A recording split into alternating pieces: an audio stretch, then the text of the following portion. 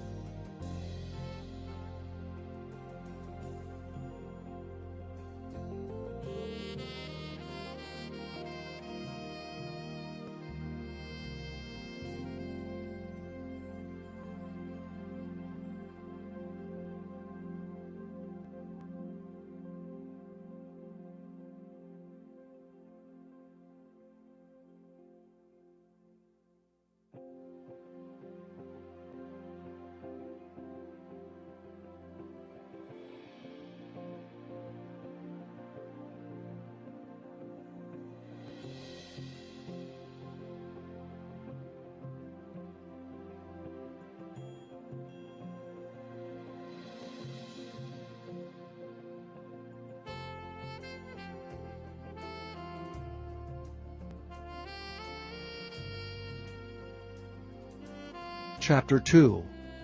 And an angel of the Lord came up from Gilgal to Bochim, and said, I made you to go up out of Egypt, and have brought you unto the land which I sware unto your fathers. And I said, I will never break my covenant with you. And ye shall make no league with the inhabitants of this land. Ye shall throw down their altars. But ye have not obeyed my voice. Why have ye done this? Wherefore I also said, I will not drive them out from before you, but they shall be as thorns in your sides, and their gods shall be a snare unto you. And it came to pass, when the angel of the Lord spake these words unto the children of Israel, the people lifted up their voice and wept. And they called the name of that place Bochim, and they sacrificed there unto the Lord. And when Joshua had let the people go, the children of Israel went every man unto his inheritance to possess the land. And the people served the Lord all the days of Joshua, and all the days of the elders that outlived Joshua, and had seen all the great works of the Lord that he had done for Israel. And Joshua the son of Nun, the servant of the Lord, died, being 110 years old. And they buried him in the border of his inheritance in Timnath-Heres, in the mount of Ephraim, on the north side of the hill Gaash. And also all that generation were gathered unto their fathers. And there arose another generation after them, which knew not the Lord, nor yet the works which he had done for Israel. And the children of Israel did evil in the sight of the Lord, and served Baalim. And they forsook the Lord God of their fathers, which brought them out of the land of Egypt, and followed other gods, of the gods of the people that were round about them, and bowed themselves unto them, and provoked the Lord to anger. And they forsook the Lord, and served Baal and Ashtaroth. And the anger of the Lord was hot against Israel, and he delivered them into the hands of spoilers that spoiled them, and he sold them into the hands of their enemies round about, so that they could not any longer stand before their enemies. Whithersoever they went out, the hand of the Lord was against them for evil, as the Lord had said, and as the Lord had sworn unto them, and they were greatly distressed. Nevertheless the Lord raised up judges, which delivered them out of the hand of those that spoiled them. And yet they would not hearken unto their judges, but they went a-whoring after other gods, and bowed themselves unto them. They turned quickly out of the way which their fathers walked in, obeying the commandments of the Lord, but they did not so. And when the Lord raised them up judges, then the Lord was with the judge, and delivered them out of the hand of their enemies all the days of the judge. For it repented the Lord because of their groanings by reason of them that oppressed them and vexed them. And it came to pass, when the judge was dead, that they returned, and corrupted themselves more than their fathers in following other gods to serve them, and to bow down unto them. They ceased not from their own doings, nor from their stubborn way. And the anger of the Lord was hot against Israel. And he said, Because that this people hath transgressed my covenant which I commanded their fathers, and have not hearkened unto my voice, I also will not henceforth drive out any from before them, of the nations which Joshua left when he died, that through them I may prove Israel, whether they will keep the way of the Lord to walk therein as their fathers did keep it, or not. Therefore the Lord left those nations without driving them out hastily, neither delivered he them into the hand of Joshua. Chapter 3.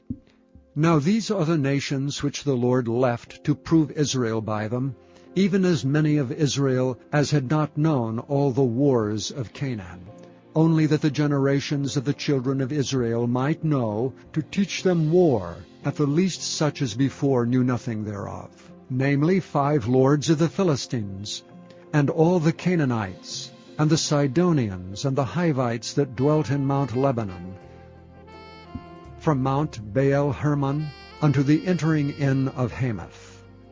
And they were to prove Israel by them, to know whether they would hearken unto the commandments of the Lord, which he commanded their fathers by the hand of Moses.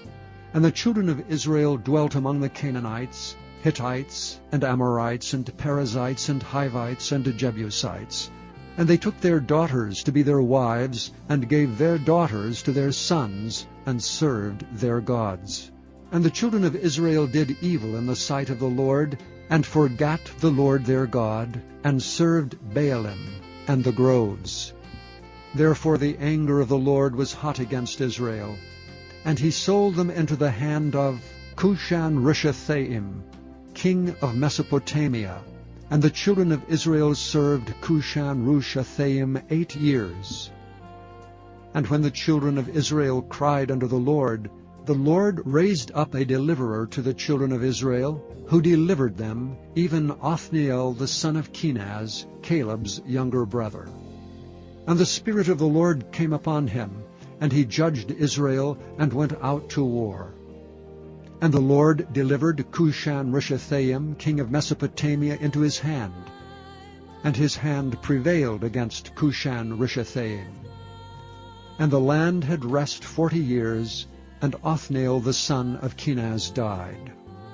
And the children of Israel did evil again in the sight of the Lord, and the Lord strengthened Eglon the king of Moab against Israel, because they had done evil in the sight of the Lord. And he gathered unto him the children of Ammon and Amalek, and went and smote Israel, and possessed the city of palm trees. So the children of Israel served Eglon the king of Moab 18 years. But when the children of Israel cried unto the Lord raised them up a deliverer, Ehud the son of Gera, a Benjamite, a man left-handed. And by him the children of Israel sent a present unto Eglon the king of Moab. But Ehud made him a dagger which had 2 edges of a cubit length, and he did gird it under his raiment upon his right thigh. And he brought the present unto Eglon king of Moab, and Eglon was a very fat man. And when he had made an end to offer the present, he sent away the people that bare the present. But he himself turned again from the quarries that were by Gilgal, and said, I have a secret errand unto thee, O king. Who said, Keep silence. And all that stood by him went out from him. And Ehud came unto him, and he was sitting in a summer parlor, which he had for himself alone. And Ehud said, I have a message from God unto thee. And he rose out of his seat. And Ehud put forth his left hand, and took the dagger from his right thigh, and thrust it into his belly. And the heft also went in after the blade, and the fat closed upon the blade, so that he could not draw the dagger out of his belly, and the dirt came out. And Ehud went forth through the porch, and shut the doors of the parlor upon him, and locked them. When he was gone out, his servants came. And when they saw that, behold, the doors of the parlor were locked, they said, Surely he covereth his feet in his summer chamber. And they tarried till they were ashamed, and behold, he opened not the doors of the parlor. Therefore they took a key, and opened them, and behold, their lord was fallen down dead on the earth. And Ehud escaped while they tarried, and passed beyond the quarries, and escaped unto Seireth. And it came to pass, when he was come, that he blew a trumpet in the mountain of Ephraim. And the children of Israel went down with him from the mount, and he before them. And he said unto them, Follow after me. And he said unto them, Follow after me, for the Lord hath delivered your enemies, the Moabites, into your hand. And they went down after him, and took the fords of Jordan toward Moab, and suffered not a man to pass over. And they slew of Moab at that time about 10,000 men, all lusty and all men of valor, and there escaped not a man. So Moab was subdued that day under the hand of Israel, and the land had rest 80 years. And after him was Shamgar the son of Anath, which slew of the Philistines 600 men with an ox goad, and he also delivered Israel. Chapter 4. And the children of Israel again did evil in the sight of the Lord, when Ehud was dead. And the Lord sold them into the hand of Jabin, king of Canaan, that reigned in Hazor. the captain of whose host was Sisera, which dwelt in Harosheth of the Gentiles. And the children of Israel cried unto the Lord, for he had 900 chariots of iron, and 20 years he mightily oppressed the children of Israel. And Deborah, a prophetess, the wife of Lapidoth, she judged Israel at that time. And she dwelt under the palm tree of Deborah, between Ramah and Bethel in Mount Ephraim. And the children of Israel came up to her for judgment. And she sent and called Barak, the son of Abinoam, out of Kedesh Naphtali, and said unto him, Hath not the Lord God of Israel commanded, saying, Go and draw toward Mount Tabor, and take with thee 10,000 men of the children of Naphtali, and of the children of Zebulun? And I will draw unto thee to the river Kishon Sisera, the captain of Jabin's army, with his chariots and his multitude, and I will deliver him into thine hand. And Barak said unto her, If thou wilt go with me, then I will go. But if thou wilt not go with me, then I will not go. And she said, I will surely go with thee, notwithstanding the journey that thou takest shall not be for thine honor. For the Lord shall sell Sisera into the hand of a woman. And Deborah arose and went with Barak to Kedesh. And Barak called Zebulun and Naphtali to Kedesh, and he went up with 10,000 men at his feet, and Deborah went up with him. Now Heber the Kenite, which was of the children of Hobab, the father-in-law of Moses, had severed himself from the Kenites, and pitched his tent unto the plain of Zaanaim, which is by Kedesh. And they showed Sisera that Barak the son of Abinoam was gone up to Mount Tabor. And Sisera gathered together all his chariots, even 900 chariots of iron, and all the people that were with him, from Harosheth of the Gentiles unto the river of Kishon. And Deborah said unto Barak, Up, for this is the day in which the Lord hath delivered Sisera into thine hand. Is not the Lord gone out before thee? So Barak went down from Mount Tabor, and 10,000 men after him. And the Lord discomfited Sisera and all his chariots and all his host with the edge of the sword before Barak, so that Sisera lighted down off his chariot and fled away on his feet. But Barak pursued after the chariots and after the host, unto Harosheth of the Gentiles, and all the host of Sisera fell upon the edge of the sword, and there was not a man left. Howbeit Sisera fled away on his feet to the tent of Jael, the wife of Heber the Kenite. For there was a peace between Jabin, the king of Hazor, and the house of Heber the Kenite. And Jael went out to meet Sisera, and said unto him, Turn in, my lord, turn in to me, fear not. And when he had turned in unto her into the tent, she covered him with a mantle. And he said unto her, Give me, I pray thee, a little water to drink, for I am thirsty. And she opened a bottle of milk, and gave him drink, and covered him.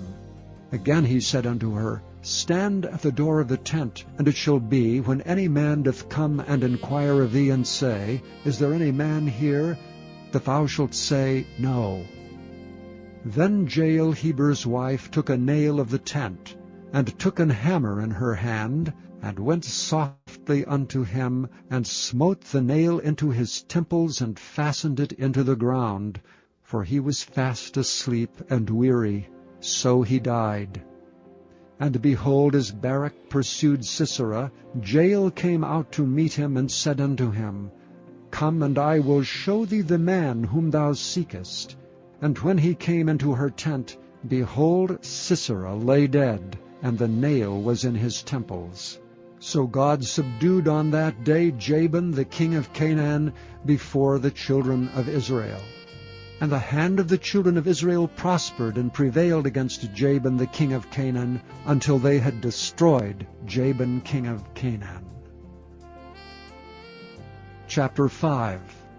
Then sang Deborah and Barak, the son of Abinoam, on that day, saying, Praise ye the Lord, for the avenging of Israel, when the people willingly offered themselves. Hear, O ye kings, give ear, O ye princes. I, even I, will sing unto the Lord. I will sing praise to the Lord God of Israel. Lord, when thou wentest out of Seir, when thou marchest out of the field of Edom, the earth trembled and the heavens dropped. The clouds also dropped water. The mountains melted from before the Lord, even that Sinai from before the Lord God of Israel.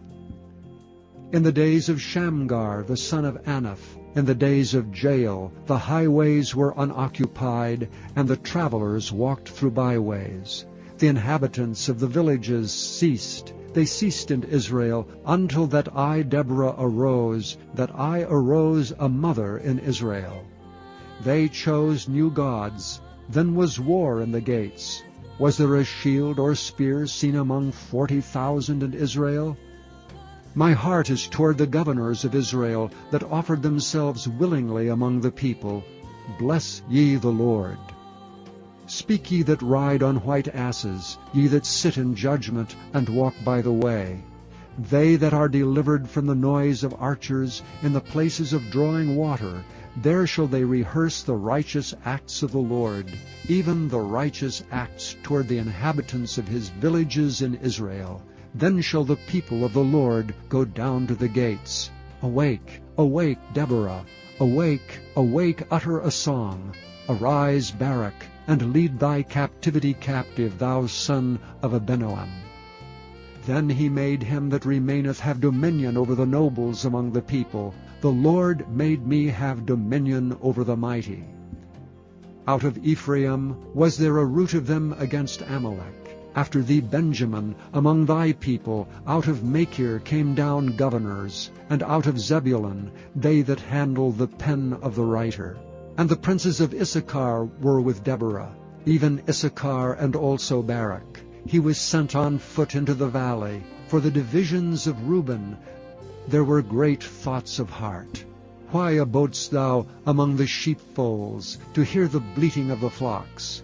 For the divisions of Reuben there were great searchings of heart. Gilead abode beyond Jordan. And why did Dan remain in ships? Asher continued on the seashore, and abode in his breaches. Zebulun and Naphtali were a people that jeoparded their lives unto the death and the high places of the field. The kings came and fought. Then fought the kings of Canaan and Taanach by the waters of Megiddo. They took no gain of money. They fought from heaven. The stars in their courses fought against Sisera. The river of Kishon swept them away, that ancient river, the river of Kishon. O my soul, thou hast trodden down strength. Then were the horse hoofs broken by the means of the prancings of their mighty ones. Curse ye Meroz, said the angel of the Lord. Curse ye bitterly the inhabitants thereof, because they came not up to the help of the Lord, to the help of the Lord against the mighty. Blessed above women shall Jael the wife of Heber the Kenite be. Blessed shall she be above women in the tent. He asked water, and she gave him milk. She brought forth butter in a lordly dish. She put her hand to the nail, and her right hand to the workman's hammer. And with the hammer she smote Sisera. She smote off his head when she had pierced and stricken through his temples. At her feet he bowed. He fell, he lay down. At her feet he bowed, he fell. Where he bowed, there he fell down dead. The mother of Sisera looked out at a window and cried through the lattice, Why is his chariot so long in coming? Why tarry the wheels of his chariots? Her wise ladies answered her, Yea, she returned answer to herself. Have they not sped? Have they not divided the prey? To every man a damsel or two? To Sisera a prey of divers colors? A prey of divers colors of needlework? Of divers colors of needlework on both sides, meat for the necks of them that take the spoil? So let all thine enemies perish, O Lord, but let them that love thee be as the sun when he goeth forth in his might. and the land had rest 40 years. Chapter 6. And the children of Israel did evil in the sight of the Lord. And the Lord delivered them into the hand of Midian 7 years. And the hand of Midian prevailed against Israel. And because of the Midianites the children of Israel made them the dens which are in the mountains and caves and strongholds. And so it was, when Israel had sown, that the Midianites came up, and the Amalekites and the children of the east, even they came up against them. And they encamped against them, and destroyed all the increase of the earth, till thou come unto Gaza, and left no sustenance for Israel, neither sheep, nor ox, nor ass. For they came up with their cattle, and their tents, and they came as grasshoppers for multitude. For both they and their camels were without number, and they entered into the land to destroy it. And Israel was greatly impoverished because of the Midianites, and the children of Israel cried unto the Lord. And it came to pass, when the children of Israel cried unto the Lord because of the Midianites, that the Lord sent a prophet unto the children of Israel, which said unto them, Thus saith the Lord God of Israel, I brought you up from Egypt, and brought you forth out of the house of bondage. And I delivered you out of the hand of the Egyptians, and out of the hand of all that oppressed you, and drave them out from before you, and gave you their land. And I said unto you, I am the Lord your God. Fear not the gods of the Amorites, in whose land ye dwell, but ye have not obeyed my voice. And there came an angel of the Lord, and sat under an oak which was in Ophrah, that pertained unto Joash the Abiezrite, and his son Gideon threshed wheat by the winepress, to hide it from the Midianites. And the angel of the Lord appeared unto him, and said unto him, The Lord is with thee, thou mighty man of valor. And Gideon said unto him, O my Lord, if the Lord be with us, why then is all this befallen us? And where be all his miracles which our fathers told us of, saying, Did not the Lord bring us up from Egypt? But now the Lord hath forsaken us, and delivered us into the hands of the Midianites. And the Lord looked upon him and said, Go in this thy might, and thou shalt save Israel from the hand of the Midianites. Have not I sent thee? And he said unto him, O my Lord, wherewith shall I save Israel? Behold, my family is poor in Manasseh, and I am the least in my father's house. And the Lord said unto him, Surely I will be with thee, and thou shalt smite the Midianites as one man. And he said unto him, If now I have found grace in thy sight, then show me a sign that thou talkest with me. Depart not hence, I pray thee, until I come unto thee, and bring forth my present, and set it before thee. And he said, I will tarry until thou come again. And Gideon went in, and made ready a kid, and unleavened cakes of an ephah of flour. The flesh he put in a basket, and he put the broth in a pot, and brought it out unto him under the oak, and presented it.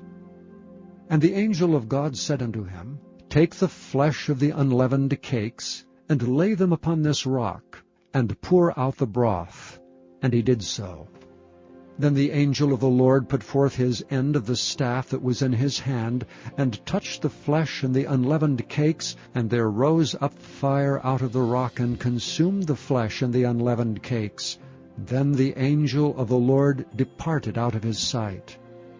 And when Gideon perceived that he was an angel of the Lord, Gideon said, Alas, O Lord God, for because I have seen an angel of the Lord face to face. And the Lord said unto him, Peace be unto thee, fear not, thou shalt not die. Then Gideon built an altar there unto the Lord, and called it Jehovah Shalom.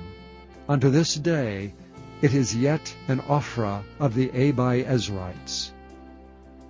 And it came to pass the same night that the Lord said unto him, Take thy father's young bullock, even the second bullock of 7 years old, and throw down the altar of Baal that thy father hath, and cut down the grove that is by it.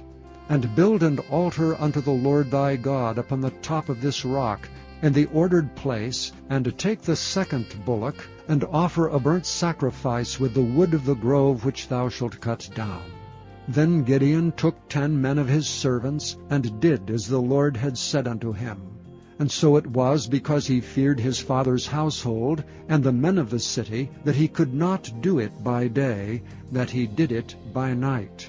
And when the men of the city arose early in the morning, behold, the altar of Baal was cast down, and the grove was cut down that was by it. And the second bullock was offered upon the altar that was built. And they said one to another, Who hath done this thing? And when they inquired and asked, they said, Gideon the son of Joash hath done this thing. Then the men of the city said unto Joash, Bring out thy son that he may die, because he hath cast down the altar of Baal, and because he hath cut down the grove that was by it. And Joash said unto all that stood against him, Will ye plead for Baal? Will ye serve him? He that will plead for him, let him be put to death whilst it is yet morning. If he be a god, let him plead for himself, because one hath cast down his altar. Therefore on that day he called him Jerubbaal, saying, Let Baal plead against him, because he hath thrown down his altar. Then all the Midianites and the Amalekites and the children of the east were gathered together, and went over and pitched in the valley of Jezreel. But the Spirit of the Lord came upon Gideon, and he blew a trumpet, and Abiezer was gathered after him. And he sent messengers throughout all Manasseh, who also was gathered after him. And he sent messengers unto Asher, and unto Zebulun, and unto Naphtali, and they came up to meet them. And Gideon said unto God, If thou wilt save Israel by mine hand, as thou hast said, behold, I will put a fleece of wool in the floor.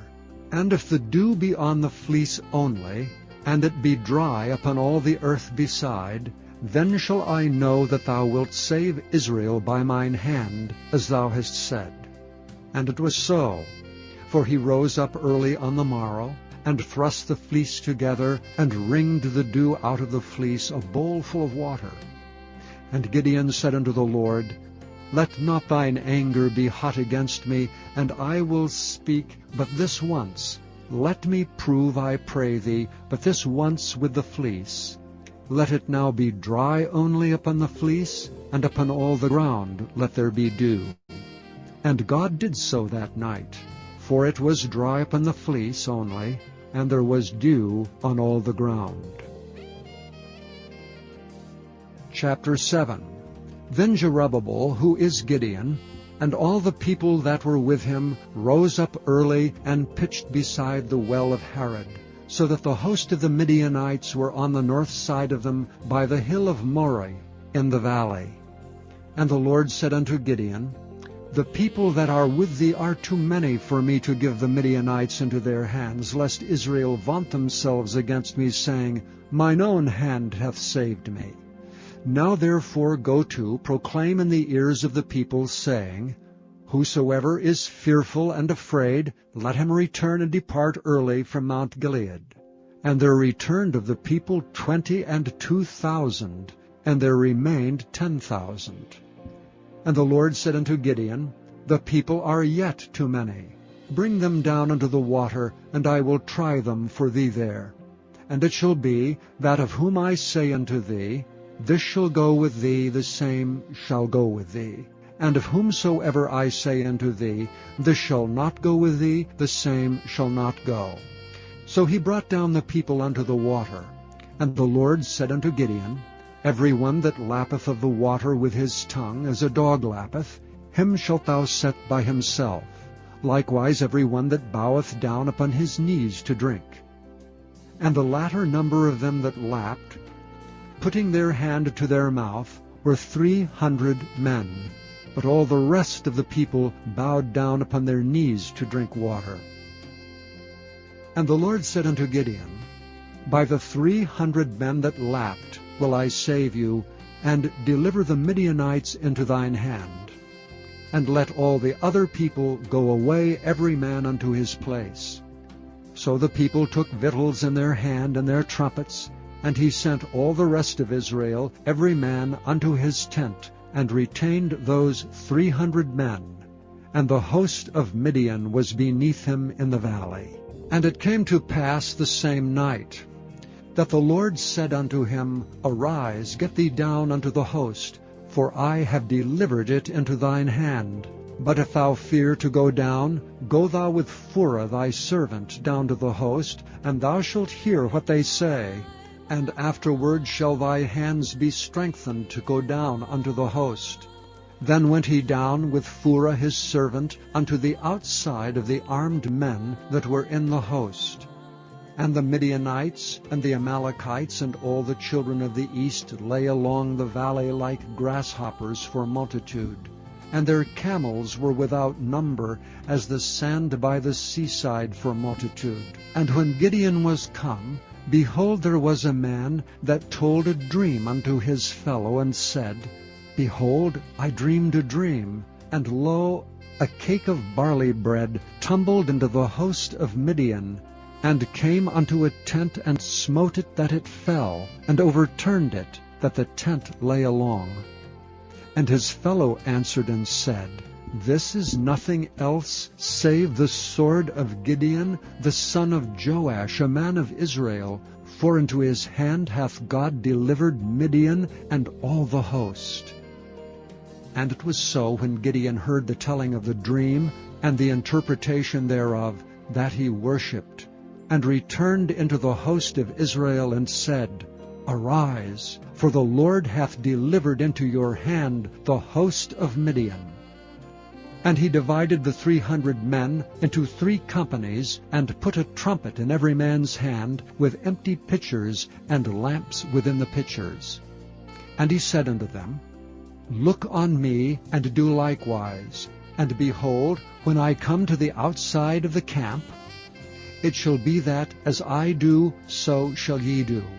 When I blow with a trumpet, I and all that are with me, then blow ye the trumpets also on every side of all the camp, and say, The sword of the Lord and of Gideon. So Gideon and the 100 men that were with him came unto the outside of the camp in the beginning of the middle watch.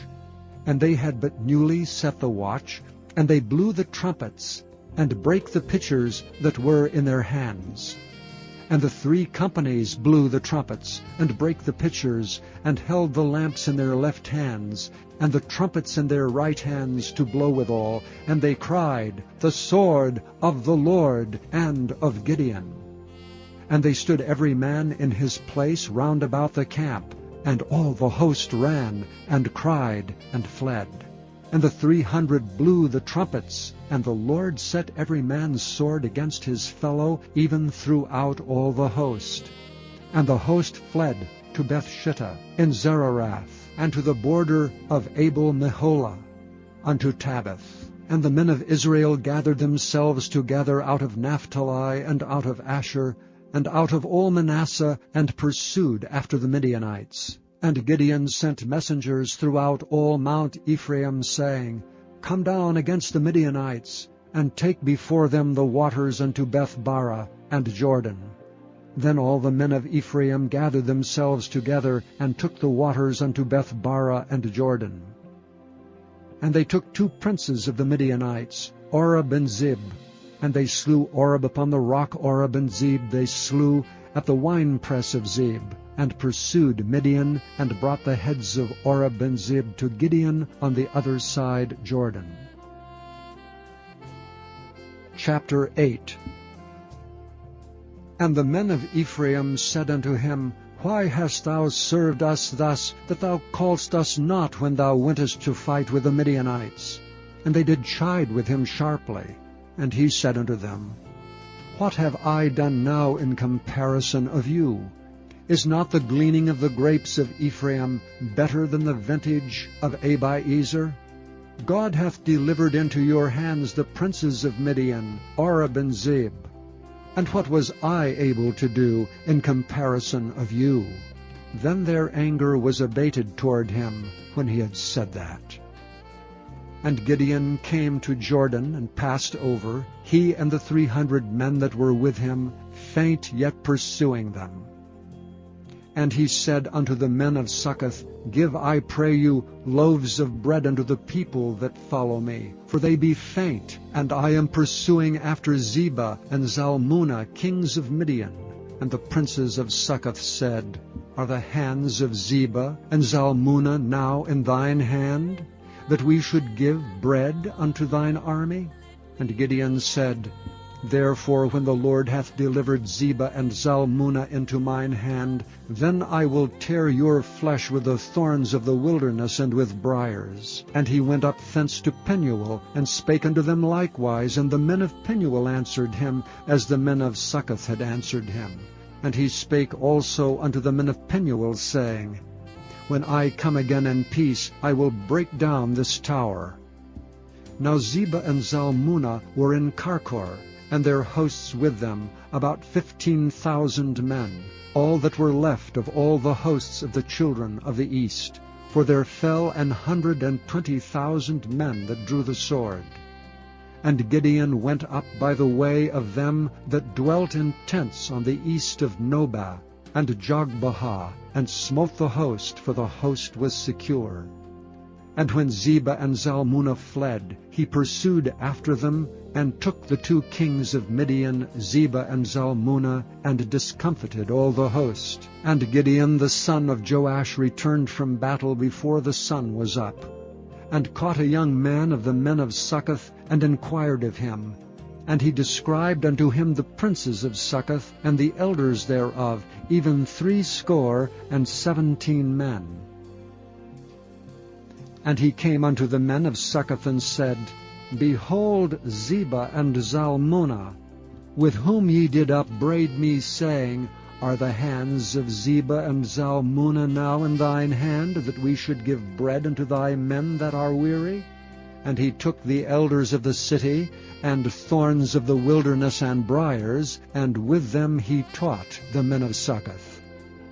And he beat down the tower of Penuel, and slew the men of the city. Then said he unto Zebah and Zalmunna, What manner of men were they whom ye slew at Tabor? And they answered, As thou art, so were they. Each one resembled the children of a king. And he said, They were my brethren, even the sons of my mother. As the Lord liveth, if ye had saved them alive, I would not slay you. And he said unto Jether his firstborn, Up, and slay them. But the youth drew not his sword, for he feared, because he was yet a youth.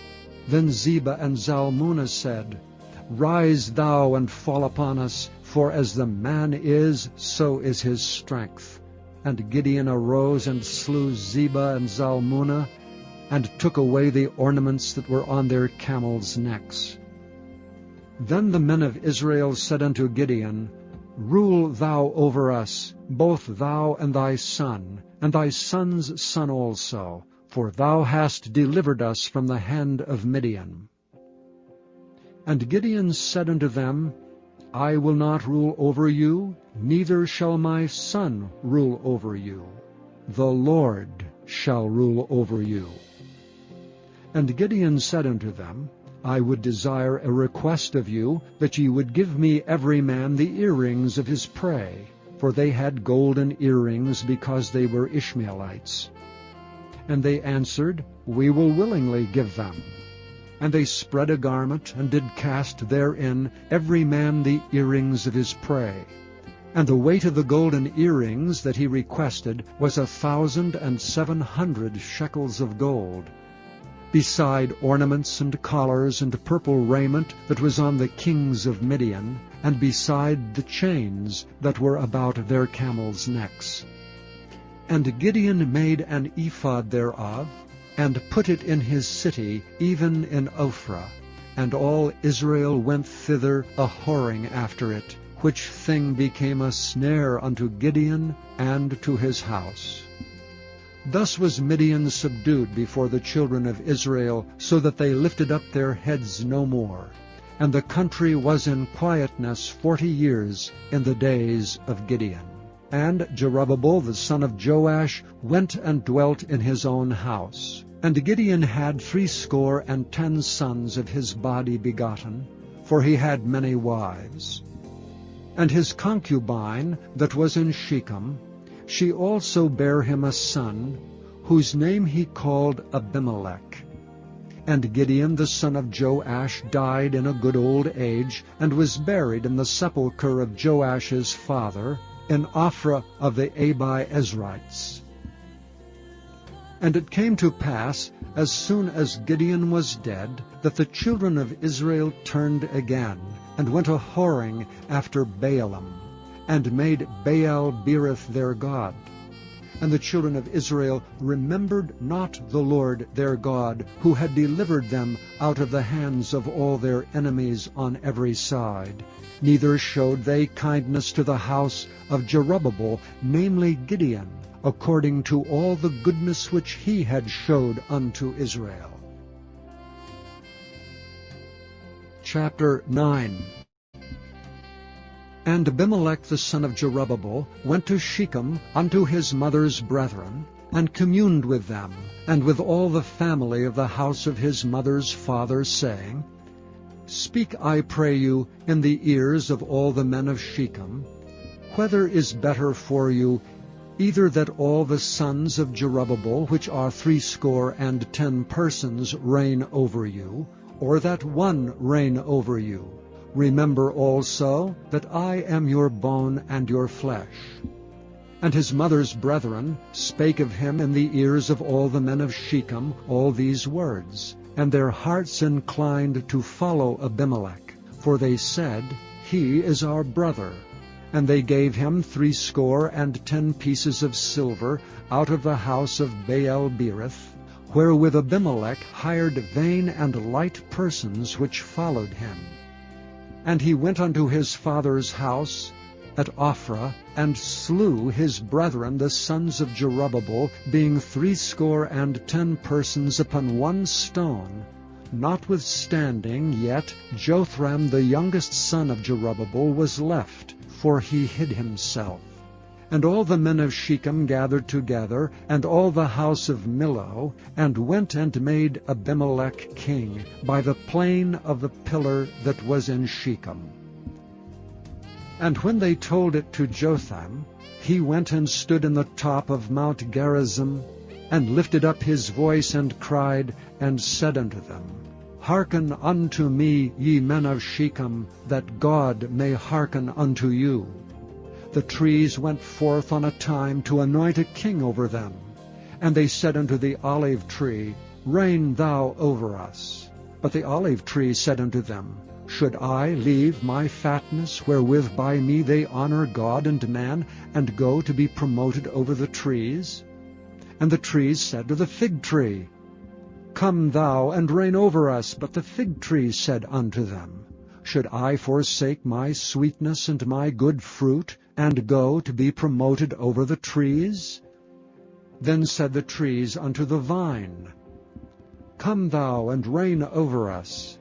And the vine said unto them, Should I leave my wine which cheereth God and man, and go to be promoted over the trees? Then said all the trees unto the bramble, Come thou and reign over us.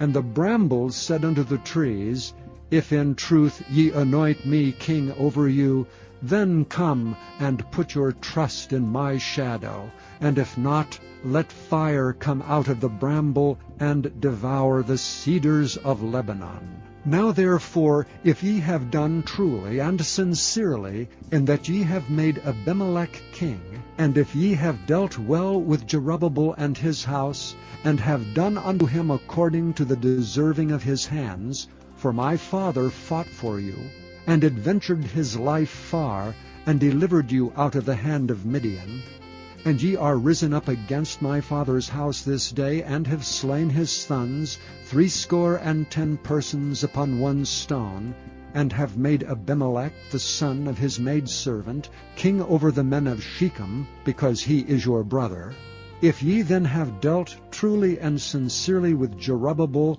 and with his house this day, then rejoice ye in Abimelech, and let him also rejoice in you. But if not, let fire come out from Abimelech, and devour the men of Shechem, and the house of Millo. And let fire come out from the men of Shechem, and from the house of Millo, and devour Abimelech.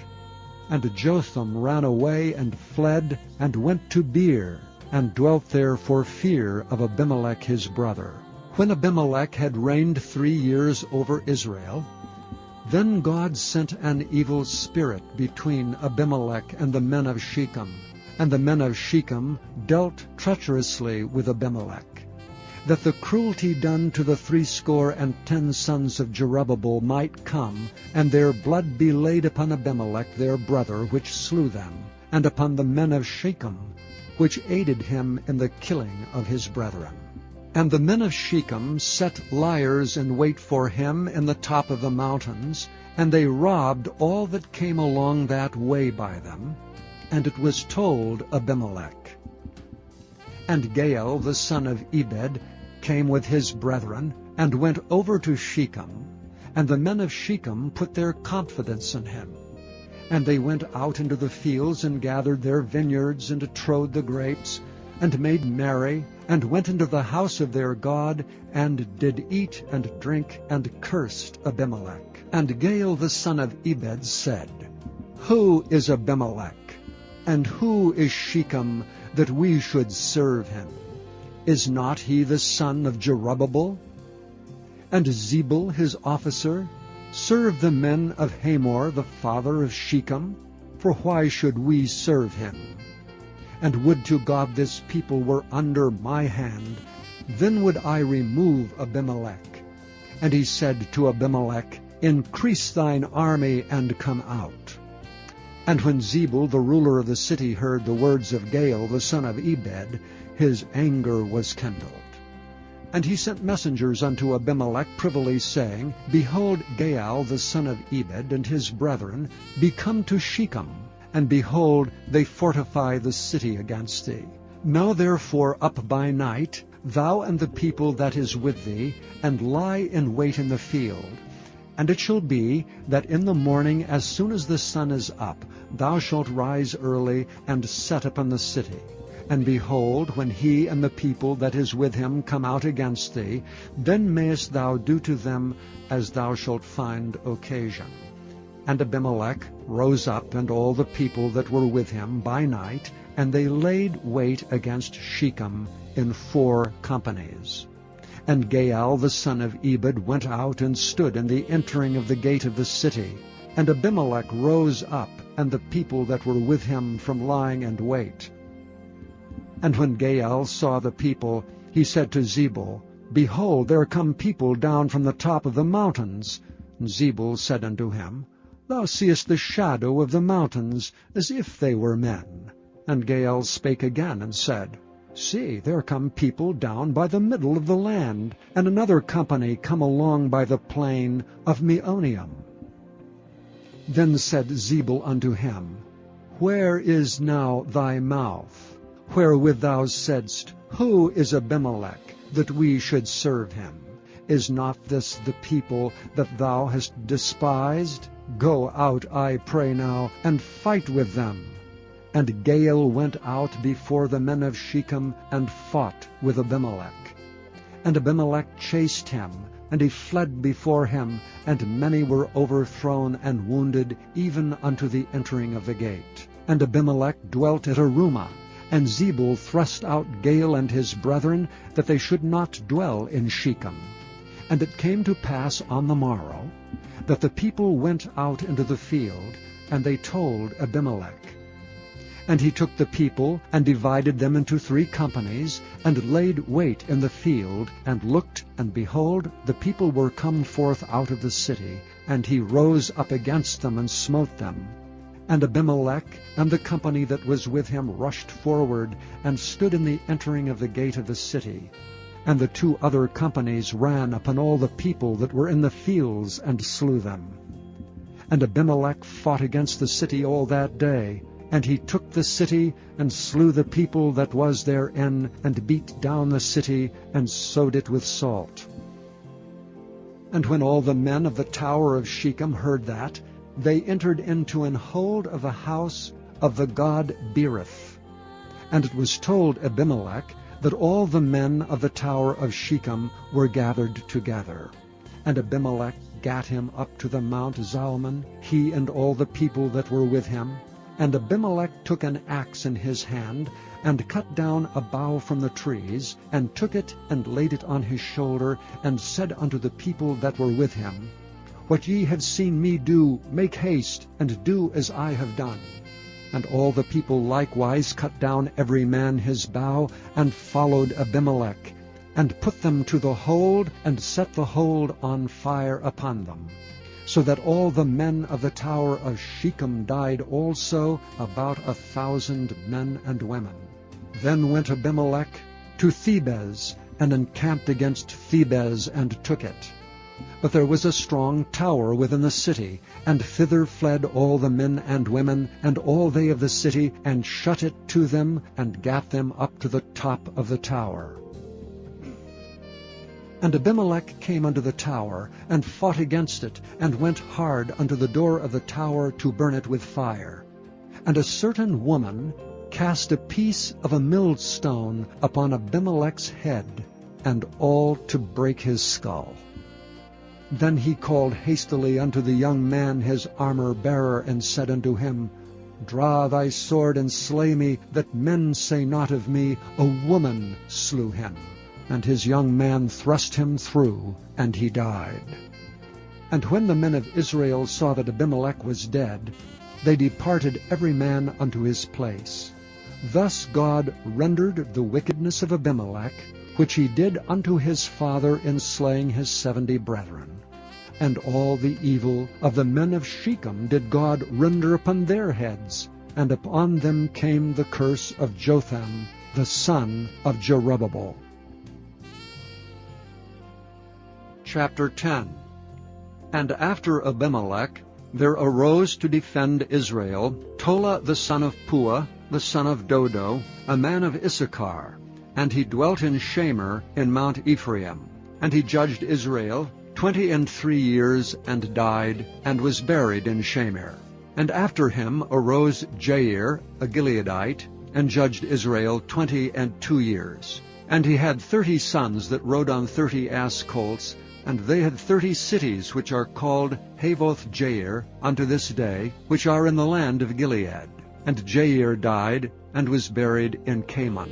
And the children of Israel did evil again in the sight of the Lord, and served Baalim, and Ashtaroth, and the gods of Syria, and the gods of Zidon, and the gods of Moab, and the gods of the children of Ammon, and the gods of the Philistines, and forsook the Lord, and served not him.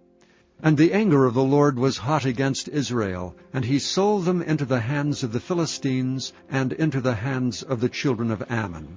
And that year they vexed and oppressed the children of Israel. 18 years all the children of Israel that were on the other side Jordan, in the land of the Amorites, which is in Gilead.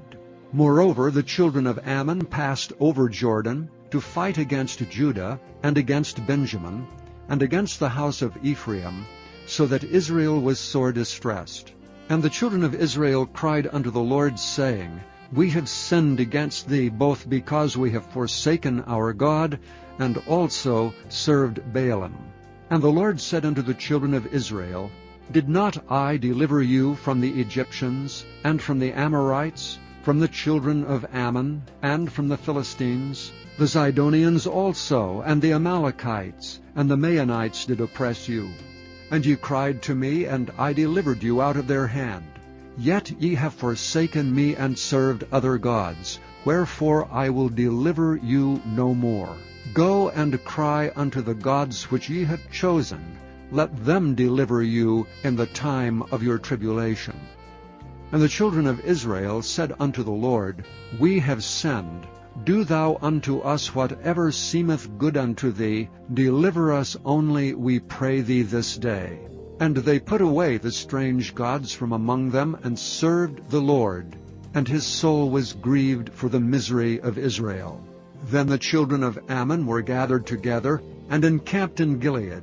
And the children of Israel assembled themselves together, and encamped in Mizpeh.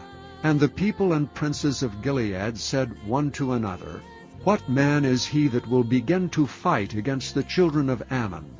He shall be head over all the inhabitants of Gilead. Chapter 11. Now Jephthah the Gileadite was a mighty man of valor, and he was the son of an harlot. And Gilead begat Jephthah. And Gilead's wife bare him sons, and his wife's sons grew up, and they thrust out Jephthah, and said unto him, Thou shalt not inherit in our father's house, for thou art the son of a strange woman. Then Jephthah fled from his brethren, and dwelt in the land of Tob. And there were gathered vain men to Jephthah, and went out with him. And it came to pass in process of time, that the children of Ammon made war against Israel. And it was so, that when the children of Ammon made war against Israel, the elders of Gilead went to fetch Jephthah out of the land of Tob. And they said unto Jephthah, Come and be our captain, that we may fight with the children of Ammon. And Jephthah said unto the elders of Gilead, Did not ye hate me, and expel me out of my father's house? And why are ye come unto me now, when ye are in distress?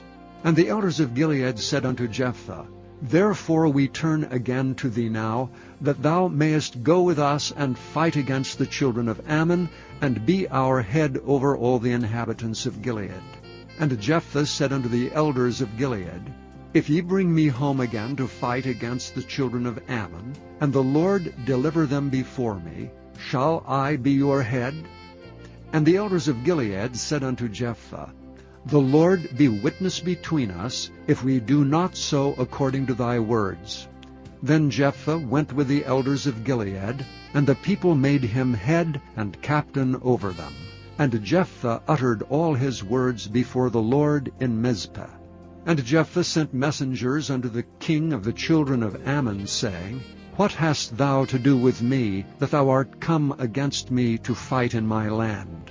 And the king of the children of Ammon answered unto the messengers of Jephthah, Because Israel took away my land when they came up out of Egypt, from Arnon even unto Jabbok, and unto Jordan. Now therefore restore those lands again peaceably. And Jephthah sent messengers again unto the king of the children of Ammon, and said unto him, Thus saith Jephthah, Israel took not away the land of Moab, nor the land of the children of Ammon. But when Israel came up from Egypt, and walked through the wilderness unto the Red Sea, and came to Kadesh, then Israel sent messengers unto the king of Edom, saying, Let me, I pray thee, pass through thy land. But the king of Edom would not hearken thereto. And in like manner they sent unto the king of Moab, but he would not consent, and Israel abode in Kadesh.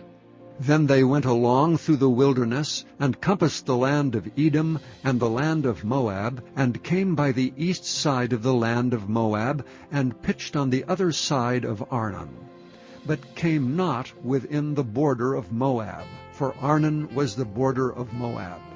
And Israel sent messengers unto Sihon, king of the Amorites, the king of Heshbon. And Israel said unto him, Let us pass, we pray thee, through thy land, into my place. But Sihon trusted not Israel to pass through his coast. But Sihon gathered all his people together, and pitched in Jahaz, and fought against Israel. And the Lord God of Israel delivered Sihon and all his people into the hand of Israel, and they smote them. So Israel possessed all the land of the Amorites, the inhabitants of that country. And they possessed all the coasts of the Amorites, from Arnon even unto Jabbok, and from the wilderness even unto Jordan.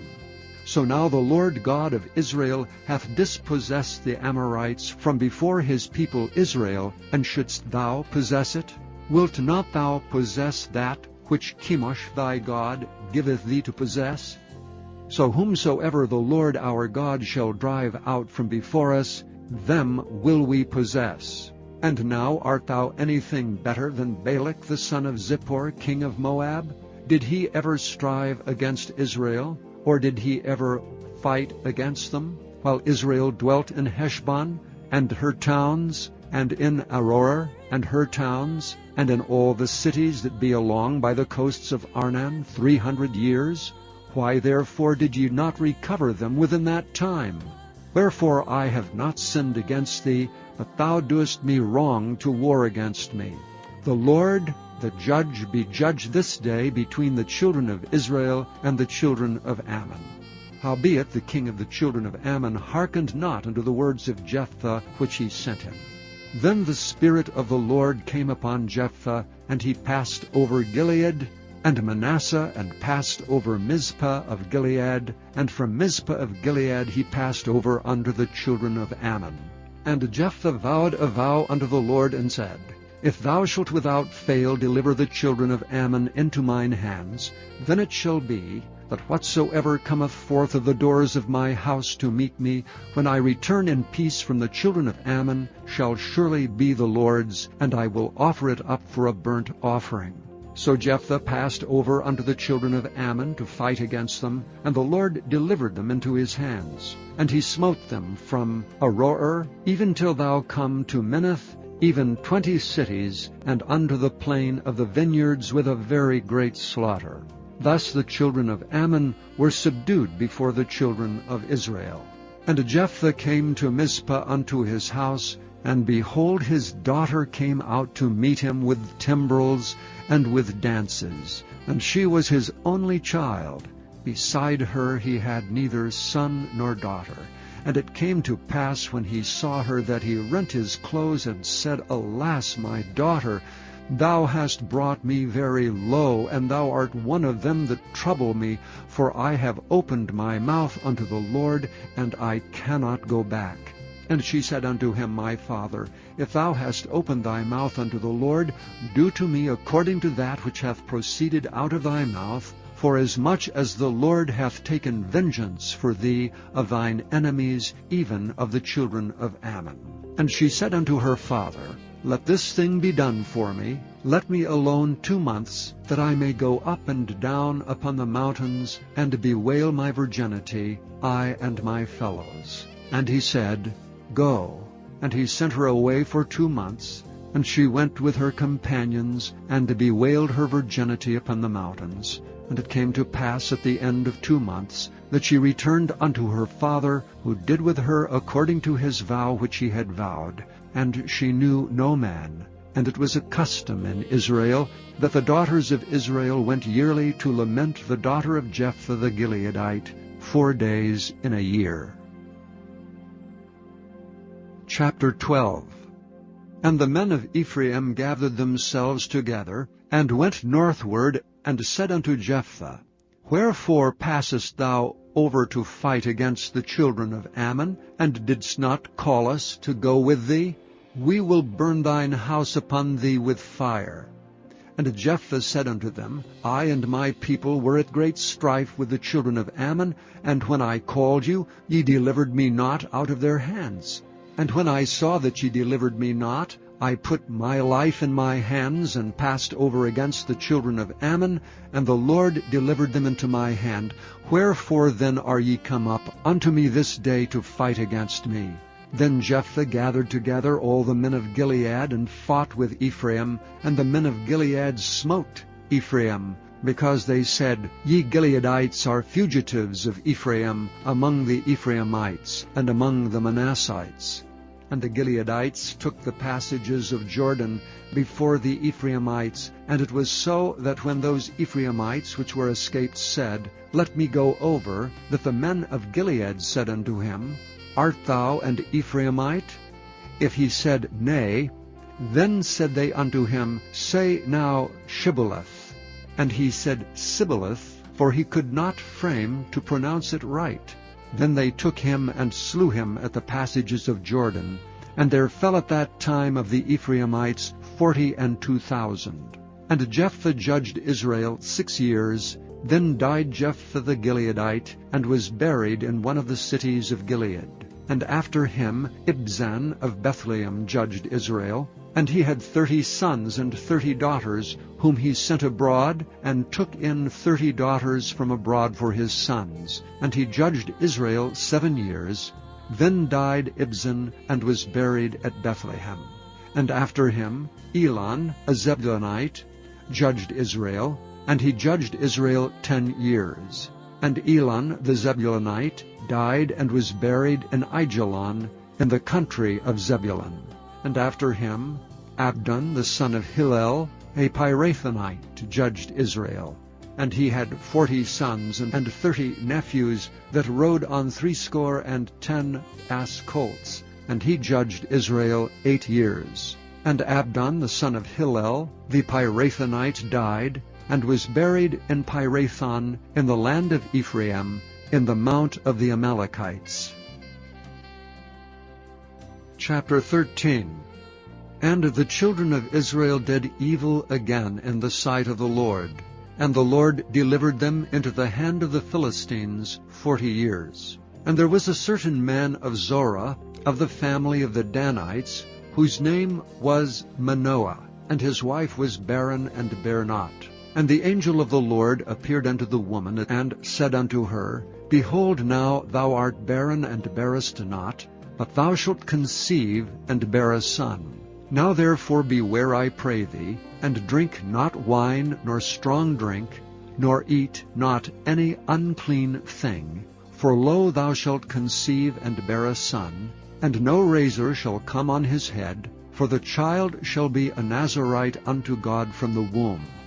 And he shall begin to deliver Israel out of the hand of the Philistines. Then the woman came and told her husband, saying, A man of God came unto me, and his countenance was like the countenance of an angel of God, very terrible. But I asked him not whence he was, neither told he me his name. But he said unto me, Behold, thou shalt conceive and bear a son. And now drink no wine nor strong drink, neither eat any unclean thing, for the child shall be a Nazarite to God from the womb to the day of his death. Then Manoah entreated the Lord, and said, O my Lord, let the man of God which thou didst send come again unto us, and teach us what we shall do unto the child that shall be born. And God hearkened to the voice of Manoah. And the angel of God came again unto the woman as she sat in the field, but Manoah her husband was not with her. And the woman made haste, and ran, and showed her husband, and said unto him, Behold, the man hath appeared unto me that came unto me the other day. And Manoah arose, and went after his wife, and came to the man, and said unto him, Art thou the man that spakest unto the woman? And he said, I am. And Manoah said, Now let thy words come to pass. How shall we order the child, and how shall we do unto him?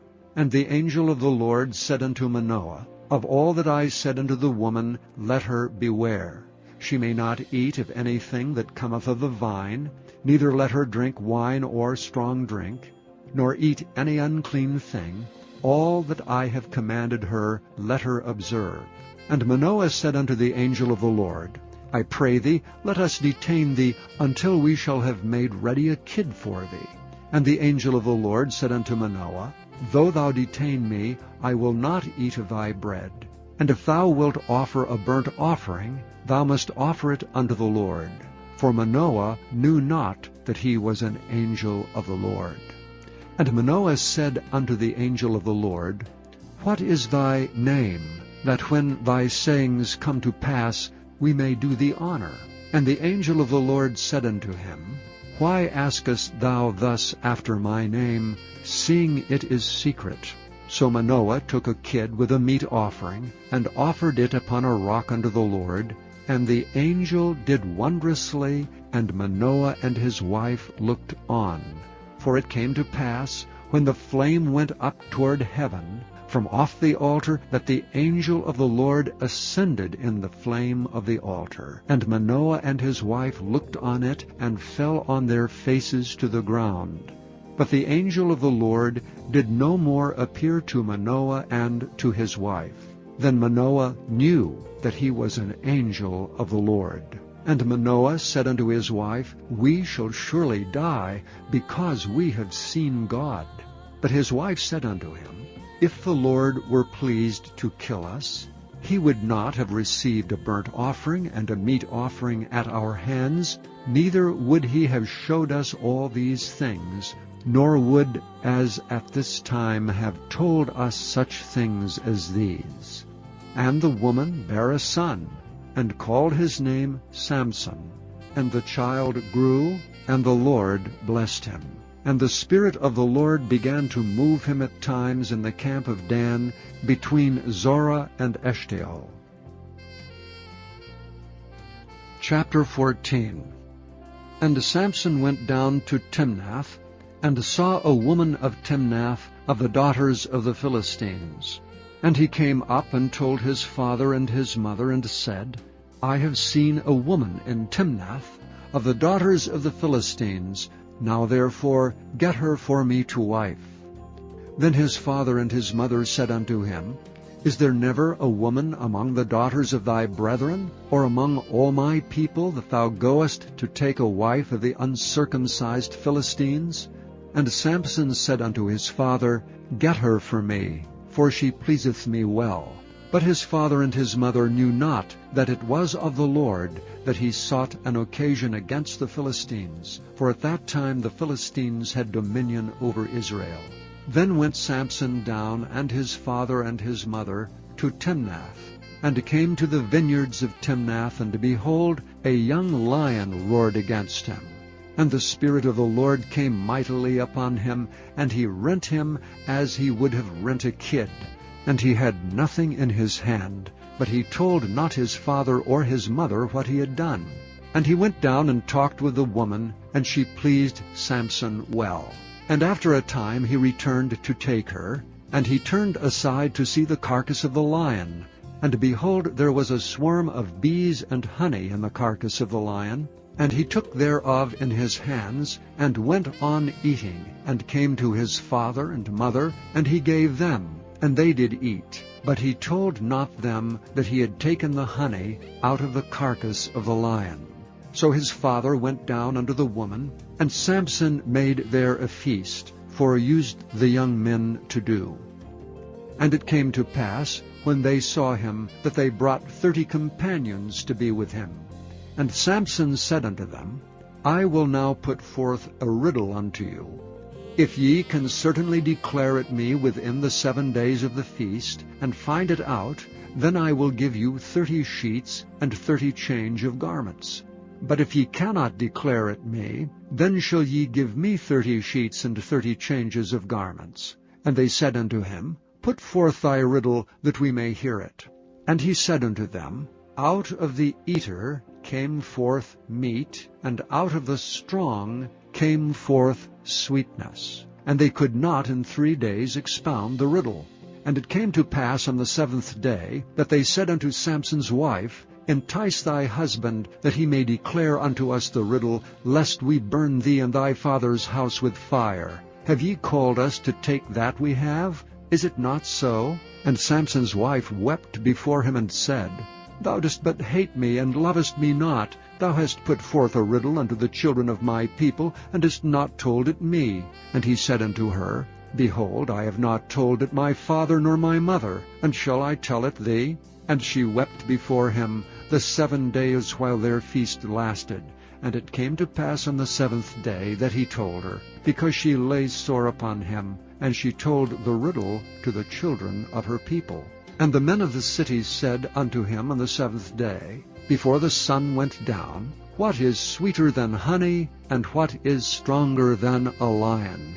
And he said unto them, If ye had not plowed with my heifer, ye had not found out my riddle.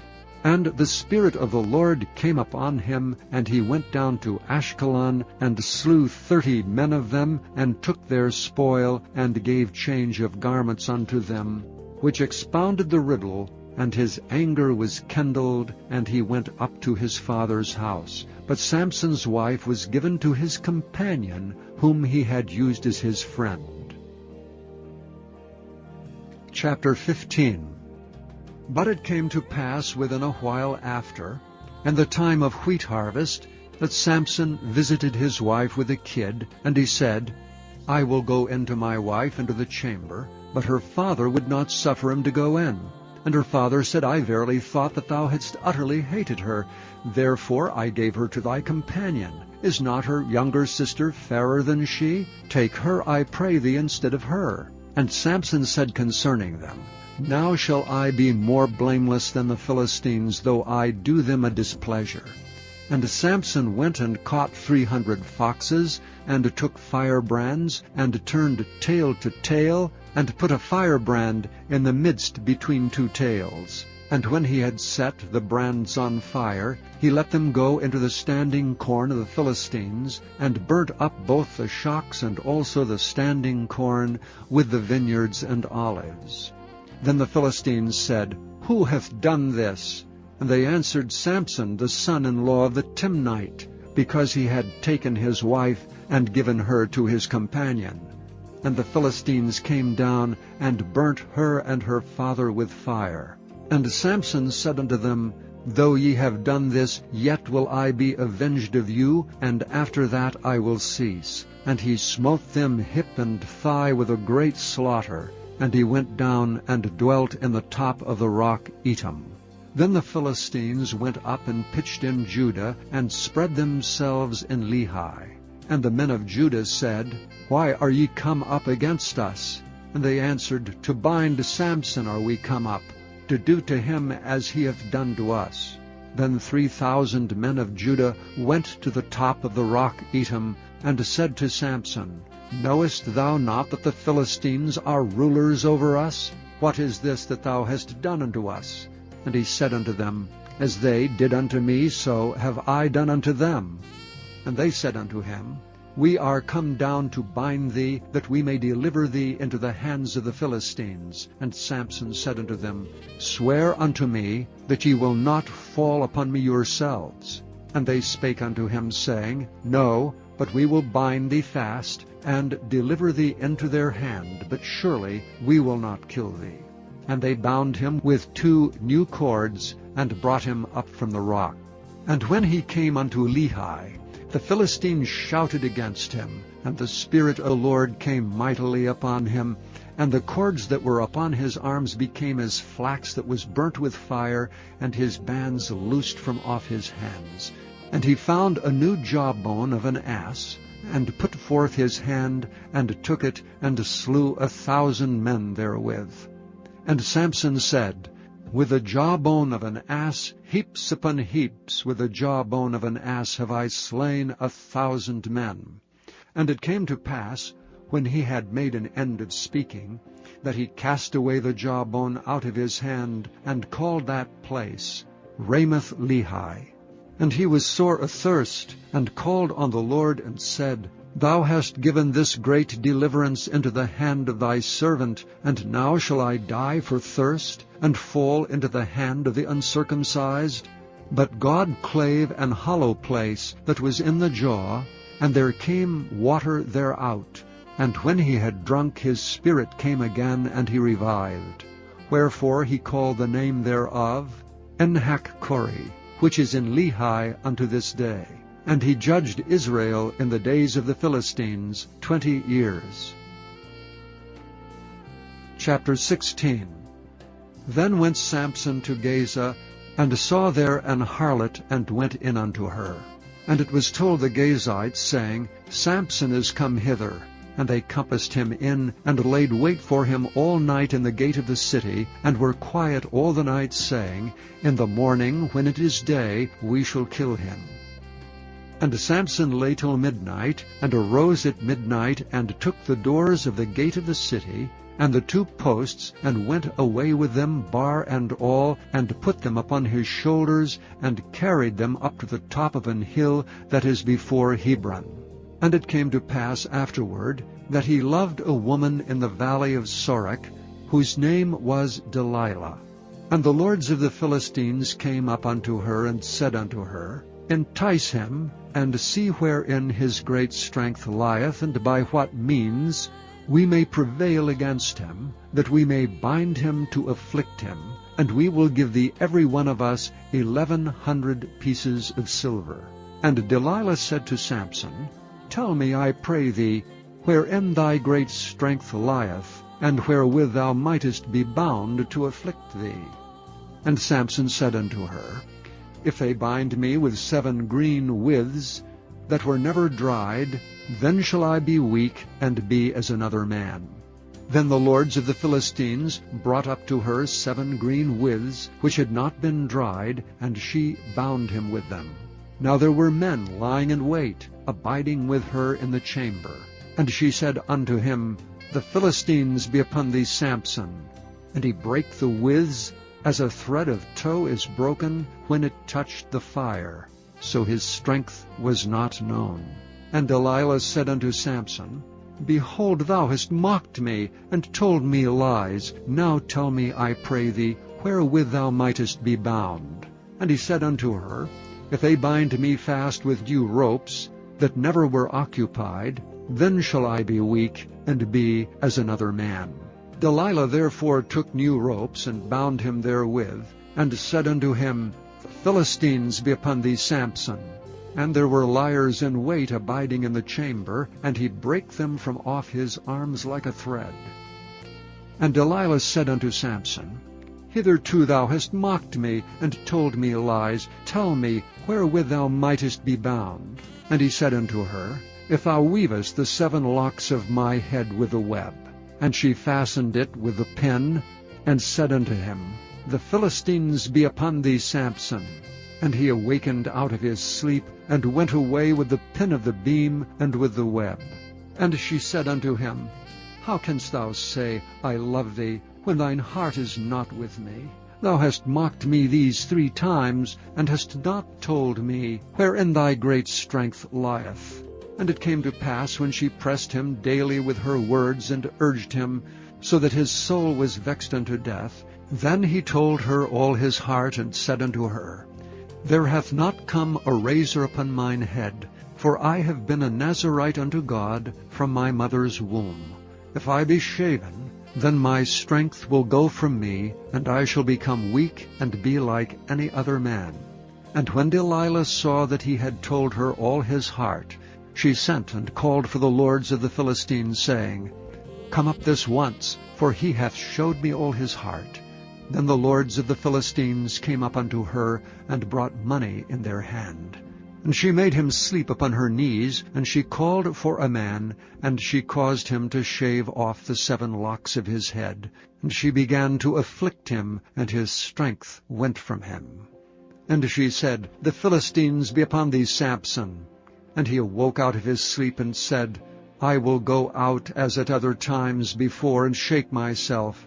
And he wist not that the Lord was departed from him. And the Philistines took him, and put out his eyes, and brought him down to Gaza, and bound him with fetters of brass, and he did grind in the prison house. Howbeit the hair of his head began to grow again after he was shaven. Then the lords of the Philistines gathered them together for to offer a great sacrifice unto Dagon their god, and to rejoice, for they said, Our God hath delivered Samson our enemy into our hand. And when the people saw him, they praised their God. For they said, Our God hath delivered into our hands our enemy, and the destroyer of our country, which slew many of us. And it came to pass, when their hearts were merry, that they said, Call for Samson, that he may make us sport. And they called for Samson out of the prison house, and he made them sport, and they set him between the pillars. And Samson said unto the lad that held him by the hand, Suffer me that I may feel the pillars whereupon the house standeth, that I may lean upon them. Now the house was full of men and women, and all the lords of the Philistines were there, and there were upon the roof about 3,000 men and women that beheld while Samson made sport. And Samson called unto the Lord, and said, O Lord God, remember me, I pray thee, and strengthen me, I pray thee, only this once, O God, that I may be at once avenged of the Philistines for my 2 eyes. And Samson took hold of the 2 middle pillars upon which the house stood, and on which it was borne up, of the one with his right hand, and of the other with his left. And Samson said, Let me die with the Philistines. and he bowed himself with all his might. And the house fell upon the lords, and upon all the people that were therein. So the dead which he slew at his death were more than they which he slew in his life. Then his brethren and all the house of his father came down, and took him and brought him up, and buried him between Zorah and Eshtaol, in the burying place of Manoah his father. And he judged Israel 20 years. Chapter 17. And there was a man of Mount Ephraim, whose name was Micah. And he said unto his mother, The 1100 shekels of silver that were taken from thee, about which thou cursest, and spakest of also in mine ears, behold, the silver is with me, I took it. And his mother said, Blessed be thou of the Lord my son.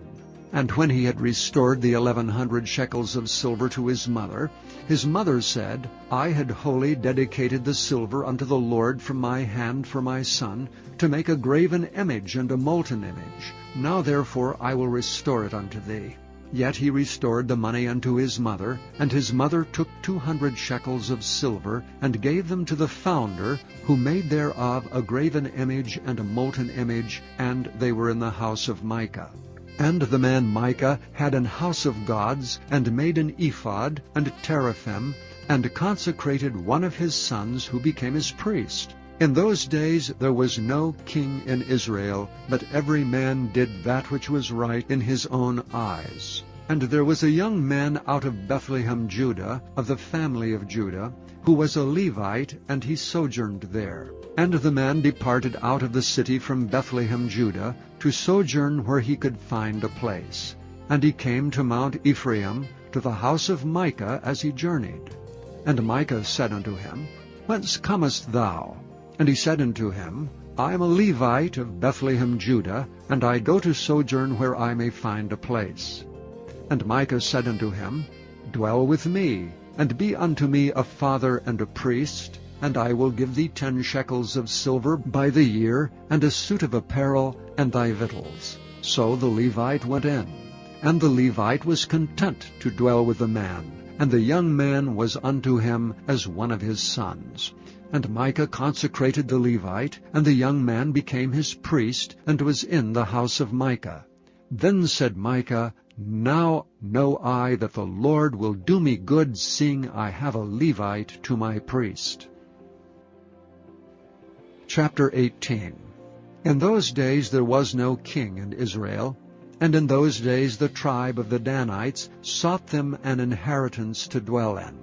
For unto that day all their inheritance had not fallen to them among the tribes of Israel. And the children of Dan sent of their family 5 men from their coasts, men of valor, from Zorah and from Eshtaol, to spy out the land and to search it. And they said unto them, Go, search the land. Who, when they came to Mount Ephraim, to the house of Micah, they lodged there. When they were by the house of Micah, they knew the voice of the young man, the Levite, and they turned in thither, and said unto him, Who brought thee hither? And what makest thou in this place? And what hast thou here? And he said unto them, Thus and thus dealeth Micah with me, and hath hired me, and I am his priest. And they said unto him, Ask counsel, we pray thee, of God, that we may know whether our way which we go shall be prosperous. And the priest said unto them, Go in peace, before the Lord is your way wherein ye go. Then the 5 men departed, and came to Laish, and saw the people that were therein, how they dwelt careless after the manner of the Zidonians, quiet and secure, and there was no magistrate in the land that might put them to shame in anything, and they were far from the Zidonians, and had no business with any man. And they came unto their brethren to Zorah and Eshtaol, and their brethren said unto them, What say ye? And they said, Arise, that we may go up against them, for we have seen the land, and behold, it is very good. And are ye still? Be not slothful to go, and to enter to possess the land. When ye go, ye shall come unto a people secure, and to a large land, for God hath given it into your hands, a place where there is no want of anything that is in the earth. And there went from thence of the family of the Danites, out of Zorah and out of Eshtaol, 600 men appointed with weapons of war. And they went up and pitched in Kirjath-jearim in Judah, wherefore they call that place Mahaneh-dan unto this day. Behold, it is behind Kirjath-jearim. And they passed thence unto Mount Ephraim, and came into the house of Micah. Then answered the 5 men that went to spy out the country of Laish, and said unto their brethren, Do ye know that there is in these houses an ephod and teraphim, and a graven image and a molten image? Now therefore consider what ye have to do. And they turned thitherward, and came to the house of the young man the Levite, even unto the house of Micah, and saluted him. And the 600 men appointed with their weapons of war, which were of the children of Dan, stood by the entering of the gate. And the 5 men that went to spy out the land went up, and came in thither, and took the graven image, and the ephod, and the teraphim, and the molten image. And the priest stood in the entering of the gate with the 600 men that were appointed with weapons of war. And these went into Micah's house, and fetched the carved image, the ephod, and the teraphim, and the molten image. Then said the priest unto them, What do ye? And they said unto him, Hold thy peace, lay thine hand upon thy mouth, and go with us, and be to us a father and a priest. Is it better for thee to be a priest unto the house of one man, or that thou shalt be a priest unto a tribe and a family in Israel? And the priest's heart was glad, and he took the ephod, and the teraphim, and the graven image, and went in the midst of the people. So they turned and departed, and put the little ones, and the cattle, and the carriage before them. And when they were a good way from the house of Micah, the men that were in the houses near to Micah's house were gathered together, and overtook the children of Dan. And they cried unto the children of Dan, and they turned their faces, and said unto Micah, What aileth thee, that thou comest with such a company?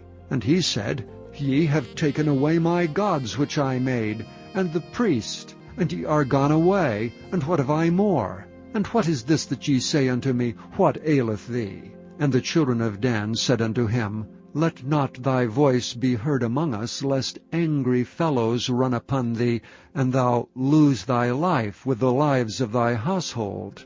And the children of Dan went their way, and when Micah saw that they were too strong for him, he turned and went back unto his house.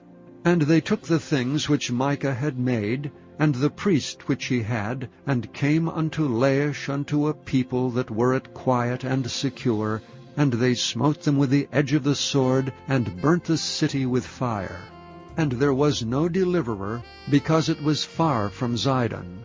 And they had no business with any man, and it was in the valley that lieth by Beth-rehob. And they built a city, and dwelt therein. And they called the name of the city Dan, after the name of Dan their father, who was born unto Israel. Howbeit the name of the city was Laish at the first. And the children of Dan set up the graven image, and Jonathan the son of Gershom, the son of Manasseh, he and his sons were priests to the tribe of Dan until the day of the captivity of the land. And they set them up Micah's graven image, which he made, all the time that the house of God was in Shiloh. Chapter 19.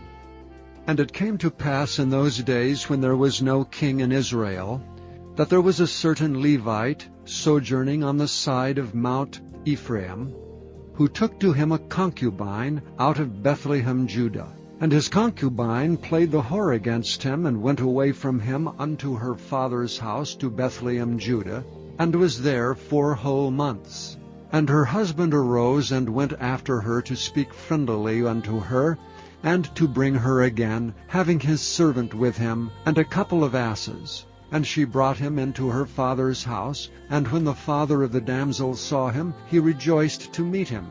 And his father-in-law, the damsel's father, retained him, and he abode with him 3 days. So they did eat and drink, and lodged there.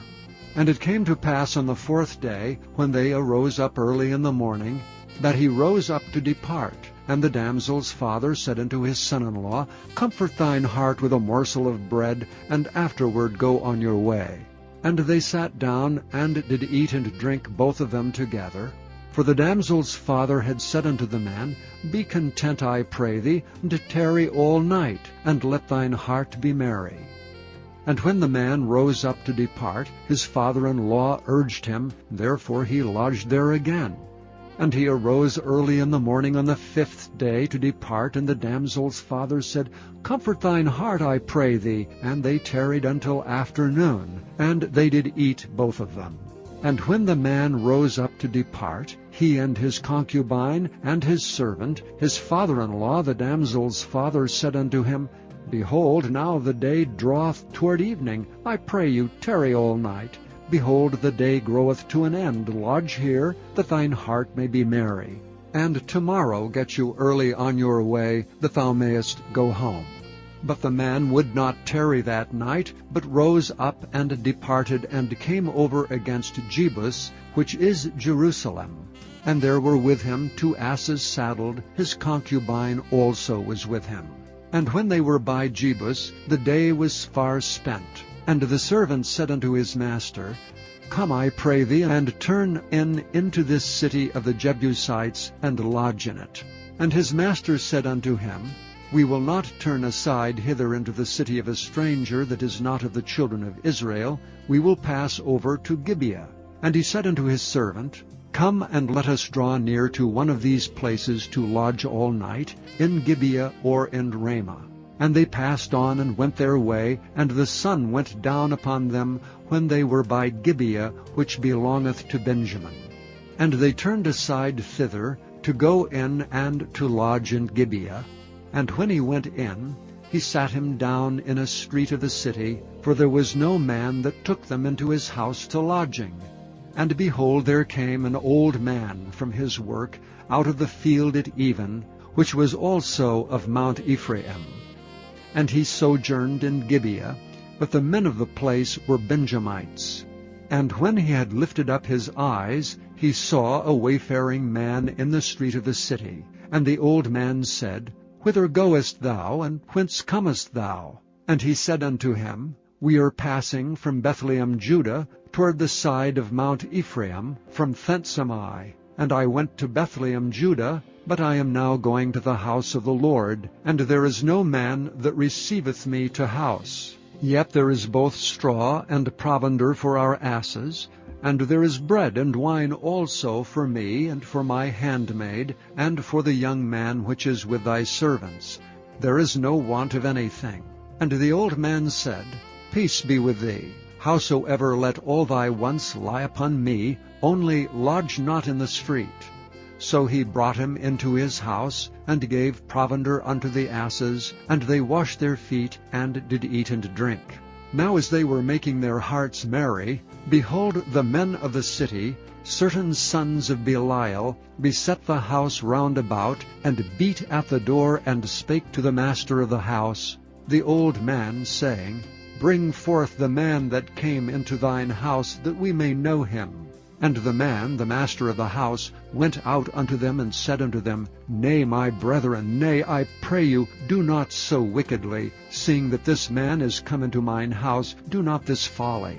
Behold, here is my daughter, a maiden, and his concubine. Them will I bring out now, and humble ye them, and do with them what seemeth good unto you.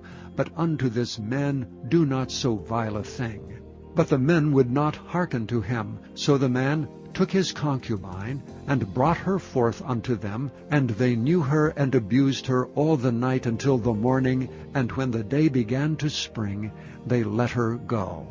Then came the woman in the dawning of the day, and fell down at the door of the man's house where her lord was, till it was light. And her lord rose up in the morning, and opened the doors of the house, and went out to go his way, and behold, the woman his concubine was fallen down at the door of the house, and her hands were upon the threshold. And he said unto her, Up, and let us be going. But none answered. Then the man took her up upon an ass, and the man rose up and gat him unto his place. And when he was come into his house, he took a knife, and laid hold on his concubine, and divided her together with her bones into 12 pieces, and sent her into all the coasts of Israel. And it was so, that all that saw it said, There was no such deed done nor seen from the day that the children of Israel came up out of the land of Egypt unto this day. Consider of it, take advice, and speak your minds. Chapter 20. Then all the children of Israel went out, and the congregation was gathered together as one man, from Dan even to Beersheba, with the land of Gilead, unto the Lord in Mizpah. And the chief of all the people, even of all the tribes of Israel, presented themselves in the assembly of the people of God, 400,000 footmen that drew sword. Now the children of Benjamin heard that the children of Israel were gone up to Mizpah. Then said the children of Israel, Tell us, how was this wickedness? And the Levite, the husband of the woman that was slain, answered and said, I came unto Gibeah that belongeth to Benjamin, I and my concubine, to lodge. And the men of Gibeah rose against me, and beset the house round about upon me by night, and thought to have slain me. And my concubine have they forced, that she is dead. And I took my concubine, and cut her in pieces, and sent her throughout all the country of the inheritance of Israel. For they have committed lewdness and folly in Israel. Behold, ye are all children of Israel, give here your advice and counsel. And all the people arose as one man, saying, We will not any of us go to his tent, neither will we any of us turn into his house. But now this shall be the thing which we will do to Gibeah. We will go up by lot against it, and we will take 10 men of 100 throughout all the tribes of Israel, and 100 of 1,000, and 1,000 out of 10,000, to fetch victual for the people, that they may do, when they come to Gibeah of Benjamin, according to all the folly that they have wrought in Israel. So all the men of Israel were gathered against the city, knit together as one man. And the tribes of Israel sent men through all the tribe of Benjamin, saying, What wickedness is this that is done among you? Now therefore deliver us the men, the children of Belial, which are in Gibeah, that we may put them to death, and put away evil from Israel. But the children of Benjamin would not hearken to the voice of their brethren, the children of Israel. But the children of Benjamin gathered themselves together out of the cities unto Gibeah, to go out to battle against the children of Israel. And the children of Benjamin were numbered at that time, out of the cities 26,000 men that drew the sword, beside the inhabitants of Gibeah, which were numbered 700 chosen men. Among all this people there were 700 chosen men left-handed. Every one could sling stones at an hairbreadth, and not miss. And the men of Israel beside Benjamin were numbered 400,000 men that drew sword. All these were men of war. And the children of Israel arose, and went up to the house of God, and asked counsel of God, and said, Which of us shall go up first to battle against the children of Benjamin? And the Lord said, Judah shall go up first. And the children of Israel rose up in the morning, and encamped against Gibeah. And the men of Israel went out to do battle against Benjamin, and the men of Israel put themselves in array to fight against them at Gibeah. And the children of Benjamin came forth out of Gibeah, and destroyed down to the ground of the Israelites that day 22,000 men. And the people, the men of Israel, encouraged themselves, and set their battle again in array in the place where they put themselves in array the first day. And the children of Israel went up and wept before the Lord until even, and asked counsel of the Lord, saying, Shall I go up again to battle against the children of Benjamin my brother? And the Lord said, Go up against him. And the children of Israel came near against the children of Benjamin the second day. And Benjamin went forth against them out of Gibeah the second day, and destroyed down to the ground of the children of Israel again 18,000 men. all these drew the sword. Then all the children of Israel and all the people went up and came unto the house of God, and wept and sat there before the Lord, and fasted that day until even, and offered burnt offerings and peace offerings before the Lord. And the children of Israel inquired of the Lord, for the ark of the covenant of God was there in those days, and Phinehas the son of Eleazar, the son of Aaron, stood before it in those days, saying, Shall I yet again go out to battle against the children of Benjamin my brother, or shall I cease? And the Lord said, Go up, for tomorrow I will deliver them into thine hand. And Israel set liers in wait round about Gibeah. And the children of Israel went up against the children of Benjamin on the third day, and put themselves in array against Gibeah as at other times. And the children of Benjamin went out against the people, and were drawn away from the city. And they began to smite of the people, and kill as at other times, in the highways, of which one goeth up to the house of God, and the other to Gibeah in the field, about 30 men of Israel. And the children of Benjamin said, They are smitten down before us as at the first. But the children of Israel said, Let us flee, and draw them from the city unto the highways. And all the men of Israel rose up out of their place, and put themselves in array at Baal Tamar. And the liers in wait of Israel came forth out of their places, even out of the meadows of Gibeah. And there came against Gibeah 10,000 chosen men out of all Israel, and the battle was sore. But they knew not that evil was near them. And the Lord smote Benjamin before Israel, and the children of Israel destroyed of the Benjamites that day 25,000 and 100 men. All these drew the sword. So the children of Benjamin saw that they were smitten, for the men of Israel gave place to the Benjamites, because they trusted unto the liers in wait which they had set beside Gibeah. And the liers in wait hasted and rushed upon Gibeah, and the liers in wait drew themselves along, and smote all the city with the edge of the sword. Now there was an appointed sign between the men of Israel and the liers in wait, that they should make a great flame with smoke rise up out of the city. And when the men of Israel retired in the battle, Benjamin began to smite and kill of the men of Israel about 30 persons, for they said, Surely they are smitten down before us as in the first battle. But when the flame began to rise up out of the city with the pillar of smoke, the Benjamites looked behind them, and behold, the flame of the city ascended up to heaven. And when the men of Israel turned again, the men of Benjamin were amazed, for they saw that evil was come upon them. Therefore they turned their backs before the men of Israel unto the way of the wilderness. But the battle overtook them, and them which came out of the cities they destroyed in the midst of them. Thus they enclosed the Benjamites round about, and chased them, and trode over them down with ease over against Gibeah toward the sunrising.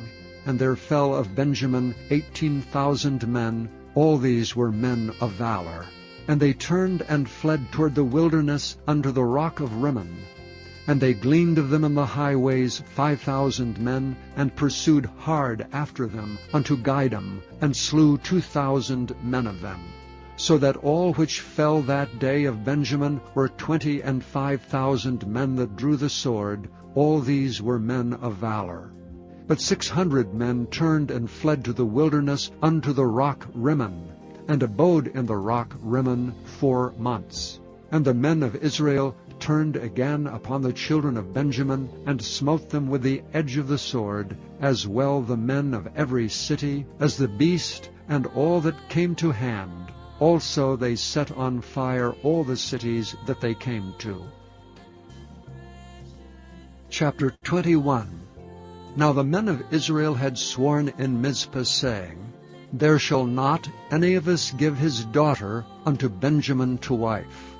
And the people came to the house of God, and abode there till even before God, and lifted up their voices, and wept sore, and said, O Lord God of Israel, why is this come to pass in Israel, that there should be today one tribe lacking in Israel?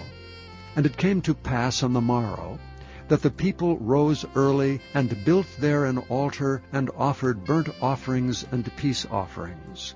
And the children of Israel said, Who is there among all the tribes of Israel that came not up with the congregation unto the Lord? For they had made a great oath concerning him that came not up to the Lord to Mizpah, saying, He shall surely be put to death. And the children of Israel repented them for Benjamin their brother, and said, There is one tribe cut off from Israel this day. How shall we do for wives for them that remain, seeing we have sworn by the Lord that we will not give them of our daughters to wives? And they said, What one is there of the tribes of Israel that came not up to Mizpah to the Lord? And behold, there came none to the camp from Jabesh-Gilead to the assembly. For the people were numbered, and behold, there were none of the inhabitants of Jabesh-Gilead there. And the congregation sent thither 12,000 men of the valiantest, and commanded them, saying, Go and smite the inhabitants of Jabesh-Gilead with the edge of the sword, with the women and the children. And this is the thing that ye shall do, ye shall utterly destroy every male and every woman that hath lain by man. And they found among the inhabitants of Jabesh-Gilead 400 young virgins that had known no man by lying with any male. And they brought them unto the camp to Shiloh, which is in the land of Canaan. And the whole congregation sent some to speak to the children of Benjamin that were in the rock Rimmon, and to call peaceably unto them. And Benjamin came again at that time, and they gave them wives which they had saved alive of the women of Jabesh-Gilead, and yet so they sufficed them not. And the people repented them for Benjamin, because that the Lord had made a breach in the tribes of Israel. Then the elders of the congregation said, How shall we do for wives for them that remain, seeing the women are destroyed out of Benjamin? And they said, There must be an inheritance for them that be escaped of Benjamin, that a tribe be not destroyed out of Israel. Howbeit we may not give them wives of our daughters, for the children of Israel have sworn, saying, Cursed be he that giveth a wife to Benjamin. Then they said, Behold, there is a feast of the Lord in Shiloh yearly, in a place which is on the north side of Bethel, on the east side of the highway that goeth up from Bethel to Shechem, and on the south of Labonah. Therefore they commanded the children of Benjamin, saying, Go and lie in wait in the vineyards. And see and behold, if the daughters of Shiloh come out to dance and dances, then come ye out of the vineyards, and catch you every man his wife of the daughters of Shiloh, and go to the land of Benjamin. And it shall be, when their fathers or their brethren come unto us to complain, that we will say unto them, Be favorable unto them for our sakes, because we reserved not to each man his wife in the war. For ye did not give unto them at this time, that ye should be guilty. And the children of Benjamin did so, and took them wives according to their number of them that danced, whom they caught. And they went and returned unto their inheritance, and repaired the cities, and dwelt in them. And the children of Israel departed thence at that time, every man to his tribe and to his family, and they went out from thence every man to his inheritance. In those days there was no king in Israel. Every man did that which was right in his own eyes. Thank you for listening to this recording of the King James Bible produced by Audio Scriptures International. Audio Scriptures International believes it is more important to spread the Word of God than to make a large profit. Please feel free to make copies of these recordings and distribute them freely so long as you adhere to the following guidelines. First, you may not charge any more than the cost to duplicate and send them. Secondly, you must make a complete copy of the recording, including this message. For commercial and fundraising distribution, please contact Audio Scriptures International for additional information. The Book of Ruth, Chapter 1. Now it came to pass in the days when the judges ruled, that there was a famine in the land. And a certain man of Bethlehem, Judea, went to sojourn in the country of Moab, he and his wife and his 2 sons. And the name of the man was Elimelech, and the name of his wife Naomi, and the name of his 2 sons Mahlon and Chilion, Ephrathites of Bethlehem, Judah. And they came into the country of Moab, and continued there. And Elimelech, Naomi's husband, died, and she was left and her 2 sons. And they took them wives of the women of Moab. The name of the one was Orpah, and the name of the other Ruth. And they dwelled there about 10 years. And Mahlon and Chilion died also, both of them, and the woman was left of her 2 sons and her husband. And she arose with her daughters-in-law, that she might return from the country of Moab.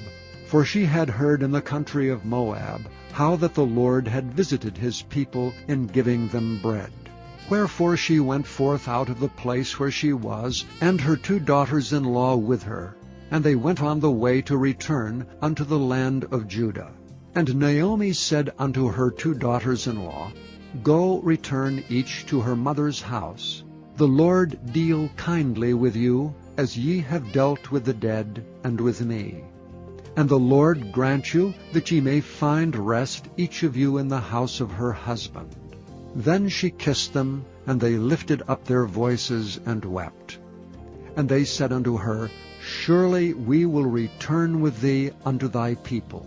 And Naomi said, Turn again, my daughters. Why will ye go with me? Are there yet any more sons in my womb, that they may be your husbands? Turn again, my daughters, go your way, for I am too old to have an husband. If I should say, I have hope, if I should have an husband also tonight, and should also bear sons, would ye tarry for them till they were grown? Would ye stay for them from having husbands? Nay, my daughters, for it grieveth me much for your sakes, that the hand of the Lord is gone out against me. And they lifted up their voice and wept again. And Orpah kissed her mother-in-law, but Ruth clave unto her.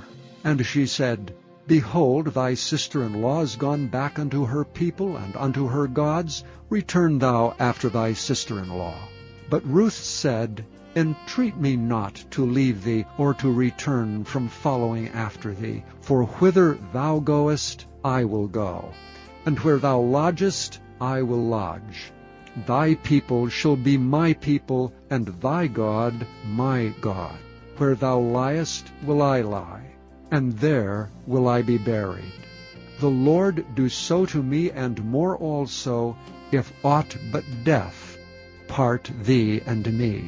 When she saw that she was steadfastly minded to go with her, then she left speaking unto her. So they 2 went until they came to Bethlehem. And it came to pass, when they were come to Bethlehem, that all the city was moved about them. And they said, Is this Naomi? And she said unto them, Call me not Naomi, call me Mara. For the Almighty hath dealt very bitterly with me. I went out full, and the Lord hath brought me home again empty. Why then call ye me Naomi, seeing the Lord hath testified against me, and the Almighty hath afflicted me? So Naomi returned, and Ruth the Moabitess her daughter-in-law with her, which returned out of the country of Moab. And they came to Bethlehem in the beginning of barley harvest. Chapter 2. And Naomi had a kinsman of her husband's, a mighty man of wealth, of the family of Elimelech, and his name was Boaz. And Ruth the Moabitess said unto Naomi, Let me now go to the field, and glean ears of corn after him in whose sight I shall find grace. And she said unto her, Go, my daughter. And she went and came, and gleaned in the field after the reapers. and her hap was to light on a part of the field belonging unto Boaz, who was of the kindred of Elimelech. And behold, Boaz came from Bethlehem, and said unto the reapers, The Lord be with you. And they answered him, The Lord bless thee. Then said Boaz unto his servant that was set over the reapers, Whose damsel is this? And the servant that was set over the reapers answered and said, It is the Moabitish damsel that came back with Naomi out of the country of Moab. And she said, I pray you, let me glean and gather after the reapers among the sheaves. So she came, and hath continued, even from the morning until now, that she tarried a little in the house. Then said Boaz unto Ruth, Hearest thou not, my daughter? Go not to glean in another field, neither go from hence, but abide here fast by my maidens. Let thine eyes be on the field that they do reap, and go thou after them. Have I not charged the young men that they shall not touch thee? And when thou art athirst, go unto the vessels, and drink of that which the young men have drawn. Then she fell on her face, and bowed herself to the ground, and said unto him, Why have I found grace in thine eyes, that thou shouldst take knowledge of me, seeing I am a stranger? And Boaz answered and said unto her, It hath fully been showed me all that thou hast done unto thy mother-in-law since the death of thine husband, and how thou hast left thy father and thy mother and the land of thy nativity, and art come unto a people which thou knewest not heretofore. The Lord recompense thy work, and a full reward be given thee of the Lord God of Israel, under whose wings thou art come to trust. Then she said, Let me find favor in thy sight, my Lord, for that thou hast comforted me, and for that thou hast spoken friendly unto thine handmaid, though I be not like unto one of thine handmaidens. And Boaz said unto her, At mealtime come thou hither, and eat of the bread, and dip thine morsel in the vinegar. And she sat beside the reapers, and he reached her parched corn. And she did eat, and was sufficed, and left. And when she was risen up to glean, Boaz commanded his young men, saying, Let her glean even among the sheaves, and reproach her not. And let fall also some of the handfuls of purpose for her, and leave them, that she may glean them, and rebuke her not. So she gleaned in the field until even, and beat out that she had gleaned, and it was about an ephah of barley. And she took it up and went into the city, and her mother-in-law saw that she had gleaned, and that she brought forth, and gave to her that she had reserved after she was sufficed. And her mother-in-law said unto her, Where hast thou gleaned today? And where wroughtest thou? Blessed be he that did take knowledge of thee.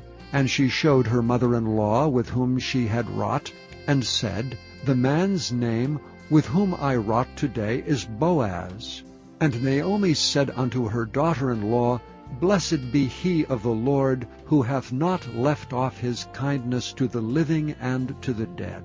And Naomi said unto her, The man is near kin unto us, one of our next kinsmen. And Ruth the Moabitess said, He said unto me also, Thou shalt keep fast by my young men until they have ended all my harvest. And Naomi said unto Ruth her daughter-in-law, It is good, my daughter, that thou go out with his maidens, that they meet thee not in any other field. So she kept fast by the maidens of Boaz, to glean unto the end of barley harvest and of wheat harvest, and dwelt with her mother-in-law. Chapter 3. Then Naomi her mother-in-law said unto her, My daughter, shall I not seek rest for thee, that it may be well with thee? And now is not Boaz of our kindred, with whose maidens thou wast? Behold, he winnoweth barley tonight in the threshing floor. Wash thyself therefore, and anoint thee, and put thy raiment upon thee, and get thee down to the floor, but make not thyself known unto the man, until he shall have done eating and drinking. And it shall be, when he lieth down, that thou shalt mark the place where he shall lie, and thou shalt go in, and uncover his feet, and lay thee down, and he will tell thee what thou shalt do. And she said unto her, All that thou sayest unto me I will do. And she went down unto the floor, and did according to all that her mother-in-law bade her. And when Boaz had eaten and drunk, and his heart was merry, he went to lie down at the end of the heap of corn. And she came softly, and uncovered his feet, and laid her down. And it came to pass at midnight, that the man was afraid, and turned himself, and behold, a woman lay at his feet. And he said, Who art thou? And she answered, I am Ruth, thine handmaid. Spread therefore thy skirt over thine handmaid, for thou art a near kinsman. And he said, Blessed be thou of the Lord, my daughter, for thou hast showed more kindness in the latter end than at the beginning, inasmuch as thou followedst not young men, whether poor or rich. And now, my daughter, fear not, I will do to thee all that thou requirest. For all the city of my people doth know that thou art a virtuous woman. And now it is true that I am thy near kinsman, howbeit there is a kinsman nearer than I. Tarry this night, and it shall be in the morning, that if he will perform unto thee the part of a kinsman, well, let him do the kinsman's part. But if he will not do the part of a kinsman to thee, then will I do the part of a kinsman to thee, as the Lord liveth. Lie down until the morning. And she lay at his feet until the morning, and she rose up before one could know another. And he said, Let it not be known that a woman came into the floor.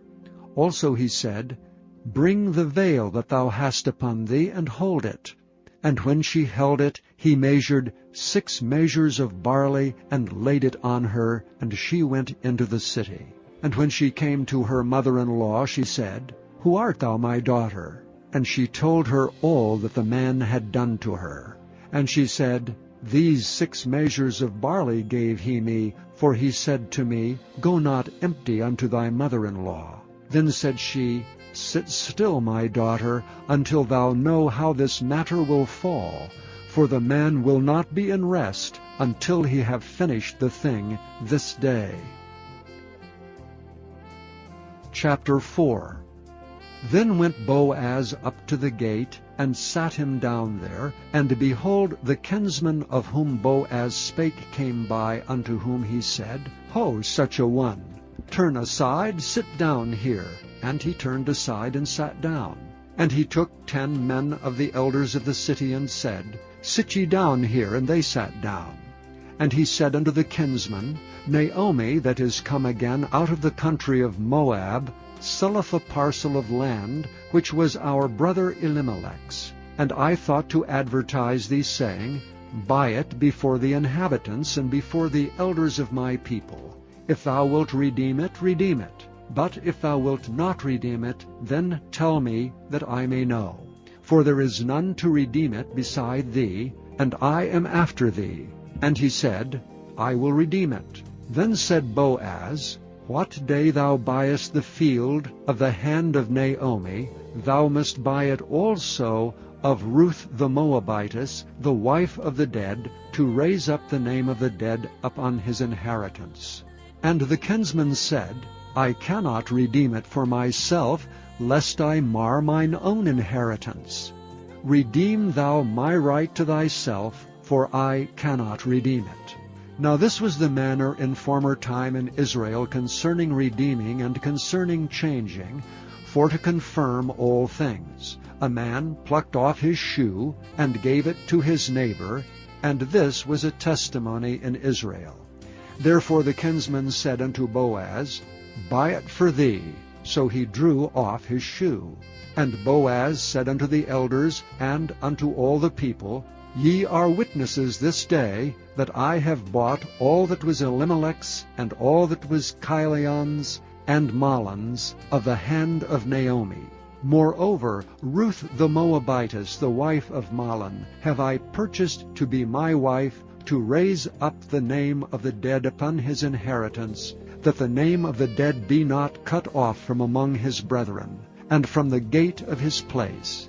Ye are witnesses this day. And all the people that were in the gate, and the elders said, We are witnesses. The Lord make the woman that is come into thine house like Rachel and like Leah, which two did build the house of Israel, and do thou worthily in Ephratah, and be famous in Bethlehem. And let thy house be like the house of Pharez, whom Tamar bare unto Judah, of the seed which the Lord shall give thee of this young woman. So Boaz took Ruth, and she was his wife. And when he went in unto her, the Lord gave her conception, and she bare a son. And the women said unto Naomi, Blessed be the Lord, which hath not left thee this day without a kinsman, that his name may be famous in Israel. And he shall be unto thee a restorer of thy life, and a nourisher of thine old age, for thy daughter-in-law which loveth thee, which is better to thee than 7 sons, hath borne him. And Naomi took the child, and laid it in her bosom, and became nurse unto it.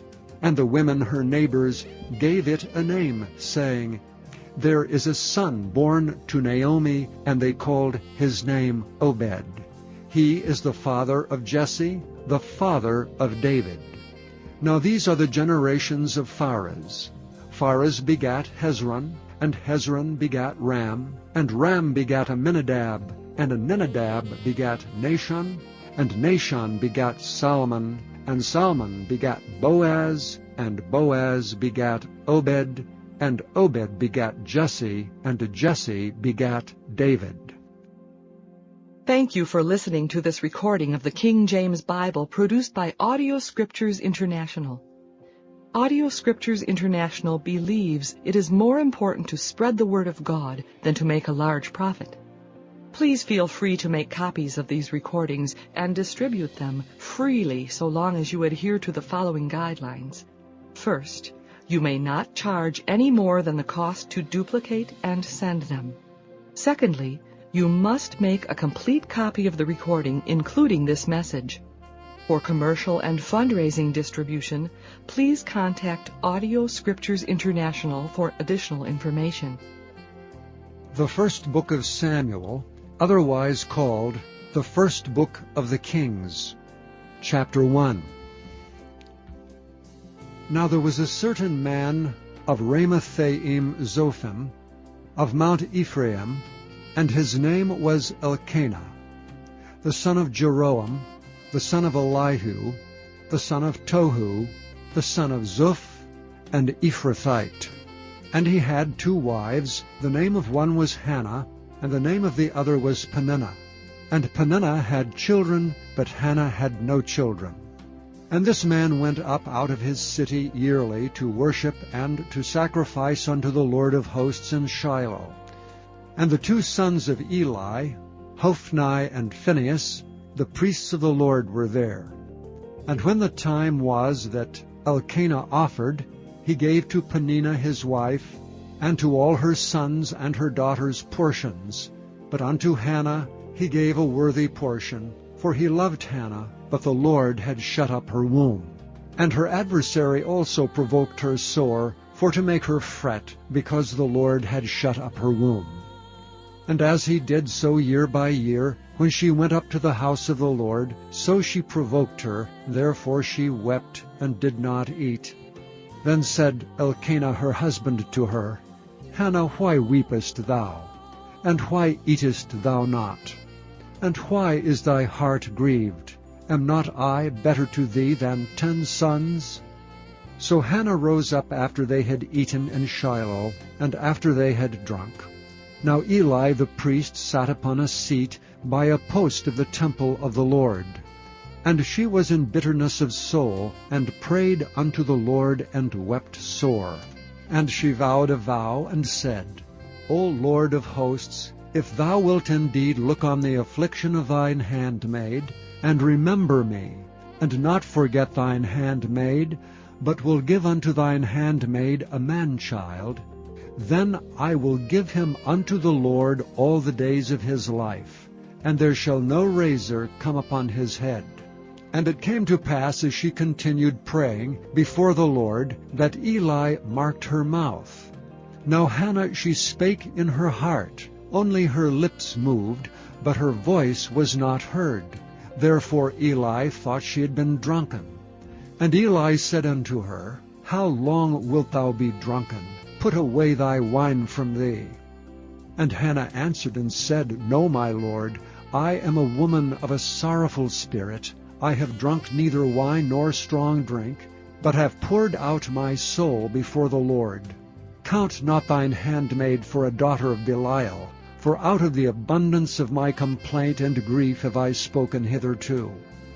Then Eli answered and said, Go in peace, and the God of Israel grant thee thy petition that thou hast asked of him.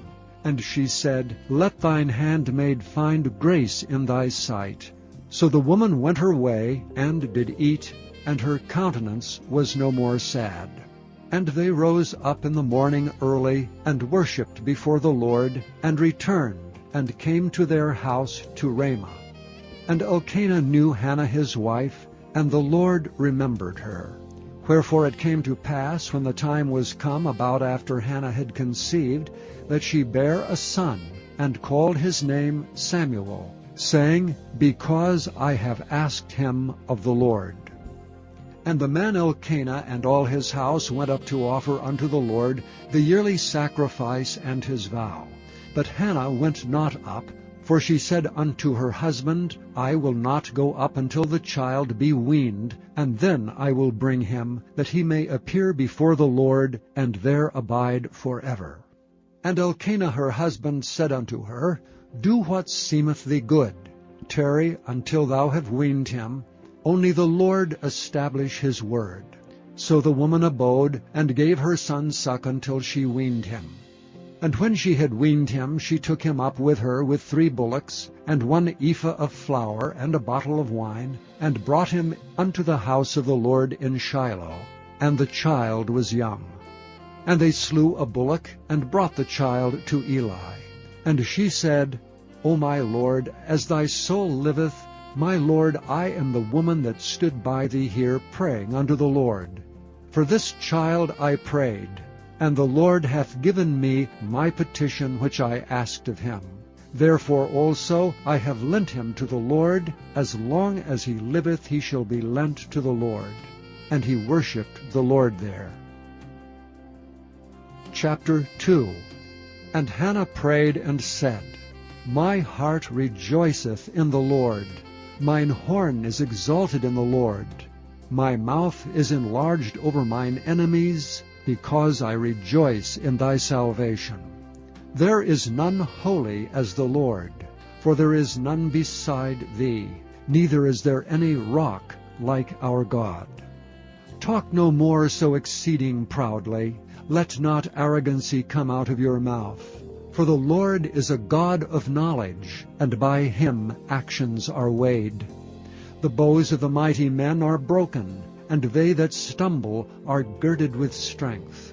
They that were full have hired out themselves for bread, and they that were hungry ceased. So that the barren hath borne 7, and she that hath many children is waxed feeble. The Lord killeth and maketh alive. He bringeth down to the grave, and bringeth up. The Lord maketh poor, and maketh rich. He bringeth low, and lifteth up. He raiseth up the poor out of the dust, and lifteth up the beggar from the dunghill, to set them among princes, and to make them inherit the throne of glory. For the pillars of the earth are the Lord's, and he hath set the world upon them. He will keep the feet of his saints, and the wicked shall be silent in darkness, for by strength shall no man prevail. The adversaries of the Lord shall be broken to pieces. Out of heaven shall he thunder upon them. The Lord shall judge the ends of the earth, and he shall give strength unto his king, and exalt the horn of his anointed. And Elkanah went to Ramah to his house, and the child did minister unto the Lord before Eli the priest. Now the sons of Eli were sons of Belial. They knew not the Lord. And the priest's custom with the people was, that when any man offered sacrifice, the priest's servant came while the flesh was in seething, with a flesh hook of 3 teeth in his hand, and he struck it into the pan, or kettle, or cauldron, or pot.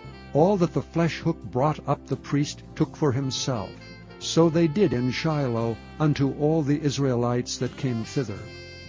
Also before they burnt the fat, the priest's servant came, and said to the man that sacrificed, Give flesh to roast for the priest, for he will not have sodden flesh of thee, but raw. And if any man said unto him, Let them not fail to burn the fat presently, and then take as much as thy soul desireth, then he would answer him, Nay, but thou shalt give it me now, and if not, I will take it by force. Wherefore the sin of the young men was very great before the Lord, for men abhorred the offering of the Lord. But Samuel ministered before the Lord, being a child, girded with a linen ephod.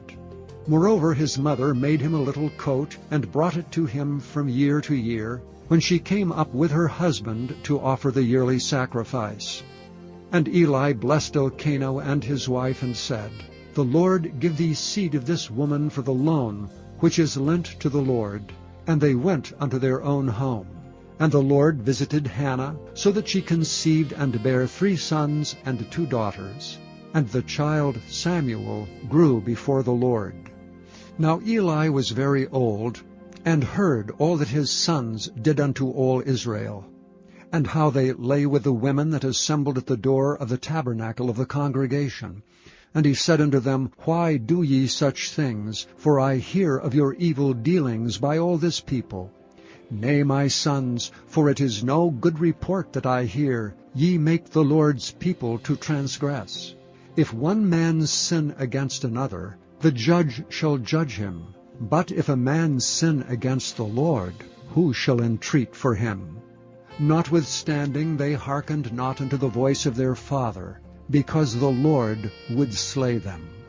And the child Samuel grew on, and was in favor both with the Lord and also with men. And there came a man of God unto Eli, and said unto him, Thus saith the Lord, Did I plainly appear unto the house of thy father when they were in Egypt in Pharaoh's house? And did I choose him out of all the tribes of Israel to be my priest, to offer upon mine altar, to burn incense, to wear an ephod before me? And did I give unto the house of thy father all the offerings made by fire of the children of Israel? Wherefore kick ye at my sacrifice and at mine offering, which I have commanded in my habitation, and honorest thy sons above me, to make yourselves fat with the chiefest of all the offerings of Israel my people? Wherefore the Lord God of Israel saith, I said indeed that thy house and the house of thy father should walk before me forever. But now the Lord saith, Be it far from me, for them that honor me I will honor, and they that despise me shall be lightly esteemed. Behold, the days come, that I will cut off thine arm, and the arm of thy father's house, that there shall not be an old man in thine house. And thou shalt see an enemy in my habitation, and all the wealth which God shall give Israel. And there shall not be an old man in thine house forever. And the man of thine, whom I shall not cut off from mine altar, shall be to consume thine eyes, and to grieve thine heart. And all the increase of thine house shall die in the flower of their age.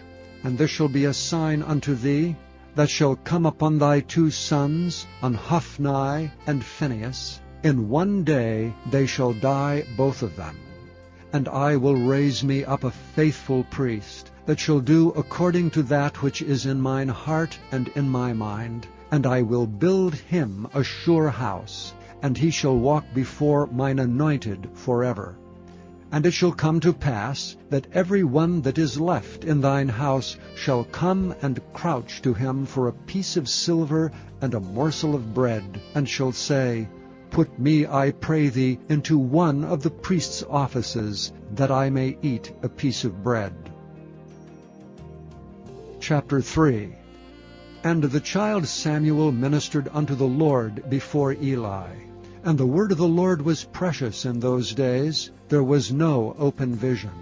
And it came to pass at that time, when Eli was laid down in his place, and his eyes began to wax dim, that he could not see, and ere the lamp of God went out in the temple of the Lord, where the ark of God was, and Samuel was laid down to sleep, that the Lord called Samuel. And he answered, Here am I. And he ran unto Eli and said, Here am I, for thou calledst me. And he said, I called not, lie down again. And he went and lay down. And the Lord called yet again, Samuel. And Samuel arose and went to Eli and said, Here am I, for thou didst call me. And he answered, I called not, my son, lie down again. Now Samuel did not yet know the Lord, neither was the word of the Lord yet revealed unto him. And the Lord called Samuel again the third time. And he arose and went to Eli and said, Here am I, for thou didst call me. And Eli perceived that the Lord had called the child. Therefore Eli said unto Samuel, Go, lie down, and it shall be, if he call thee, that thou shalt say, Speak, Lord, for thy servant heareth. So Samuel went and lay down in his place. And the Lord came and stood, and called as at other times, Samuel, Samuel. Then Samuel answered, Speak, for thy servant heareth. And the Lord said to Samuel, Behold, I will do a thing in Israel, at which both the ears of every one that heareth it shall tingle. In that day I will perform against Eli all things which I have spoken concerning his house. When I begin, I will also make an end. For I have told him that I will judge his house forever for the iniquity which he knoweth, because his sons made themselves vile, and he restrained them not. And therefore I have sworn unto the house of Eli, that the iniquity of Eli's house shall not be purged with sacrifice nor offering forever. And Samuel lay until the morning, and opened the doors of the house of the Lord. And Samuel feared to show Eli the vision. Then Eli called Samuel, and said, Samuel, my son. And he answered, Here am I. And he said, What is the thing that the Lord hath said unto thee? I pray thee, hide it not from me. God do so to thee, and more also, if thou hide anything from me of all the things that he said unto thee.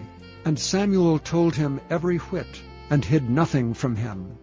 And he said, It is the Lord. Let him do what seemeth him good. And Samuel grew, and the Lord was with him, and did let none of his words fall to the ground. And all Israel from Dan even to Beersheba knew that Samuel was established to be a prophet of the Lord. And the Lord appeared again in Shiloh, for the Lord revealed himself to Samuel in Shiloh by the word of the Lord. Chapter 4. And the word of Samuel came to all Israel. Now Israel went out against the Philistines to battle, and pitched beside Ebenezer, and the Philistines pitched in Aphek. And the Philistines put themselves in array against Israel. And when they joined battle, Israel was smitten before the Philistines, and they slew of the army in the field about 4,000 men. And when the people were come into the camp, the elders of Israel said, Wherefore hath the Lord smitten us today before the Philistines? Let us fetch the ark of the covenant of the Lord out of Shiloh unto us, that when it cometh among us, it may save us out of the hand of our enemies. So the people sent to Shiloh, that they might bring from thence the ark of the covenant of the Lord of hosts, which dwelleth between the cherubims. And the two sons of Eli, Hophni and Phinehas, were there with the ark of the covenant of God. And when the ark of the covenant of the Lord came into the camp, all Israel shouted with a great shout, so that the earth rang again. And when the Philistines heard the noise of the shout, they said, What meaneth the noise of this great shout in the camp of the Hebrews? And they understood that the ark of the Lord was come into the camp. And the Philistines were afraid, for they said, God is come into the camp. And they said, Woe unto us! For there hath not been such a thing heretofore. Woe unto us! Who shall deliver us out of the hand of these mighty gods? These are the gods that smote the Egyptians with all the plagues in the wilderness. Be strong, and quit yourselves like men, O ye Philistines, that ye be not servants unto the Hebrews, as they have been to you. Quit yourselves like men, and fight. And the Philistines fought, and Israel was smitten, and they fled every man into his tent. And there was a very great slaughter, for there fell of Israel 30,000 footmen. And the ark of God was taken, and the two sons of Eli, Hophni and Phinehas, were slain. And there ran a man of Benjamin out of the army, and came to Shiloh the same day, with his clothes rent, and with earth upon his head. And when he came, lo, Eli sat upon a seat by the wayside watching, for his heart trembled for the ark of God. And when the man came into the city and told it, all the city cried out. And when Eli heard the noise of the crying, he said, What meaneth the noise of this tumult? And the man came in hastily and told Eli. Now Eli was 98 years old, and his eyes were dim that he could not see. And the man said unto Eli, I am he that came out of the army, and I fled today out of the army. And he said, What is there done, my son? And the messenger answered and said, Israel is fled before the Philistines, and there hath been also a great slaughter among the people, and thy two sons also, Hophni and Phinehas, are dead, and the ark of God is taken.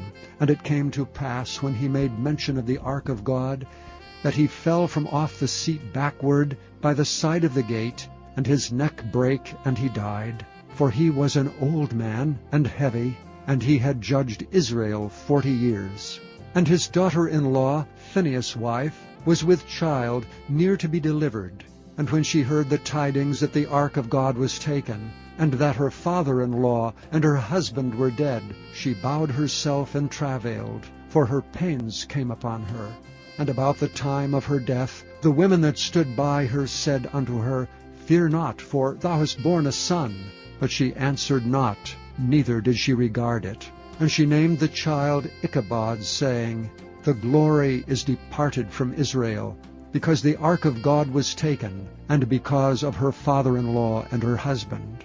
And she said, The glory is departed from Israel, for the ark of God is taken. Chapter 5. And the Philistines took the ark of God, and brought it from Ebenezer unto Ashdod. When the Philistines took the ark of God, they brought it into the house of Dagon, and set it by Dagon. And when they of Ashdod arose early on the morrow, behold, Dagon was fallen upon his face to the earth before the ark of the Lord. And they took Dagon, and set him in his place again. And when they arose early on the morrow morning, behold, Dagon was fallen upon his face to the ground before the ark of the Lord, and the head of Dagon and both the palms of his hands were cut off upon the threshold. Only the stump of Dagon was left to him. Therefore neither the priests of Dagon, nor any that came into Dagon's house, tread on the threshold of Dagon in Ashdod unto this day.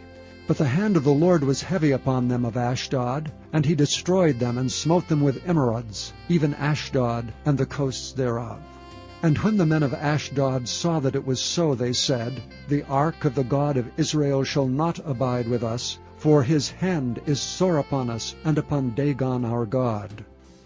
They sent therefore and gathered all the lords of the Philistines unto them, and said, What shall we do with the ark of the God of Israel? And they answered, Let the ark of the God of Israel be carried about unto Gath. And they carried the ark of the God of Israel about thither. And it was so that after they had carried it about, the hand of the Lord was against the city with a very great destruction. And he smote the men of the city, both small and great, and they had emerods in their secret parts. Therefore they sent the ark of God to Ekron.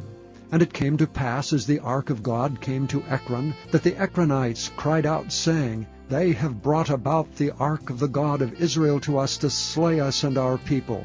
So they sent and gathered together all the lords of the Philistines, and said, Send away the ark of the God of Israel, and let it go again to his own place, that it slay us not and our people. For there was a deadly destruction throughout all the city. The hand of God was very heavy there. And the men that died not were smitten with the emerods, and the cry of the city went up to heaven. Chapter 6. And the ark of the Lord was in the country of the Philistines 7 months. And the Philistines called for the priests and the diviners, saying, What shall we do to the ark of the Lord? Tell us wherewith we shall send it to his place. And they said, If ye send away the ark of the God of Israel, send it not empty, but in any wise return him a trespass offering. Then ye shall be healed, and it shall be known to you why his hand is not removed from you. Then said they, What shall be the trespass offering which we shall return to him? They answered, 5 golden emerods and 5 golden mice, according to the number of the lords of the Philistines, for one plague was on you all, and on your lords. Wherefore ye shall make images of your emerods and images of your mice that mar the land, and ye shall give glory unto the God of Israel. Peradventure he will lighten his hand from off you, and from off your gods, and from off your land. Wherefore then do ye harden your hearts as the Egyptians and Pharaoh hardened their hearts? When he had wrought wonderfully among them, did they not let the people go, and they departed? Now therefore make a new cart, and take 2 milch kine, on which there hath come no yoke, and tie the kine to the cart, and bring their calves home from them. And take the ark of the Lord, and lay it upon the cart, and put the jewels of gold, which ye return him for a trespass offering, in a coffer by the side thereof, and send it away that it may go. And see if it goeth up by the way of his own coast to Bethshemesh, then he hath done us this great evil. But if not, we shall know that it is not his hand that smote us. It was a chance that happened to us. And the men did so, and took 2 milch kine, and tied them to the cart, and shut up their calves at home. And they laid the ark of the Lord upon the cart, and the coffer with the mice of gold, and the images of their emerods. Kine took the straight way to the way of Bethshemesh, and went along the highway, lowing as they went, and turned not aside to the right hand or to the left. And the lords of the Philistines went after them unto the borders of Bethshemesh. And they of Bethshemesh were reaping their wheat harvest in the valley. And they lifted up their eyes, and saw the ark, and rejoiced to see it. And the cart came into the field of Joshua, a Bethshemite, and stood there, where there was a great stone. And they clave the wood of the cart, and offered the kine a burnt offering unto the Lord. And the Levites took down the ark of the Lord, and the coffer that was with it, wherein the jewels of gold were, and put them on the great stone. And the men of Bethshemesh offered burnt offerings and sacrificed sacrifices the same day unto the Lord. And when the 5 lords of the Philistines had seen it, they returned to Ekron the same day. And these are the golden emerods which the Philistines returned for a trespass offering unto the Lord. For Ashdod 1, for Gaza 1, for Askelon 1, for Gath 1, for Ekron 1. And the golden mice according to the number of all the cities of the Philistines, belonging to the 5 lords, both of fenced cities and of country villages, even unto the great stone of Abel, whereon they set down the ark of the Lord, which stone remaineth unto this day in the field of Joshua the Bethshemite.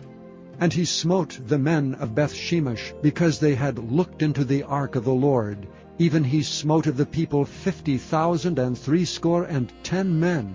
And the people lamented because the Lord had smitten many of the people with a great slaughter. And the men of Beth-shemesh said, Who is able to stand before this holy Lord God? And to whom shall he go up from us? And they sent messengers to the inhabitants of Kirjath-jearim, saying, The Philistines have brought again the ark of the Lord. Come ye down and fetch it up to you. Chapter 7. And the men of Kirjath-jearim came, and fetched up the ark of the Lord, and brought it into the house of Aminadab in the hill, and sanctified Eleazar his son to keep the ark of the Lord. And it came to pass, while the ark abode in Kirjath-jearim, that the time was long, for it was 20 years, and all the house of Israel lamented after the Lord. And Samuel spake unto all the house of Israel, saying, If ye do return unto the Lord with all your hearts, then put away the strange gods, and Ashtaroth from among you, and prepare your hearts unto the Lord, and serve him only, and he will deliver you out of the hand of the Philistines. Then the children of Israel did put away Baalim and Ashtaroth, and served the Lord only. And Samuel said, Gather all Israel to Mizpah, and I will pray for you unto the Lord. And they gathered together to Mizpah, and drew water, and poured it out before the Lord, and fasted on that day, and said there, We have sinned against the Lord. And Samuel judged the children of Israel in Mizpah. And when the Philistines heard that the children of Israel were gathered together to Mizpah, the lords of the Philistines went up against Israel. And when the children of Israel heard it, they were afraid of the Philistines. And the children of Israel said to Samuel, Cease not to cry unto the Lord our God for us, that he will save us out of the hand of the Philistines. And Samuel took a sucking lamb, and offered it for a burnt offering holy unto the Lord. And Samuel cried unto the Lord for Israel, and the Lord heard him. And as Samuel was offering up the burnt offering, the Philistines drew near to battle against Israel. But the Lord thundered with a great thunder on that day upon the Philistines, and discomfited them, and they were smitten before Israel. And the men of Israel went out of Mizpah, and pursued the Philistines, and smote them, until they came under Bethkar. Then Samuel took a stone, and set it between Mizpah and Shen, and called the name of it Ebenezer, saying, Hitherto hath the Lord helped us. So the Philistines were subdued, and they came no more into the coast of Israel, and the hand of the Lord was against the Philistines all the days of Samuel. And the cities which the Philistines had taken from Israel were restored to Israel, from Ekron even unto Gath. And the coast thereof did Israel deliver out of the hands of the Philistines. And there was peace between Israel and the Amorites. And Samuel judged Israel all the days of his life. And he went from year to year in circuit to Bethel and Gilgal and Mizpah, and judged Israel in all those places. And his return was to Ramah, for there was his house, and there he judged Israel, and there he built an altar unto the Lord. Chapter 8. And it came to pass, when Samuel was old, that he made his sons judges over Israel. Now the name of his firstborn was Joel, and the name of his second Abiah. They were judges in Beersheba. And his sons walked not in his ways, but turned aside after lucre, and took bribes, and perverted judgment.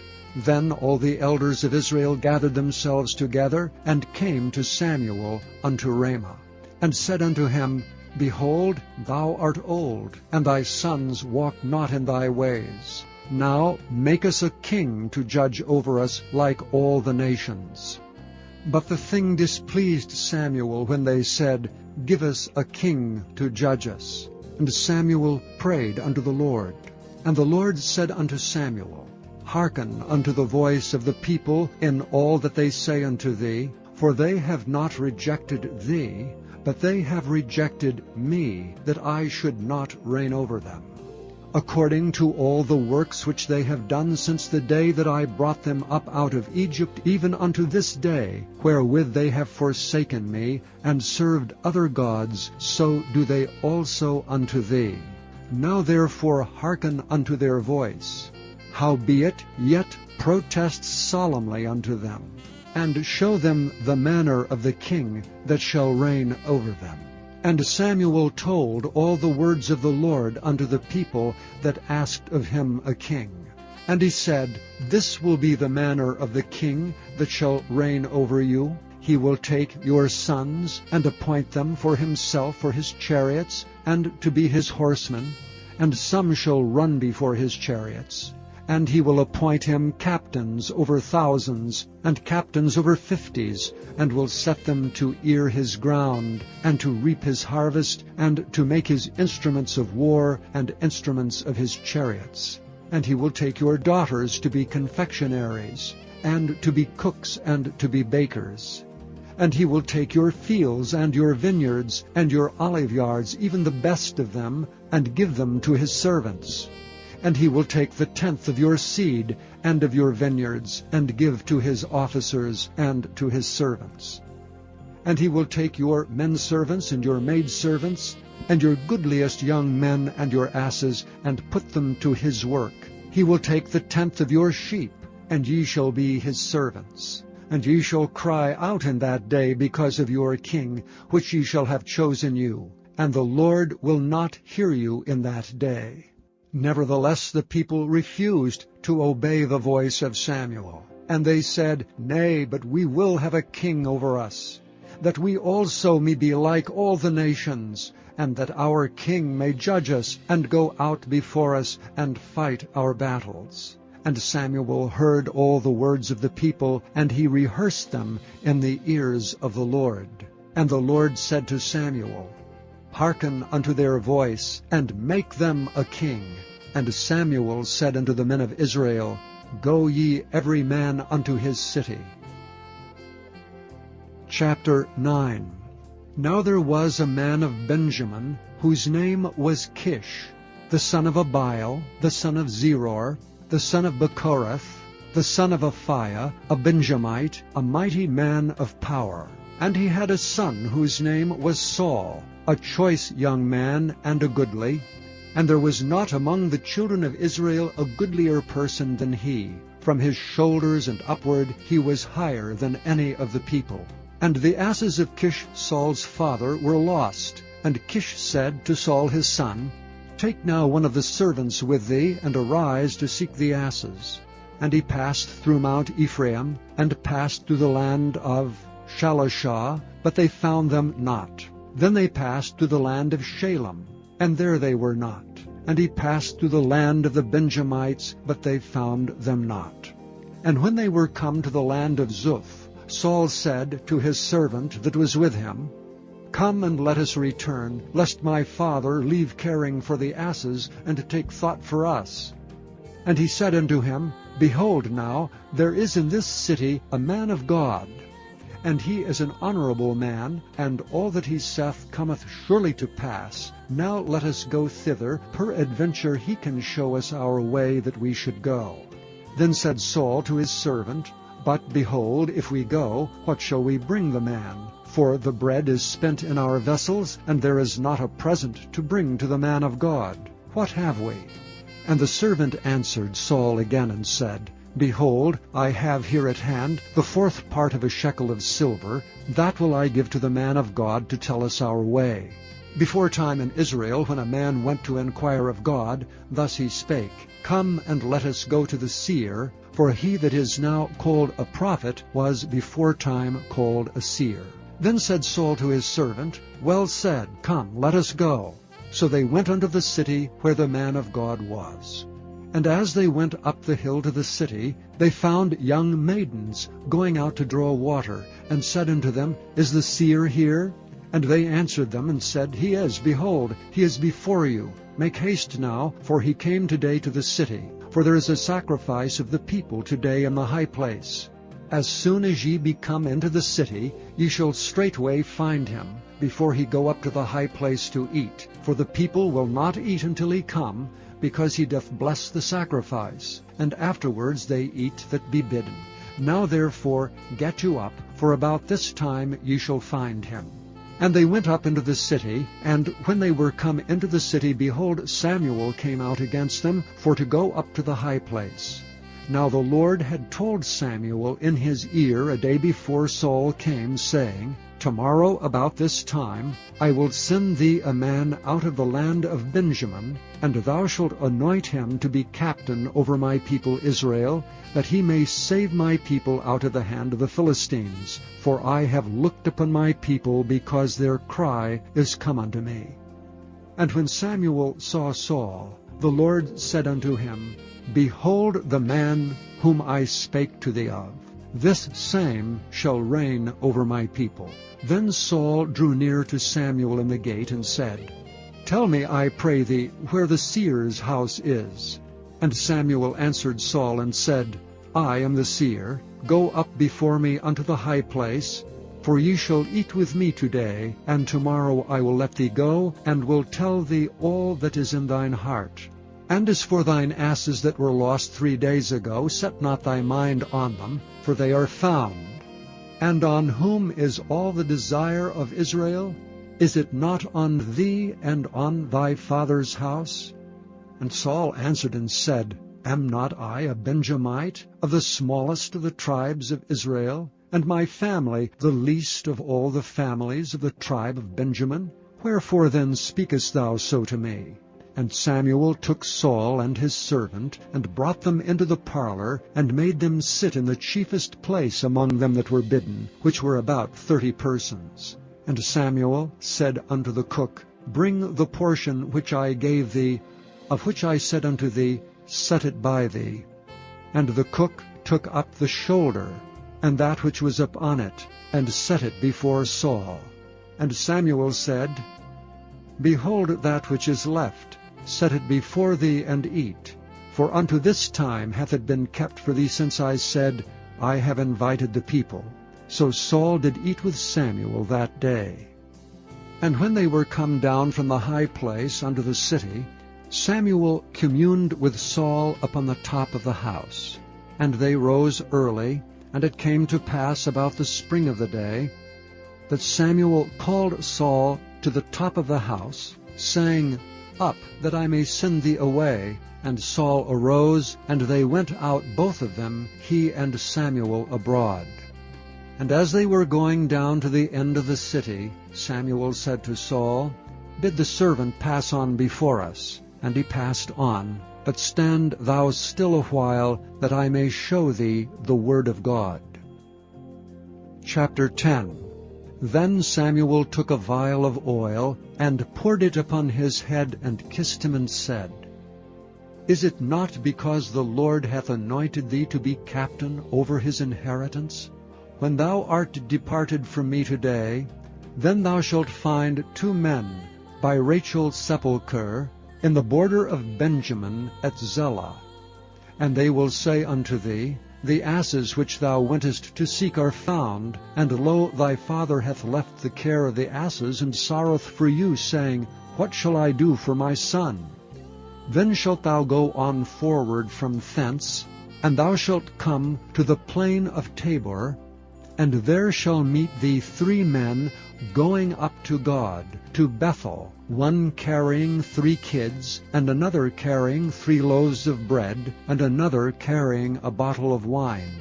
And they will salute thee, and give thee 2 loaves of bread, which thou shalt receive of their hands. After that thou shalt come to the hill of God, where is the garrison of the Philistines. And it shall come to pass, when thou art come thither to the city, that thou shalt meet a company of prophets coming down from the high place, with a psaltery, and a tabret, and a pipe, and a harp before them, and they shall prophesy, and the Spirit of God will come upon thee. And thou shalt prophesy with them, and thou shalt be turned into another man. And let it be, when these signs are come unto thee, that thou do as occasion serve thee, for God is with thee. And thou shalt go down before me to Gilgal, and behold, I will come down unto thee to offer burnt offerings, and to sacrifice sacrifices of peace offerings. 7 days shalt thou tarry, till I come to thee, and show thee what thou shalt do. And it was so, that when he had turned his back to go from Samuel, God gave him another heart. And all those signs came to pass that day. And when they came thither to the hill, behold, a company of prophets met him. And the Spirit of God came upon him, and he prophesied among them. And it came to pass, when all that knew him before time saw that, behold, he prophesied among the prophets, then the people said one to another, What is this that is come unto the son of Kish? Is Saul also among the prophets? And one of the same place answered and said, But who is their father? Therefore it became a proverb, Is Saul also among the prophets? And when he had made an end of prophesying, he came to the high place. And Saul's uncles said unto him and to his servant, Whither went ye? And he said, To seek the asses, and when we saw that they were nowhere, we came to Samuel. And Saul's uncle said, Tell me, I pray thee, what Samuel said unto you. And Saul said unto his uncle, He told us plainly that the asses were found, but of the matter of the kingdom whereof Samuel spake, he told him not. And Samuel called the people together unto the Lord to Mizpah, and said unto the children of Israel, Thus saith the Lord God of Israel, I brought up Israel out of Egypt, and delivered you out of the hand of the Egyptians, and out of the hand of all kingdoms, and of them that oppressed you. And ye have this day rejected your God, who himself saved you out of all your adversities and your tribulations. And ye have said unto him, Nay, but set a king over us. Now therefore present yourselves before the Lord by your tribes and by your thousands. And when Samuel had caused all the tribes of Israel to come near, the tribe of Benjamin was taken. When he had caused the tribe of Benjamin to come near by their families, the tribe of Matri was taken, and Saul the son of Kish was taken. And when they sought him, he could not be found. Therefore they inquired of the Lord further, if the man should yet come thither. And the Lord answered, Behold, he hath hid himself among the stuff. And they ran and fetched him thence. And when he stood among the people, he was higher than any of the people from his shoulders and upward. And Samuel said to all the people, See ye him whom the Lord hath chosen, that there is none like him among all the people? And all the people shouted and said, God save the king. Then Samuel told the people the manner of the kingdom, and wrote it in a book, and laid it up before the Lord. And Samuel sent all the people away, every man to his house. And Saul also went home to Gibeah, and there went with him a band of men whose hearts God had touched. But the children of Belial said, How shall this man save us? And they despised him, and brought him no presents, but he held his peace. Chapter 11. Then Nahash the Ammonite came up and encamped against Jabesh-Gilead. And all the men of Jabesh said unto Nahash, Make a covenant with us, and we will serve thee. And Nahash the Ammonite answered them, On this condition will I make a covenant with you, that I may thrust out all your right eyes, and lay it for a reproach upon all Israel. And the elders of Jabesh said unto him, Give us 7 days' respite, that we may send messengers unto all the coasts of Israel, and then, if there be none man to save us, we will come out to thee. Then came the messengers to Gibeah of Saul, and told the tidings in the ears of the people, and all the people lifted up their voices and wept. And behold, Saul came after the herd out of the field, and Saul said, What aileth the people that they weep? And they told him the tidings of the men of Jabesh. And the Spirit of God came upon Saul when he heard those tidings, and his anger was kindled greatly. And he took a yoke of oxen, and hewed them in pieces, and sent them throughout all the coasts of Israel by the hands of messengers, saying, Whosoever cometh not forth after Saul and after Samuel, so shall it be done unto his oxen. And the fear of the Lord fell on the people, and they came out with one consent. And when he numbered them in Bezek, the children of Israel were 300,000, and the men of Judah 30,000. And they said unto the messengers that came, Thus shall ye say unto the men of Jabesh Gilead, Tomorrow by that time the sun be hot, ye shall have help. And the messengers came and showed it to the men of Jabesh, and they were glad. Therefore the men of Jabesh said, Tomorrow we will come out unto you, and ye shall do with us all that seemeth good unto you. And it was so on the morrow, that Saul put the people in 3 companies. And they came into the midst of the host in the morning watch, and slew the Ammonites until the heat of the day. And it came to pass that they which remained were scattered, so that 2 of them were not left together. And the people said unto Samuel, Who is he that said, Shall Saul reign over us? Bring the men, that we may put them to death. And Saul said, There shall not a man be put to death this day, for today the Lord hath wrought salvation in Israel.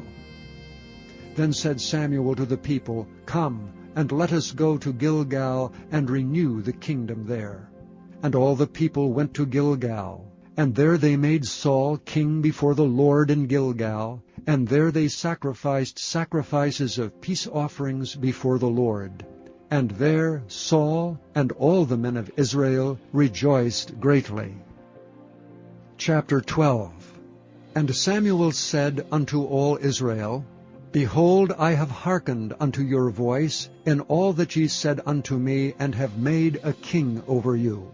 And now, behold, the king walketh before you, and I am old and gray-headed, and behold, my sons are with you, and I have walked before you from my childhood unto this day. Behold, here I am. Witness against me before the Lord and before his anointed. Whose ox have I taken? Or whose ass have I taken? Or whom have I defrauded? Whom have I oppressed? Or of whose hand have I received any bribe to blind mine eyes therewith? And I will restore it you. And they said, Thou hast not defrauded us, nor oppressed us, neither hast thou taken aught of any man's hand. And he said unto them, The Lord is witness against you, and his anointed is witness this day, that ye have not found aught in my hand. And they answered, He is witness. And Samuel said unto the people, It is the Lord that advanced Moses and Aaron, and that brought your fathers up out of the land of Egypt. Now therefore stand still, that I may reason with you before the Lord of all the righteous acts of the Lord which he did to you and to your fathers. When Jacob was come into Egypt, and your fathers cried unto the Lord, then the Lord sent Moses and Aaron, which brought forth your fathers out of Egypt, and made them dwell in this place. And when they forgat the Lord their God, he sold them into the hand of Sisera, captain of the host of Hazor, and into the hand of the Philistines, and into the hand of the king of Moab, and they fought against them. And they cried unto the Lord, and said, We have sinned because we have forsaken the Lord, and have served Baalim and Ashtaroth. But now deliver us out of the hand of our enemies, and we will serve thee. And the Lord sent Jerubbaal, and Bedin, and Jephthah, and Samuel, and delivered you out of the hand of your enemies, on every side, and ye dwelled safe. And when ye saw that Nahash, the king of the children of Ammon, came against you, ye said unto me, Nay, but a king shall reign over us, when the Lord your God was your king. Now therefore behold the king whom ye have chosen, and whom ye have desired, and behold, the Lord hath set a king over you. If ye will fear the Lord, and serve him, and obey his voice, and not rebel against the commandment of the Lord, then shall both ye and also the king that reigneth over you continue, following the Lord your God. But if ye will not obey the voice of the Lord, but rebel against the commandment of the Lord, then shall the hand of the Lord be against you, as it was against your fathers. Now therefore stand and see this great thing which the Lord will do before your eyes. Is it not wheat harvest today? I will call unto the Lord, and he shall send thunder and rain, that ye may perceive and see that your wickedness is great, which ye have done in the sight of the Lord in asking you a king. So Samuel called unto the Lord, and the Lord sent thunder and rain that day, and all the people greatly feared the Lord and Samuel. And all the people said unto Samuel, Pray for thy servants unto the Lord thy God, that we die not, for we have added unto all our sins this evil, to ask us a king. And Samuel said unto the people, Fear not.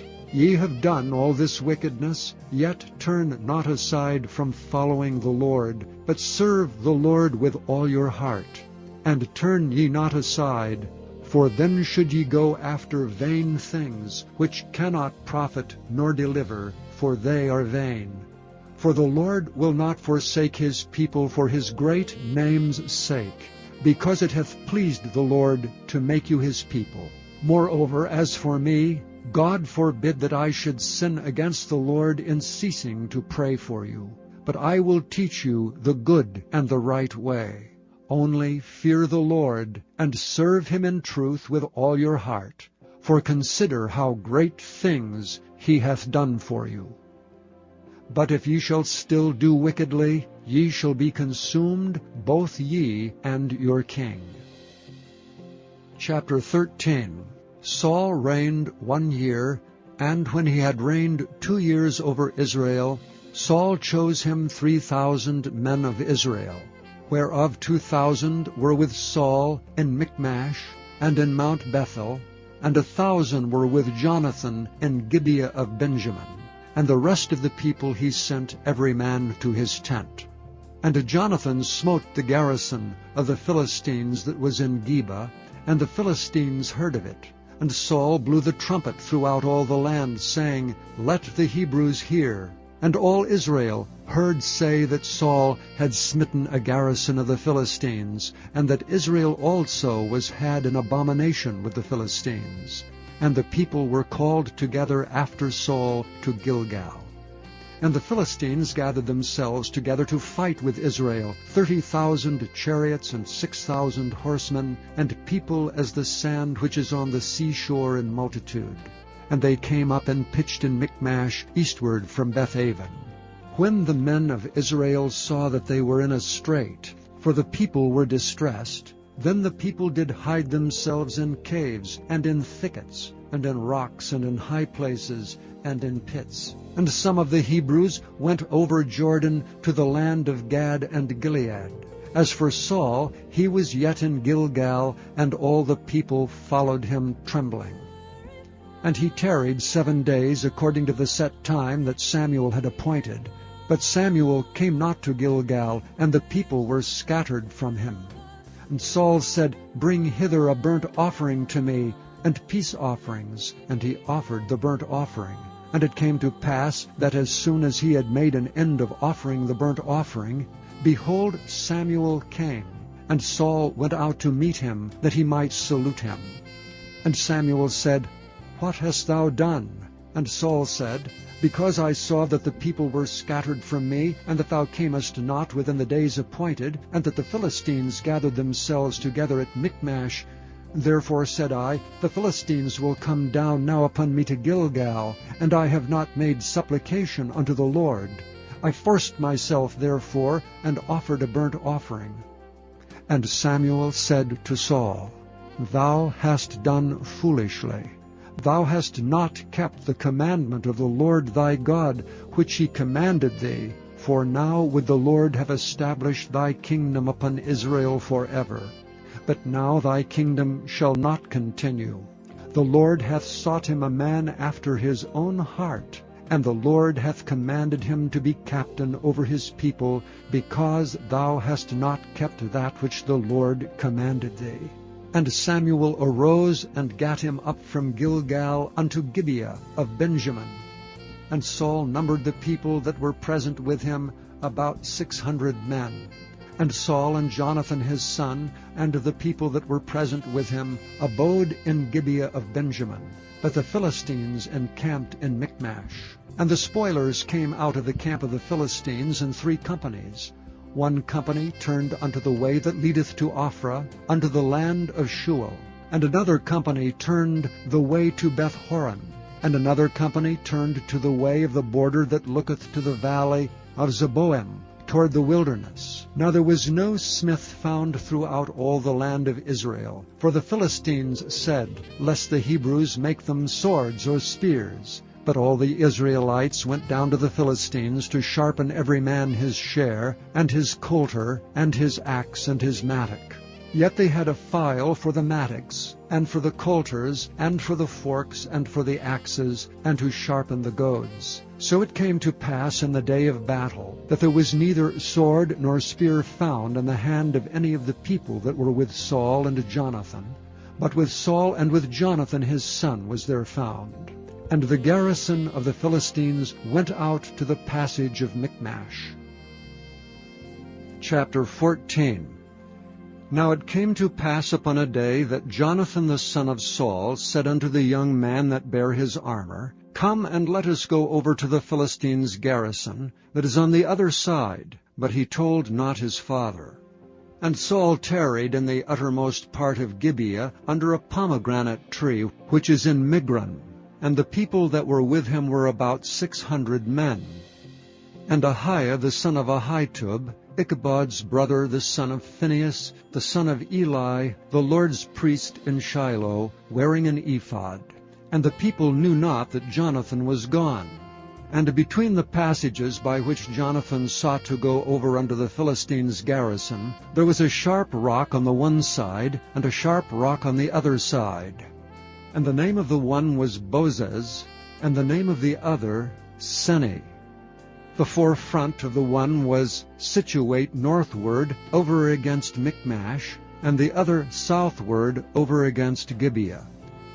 And Jonathan said to the young man that bare his armor, Come and let us go over unto the garrison of these uncircumcised. It may be that the Lord will work for us. For there is no restraint to the Lord to save by many or by few. And his armor-bearer said unto him, Do all that is in thine heart. Turn thee, behold, I am with thee according to thy heart. Then said Jonathan, Behold, we will pass over unto these men, and we will discover ourselves unto them. If they say unto us, Tarry until we come to you, then we will stand still in our place, and will not go up unto them. But if they say thus, Come up unto us, then we will go up, for the Lord hath delivered them into our hand, and this shall be a sign unto us. And both of them discovered themselves unto the garrison of the Philistines. And the Philistines said, Behold, the Hebrews come forth out of the holes where they had hid themselves. And the men of the garrison answered Jonathan and his armor-bearer, and said, Come up to us, and we will show you a thing. And Jonathan said unto his armor-bearer, Come up after me, for the Lord hath delivered them into the hand of Israel. And Jonathan climbed up upon his hands and upon his feet, and his armor-bearer after him. And they fell before Jonathan, and his armor-bearers slew after him. And that first slaughter which Jonathan and his armor-bearer made was about 20 men, within as it were an half-acre of land, which a yoke of oxen might plow. And there was trembling in the host, in the field, and among all the people. The garrison and the spoilers, they also trembled, and the earth quaked, so it was a very great trembling. And the watchmen of Saul and Gibeah of Benjamin looked, and behold, the multitude melted away, and they went on beating down one another. Then said Saul unto the people that were with him, Number now, and see who is gone from us. And when they had numbered, behold, Jonathan and his armor-bearer were not there. And Saul said unto Ahiah, Bring hither the ark of God. For the ark of God was at that time with the children of Israel. And it came to pass, while Saul talked unto the priest, that the noise that was in the host of the Philistines went on and increased. And Saul said unto the priest, withdraw thine hand. And Saul and all the people that were with him assembled themselves, and they came to the battle. And behold, every man's sword was against his fellow, and there was a very great discomfiture. Moreover, the Hebrews that were with the Philistines before that time, which went up with them into the camp from the country round about, even they also turned to be with the Israelites that were with Saul and Jonathan. Likewise all the men of Israel which had hid themselves in Mount Ephraim, when they heard that the Philistines fled, even they also followed hard after them in the battle. So the Lord saved Israel that day. And the battle passed over unto Bethaven. And the men of Israel were distressed that day, for Saul had adjured the people, saying, Cursed be the man that eateth any food until evening, that I may be avenged on mine enemies. So none of the people tasted any food. And all they of the land came to a wood, and there was honey upon the ground. And when the people were come into the wood, behold, the honey dropped, but no man put his hand to his mouth, for the people feared the oath. But Jonathan heard not when his father charged the people with an oath, wherefore he put forth the end of the rod that was in his hand, and dipped it in an honeycomb, and put his hand to his mouth, and his eyes were enlightened. Then answered one of the people, and said, Thy father straitly charged the people with an oath, saying, Cursed be the man that eateth any food this day. And the people were faint.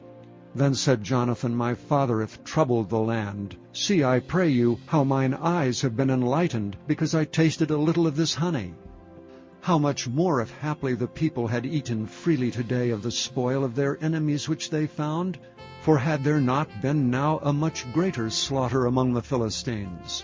And they smote the Philistines that day from Michmash to Aijalon, and the people were very faint. And the people flew upon the spoil, and took sheep and oxen and calves, and slew them on the ground, and the people did eat them with the blood. Then they told Saul, saying, Behold, the people sin against the Lord, in that they eat with the blood. And he said, Ye have transgressed, roll a great stone unto me this day. And Saul said, Disperse yourselves among the people, and say unto them, Bring me hither every man his ox and every man his sheep, and slay them here and eat, and sin not against the Lord in eating with the blood. And all the people brought every man his ox with him that night, and slew them there. And Saul built an altar unto the Lord. The same was the first altar that he built unto the Lord. And Saul said, Let us go down after the Philistines by night, and spoil them until the morning light, and let us not leave a man of them. And they said, Do whatsoever seemeth good unto thee. Then said the priest, Let us draw near hither unto God. And Saul asked counsel of God, Shall I go down after the Philistines? Wilt thou deliver them into the hand of Israel? But he answered him not that day. And Saul said, Draw ye near hither all the chief of the people, and know and see wherein this sin hath been this day. For as the Lord liveth, which saveth Israel, though it be in Jonathan my son, he shall surely die. But there was not a man among the people that answered him. Then said he unto all Israel, Be ye on one side, and I and Jonathan my son will be on the other side. And the people said unto Saul, Do what seemeth good unto thee. Therefore Saul said unto the Lord God of Israel, Give a perfect lot. And Saul and Jonathan were taken, but the people escaped. And Saul said, Cast lots between me and Jonathan my son. And Jonathan was taken. Then Saul said to Jonathan, Tell me what thou hast done. And Jonathan told him and said, I did but taste a little honey with the end of the rod that was in mine hand, and lo, I must die. And Saul answered, God do so and more also, for thou shalt surely die, Jonathan. And the people said unto Saul, Shall Jonathan die, who hath wrought this great salvation in Israel? God forbid. As the Lord liveth, there shall not one hair of his head fall to the ground. For he hath wrought with God this day. So the people rescued Jonathan, that he died not. Then Saul went up from following the Philistines, and the Philistines went to their own place. So Saul took the kingdom over Israel, and fought against all his enemies on every side, against Moab, and against the children of Ammon, and against Edom, and against the kings of Zobah, and against the Philistines. And whithersoever he turned himself, he vexed them. And he gathered an host, and smote the Amalekites, and delivered Israel out of the hands of them that spoiled them. Now the sons of Saul were Jonathan, and Ishuai, and Melchishua.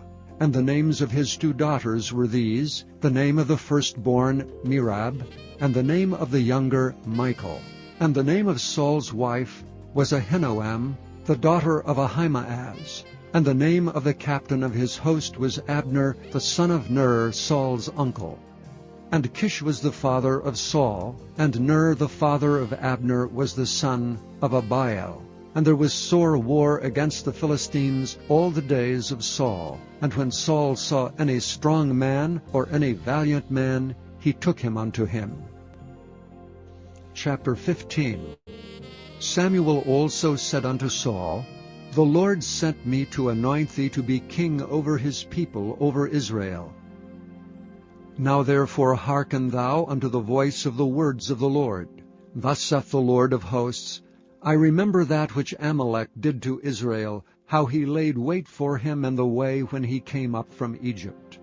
Now go and smite Amalek, and utterly destroy all that they have, and spare them not, but slay both man and woman, infant and suckling, ox and sheep, camel and ass.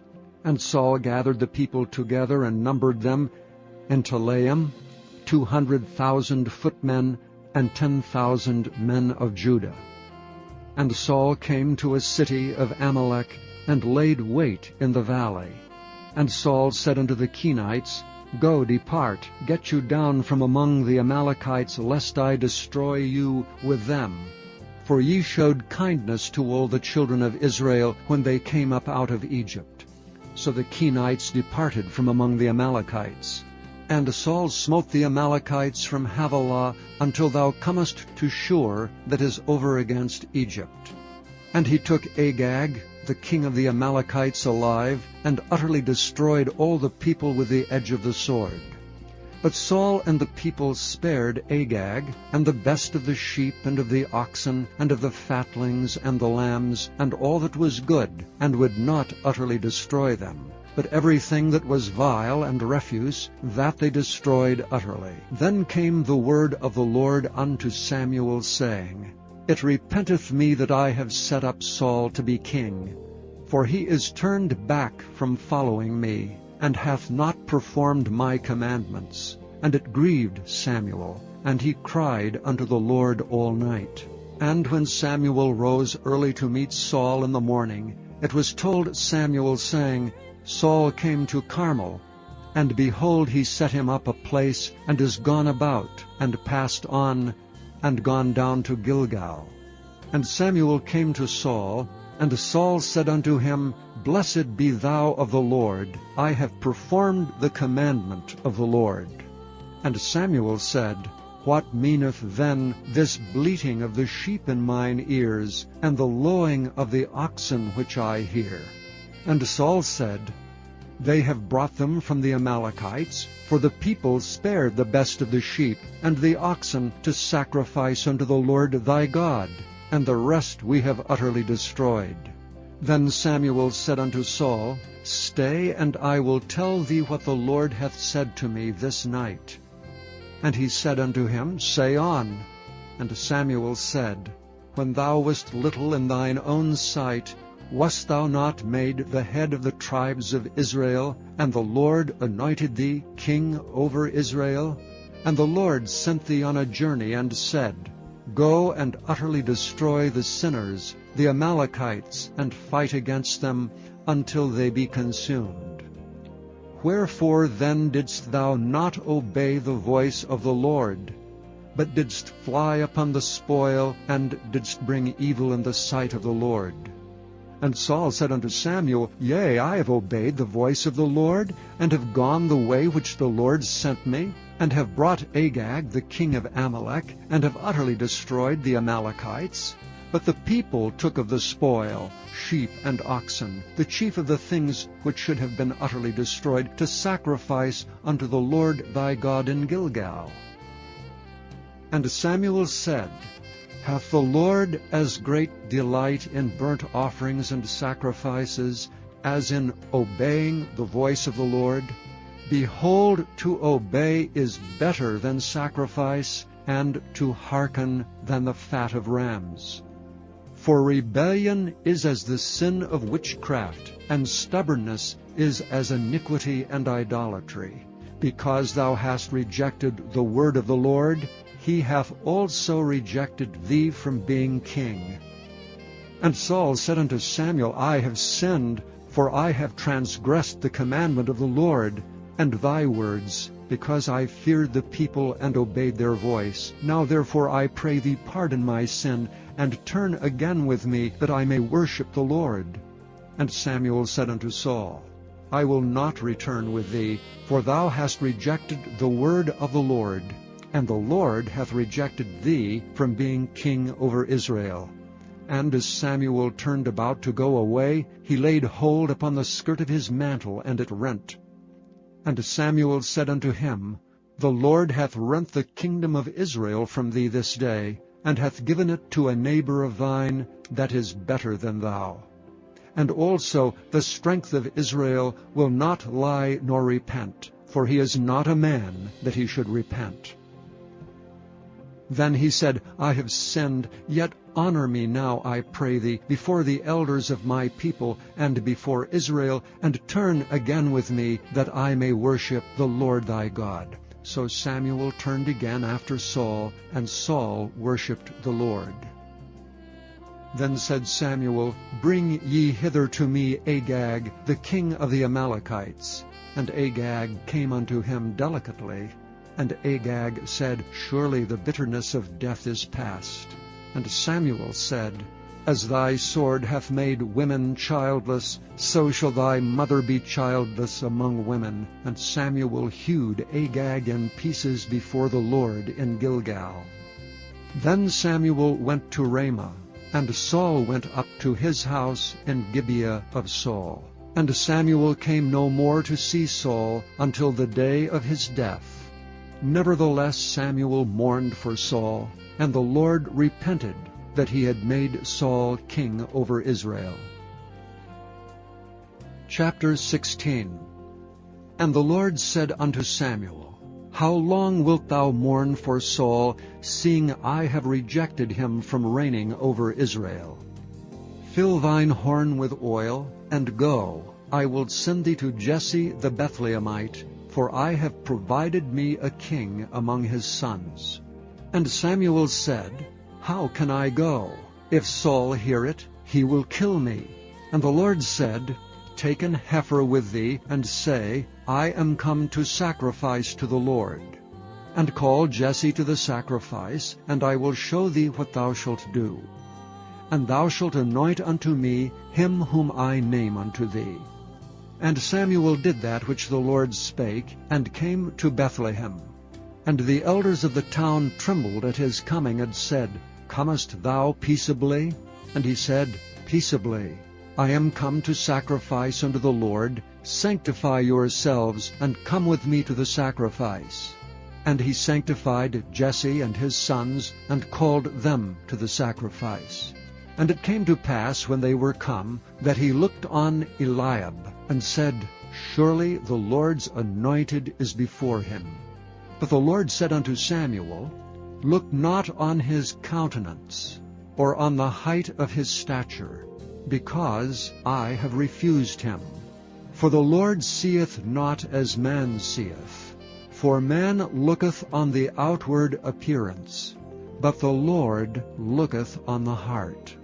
Then Jesse called Abinadab, and made him pass before Samuel. And he said, Neither hath the Lord chosen this. Then Jesse made Shammah to pass by, and he said, Neither hath the Lord chosen this. Again Jesse made 7 of his sons to pass before Samuel. And Samuel said unto Jesse, The Lord hath not chosen these. And Samuel said unto Jesse, Are here all thy children? And he said, There remaineth yet the youngest, and behold, he keepeth the sheep. And Samuel said unto Jesse, Send and fetch him, for we will not sit down till he come hither. And he sent and brought him in. Now he was ruddy, and withal of a beautiful countenance, and goodly to look to. And the Lord said, Arise, anoint him, for this is he. Then Samuel took the horn of oil, and anointed him in the midst of his brethren. And the Spirit of the Lord came upon David from that day forward. So Samuel rose up and went to Ramah. But the Spirit of the Lord departed from Saul, and an evil spirit from the Lord troubled him. And Saul's servants said unto him, Behold, now an evil spirit from God troubleth thee. Let our Lord now command thy servants, which are before thee, to seek out a man who is a cunning player on an harp. And it shall come to pass, when the evil spirit from God is upon thee, that he shall play with his hand, and thou shalt be well. And Saul said unto his servants, Provide me now a man that can play well, and bring him to me. Then answered one of the servants, and said, Behold, I have seen a son of Jesse the Bethlehemite, that is cunning in playing, and a mighty valiant man, and a man of war, and prudent in matters, and a comely person, and the Lord is with him. Wherefore Saul sent messengers unto Jesse, and said, Send me David thy son, which is with the sheep. And Jesse took an ass laden with bread, and a bottle of wine, and a kid, and sent them by David his son unto Saul. And David came to Saul, and stood before him. And he loved him greatly, and he became his armor-bearer. And Saul sent to Jesse, saying, Let David, I pray thee, stand before me, for he hath found favor in my sight. And it came to pass, when the evil spirit from God was upon Saul, that David took an harp and played with his hand. So Saul was refreshed, and was well, and the evil spirit departed from him. Chapter 17. Now the Philistines gathered together their armies to battle, and were gathered together at Shochoh, which belongeth to Judah, and pitched between Shochoh and Azekah in Ephes-dammim. And Saul and the men of Israel were gathered together, and pitched by the valley of Elah, and set the battle in array against the Philistines. And the Philistines stood on a mountain on the one side, and Israel stood on a mountain on the other side, and there was a valley between them. And there went out a champion out of the camp of the Philistines, named Goliath of Gath, whose height was 6 cubits and a span. And he had an helmet of brass upon his head, and he was armed with a coat of mail, and the weight of the coat was 5,000 shekels of brass. And he had greaves of brass upon his legs, and a target of brass between his shoulders. And the staff of his spear was like a weaver's beam, and his spear's head weighed 600 shekels of iron. And one bearing a shield went before him.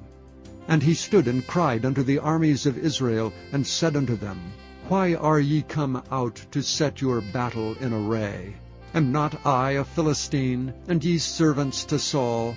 Choose you a man for you, and let him come down to me. If he be able to fight with me, and to kill me, then will we be your servants. But if I prevail against him, and kill him, then shall ye be our servants, and serve us. And the Philistines said, I defy the armies of Israel this day. Give me a man, that we may fight together. When Saul and all Israel heard those words of the Philistine, they were dismayed and greatly afraid. Now David was the son of that Ephrathite of Bethlehem, Judah, whose name was Jesse. And he had 8 sons, and the man went among men for an old man in the days of Saul. And the 3 eldest sons of Jesse went and followed Saul to the battle.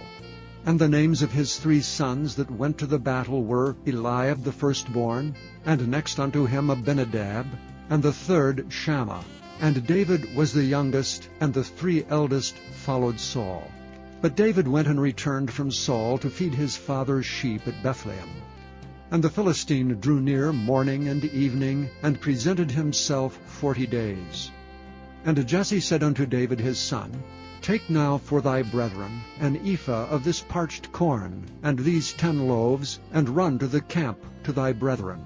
And carry these 10 cheeses unto the captain of their 1,000, and look how thy brethren fare, and take their pledge. Now Saul and they, and all the men of Israel, were in the valley of Elah fighting with the Philistines. And David rose up early in the morning, and left the sheep with a keeper, and took and went as Jesse had commanded him. And he came to the trench as the host was going forth to the fight, and shouted for the battle. For Israel and the Philistines had put the battle in array, army against army. And David left his carriage in the hand of the keeper of the carriage, and ran into the army, and came and saluted his brethren. And as he talked with them, behold, there came up the champion, the Philistine of Gath, Goliath by name, out of the armies of the Philistines, and spake according to the same words. And David heard them. And all the men of Israel, when they saw the man, fled from him, and were sore afraid. And the men of Israel said, Have ye seen this man that is come up? Surely to defy Israel is he come up. And it shall be that the man who killeth him, the king will enrich him with great riches, and will give him his daughter, and make his father's house free in Israel. And David spake to the men that stood by him, saying, What shall be done to the man that killeth this Philistine, and taketh away the reproach from Israel? For who is this uncircumcised Philistine, that he should defy the armies of the living God? And the people answered him after this manner, saying, So shall it be done to the man that killeth him. And Eliab his eldest brother heard when he spake unto the men, and Eliab's anger was kindled against David, and he said, Why camest thou down hither? And with whom hast thou left those few sheep in the wilderness? I know thy pride and the naughtiness of thine heart, for thou art come down that thou mightest see the battle. And David said, What have I now done? Is there not a cause? And he turned from him toward another, and spake after the same manner. And the people answered him again after the former manner. And when the words were heard which David spake, they rehearsed them before Saul, and he sent for him. And David said to Saul, Let no man's heart fail because of him. Thy servant will go and fight with this Philistine. And Saul said to David, Thou art not able to go against this Philistine to fight with him, for thou art but a youth, and he is a man of war from his youth. And David said unto Saul, Thy servant kept his father's sheep, and there came a lion and a bear, and took a lamb out of the flock. And I went out after him, and smote him, and delivered it out of his mouth. And when he rose against me, I caught him by his beard, and smote him, and slew him. Thy servant slew both the lion and the bear. And this uncircumcised Philistine shall be as one of them, seeing he hath defied the armies of the living God. David said moreover, The Lord that delivered me out of the paw of the lion, and out of the paw of the bear, he will deliver me out of the hand of this Philistine. And Saul said unto David, Go, and the Lord be with thee. And Saul armed David with his armor, and he put an helmet of brass upon his head. Also he armed him with a coat of mail. And David girded his sword upon his armor, and he essayed to go, for he had not proved it. And David said unto Saul, I cannot go with these, for I have not proved them. And David put them off him. And he took his staff in his hand, and he chose him 5 smooth stones out of the brook, and put them in a shepherd's bag which he had, even in a scrip. And his sling was in his hand, and he drew near to the Philistine. And the Philistine came on, and drew near unto David, and the man that bare the shield went before him. And when the Philistine looked about and saw David, he disdained him, for he was but a youth, and ruddy, and of a fair countenance. And the Philistine said unto David, Am I a dog, that thou comest to me with staves? And the Philistine cursed David by his gods. And the Philistine said to David, Come to me, and I will give thy flesh unto the fowls of the air, and to the beasts of the field. Then said David to the Philistine, Thou comest to me with a sword, and with a spear, and with a shield. But I come to thee with the name of the Lord of hosts, the God of the armies of Israel, whom thou hast defied. This day will the Lord deliver thee into mine hand, and I will smite thee, and take thine head from thee, and I will give the carcasses of the host of the Philistines this day unto the fowls of the air, and to the wild beasts of the earth, that all the earth may know that there is a God in Israel. And all this assembly shall know that the Lord saveth not with sword and spear, for the battle is the Lord's, and he will give you into our hands. And it came to pass, when the Philistine arose and came and drew nigh to meet David, that David hasted and ran toward the army to meet the Philistine. And David put his hand in his bag, and took thence a stone, and slang it, and smote the Philistine in his forehead, that the stone sunk into his forehead, and he fell upon his face to the earth. So David prevailed over the Philistine with a sling and with a stone, and smote the Philistine, and slew him. But there was no sword in the hand of David. Therefore David ran, and stood upon the Philistine, and took his sword, and drew it out of the sheath thereof, and slew him, and cut off his head therewith. And when the Philistines saw their champion was dead, they fled. And the men of Israel and of Judah arose and shouted, and pursued the Philistines until thou come to the valley, and to the gates of Ekron. And the wounded of the Philistines fell down by the way to Shaaraim, even unto Gath and unto Ekron. And the children of Israel returned from chasing after the Philistines, and they spoiled their tents. And David took the head of the Philistine, and brought it to Jerusalem, but he put his armor in his tent. And when Saul saw David go forth against the Philistine, he said unto Abner, the captain of the host, Abner, whose son is this youth? And Abner said, As thy soul liveth, O king, I cannot tell. And the king said, Enquire thou whose son the stripling is. And as David returned from the slaughter of the Philistine, Abner took him, and brought him before Saul with the head of the Philistine in his hand.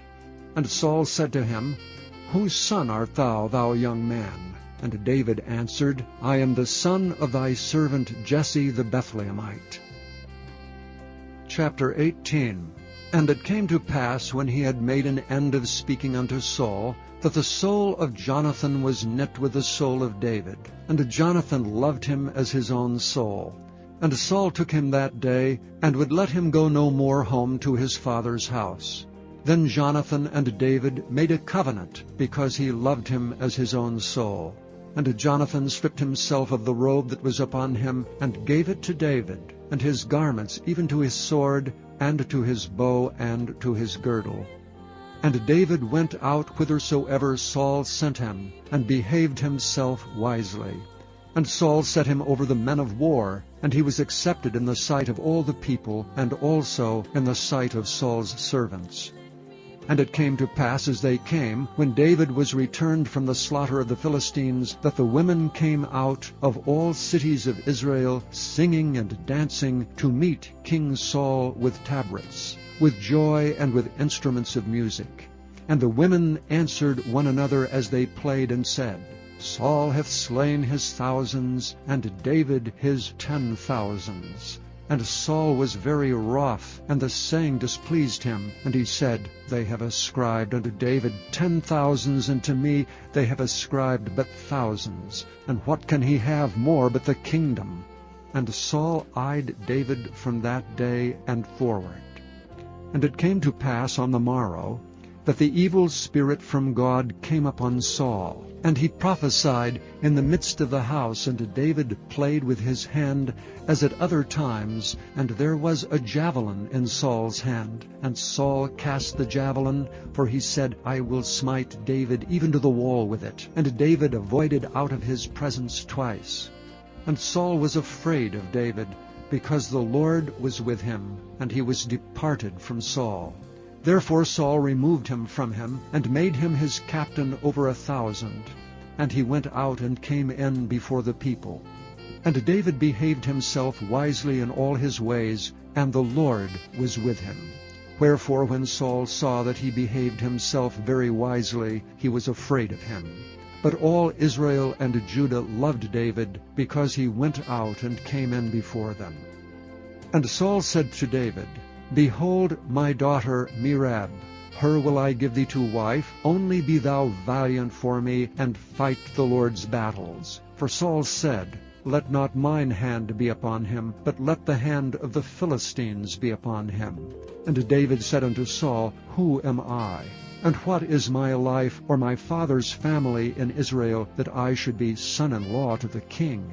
But it came to pass at the time when Merab, Saul's daughter, should have been given to David, that he was given unto Adriel the Maholathite to wife. And Michal, Saul's daughter, loved David, and they told Saul, and the thing pleased him. And Saul said, I will give him her, that she may be a snare to him, and that the hand of the Philistines may be against him. Wherefore Saul said to David, Thou shalt this day be my son-in-law in the one of the twain. And Saul commanded his servants, saying, Commune with David secretly, and say, Behold, the king hath delight in thee, and all his servants love thee. Now therefore be the king's son-in-law. And Saul's servants spake those words in the ears of David. And David said, Seemeth it to you a light thing to be a king's son-in-law, seeing that I am a poor man, and lightly esteemed? And the servants of Saul told him, saying, On this manner spake David.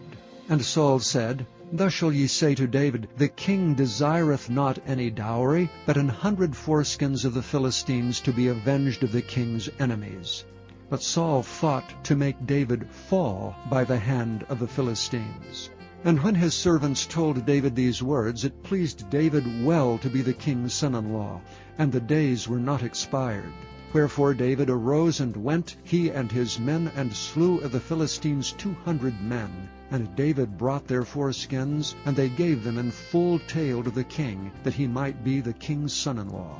And David gave him Michal his daughter to wife. And Saul saw and knew that the Lord was with David, and that Michal, Saul's daughter, loved him. And Saul was yet the more afraid of David, and Saul became David's enemy continually. Then the princes of the Philistines went forth, and it came to pass, after they went forth, that David behaved himself more wisely than all the servants of Saul, so that his name was much set by. Chapter 19. And Saul spake to Jonathan his son, and to his servants, that they should kill David. But Jonathan, Saul's son, delighted much in David. And Jonathan told David, saying, Saul my father seeketh to kill thee. Now therefore I pray thee, take heed to thyself until the morning, and abide in a secret place, and hide thyself. And I will go out and stand beside my father in the field where thou art, and I will commune with my father of thee, and what I see, that I will tell thee. And Jonathan spake good of David unto Saul his father, and said unto him, Let not the king sin against his servant, against David, because he hath not sinned against thee, and because his works have been to thee-ward very good. For he did put his life in his hand, and slew the Philistine. And the Lord wrought a great salvation for all Israel. Thou sawest it, and didst rejoice. Wherefore then wilt thou sin against innocent blood, to slay David without a cause? And Saul hearkened unto the voice of Jonathan. And Saul sware, As the Lord liveth, he shall not be slain.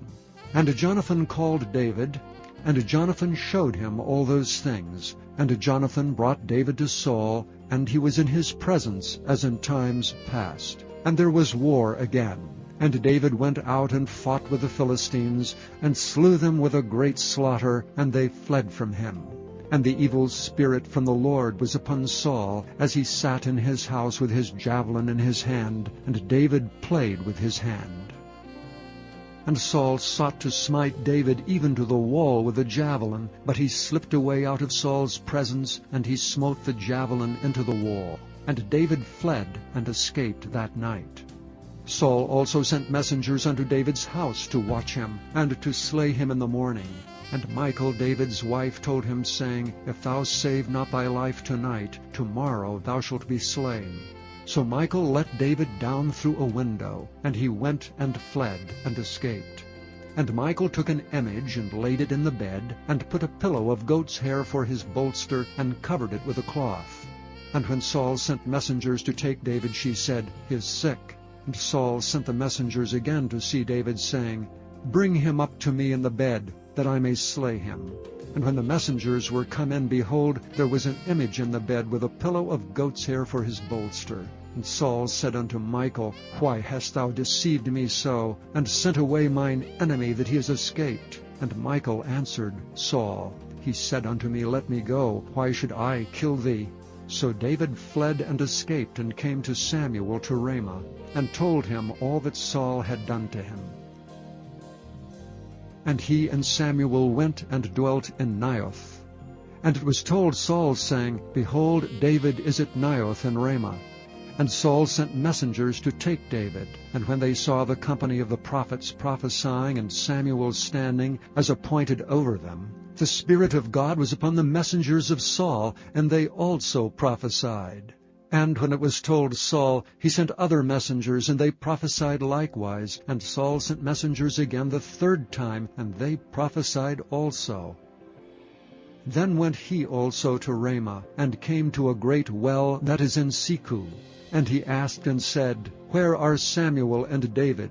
And one said, Behold, they be at Naioth in Ramah. And he went thither to Naioth in Ramah, and the Spirit of God was upon him also. And he went on and prophesied until he came to Naioth in Ramah. And he stripped off his clothes also, and prophesied before Samuel in like manner, and lay down naked all that day and all that night. Wherefore they say, Is Saul also among the prophets? Chapter 20. And David fled from Naioth in Ramah, and came and said before Jonathan, What have I done? What is mine iniquity, and what is my sin before thy father, that he seeketh my life? And he said unto him, God forbid, thou shalt not die. Behold, my father will do nothing either great or small, but that he will show it me. And why should my father hide this thing from me? It is not so. And David sware moreover, and said, Thy father certainly knoweth that I have found grace in thine eyes. And he saith, Let not Jonathan know this, lest he be grieved. But truly as the Lord liveth, and as thy soul liveth, there is but a step between me and death. Then said Jonathan unto David, Whatsoever thy soul desireth, I will even do it for thee. And David said unto Jonathan, Behold, tomorrow is the new moon, and I should not fail to sit with the king at meat. But let me go, that I may hide myself in the field unto the third day at even. If thy father at all miss me, then say, David earnestly asked leave of me, that he might run to Bethlehem his city, for there is a yearly sacrifice there for all the family. If he say thus, It is well, thy servant shall have peace. But if he be very wroth, then be sure that evil is determined by him. Therefore thou shalt deal kindly with thy servant, for thou hast brought thy servant into a covenant of the Lord with thee. Notwithstanding, if there be in me iniquity, slay me thyself, for why shouldst thou bring me to thy father?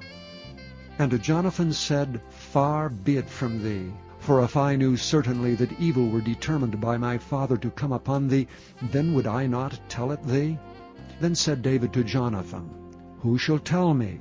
Or what if thy father answer thee roughly? And Jonathan said unto David, Come, and let us go out into the field. And they went out both of them into the field. And Jonathan said unto David, O Lord God of Israel, when I have sounded my father about tomorrow any time, or the third day, and behold, if there be good toward David, and I then send not unto thee, and show it thee, the Lord do so and much more to Jonathan. But if it please my father to do thee evil, then I will show it thee, and send thee away, that thou mayest go in peace. And the Lord be with thee, as he hath been with my father. And thou shalt not only, while yet I live, show me the kindness of the Lord, that I die not, but also thou shalt not cut off thy kindness from my house forever, no, not when the Lord hath cut off the enemies of David, every one of them from the face of the earth. So Jonathan made a covenant with the house of David, saying, Let the Lord even require it at the hand of David's enemies. And Jonathan caused David to swear again, because he loved him, for he loved him as he loved his own soul. Then Jonathan said to David, Tomorrow is the new moon, and thou shalt be missed, because thy seat will be empty. And when thou hast stayed 3 days, then thou shalt go down quickly and come to the place where thou didst hide thyself when the business was in hand, and shalt remain by the stone Ezel. And I will shoot 3 arrows on the side thereof, as though I shot at a mark. And behold, I will send a lad, saying, Go, find out the arrows. If I expressly say unto the lad, Behold, the arrows are on this side of thee, take them, then come thou, for there is peace to thee, and no hurt, as the Lord liveth. But if I say thus unto the young man, Behold, the arrows are beyond thee, go thy way, for the Lord hath sent thee away. And as touching the matter which thou and I have spoken of, behold, the Lord be between thee and me forever. So David hid himself in the field, and when the new moon was come, the king sat him down to eat meat. And the king sat upon his seat, as at other times, even upon a seat by the wall. And Jonathan arose, and Abner sat by Saul's side, and David's place was empty. Nevertheless Saul spake not anything that day, for he thought, Something hath befallen him. He is not clean, surely he is not clean. And it came to pass on the morrow, which was the 2nd day of the month, that David's place was empty. And Saul said unto Jonathan his son, Wherefore cometh not the son of Jesse to meat, neither yesterday nor today? And Jonathan answered Saul, David earnestly asked leave of me to go to Bethlehem. And he said, Let me go, I pray thee, for our family hath a sacrifice in the city, and my brother, he hath commanded me to be there. And now, if I have found favor in thine eyes, let me go away, I pray thee, and see my brethren. Therefore he cometh not unto the king's table. Then Saul's anger was kindled against Jonathan, and he said unto him, Thou son of the perverse rebellious woman, do not I know that thou hast chosen the son of Jesse to thine own confusion, and unto the confusion of thy mother's nakedness? For as long as the son of Jesse liveth upon the ground, thou shalt not be established, nor thy kingdom. Wherefore now send and fetch him unto me, for he shall surely die. And Jonathan answered Saul his father, and said unto him, Wherefore shall he be slain? What hath he done? And Saul cast a javelin at him to smite him, whereby Jonathan knew that it was determined of his father to slay David. So Jonathan arose from the table in fierce anger, and did eat no meat the 2nd day of the month. For he was grieved for David, because his father had done him shame. And it came to pass in the morning that Jonathan went out into the field at the time appointed with David, and a little lad with him. And he said unto his lad, Run, find out now the arrows which I shoot. And as the lad ran, he shot an arrow beyond him. And when the lad was come to the place of the arrow which Jonathan had shot, Jonathan cried after the lad, and said, Is not the arrow beyond thee? And Jonathan cried after the lad, Make speed, haste, stay not. And Jonathan's lad gathered up the arrows, and came to his master. But the lad knew not anything, only Jonathan and David knew the matter. And Jonathan gave his artillery unto his lad, and said unto him, Go carry them to the city. And as soon as the lad was gone, David arose out of a place toward the south, and fell on his face to the ground, and bowed himself 3 times. And they kissed one another, and wept with one another, until David exceeded. And Jonathan said to David, Go in peace, forasmuch as we have sworn both of us in the name of the Lord, saying, The Lord be between me and thee, and between my seed and thy seed forever. And he arose and departed, and Jonathan went into the city. Chapter 21. Then came David to Nob, to Ahimelech the priest. And Ahimelech was afraid at the meeting of David, and said unto him, Why art thou alone, and no man with thee? And David said unto Ahimelech the priest, The king hath commanded me a business, and hath said unto me, Let no man know anything of the business whereabout I send thee, and what I have commanded thee. And I have appointed my servants to such and such a place. Now therefore, what is under thine hand? Give me 5 loaves of bread in mine hand, and what there is present. And the priest answered David and said, There is no common bread under mine hand, but there is hallowed bread, if the young men have kept themselves at least from women. And David answered the priest and said unto him, Of a truth, women have been kept from us about these 3 days, since I came out, and the vessels of the young men are holy, and the bread is in a manner common, yea, though it were sanctified this day in the vessel. So the priest gave him hallowed bread, for there was no bread there but the showbread, but was taken from before the Lord, to put hot bread in the day when it was taken away. Now a certain man of the servants of Saul was there that day, detained before the Lord, and his name was Doeg an Edomite, the chiefest of the herdsmen that belonged to Saul. And David said unto Ahimelech, And is there not here under thine hand spear or sword? For I have neither brought my sword nor my weapons with me, because the king's business required haste. And the priest said, The sword of Goliath the Philistine, whom thou slewest in the valley of Elah, behold, it is here wrapped in a cloth behind the ephod. If thou wilt take that, take it, for there is no other save that here. And David said, There is none like that, give it me. And David arose and fled that day for fear of Saul, and went to Achish the king of Gath. And the servants of Achish said unto him, Is not this David the king of the land? Did they not sing one to another of him in dances, saying, Saul hath slain his thousands, and David his 10,000s? And David laid up these words in his heart, and was sore afraid of Achish the king of Gath. And he changed his behavior before them, and feigned himself mad in their hands, and scrabbled on the doors of the gate, and let his spittle fall down upon his beard. Then said Achish unto his servants, Lo, ye see the man is mad. Wherefore then have ye brought him to me? Have I need of madmen, that ye have brought this fellow to play the madman in my presence? Shall this fellow come into my house? Chapter 22. David therefore departed thence, and escaped to the cave Adullam. And when his brethren and all his father's house heard it, they went down thither to him. And every one that was in distress, and every one that was in debt, and every one that was discontented, gathered themselves unto him, and he became a captain over them. And there were with him about 400 men. And David went thence to Mizpeh of Moab, and said unto the king of Moab, Let my father and my mother, I pray thee, come forth and be with you, till I know what God will do for me. And he brought them before the king of Moab, and they dwelt with him all the while that David was in the hold. And the prophet Gad said unto David, Abide not in the hold, depart, and get thee into the land of Judah. Then David departed, and came into the forest of Hareth.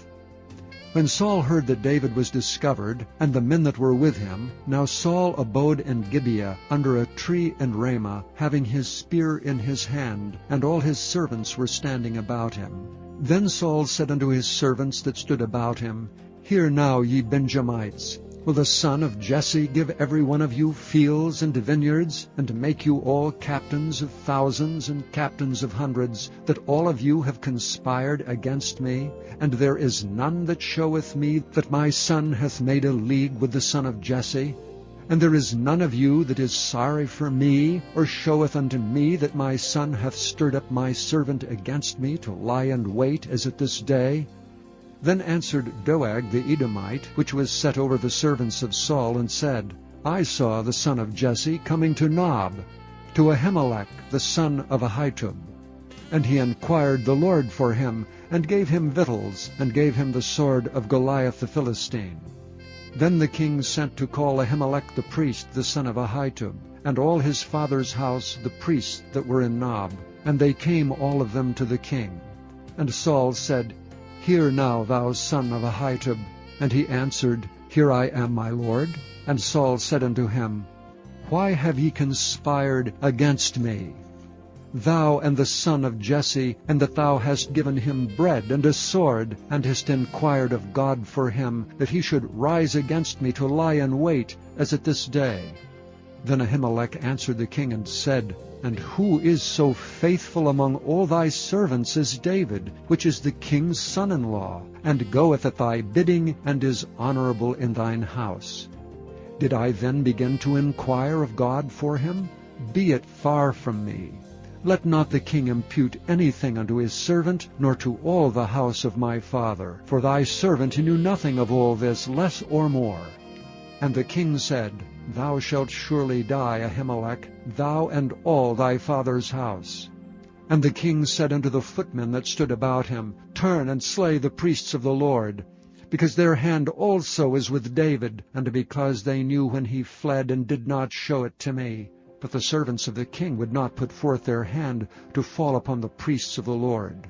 And the king said to Doeg, Turn thou and fall upon the priests. And Doeg the Edomite turned and fell upon the priests, and slew on that day 75 persons that did wear a linen ephod. And Nob the city of the priests smote he with the edge of the sword, both men and women, children and sucklings, and oxen and asses and sheep with the edge of the sword. And one of the sons of Ahimelech, the son of Ahitub, named Abiathar, escaped and fled after David. And Abiathar showed David that Saul had slain the Lord's priests. And David said unto Abiathar, I knew it that day, when Doeg the Edomite was there, that he would surely tell Saul, I have occasioned the death of all the persons of thy father's house. Abide thou with me, fear not, for he that seeketh my life seeketh thy life.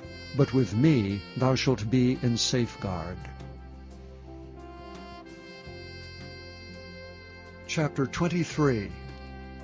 Then they told David, saying, Behold, the Philistines fight against Keilah, and they robbed the threshing floors.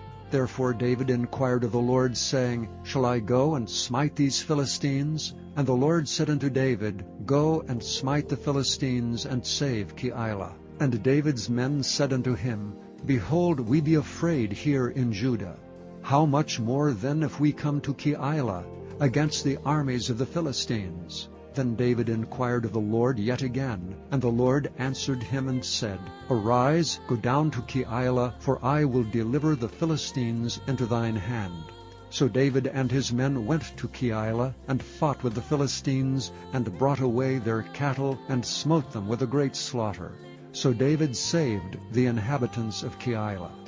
And it came to pass, when Abiathar the son of Ahimelech fled to David, to Keilah, that he came down with an ephod in his hand. And it was told Saul that David was come to Keilah. And Saul said, God hath delivered him into mine hand, for he is shut in by entering into a town that hath gates and bars. And Saul called all the people together to war, to go down to Keilah, to besiege David and his men. And David knew that Saul secretly practiced mischief against him. And he said to Abiathar the priest, Bring hither the ephod. Then said David, O Lord God of Israel, thy servant hath certainly heard that Saul seeketh to come to Keilah to destroy the city for my sake. Will the men of Keilah deliver me up into his hand? Will Saul come down as thy servant hath heard? O Lord God of Israel, I beseech thee, tell thy servant. And the Lord said, He will come down. Then said David, Will the men of Keilah deliver me and my men into the hand of Saul? And the Lord said, They will deliver thee up. Then David and his men, which were about 600, arose, and departed out of Keilah, and went whithersoever they could go. And it was told Saul that David was escaped from Keilah, and he forbare to go forth. And David abode in the wilderness and strongholds, and remained in a mountain in the wilderness of Ziph. And Saul sought him every day, but God delivered him not into his hand. And David saw that Saul was come out to seek his life, and David was in the wilderness of Ziph in a wood. And Jonathan Saul's son arose and went to David into the wood, and strengthened his hand in God. And he said unto him, Fear not, for the hand of Saul my father shall not find thee, and thou shalt be king over Israel, and I shall be next unto thee, and that also Saul my father knoweth. And they two made a covenant before the Lord, and David abode in the wood, and Jonathan went to his house. Then came up the Ziphites to Saul to Gibeah, saying, Doth not David hide himself with us in strongholds, in the wood, in the hill of Hachilah, which is on the south of Jeshimon? Now therefore, O king, come down according to all the desire of thy soul to come down, and our part shall be to deliver him into the king's hand. And Saul said, Blessed be ye of the Lord, for ye have compassion on me. Go, I pray you, prepare yet, and know and see his place where his haunt is, and who hath seen him there. For it is told me that he dealeth very subtly. See therefore, and take knowledge of all the lurking places where he hideth himself, and come ye again to me with a certainty, and I will go with you. And it shall come to pass, if he be in the land, that I will search him out throughout all the thousands of Judah. And they arose and went to Ziph before Saul. But David and his men were in the wilderness of Maon, in the plain on the south of Jeshimon. Saul also and his men went to seek him, and they told David, wherefore he came down into a rock, and abode in the wilderness of Maon. And when Saul heard that, he pursued after David in the wilderness of Maon. And Saul went on this side of the mountain, and David and his men on that side of the mountain. And David made haste to get away for fear of Saul. For Saul and his men compassed David and his men round about to take them. But there came a messenger unto Saul, saying, Haste thee and come, for the Philistines have invaded the land. Wherefore Saul returned from pursuing after David, and went against the Philistines. Therefore they call that place Selahem-Melekoth. And David went up from thence, and dwelt in the strongholds at Engedi. Chapter 24. And it came to pass, when Saul was returned from following the Philistines, that it was told him, saying, Behold, David is in the wilderness of Engedi. Then Saul took 3,000 chosen men out of all Israel, and went to seek David and his men upon the rocks of the wild goats. And he came to the sheepcotes by the way, where was a cave. And Saul went in to cover his feet, and David and his men remained in the sides of the cave. And the men of David said unto him, Behold, the day of which the Lord said unto thee, Behold, I will deliver thine enemy into thine hand, that thou mayest do to him as it shall seem good unto thee. Then David arose, and cut off the skirt of Saul's robe privily. And it came to pass afterward that David's heart smote him, because he had cut off Saul's skirt. And he said unto his men, The Lord forbid that I should do this thing unto my master, the Lord's anointed, to stretch forth mine hand against him, seeing he is the anointed of the Lord. So David stayed his servants with these words, and suffered them not to rise against Saul. But Saul rose up out of the cave, and went on his way. David also arose afterward, and went out of the cave, and cried after Saul, saying, My Lord the king. And when Saul looked behind him, David stooped with his face to the earth, and bowed himself.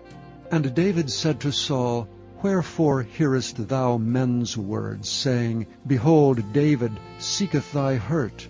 Behold, this day thine eyes have seen how that the Lord had delivered thee today into mine hand in the cave, and some bade me kill thee, but mine eye spared thee. And I said, I will not put forth mine hand against my Lord, for he is the Lord's anointed. Moreover, my father, see the skirt of thy robe in my hand.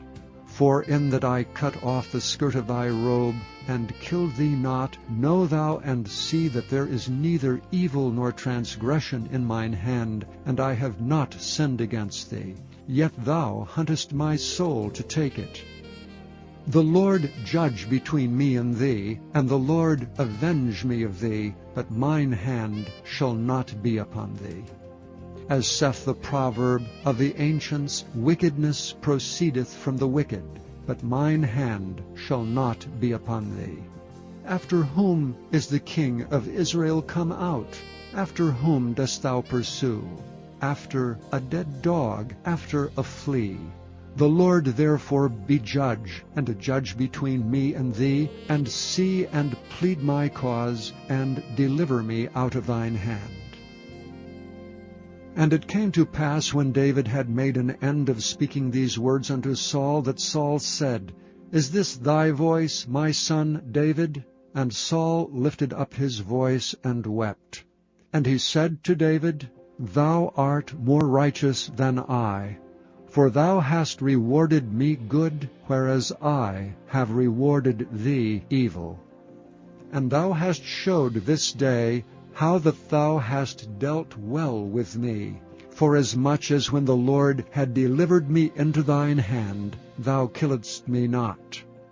For if a man find his enemy, will he let him go well away? Wherefore the Lord reward thee good, for that thou hast done unto me this day. For now, behold, I know well that thou shalt surely be king, and that the kingdom of Israel shall be established in thine hand. Swear now therefore unto me by the Lord, that thou wilt not cut off my seed after me, and that thou wilt not destroy my name out of my father's house.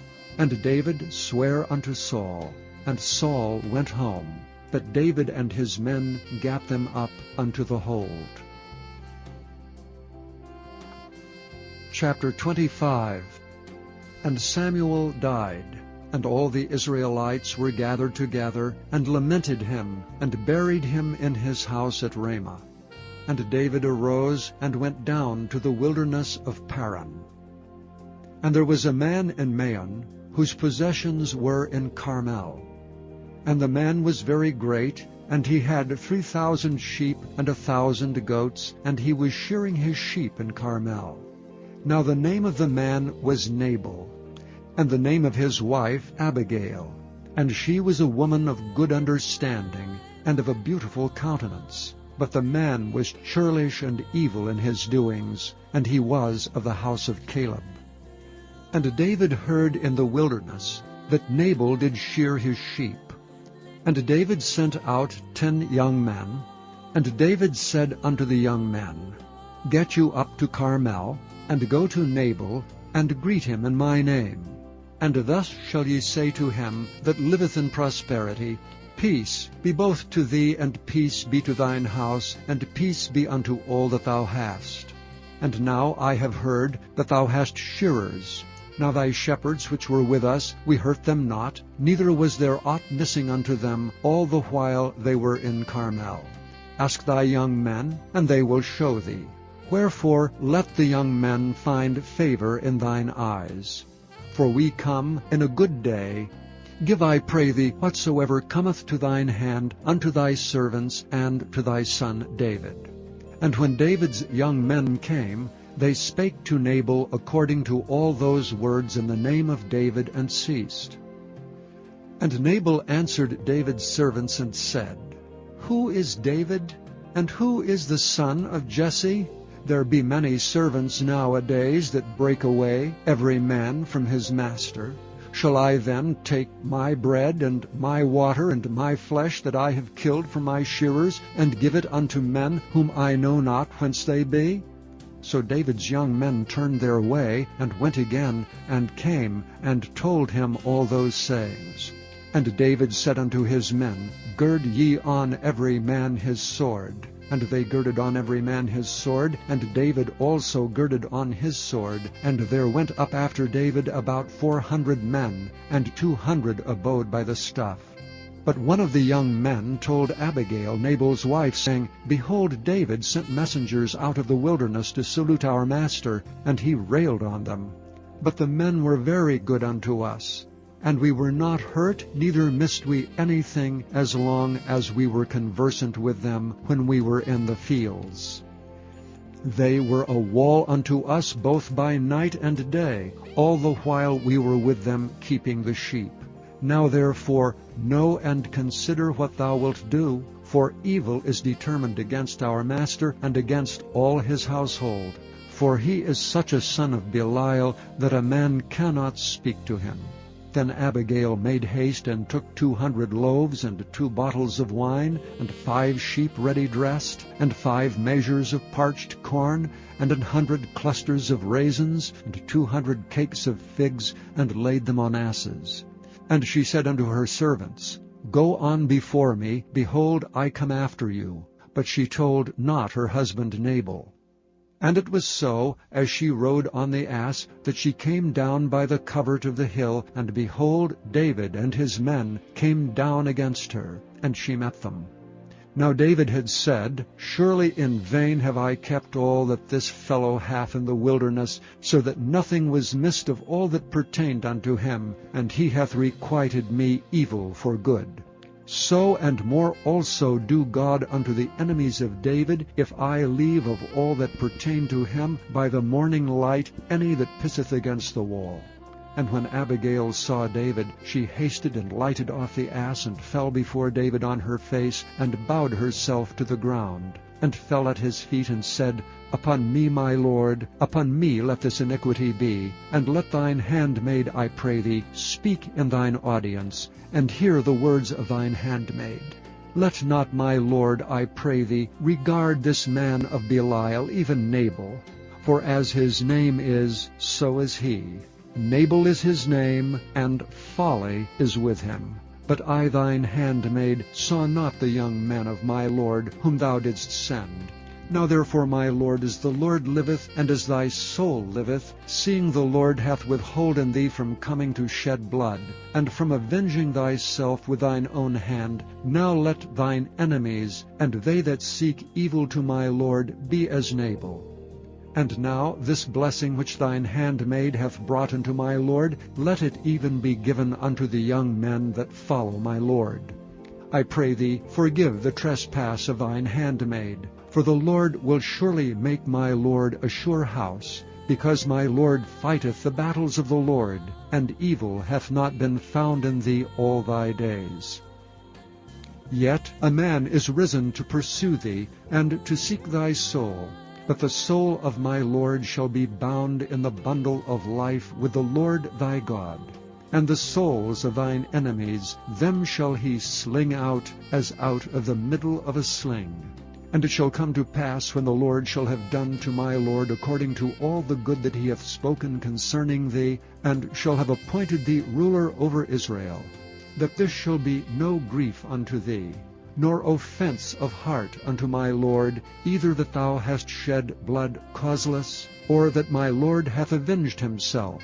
But when the Lord shall have dealt well with my lord, then remember thine handmaid. And David said to Abigail, Blessed be the Lord God of Israel, which sent thee this day to meet me. And blessed be thy advice, and blessed be thou which hast kept me this day from coming to shed blood, and from avenging myself with mine own hand. For in very deed as the Lord God of Israel liveth, which hath kept me back from hurting thee, except thou hadst hasted and come to meet me, surely there had not been left unto Nabal by the morning light any that pisseth against the wall. So David received of her hand that which she had brought him, and said unto her, Go up in peace to thine house. See, I have hearkened to thy voice, and have accepted thy person. And Abigail came to Nabal, and behold, he held a feast in his house, like the feast of a king. And Nabal's heart was merry within him, for he was very drunken. Wherefore she told him nothing, less or more, until the morning light. But it came to pass in the morning, when the wine was gone out of Nabal, and his wife had told him these things, that his heart died within him, and he became as a stone. And it came to pass about 10 days after, that the Lord smote Nabal, that he died.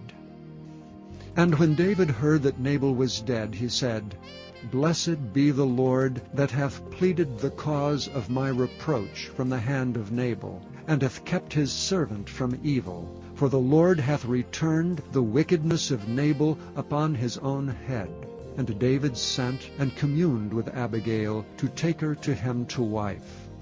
And when the servants of David were come to Abigail to Carmel, they spake unto her, saying, David sent us unto thee, to take thee to him to wife. And she arose and bowed herself on her face to the earth, and said, Behold, let thine handmaid be a servant to wash the feet of the servants of my lord. And Abigail hasted, and arose, and rode upon an ass with 5 damsels of hers that went after her. And she went after the messengers of David, and became his wife. David also took Ahinoam of Jezreel, and they were also both of them his wives. But Saul had given Michal his daughter, David's wife, to Phalti the son of Laish, which was of Gallim. Chapter 26. And the Ziphites came unto Saul to Gibeah, saying, Doth not David hide himself in the hill of Hachilah, which is before Jeshimon?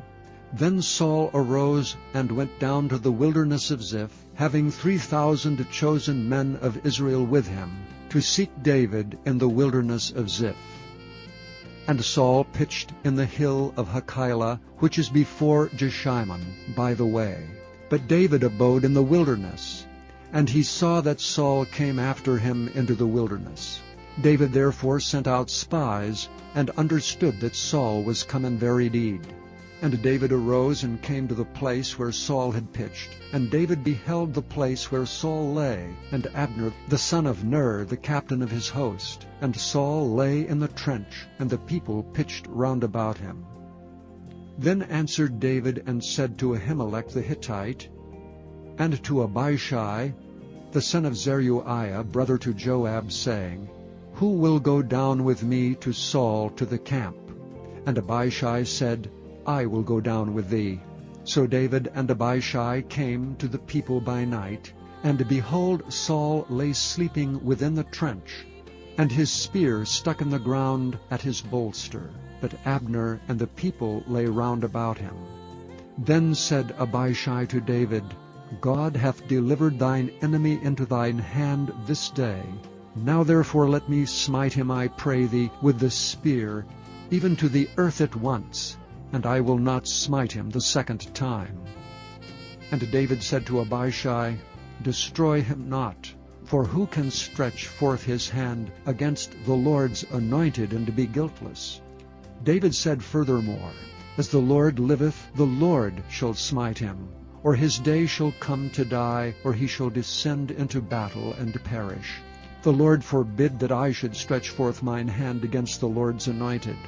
But I pray thee, take thou now the spear that is at his bolster, and the cruse of water, and let us go.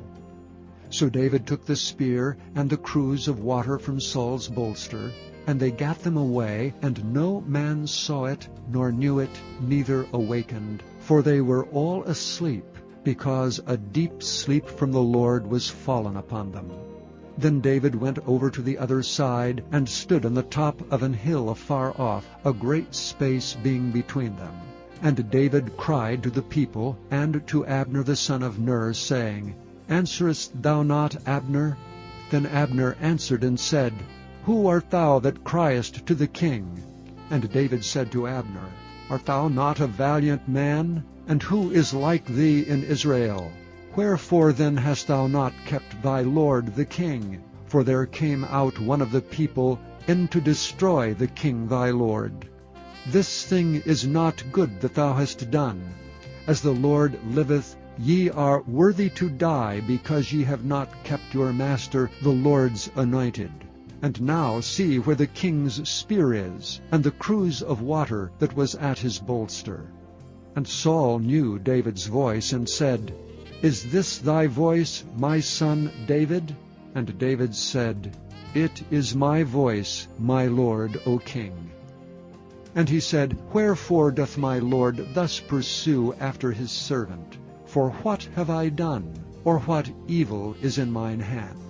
Now therefore I pray thee, let my lord the king hear the words of his servant. If the Lord have stirred thee up against me, let him accept an offering. But if they be the children of men, Cursed be they before the Lord, for they have driven me out this day from abiding in the inheritance of the Lord, saying, Go, serve other gods. Now therefore let not my blood fall to the earth before the face of the Lord. For the King of Israel is come out to seek a flea, as when one doth hunt a partridge in the mountains. Then said Saul, I have sinned. Return, my son David, for I will no more do thee harm, because my soul was precious in thine eyes this day. Behold, I have played the fool, and have erred exceedingly. And David answered and said, Behold the king's spear, and let one of the young men come over and fetch it. The Lord render to every man his righteousness and his faithfulness. For the Lord delivered thee into my hand today, but I would not stretch forth mine hand against the Lord's anointed. And behold, as thy life was much set by this day in mine eyes, so let my life be much set by in the eyes of the Lord, and let him deliver me out of all tribulation. Then Saul said to David, Blessed be thou, my son David. Thou shalt both do great things, and also shalt still prevail. So David went on his way, and Saul returned to his place. Chapter 27. And David said in his heart, I shall now perish one day by the hand of Saul. There is nothing better for me than that I should speedily escape into the land of the Philistines, and Saul shall despair of me to seek me any more in the coast of Israel. So shall I escape out of his hand. And David arose, and he passed over with 600 men that were with him, unto Achish the son of Maoch, king of Gath. And David dwelt with Achish at Gath, he and his men, every man with his household, even David with his 2 wives, Ahinoam the Jezreelitess, and Abigail the Carmelitess, Nabal's wife. And it was told Saul that David was fled to Gath, and he sought no more again for him. And David said unto Achish, If I have now found grace in thine eyes, let them give me a place in some town in the country, that I may dwell there. For why should thy servant dwell in the royal city with thee? Then Achish gave him Ziklag that day, wherefore Ziklag pertaineth unto the kings of Judah unto this day. And the time that David dwelt in the country of the Philistines was a full year and 4 months. And David and his men went up and invaded the Geshurites, and the Gezrites, and the Amalekites. For these nations were of old the inhabitants of the land, as thou goest to Shur, even unto the land of Egypt. And David smote the land, and left neither man nor woman alive, and took away the sheep, and the oxen, and the asses, and the camels, and apparel, and returned, and came to Achish. And Achish said, Whither have ye made a road today? And David said, Against the south of Judah, and against the south of the Jerahmeelites, and against the south of the Kenites. And David saved neither man nor woman alive, to bring tidings to Gath, saying, Lest they should tell on us, saying, So did David, and so will be his manner all the while he dwelleth in the country of the Philistines. And Achish believed David, saying, He hath made his people Israel utterly to abhor him. Therefore he shall be my servant forever. Chapter 28. And it came to pass in those days that the Philistines gathered their armies together for warfare to fight with Israel. And Achish said unto David, Know thou assuredly that thou shalt go out with me to battle, thou and thy men. And David said to Achish, Surely thou shalt know what thy servant can do. And Achish said to David, Therefore will I make thee keeper of mine head forever. Now Samuel was dead, and all Israel had lamented him, and buried him in Ramah, even in his own city. And Saul had put away those that had familiar spirits, and the wizards out of the land. And the Philistines gathered themselves together, and came and pitched in Shunem. And Saul gathered all Israel together, and they pitched in Gilboa. And when Saul saw the host of the Philistines, he was afraid, and his heart greatly trembled. And when Saul inquired of the Lord answered him not, neither by dreams, nor by Urim, nor by prophets. Then said Saul unto his servants, Seek me a woman that hath a familiar spirit, that I may go to her and inquire of her. And his servants said to him, Behold, there is a woman that hath a familiar spirit at Endor. And Saul disguised himself, and put on other raiment. And he went, and 2 men with him, and they came to the woman by night. And he said, I pray thee, divine unto me by the familiar spirit, and bring me him up, whom I shall name unto thee. And the woman said unto him, Behold, thou knowest what Saul hath done, how he hath cut off those that have familiar spirits, and the wizards out of the land. Wherefore then layest thou a snare for my life, to cause me to die? And Saul sware to her by the Lord, saying, As the Lord liveth, there shall no punishment happen to thee for this thing. Then said the woman, Whom shall I bring up unto thee? And he said, Bring me up Samuel. And when the woman saw Samuel, she cried with a loud voice. And the woman spake to Saul, saying, Why hast thou deceived me? For thou art Saul. And the king said unto her, Be not afraid, for what sawest thou? And the woman said unto Saul, I saw gods ascending out of the earth. And he said unto her, What form is he of? And she said, An old man cometh up, and he is covered with a mantle. And Saul perceived that it was Samuel. And he stooped with his face to the ground, and bowed himself. And Samuel said to Saul, Why hast thou disquieted me to bring me up? And Saul answered, I am sore distressed, for the Philistines make war against me, and God is departed from me, and answereth me no more, neither by prophets, nor by dreams. Therefore I have called thee, that thou mayest make known unto me what I shall do. Then said Samuel, Wherefore then dost thou ask of me, seeing the Lord is departed from thee, and is become thine enemy? And the Lord hath done to him as he spake by me. For the Lord hath rent the kingdom out of thine hand, and given it to thy neighbor, even to David. Because thou obeyedst not the voice of the Lord, nor executedst his fierce wrath upon Amalek. Therefore hath the Lord done this thing unto thee this day.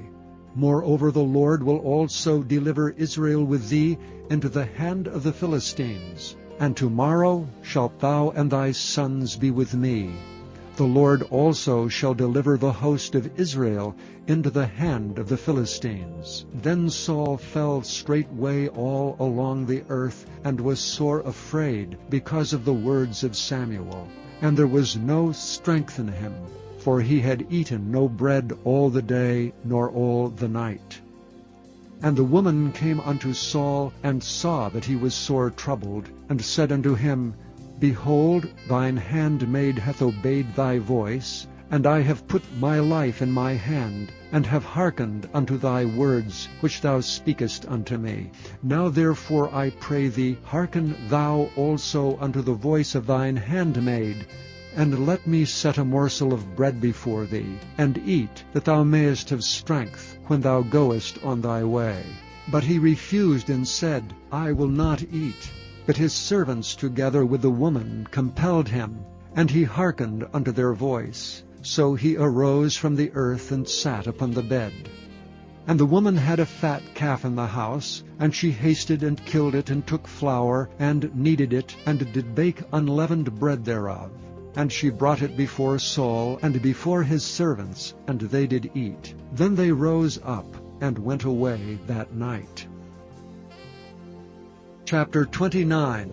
Now the Philistines gathered together all their armies to Aphek, and the Israelites pitched by a fountain which is in Jezreel.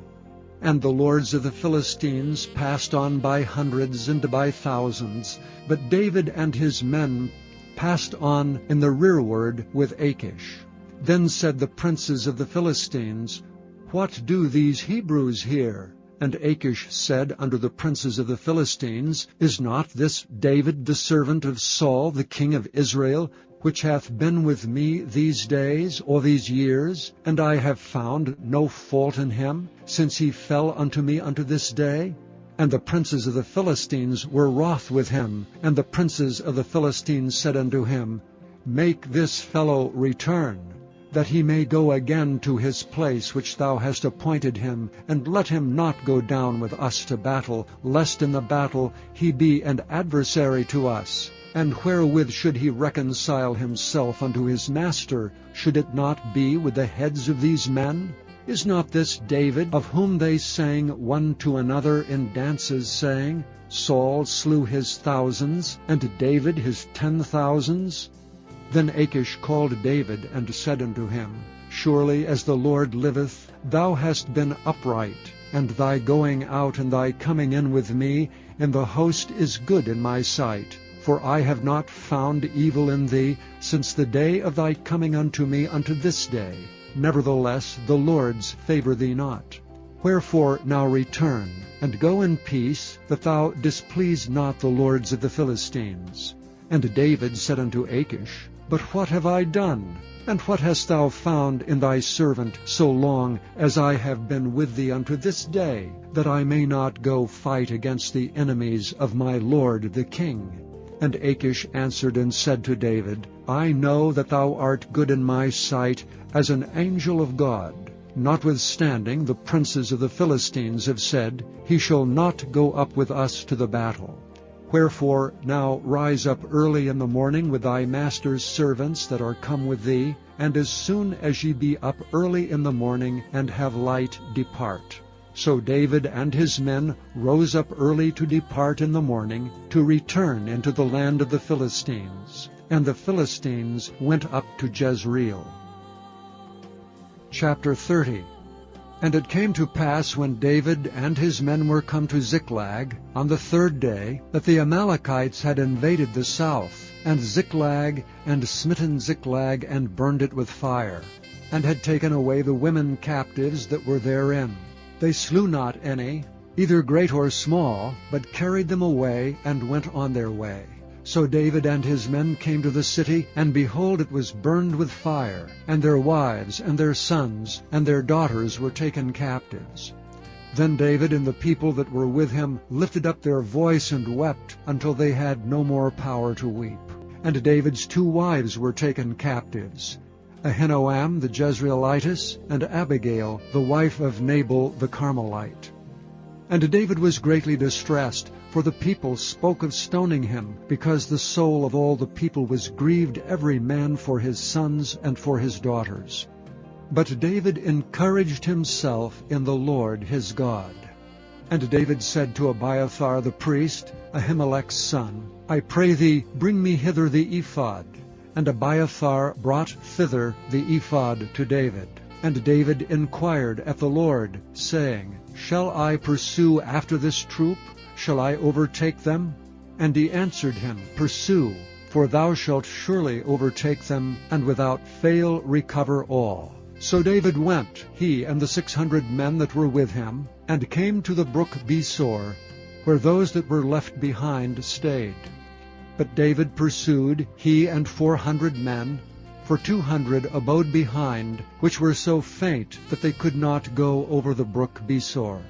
And they found an Egyptian in the field, and brought him to David, and gave him bread, and he did eat, and they made him drink water, and they gave him a piece of a cake of figs, and 2 clusters of raisins. And when he had eaten, his spirit came again to him, for he had eaten no bread, nor drunk any water 3 days and 3 nights.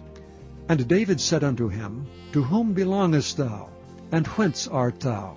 And he said, I am a young man of Egypt, servant to an Amalekite, and my master left me because 3 days agone I fell sick. We made an invasion upon the south of the Kerethites, and upon the coast which belongeth to Judah, and upon the south of Caleb, and we burned Ziklag with fire. And David said to him, Canst thou bring me down to this company? And he said, Swear unto me by God, that thou wilt neither kill me, nor deliver me into the hands of my master, and I will bring thee down to this company. And when he had brought him down, behold, they were spread abroad upon all the earth, eating and drinking and dancing, because of all the great spoil they had taken out of the land of the Philistines and out of the land of Judah, even unto the evening of the next day. And there escaped not a man of them, save 400 young men, which rode upon camels and fled. And David recovered all that the Amalekites had carried away, and David rescued his 2 wives. And there was nothing lacking to them, neither small nor great, neither sons nor daughters, neither spoil, nor anything that they had taken to them. David recovered all. And David took all the flocks and the herds which they drave before those other cattle, and said, This is David's spoil.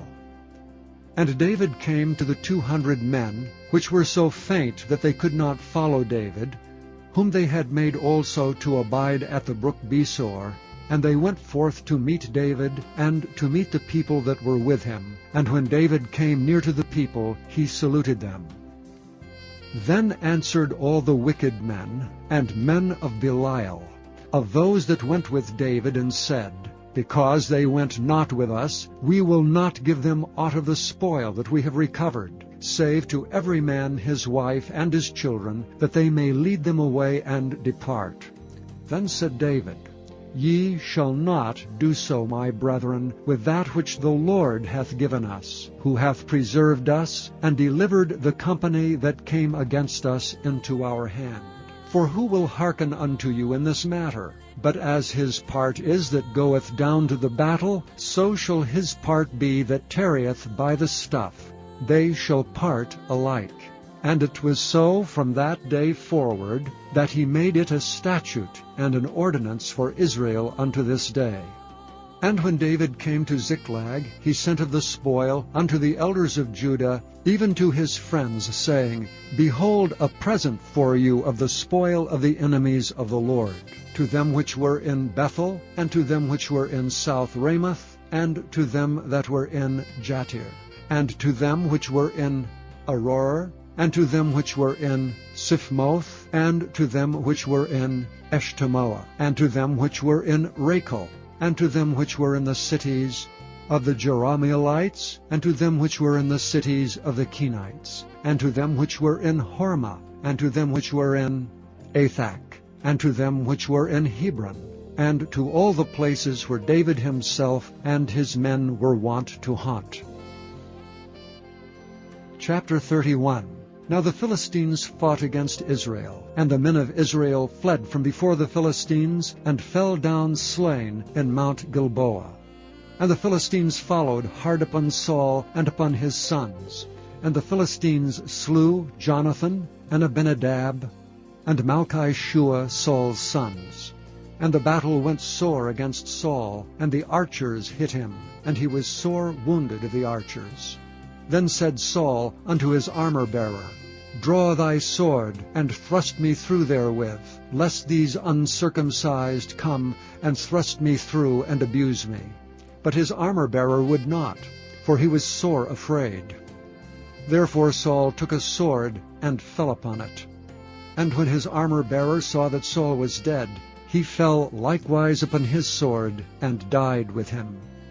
So Saul died, and his 3 sons, and his armor-bearer, and all his men that same day together. And when the men of Israel that were on the other side of the valley, and they that were on the other side of Jordan, saw that the men of Israel fled, and that Saul and his sons were dead, they forsook the cities and fled, and the Philistines came and dwelt in them. And it came to pass on the morrow, when the Philistines came to strip the slain, that they found Saul and his 3 sons fallen in Mount Gilboa. And they cut off his head, and stripped off his armor, and sent into the land of the Philistines round about, to publish it in the house of their idols and among the people. And they put his armor in the house of Ashtaroth, and they fastened his body to the wall of Bethshan. And when the inhabitants of Jabesh-Gilead heard of that which the Philistines had done to Saul, all the valiant men arose, and went all night, and took the body of Saul, and the bodies of his sons from the wall of Bethshan, and came to Jabesh, and burnt them there. And they took their bones, and buried them under a tree at Jabesh, and fasted 7 days. Thank you for listening to this recording of the King James Bible produced by Audio Scriptures International. Audio Scriptures International believes it is more important to spread the Word of God than to make a large profit. Please feel free to make copies of these recordings and distribute them freely so long as you adhere to the following guidelines. First, you may not charge any more than the cost to duplicate and send them. Secondly, you must make a complete copy of the recording, including this message. For commercial and fundraising distribution, please contact Audio Scriptures International for additional information. The second book of Samuel, otherwise called the second book of the Kings, chapter 1.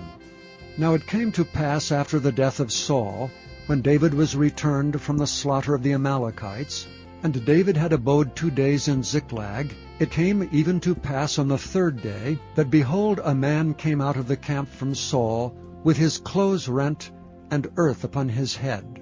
And so it was, when he came to David, that he fell to the earth, and did obeisance. And David said unto him, From whence comest thou? And he said unto him, Out of the camp of Israel am I escaped. And David said unto him, How went the matter? I pray thee tell me. And he answered, That the people are fled from the battle, and many of the people also are fallen and dead, and Saul and Jonathan his son are dead also. And David said unto the young man that told him, How knowest thou that Saul and Jonathan his son be dead? And the young man that told him said, As I happened by chance upon Mount Gilboa, behold, Saul leaned upon his spear, and lo, the chariots and horsemen followed hard after him. And when he looked behind him, he saw me, and called unto me. And I answered, Here am I. And he said unto me, Who art thou? And I answered him, I am an Amalekite. He said unto me again, Stand, I pray thee, upon me, and slay me, for anguish is come upon me, because my life is yet whole in me. So I stood upon him, and slew him, because I was sure that he could not live after that he was fallen. And I took the crown that was upon his head, and the bracelet that was on his arm, and have brought them hither unto my lord. Then David took hold on his clothes, and rent them, and likewise all the men that were with him. And they mourned and wept, and fasted until even for Saul, and for Jonathan his son, and for the people of the Lord, and for the house of Israel, because they were fallen by the sword. And David said unto the young man that told him, Whence art thou? And he answered, I am the son of a stranger, an Amalekite. And David said unto him, How wast thou not afraid to stretch forth thine hand to destroy the Lord's anointed? And David called one of the young men, and said, Go near and fall upon him. And he smote him, that he died. And David said unto him, Thy blood be upon thy head, for thy mouth hath testified against thee, saying, I have slain the Lord's anointed. And David lamented with this lamentation over Saul, and over Jonathan his son. Also he bade them teach the children of Judah the use of the bow. Behold, it is written in the book of Jasher. The beauty of Israel is slain upon thy high places. How are the mighty fallen! Tell it not in Gath, publish it not in the streets of Askelon, lest the daughters of the Philistines rejoice, lest the daughters of the uncircumcised triumph. Ye mountains of Gilboa, let there be no dew, neither let there be rain upon you, nor fields of offerings. For there the shield of the mighty is vilely cast away, the shield of Saul, as though he had not been anointed with oil. From the blood of the slain, from the fat of the mighty, the bow of Jonathan turned not back, and the sword of Saul returned not empty. Saul and Jonathan were lovely and pleasant in their lives, and in their death they were not divided. They were swifter than eagles, they were stronger than lions. Ye daughters of Israel, weep over Saul, who clothed you in scarlet, with other delights, who put on ornaments of gold upon your apparel. How are the mighty fallen in the midst of battle! O Jonathan, thou wast slain in thine high places. I am distressed for thee, my brother Jonathan. Very pleasant hast thou been unto me. Thy love to me was wonderful, passing the love of women. How are the mighty fallen, and the weapons of war perished. Chapter 2. And it came to pass after this that David inquired of the Lord, saying, Shall I go up into any of the cities of Judah? And the Lord said unto him, Go up. And David said, Whither shall I go up? And he said, Unto Hebron. So David went up thither, and his 2 wives also, Ahinoam the Jezreelitess, and Abigail, Nabal's wife, the Carmelite. And his young men that were with him did David bring up, every man with his household, and they dwelt in the cities of Hebron. And the men of Judah came, and there they anointed David king over the house of Judah. And they told David, saying, that the men of Jabesh-Gilead were they that buried Saul. And David sent messengers unto the men of Jabesh-Gilead, and said unto them, Blessed be ye of the Lord, that ye have showed this kindness unto your Lord, even unto Saul, and have buried him. And now the Lord show kindness and truth unto you, and I also will requite you this kindness, because ye have done this thing. Therefore now let your hands be strengthened, and be ye valiant, for your master Saul is dead, and also the house of Judah have anointed me king over them. But Abner the son of Ner, captain of Saul's host, took Ishbosheth the son of Saul, and brought him over to Mahanaim, and made him king over Gilead, and over the Ashurites, and over Jezreel, and over Ephraim, and over Benjamin, and over all Israel. Ishbosheth, Saul's son, was 40 years old when he began to reign over Israel, and reigned 2 years. But the house of Judah followed David. And the time that David was king in Hebron over the house of Judah was 7 years and 6 months. And Abner the son of Ner, and the servants of Ishbosheth the son of Saul, went out from Mahanaim to Gibeon. And Joab the son of Zeruiah, and the servants of David went out and met together by the pool of Gibeon. And they sat down, the one on the one side of the pool, and the other on the other side of the pool. And Abner said to Joab, Let the young men now arise and play before us. And Joab said, Let them arise. Then there arose and went over by number 12 of Benjamin, which pertained to Ishbosheth the son of Saul, and 12 of the servants of David. And they caught every one his fellow by the head, and thrust his sword in his fellow's side, so they fell down together. Wherefore that place was called Helkath-haz-Zurim, which is in Gibeon. And there was a very sore battle that day, and Abner was beaten, and the men of Israel before the servants of David. And there were 3 sons of Zeruiah there, Joab, and Abishai, and Asahel. And Asahel was as light of foot as a wild roe. And Asahel pursued after Abner, and in going he turned not to the right hand nor to the left from following Abner. Then Abner looked behind him and said, Art thou Asahel? And he answered, I am. And Abner said to him, Turn thee aside to thy right hand or to thy left, and lay thee hold on one of the young men, and take thee his armor. But Asahel would not turn aside from following of him. And Abner said again to Asahel, Turn thee aside from following me. Wherefore should I smite thee to the ground? How then should I hold up my face to Joab thy brother? Howbeit he refused to turn aside. Wherefore Abner with the hinder end of the spear smote him under the 5th rib, that the spear came out behind him, and he fell down there and died in the same place. And it came to pass that as many as came to the place where Asahel fell down and died stood still. Joab also and Abishai pursued after Abner. And the sun went down when they were come to the hill of Ammah, that lieth before Jireh, by the way of the wilderness of Gibeon. And the children of Benjamin gathered themselves together after Abner, and became one troop, and stood on the top of an hill. Then Abner called to Joab and said, Shall the sword devour forever? Knowest thou not that it will be bitterness in the latter end? How long shall it be then, ere thou bid the people return from following their brethren? And Joab said, As God liveth, unless thou hadst spoken, surely then in the morning the people had gone up every one from following his brother. So Joab blew a trumpet, and all the people stood still, and pursued after Israel no more, neither fought they any more. And Abner and his men walked all that night through the plain, and passed over Jordan, and went through all Bithron. And they came to Mahanaim. And Joab returned from following Abner, and when he had gathered all the people together, there lacked of David's servants 19 men and Asahel. But the servants of David had smitten of Benjamin, and of Abner's men, so that 360 men died. And they took up Asahel, and buried him in the sepulchre of his father, which was in Bethlehem. And Joab and his men went all night, and they came to Hebron at the break of day. Chapter 3.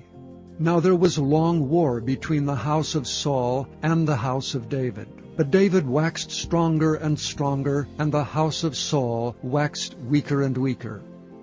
And unto David were sons born in Hebron, and his firstborn was Ammon, of Ahinoam the Jezreelitess, and his second, Chileab of Abigail, the wife of Nabal the Carmelite, and the third Absalom, the son of Maacah, the daughter of Talmai, king of Geshur, and the fourth Adonijah, the son of Haggith, and the fifth Shephatiah, the son of Abital, and the sixth Ithream by Eglah, David's wife. These were born to David in Hebron. And it came to pass, while there was war between the house of Saul and the house of David, that Abner made himself strong for the house of Saul. And Saul had a concubine whose name was Rizpah, the daughter of Aiah.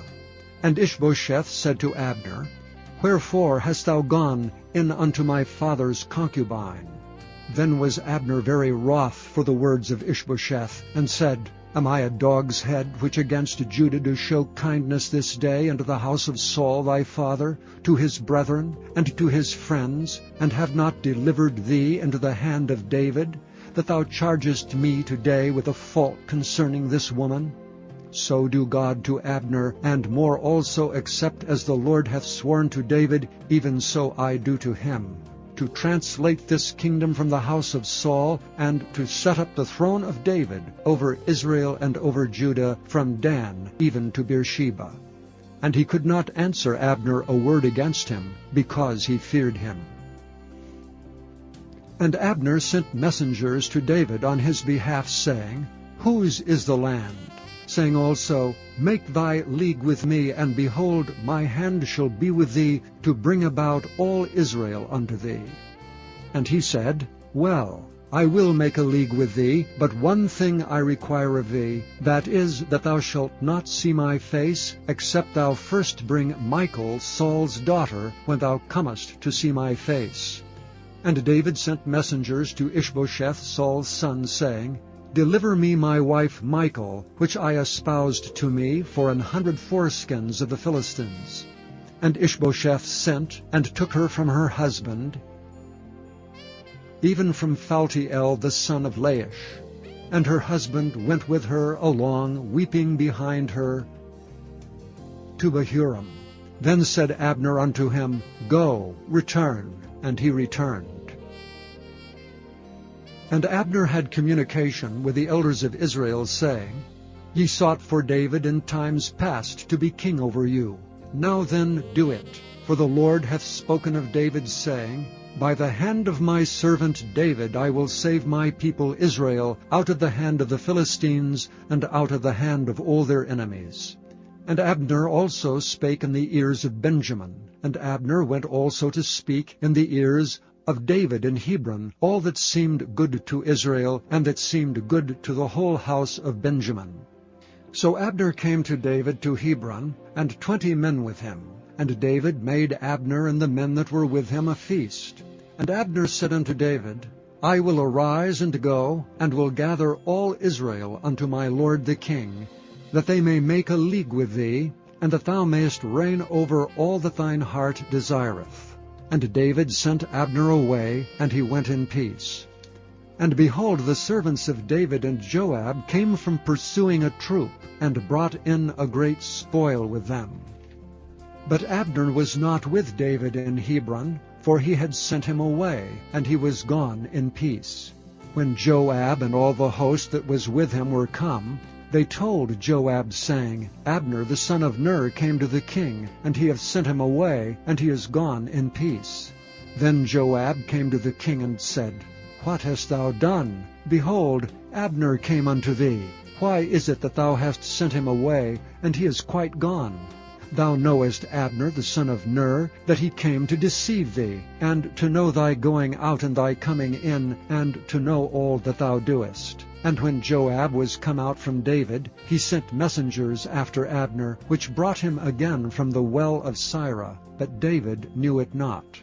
And when Abner was returned to Hebron, Joab took him aside in the gate to speak with him quietly, and smote him there under the 5th rib that he died, for the blood of Asahel his brother. And afterward, when David heard it, he said, I and my kingdom are guiltless before the Lord forever from the blood of Abner the son of Ner. Let it rest on the head of Joab, and on all his father's house. And let there not fail from the house of Joab one that hath an issue, or that is a leper, or that leaneth on a staff, or that falleth on the sword, or that lacketh bread. So Joab and Abishai his brothers slew Abner, because he had slain their brother Asahel at Gibeon in the battle. And David said to Joab and to all the people that were with him, Rend your clothes, and gird you with sackcloth, and mourn before Abner. And King David himself followed the bier.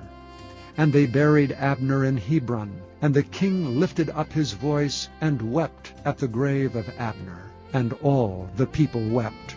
And the king lamented over Abner, and said, Died Abner as a fool dieth?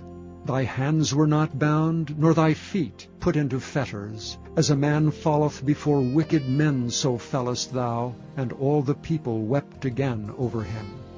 And when all the people came to cause David to eat meat while it was yet day, David sware, saying, So do God to me, and more also, if I taste bread or aught else till the sun be down. And all the people took notice of it, and it pleased them, as whatsoever the king did pleased all the people. For all the people and all Israel understood that day that it was not of the king to slay Abner the son of Ner. And the king said unto his servants, Know ye not that there is a prince and a great man fallen this day in Israel?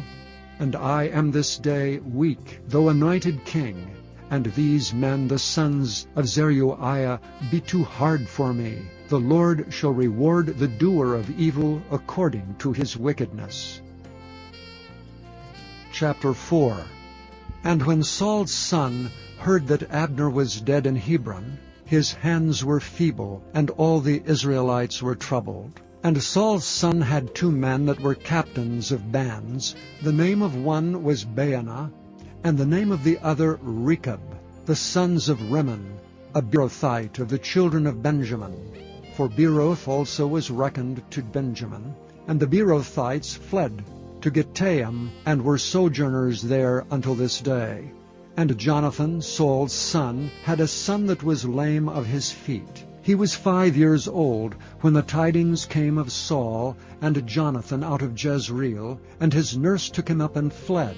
And it came to pass, as she made haste to flee, that he fell and became lame. And his name was Mephibosheth.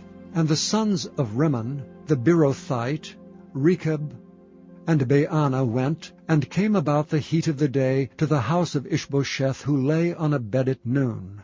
And they came thither into the midst of the house, as though they would have fetched wheat, and they smote him under the 5th rib. And Rechab and Baanah his brother escaped. For when they came into the house, he lay on his bed in his bedchamber, and they smote him, and slew him, and beheaded him, and took his head, and gat them away through the plain all night. And they brought the head of Ishbosheth unto David to Hebron, and said to the king, Behold, the head of Ishbosheth, the son of Saul, thine enemy, which sought thy life. And the Lord hath avenged my lord the king this day of Saul and of his seed. And David answered Rechab, and Baanah his brother, the sons of Rimmon the Beerothite, and said unto them, As the Lord liveth, who hath redeemed my soul out of all adversity, when one told me, saying, Behold, Saul is dead, thinking to have brought good tidings, I took hold of him and slew him in Ziklag, who thought that I would have given him a reward for his tidings. How much more when wicked men have slain a righteous person in his own house upon his bed? Shall I not therefore now require his blood of your hand, and take you away from the earth? And David commanded his young men, and they slew them, and cut off their hands and their feet, and hanged them up over the pool of Hebron. But they took the head of Ishbosheth, and buried it in the sepulchre of Abner in Hebron. Chapter 5. Then came all the tribes of Israel to David unto Hebron, and spake, saying, Behold, we are thy bone and thy flesh. Also in time past, when Saul was king over us, thou wast he that leddest out and broughtest in Israel. And the Lord said to thee, Thou shalt feed my people Israel, and thou shalt be a captain over Israel. So all the elders of Israel came to the king to Hebron, and King David made a league with them in Hebron before the Lord, and they anointed David king over Israel. David was 30 years old when he began to reign, and he reigned 40 years. In Hebron he reigned over Judah 7 years and 6 months, and in Jerusalem he reigned 33 years over all Israel and Judah. And the king and his men went to Jerusalem unto the Jebusites, the inhabitants of the land, which spake unto David, saying, Except thou take away the blind and the lame, thou shalt not come in hither, thinking David cannot come in hither. Nevertheless David took the stronghold of Zion, the same is the city of David. And David said on that day, Whosoever getteth up to the gutter, and smiteth the Jebusites, and the lame and the blind that are hated of David's soul, he shall be chief and captain. Wherefore they said, The blind and the lame shall not come into the house. So David dwelt in the fort, and called it the city of David. And David built round about from Milo and inward. And David went on, and grew great, and the Lord God of hosts was with him. And Hiram king of Tyre sent messengers to David, and cedar trees, and carpenters, and masons, and they built David an house. And David perceived that the Lord had established him king over Israel, and that he had exalted his kingdom for his people Israel's sake. And David took him more concubines and wives out of Jerusalem, after he was come from Hebron. And there were yet sons and daughters born to David. And these be the names of those that were born unto him in Jerusalem, Shammua, and Shobab, and Nathan, and Solomon, Ibhar also, and Elishua, and Nepheg, and Japhira, and Elishama, and Eliada, and Eliphalet. But when the Philistines heard that they had anointed David king over Israel, all the Philistines came up to seek David, and David heard of it, and went down to the hold. The Philistines also came and spread themselves in the valley of Rephaim. And David inquired of the Lord, saying, Shall I go up to the Philistines? Wilt thou deliver them into mine hand? And the Lord said unto David, Go up, for I will doubtless deliver the Philistines into thine hand.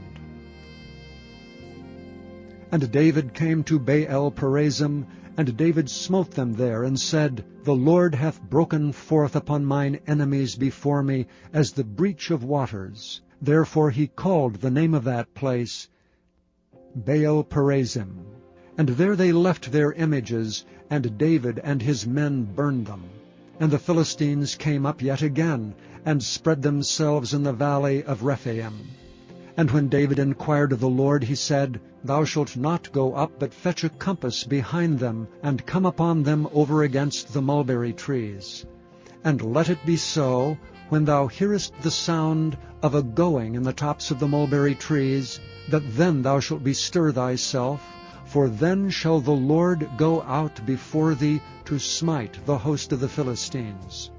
And David did so, as the Lord had commanded him, and smote the Philistines from Geba until thou come to Gezer. Chapter 6. Again David gathered together all the chosen men of Israel, 30,000. And David arose and went with all the people that were with him, from Baale of Judah, to bring up from thence the ark of God, whose name is called by the name of the Lord of hosts, that dwelleth between the cherubims. And they set the ark of God upon a new cart, and brought it out of the house of Abinadab that was in Gibeah. And Uzzah and Ahio, the sons of Abinadab, drave the new cart. And they brought it out of the house of Abinadab, which was at Gibeah, accompanying the ark of God. And Ahio went before the ark. And David and all the house of Israel played before the Lord on all manner of instruments made of fir wood, even on harps, and on psalteries, and on timbrels, and on cornets, and on cymbals. And when they came to Nachon's threshing floor, Uzzah put forth his hand to the ark of God, and took hold of it, for the oxen shook it. And the anger of the Lord was kindled against Uzzah, and God smote him there for his error, and there he died by the ark of God. And David was displeased because the Lord had made a breach upon Uzzah, and he called the name of the place Perez Uzzah to this day. And David was afraid of the Lord that day, and said, How shall the ark of the Lord come to me? So David would not remove the ark of the Lord unto him into the city of David, but David carried it aside into the house of Obed-Edom the Gittite.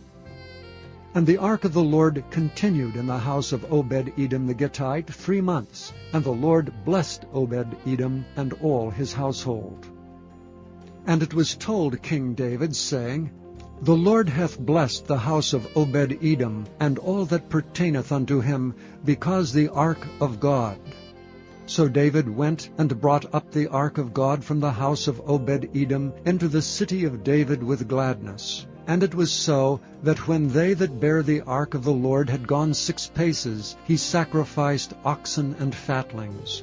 And David danced before the Lord with all his might, and David was girded with a linen ephod. So David and all the house of Israel brought up the ark of the Lord with shouting, and with the sound of the trumpet. And as the ark of the Lord came into the city of David, Michal, Saul's daughter, looked through a window, and saw King David leaping and dancing before the Lord, and she despised him in her heart. And they brought in the ark of the Lord, and set it in his place, in the midst of the tabernacle that David had pitched for it. And David offered burnt offerings and peace offerings before the Lord. And as soon as David had made an end of offering burnt offerings and peace offerings, he blessed the people in the name of the Lord of hosts. And he dealt among all the people, even among the whole multitude of Israel, as well to the women as men, to every one a cake of bread, and a good piece of flesh, and a flagon of wine. So all the people departed every one to his house. Then David returned to bless his household. And Michal, the daughter of Saul, came out to meet David, and said, How glorious was the king of Israel today, who uncovered himself today in the eyes of the handmaids of his servants, as one of the vain fellows shamelessly uncovereth himself. And David said unto Michal, It was before the Lord, which chose me before thy father, and before all his house, to appoint me ruler over the people of the Lord, over Israel. Therefore will I play before the Lord. And I will yet be more vile than thus, and will be base in mine own sight. And of the maidservants which thou hast spoken of them shall I be had in honor. Therefore Michal, the daughter of Saul, had no child until the day of her death. Chapter 7.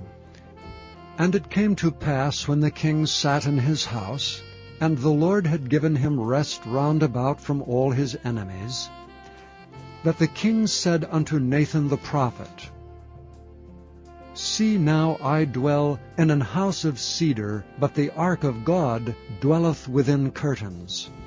And Nathan said to the king, Go, do all that is in thine heart, for the Lord is with thee. And it came to pass that night, that the word of the Lord came unto Nathan, saying, Go and tell my servant David, Thus saith the Lord, Shalt thou build me an house for me to dwell in? Whereas I have not dwelt in any house since the time that I brought up the children of Israel out of Egypt, even to this day, but have walked in a tent and in a tabernacle. In all the places wherein I have walked with all the children of Israel, spake I a word with any of the tribes of Israel, whom I commanded to feed my people Israel, saying, Why build ye not me an house of cedar? Now therefore so shalt thou say unto my servant David, Thus saith the Lord of hosts, I took thee from the sheepcote, from following the sheep, to be ruler over my people, over Israel. And I was with thee whithersoever thou wentest, and have cut off all thine enemies out of thy sight, and have made thee a great name, like unto the name of the great men that are in the earth. Moreover, I will appoint a place for my people Israel, and will plant them, that they may dwell in a place of their own, and move no more. Neither shall the children of wickedness afflict them any more as before time, and as since the time that I commanded judges to be over my people Israel, and have caused thee to rest from all thine enemies. Also the Lord telleth thee that he will make thee an house. And when thy days be fulfilled, and thou shalt sleep with thy fathers, I will set up thy seed after thee, which shall proceed out of thy bowels, and I will establish his kingdom. He shall build an house for my name, and I will establish the throne of his kingdom forever. I will be his father, and he shall be my son. If he commit iniquity, I will chasten him with the rod of men, and with the stripes of the children of men. But my mercy shall not depart away from him, as I took it from Saul, whom I put away before thee. And thine house and thy kingdom shall be established forever before thee. Thy throne shall be established forever. According to all these words, and according to all this vision, so did Nathan speak unto David. Then went King David in and sat before the Lord, and he said, Who am I, O Lord God? And what is my house, that thou hast brought me hitherto? And this was yet a small thing in thy sight, O Lord God, but thou hast spoken also of thy servant's house for a great while to come. And is this the manner of man, O Lord God? And what can David say more unto thee? For thou, Lord God, knowest thy servant. For thy word's sake, and according to thine own heart hast thou done all these great things, to make thy servant know them. Wherefore thou art great, O Lord God, for there is none like thee, neither is there any God beside thee, according to all that we have heard with our ears. And what one nation in the earth is like thy people, even like Israel, whom God went to redeem for a people to himself, and to make him a name, and to do for you great things and terrible, for thy land before thy people, which thou redeemedst to thee from Egypt, from the nations and their gods. For thou hast confirmed to thyself thy people Israel to be a people unto thee forever, and thou, Lord, art become their God. And now, O Lord God, the word that thou hast spoken concerning thy servant, and concerning his house, establish it forever, and do as thou hast said. And let thy name be magnified forever, saying, The Lord of hosts is the God over Israel. And let the house of thy servant David be established before thee. For thou, O Lord of hosts, God of Israel, hast revealed to thy servant, saying, I will build thee an house. Therefore hath thy servant found in his heart to pray this prayer unto thee. And now, O Lord God, thou art that God, and thy words be true, and thou hast promised this goodness unto thy servant. Therefore now let it please thee to bless the house of thy servant, that it may continue forever before thee. For thou, O Lord God, hast spoken it, and with thy blessing let the house of thy servant be blessed forever. Chapter 8. And after this it came to pass that David smote the Philistines and subdued them. And David took Metheg-ammah out of the hand of the Philistines. And he smote Moab, and measured them with a line, casting them down to the ground. Even with 2 lines measured he to put to death, and with 1 full line to keep alive. And so the Moabites became David's servants, and brought gifts. David smote also Hadadezer, the son of Rehob, king of Zobah, as he went to recover his border at the river Euphrates.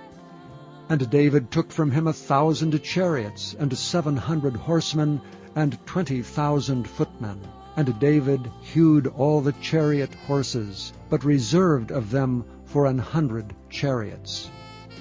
And when the Syrians of Damascus came to succor Hadadezer, king of Zobah, David slew of the Syrians 22,000 men.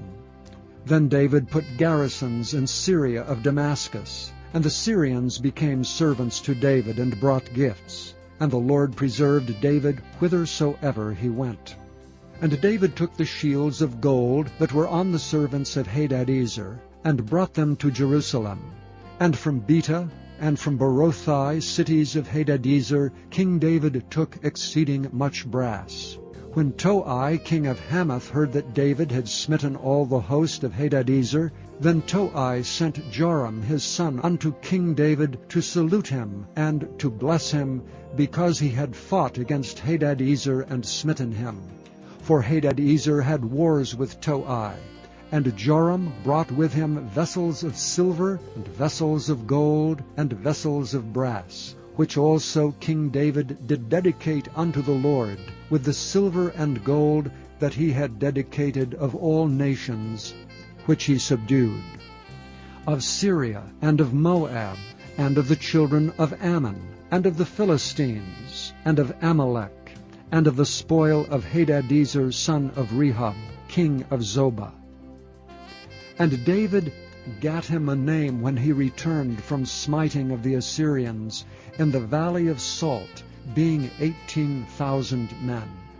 And he put garrisons in Edom. Throughout all Edom he put garrisons, and all they of Edom became David's servants. And the Lord preserved David whithersoever he went.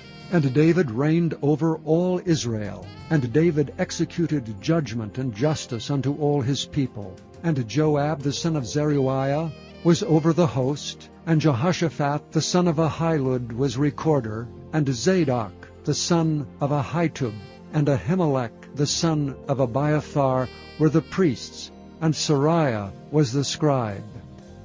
And Benaiah the son of Jehoiada was over both the Kerethites and the Pelethites, and David's sons were chief rulers. Chapter 9. And David said, Is there yet any that is left of the house of Saul, that I may show him kindness for Jonathan's sake? And there was of the house of Saul a servant whose name was Ziba.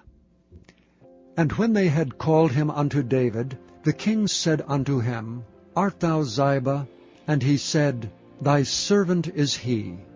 And the king said, Is there not yet any of the house of Saul, that I may show the kindness of God unto him?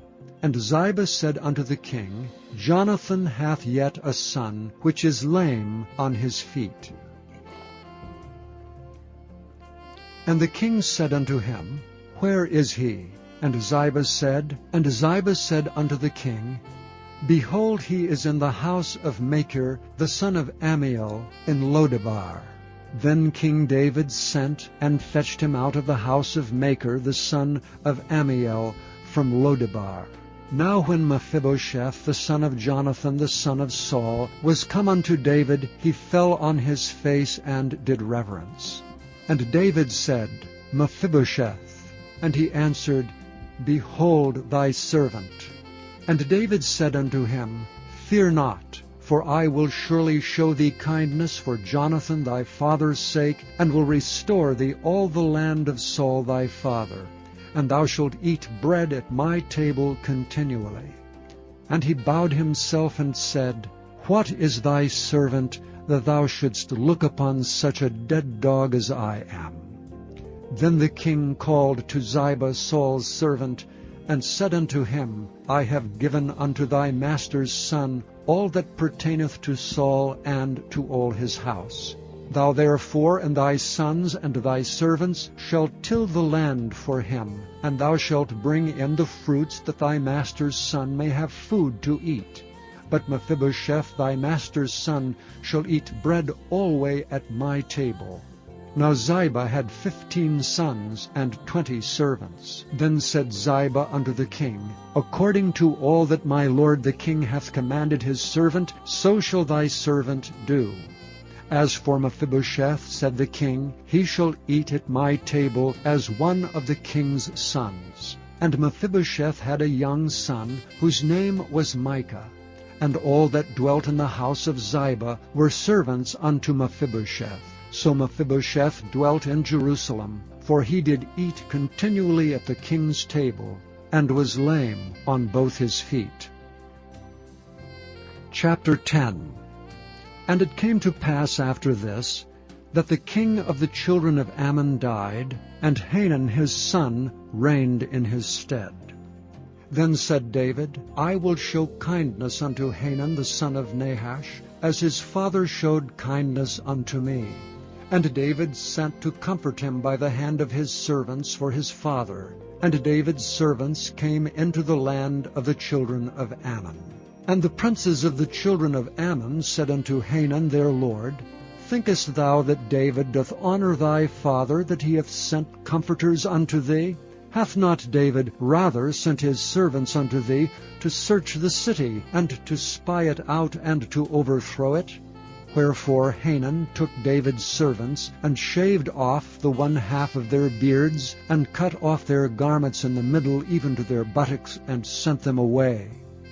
When they told it unto David, he sent to meet them, because the men were greatly ashamed. And the king said, Tarry at Jericho until your beards be grown, and then return. And when the children of Ammon saw that they stank before David, the children of Ammon sent and hired the Syrians of Beth-rehob, and the Syrians of Zobah, 20,000 footmen, and the king of Maacah 1,000 men, and of Ishtab 12,000 men. And when David heard of it, he sent Joab and all the host of the mighty men. And the children of Ammon came out, and put the battle in array at the entering in of the gate. And the Syrians of Zobah, and of Rehob, and Ishtab, and Maacah were by themselves in the field. When Joab saw that the front of the battle was against him before and behind, he chose of all the choice men of Israel, and put them in array against the Syrians. And the rest of the people he delivered into the hand of Abishai his brother, that he might put them in array against the children of Ammon. And he said, If the Syrians be too strong for me, then thou shalt help me. But if the children of Ammon be too strong for thee, then I will come and help thee. Be of good courage, and let us play the men for our people, and for the cities of our God. And the Lord do that which seemeth him good.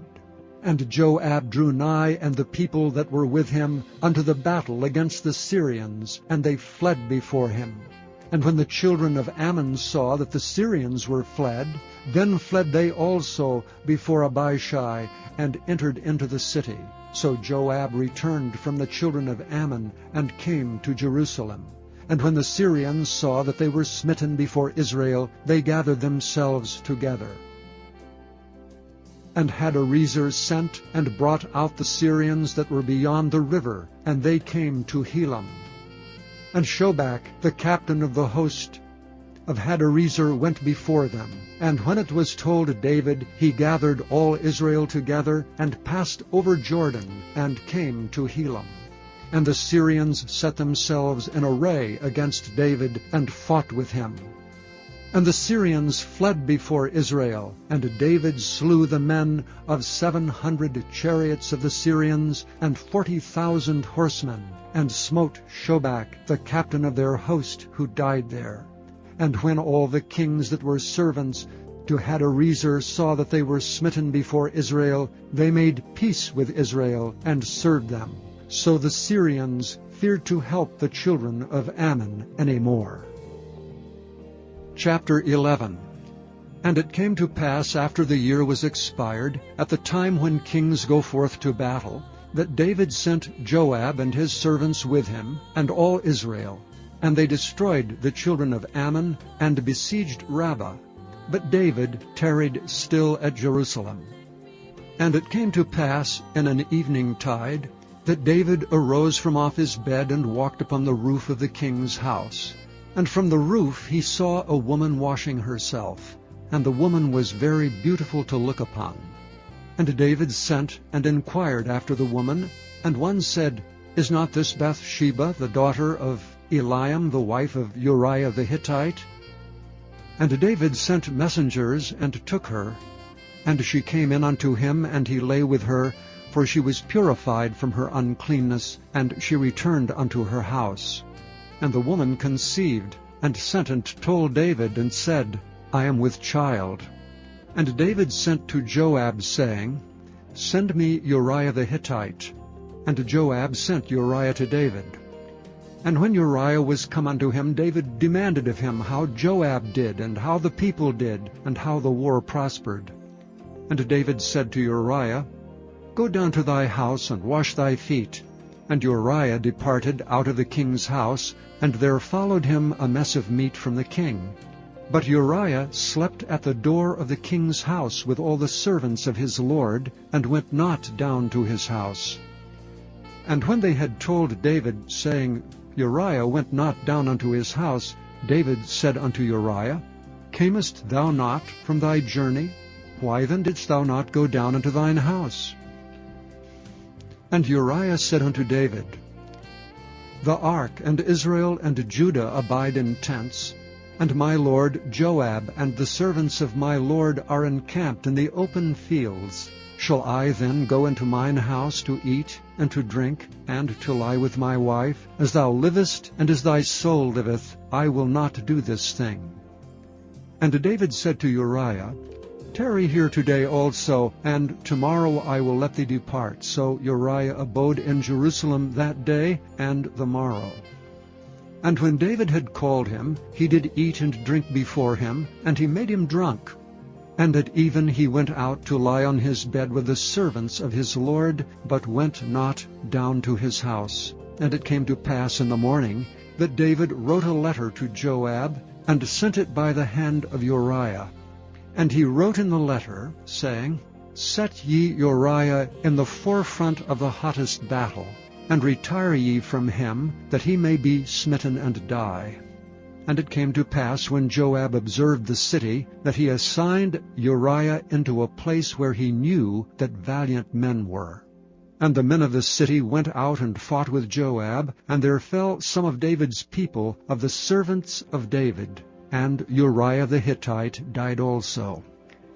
Then Joab sent and told David all the things concerning the war, and charged the messenger, saying, When thou hast made an end of telling the matters of the war unto the king, and if so be that the king's wrath arise, and he say unto thee, Wherefore approached ye so nigh unto the city, when ye did fight? Knew ye not that they would shoot from the wall? Who smote Abimelech the son of Jerubbesheth? Did not a woman cast a piece of a millstone upon him from the wall, that he died in Thebez? And went ye nigh the wall? Then say thou, Thy servant Uriah the Hittite is dead also." So the messenger went and came and showed David all that Joab had sent him for. And the messenger said unto David, "Surely the men prevailed against us, and came out unto us into the field, and we were upon them even unto the entering of the gate. And the shooters shot from off the wall upon thy servants, and some of the king's servants be dead, and thy servant Uriah the Hittite is dead also." Then David said unto the messenger, "Thus shalt thou say unto Joab, Let not this thing displease thee, for the sword devoureth one as well as another. Make thy battle more strong against the city, and overthrow it, and encourage thou him." And when the wife of Uriah heard that Uriah her husband was dead, she mourned for her husband. And when the mourning was past, David sent and fetched her to his house, and she became his wife, and bare him a son. But the thing that David had done displeased the Lord. Chapter 12. And the Lord sent Nathan unto David. And he came unto him and said unto him, There were 2 men in one city, the one rich and the other poor. The rich man had exceeding many flocks and herds, but the poor man had nothing save one little ewe lamb, which he had bought and nourished up. And it grew up together with him, and with his children. It did eat of his own meat, and drank of his own cup, and lay in his bosom, and was unto him as a daughter. And there came a traveller unto the rich man, and he spared to take of his own flock, and of his own herd, to dress for the wayfaring man that was come unto him, but took the poor man's lamb, and dressed it for the man that was come to him. And David's anger was greatly kindled against the man, and he said to Nathan, As the Lord liveth, the man that hath done this thing shall surely die. And he shall restore the lamb fourfold, because he did this thing, and because he had no pity. And Nathan said to David, Thou art the man. Thus saith the Lord God of Israel, I anointed thee king over Israel, and I delivered thee out of the hand of Saul, and I gave thee thy master's house, and thy master's wives into thy bosom, and gave thee the house of Israel and of Judah. And if that had been too little, I would moreover have given unto thee such and such things. Wherefore hast thou despised the commandment of the Lord, to do evil in his sight? Thou hast killed Uriah the Hittite with a sword, and hast taken his wife to be thy wife, and hast slain him with the sword of the children of Ammon. Now therefore the sword shall never depart from thine house, because thou hast despised me, and hast taken the wife of Uriah the Hittite to be thy wife. Thus saith the Lord, Behold, I will raise up evil against thee out of thine own house, and I will take thy wives before thine eyes, and give them unto thy neighbor, and he shall lie with thy wives in the sight of this sun. For thou didst it secretly, but I will do this thing before all Israel, and before the sun. And David said unto Nathan, I have sinned against the Lord. And Nathan said unto David, The Lord also hath put away thy sin. Thou shalt not die. Howbeit because of this deed thou hast given great occasion to the enemies of the Lord to blaspheme. The child also that is born unto thee shall surely die. And Nathan departed unto his house, and the Lord struck the child that Uriah's wife bare unto David, and it was very sick. David therefore besought God for the child, and David fasted, and went in, and lay all night upon the earth. And the elders of his house arose, and went to him to raise him up from the earth, but he would not, neither did he eat bread with them. And it came to pass on the 7th day, that the child died. And the servants of David feared to tell him that the child was dead, for they said, Behold, while the child was yet alive we spake unto him, and he would not hearken unto our voice. How will he then vex himself, if we tell him that the child is dead? But when David saw that his servants whispered, David perceived that the child was dead. Therefore David said unto his servants, Is the child dead? And they said, He is dead. Then David arose from the earth and washed, and anointed himself, and changed his apparel, and came into the house of the Lord, and worshipped. Then he came to his own house, and when he required, they set bread before him, and he did eat. Then said his servants unto him, What thing is this that thou hast done? Thou didst fast and weep for the child while it was alive, but when the child was dead, thou didst rise and eat bread. And he said, While the child was yet alive, I fasted and wept. For I said, Who can tell whether God will be gracious to me, that the child may live? But now he is dead, wherefore should I fast? Can I bring him back again? I shall go to him, but he shall not return to me.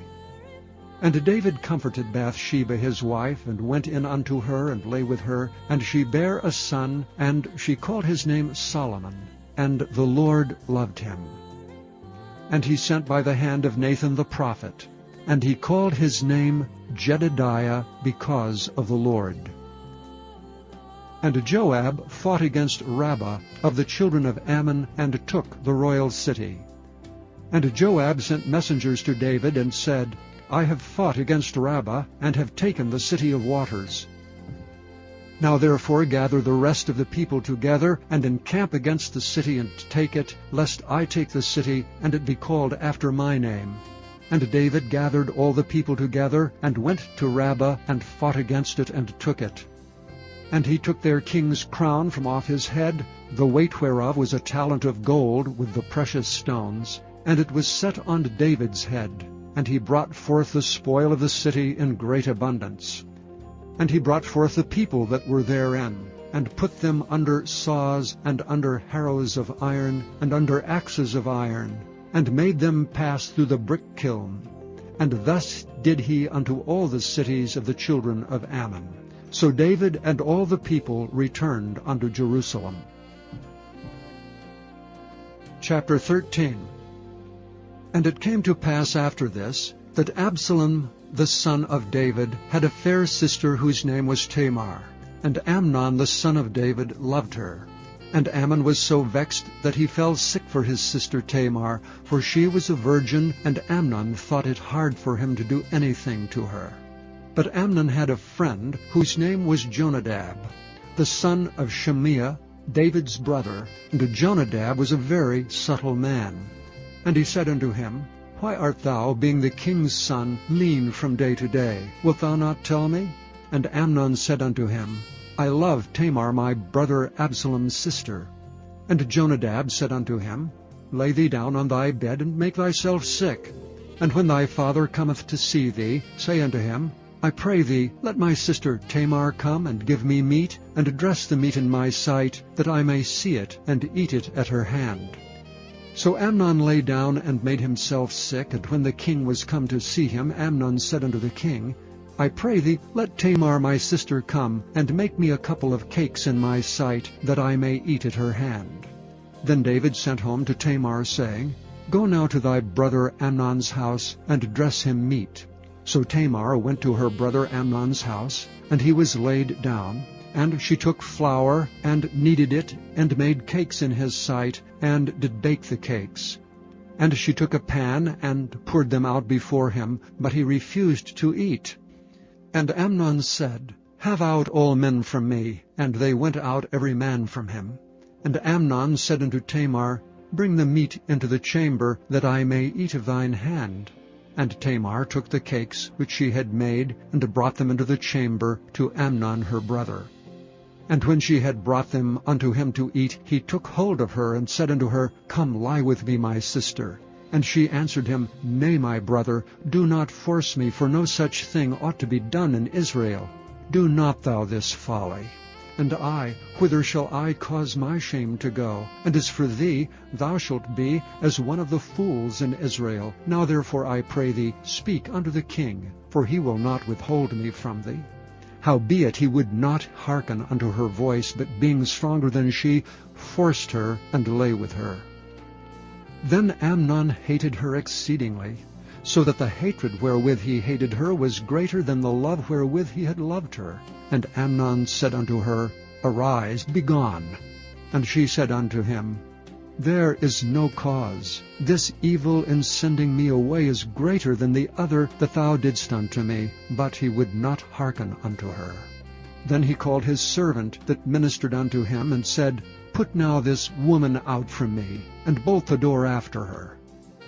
And she had a garment of divers colors upon her, for with such robes were the king's daughters that were virgins apparelled. Then his servant brought her out, and bolted the door after her. And Tamar put ashes on her head, and rent her garment of divers colors that was on her, and laid her hand on her head, and went on crying. And Absalom her brother said unto her, Hath Amnon thy brother been with thee?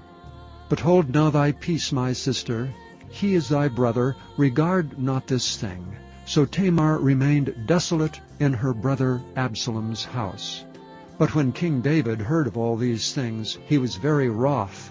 And Absalom spake unto his brother Amnon neither good nor bad, for Absalom hated Amnon, because he had forced his sister Tamar. And it came to pass after 2 full years, that Absalom had sheep shearers in Baal-hazor, which is beside Ephraim, and Absalom invited all the king's sons. And Absalom came to the king, and said, Behold, now thy servant hath sheep shearers. Let the king, I beseech thee, and his servants go with thy servant. And the king said to Absalom, Nay, my son, let us not all now go, lest we be chargeable unto thee. And he pressed him, howbeit he would not go, but blessed him. Then said Absalom, If not, I pray thee, let my brother Amnon go with us. And the king said unto him, Why should he go with thee? But Absalom pressed him that he let Amnon and all the king's sons go with him. Now Absalom had commanded his servants, saying, Mark ye now when Amnon's heart is merry with wine, and when I say unto you, Smite Amnon, then kill him. Fear not. Have not I commanded you? Be courageous and be valiant. And the servants of Absalom did unto Amnon as Absalom had commanded. Then all the king's sons arose, and every man gat him up upon his mule, and fled. And it came to pass, while they were in the way, that tidings came to David, saying, Absalom hath slain all the king's sons, and there is not one of them left. Then the king arose, and tare his garments, and lay on the earth. And all his servants stood by with their clothes rent. And Jonadab the son of Shimeah, David's brother, answered and said, Let not my lord suppose that they have slain all the young men, the king's sons, for Amnon only is dead. For by the appointment of Absalom this hath been determined from the day that he forced his sister Tamar. Now therefore let not my lord the king take the thing to his heart, to think that all the king's sons are dead, for Amnon only is dead. But Absalom fled. And the young man that kept the watch lifted up his eyes, and looked, and behold, there came much people by the way of the hillside behind him. And Jonadab said unto the king, Behold, the king's sons come, as thy servant said, so it is. And it came to pass, as soon as he had made an end of speaking, that behold, the king's sons came, and lifted up their voices, and wept. And the king also, and all his servants, wept very sore. But Absalom fled, and went to Talmai the son of Ammihud, king of Geshur. And David mourned for his son every day. So Absalom fled, and went to Geshur, and was there 3 years. And the soul of King David longed to go forth unto Absalom, for he was comforted concerning Amnon, seeing he was dead. Chapter 14. Now Joab the son of Zeruiah perceived that the king's heart was toward Absalom. And Joab sent to Tekoa, and fetched thence a wise woman, and said unto her, I pray thee, feign thyself to be a mourner, and put on now mourning apparel, and anoint not thyself with oil, but be as a woman that had a long time mourned for the dead, and come to the king, and speak on this manner unto him. So Joab put the words in her mouth. And when the woman of Tekoa spake to the king, she fell on her face to the ground, and did obeisance, and said, Help, O king. And the king said unto her, What aileth thee? And she answered, I am indeed a widow woman, and mine husband is dead. And thy handmaid had 2 sons, and they 2 strove together in the field, and there was none to part them, but the one smote the other, and slew him. And behold, the whole family is risen against thine handmaid. And they said, Deliver him that smote his brother, that we may kill him, for the life of his brother whom he slew. And we will destroy the heir also, and so they shall quench my coal which is left, and shall not leave to my husband neither name nor remainder upon the earth. And the king said unto the woman, Go to thine house, and I will give charge concerning thee. And the woman of Tekoa said unto the king, My lord, O king, the iniquity be on me, and on my father's house, and the king and his throne be guiltless. And the king said, Whosoever saith aught unto thee, bring him to me, and he shall not touch thee any more. Then said she, I pray thee, let the king remember the Lord thy God, that thou wouldst not suffer the revengers of blood to destroy any more, lest they destroy my son. And he said, As the Lord liveth, there shall not one hair of thy son fall to the earth. And the woman said, Let thine handmaid, I pray thee, speak one word unto my lord the king. And he said, Say on. And the woman said, Wherefore then hast thou thought such a thing against the people of God? For the king doth speak this thing as one which is faulty, and that the king doth not fetch home again his banished. For we must needs die, and are as water spilt in the ground, which cannot be gathered up again. Neither doth God respect any person, yet doth he devise means that his banished be not expelled from him. Now therefore that I am come to speak of this thing unto my lord the king, it is because the people have made me afraid. And thy handmaid said, I will now speak unto the king. It may be that the king will perform the request of his handmaid. For the king will hear to deliver his handmaid out of the hand of the man that would destroy me and my son together out of the inheritance of God. Then thine handmaid said, The word of the Lord the king shall now be comfortable.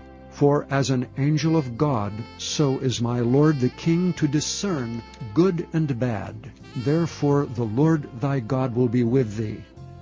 Then the king answered and said unto the woman, Hide not from me, I pray thee, the thing that I shall ask thee. And the woman said, Let my lord the king now speak. And the king said, Is not the hand of Joab with thee in all this?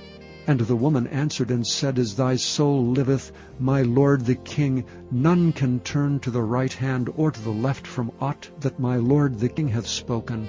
For thy servant Joab he bade me, and he put all these words in the mouth of thine handmaid. To fetch about this form of speech hath thy servant Joab done this thing.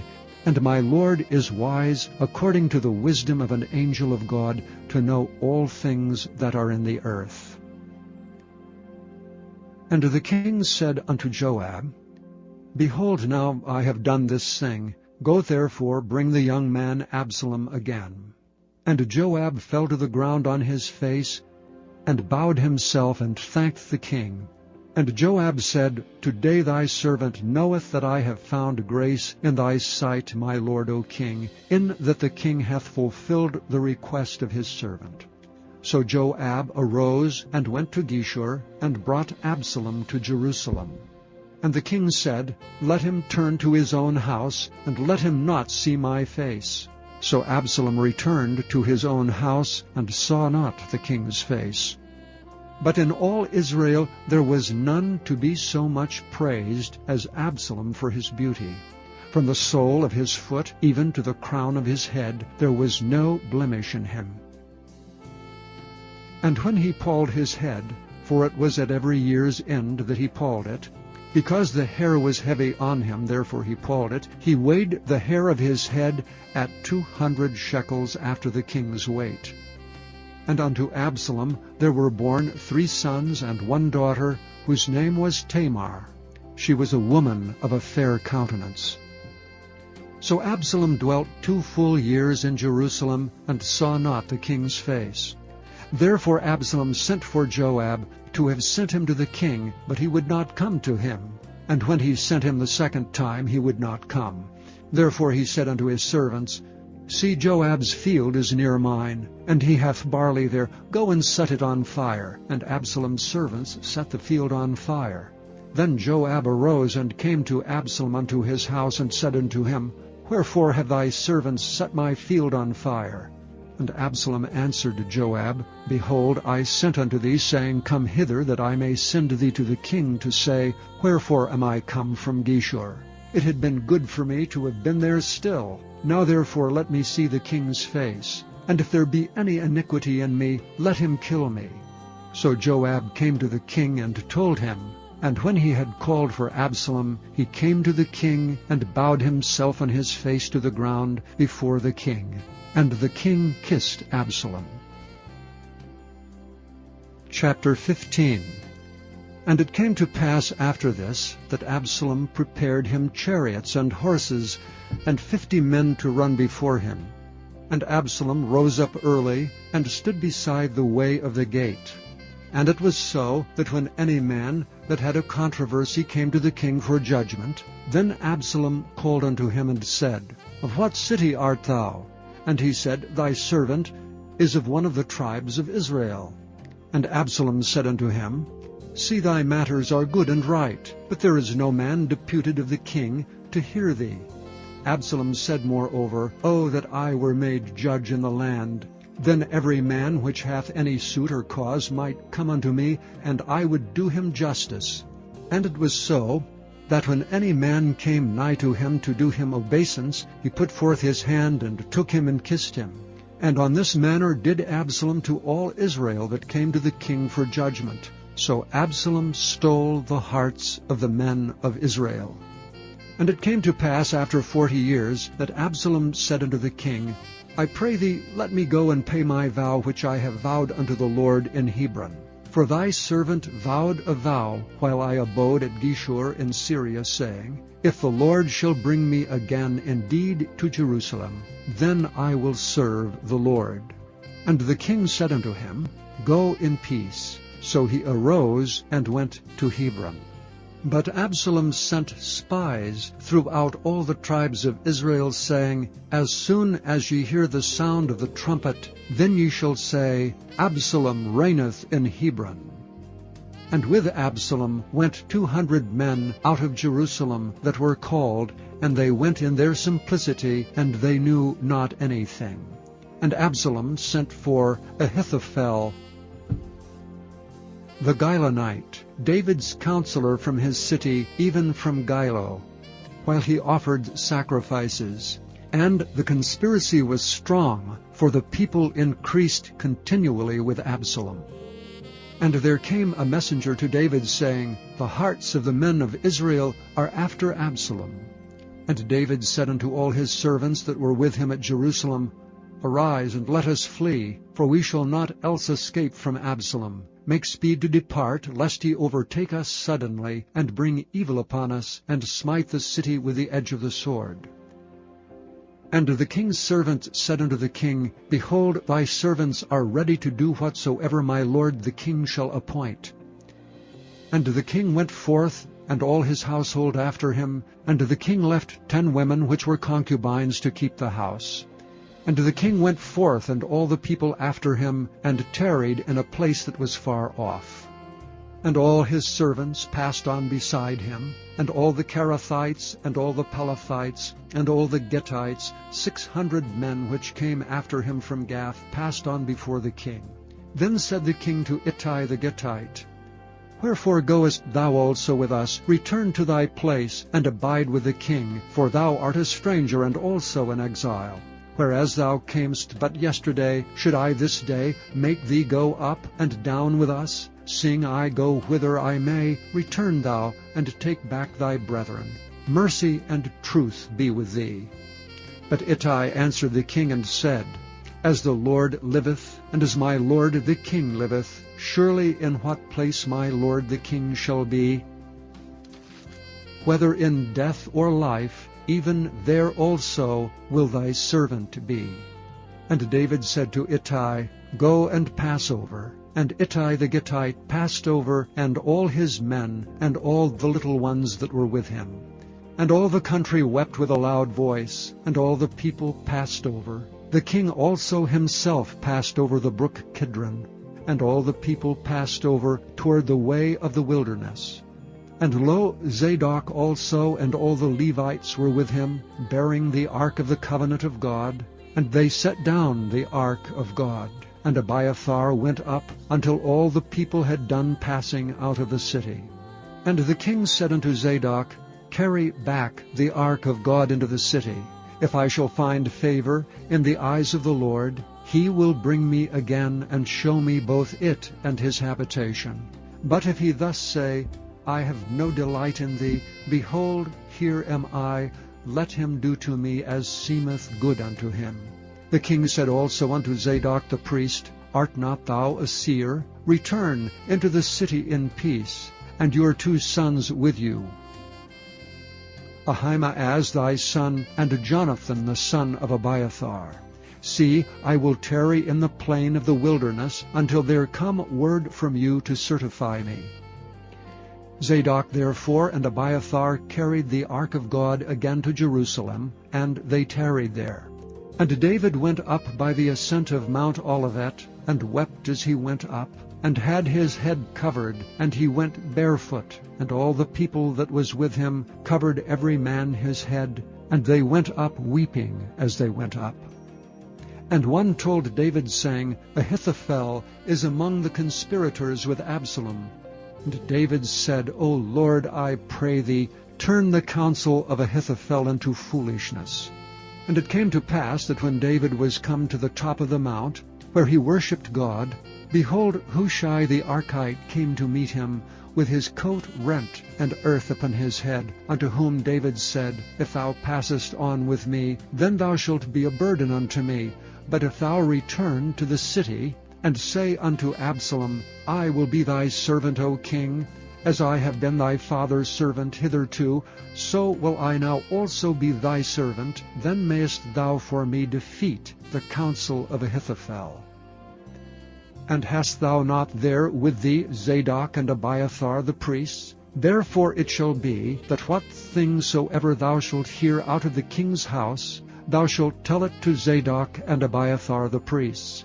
Behold, they have there with them their 2 sons, Ahimaaz Zadok's son, and Jonathan Abiathar's son. And by them ye shall send unto me everything that ye can hear. So Hushai, David's friend, came into the city, and Absalom came into Jerusalem. Chapter 16. And when David was a little past the top of the hill, the servant of Mephibosheth met him with a couple of asses saddled, and upon them 200 loaves of bread, and 100 bunches of raisins, and 100 of summer fruits, and a bottle of wine. Then said the king unto Ziba, What meanest thou by these? And Ziba said, The asses be for the king's household to ride on, and the bread, and summer fruit for the young men to eat, and the wine, that such as be faint in the wilderness may drink. And the king said, And where is thy master's son? And Ziba said unto the king, Behold, he abideth at Jerusalem. For he said, Today shall the house of Israel restore me the kingdom of my father. Then said the king to Ziba, Behold, thine are all that pertaineth unto Mephibosheth. And Ziba said, I humbly beseech thee, that I may find grace in thy sight, my lord, O king. And when King David came to Bahurim, behold, thence came out a man of the family of the house of Saul, whose name was Shimei the son of Gera. He came forth and cursed still as he came.